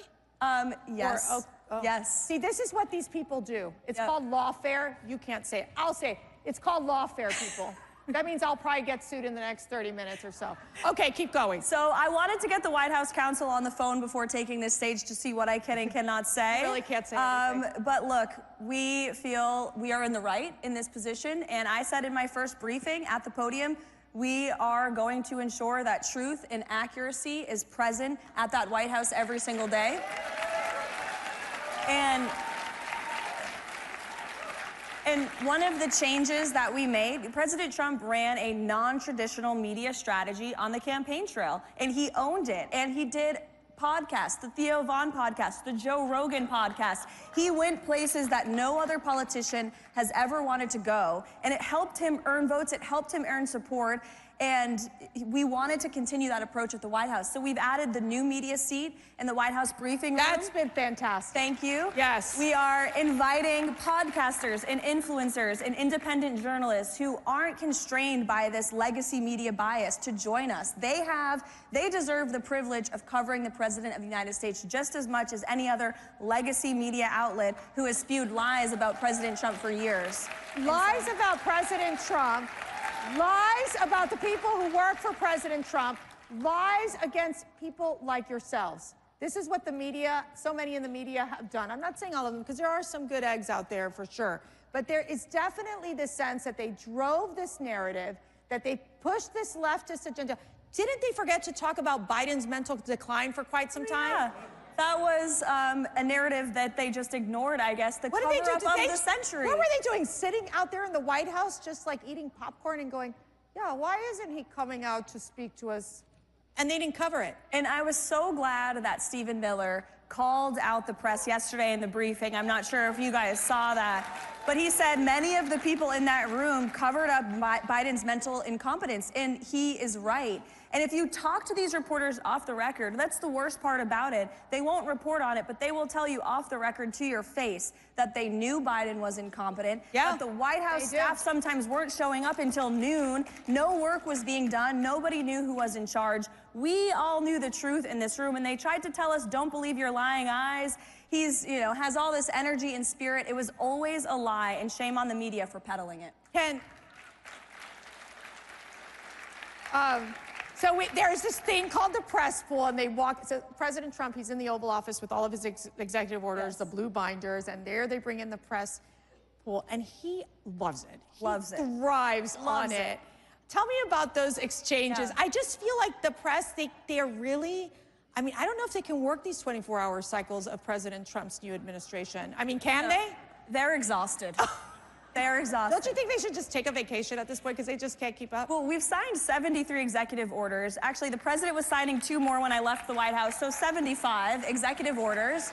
Quadruple the number of Barack Obama, double the number of Joe Biden in that same period of time. He is outworking every president ever, and the media can't keep up. But that first day, President Trump was, think about this, he was inaugurated, swore the oath of office, goes to the White House, sees his old office for the first time, the Resolute desk, and he says, let's invite journalists into one of the most intimate spaces of the American presidency in the Oval Office, and I'll take questions from them on any topic they want for more than an hour. This is the most transparent and accessible president we have ever had, despite what the media wants to say. So, you're a mom. I am. Isn't that fabulous? It's the best thing ever. It's the best thing ever. It is. And I will tell you, in my time at the White House, it was with Sarah Huckabee Sanders, Ivanka Trump, Kellyanne Conway, Brooke Rollins. Between all of us, we had 19 kids. I just, goodness gracious, a lot of kids. It's a huge sacrifice. It's a huge sacrifice. But you look at your son, Nico, and why are you doing what you're doing? For him and for all of the other children in this country, we have a country to save. And, you know, I want my son to grow up in a free and patriotic America that we can be proud of. And thank you. I try to remind myself of that. Thank you. Thanks. Thank you. Thank you. All right, one more question here. So yesterday I asked Vice President J.D. Vance. Yes. Who's great, by the way? Who loves our Vice President? I mean, seriously. The best. I asked him the question, what is your message to young men? There's a lot of young women out there, young girls who really admire you. I mean, in addition to being the youngest press secretary in history, really doing the work that you're doing and just being so strong while you're doing it. It's so admirable.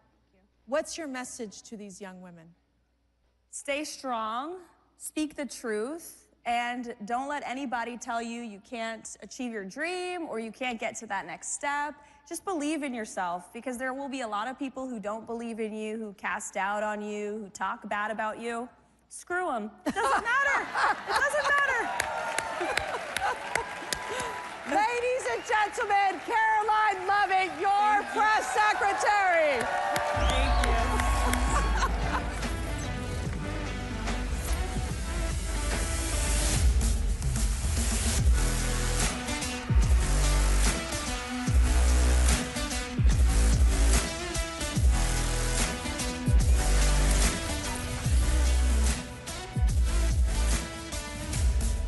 Ladies and gentlemen, this concludes day 2 of CPAC 2025. We ask that you all gather your personal belongings and promptly exit the Potomac Ballroom so we may prepare for the Ronald Reagan dinner. Once again, in order for us to prepare, we ask that you gather all your personal belongings and promptly exit the Potomac Ballroom. Thank you for your cooperation and enjoy the rest of your day.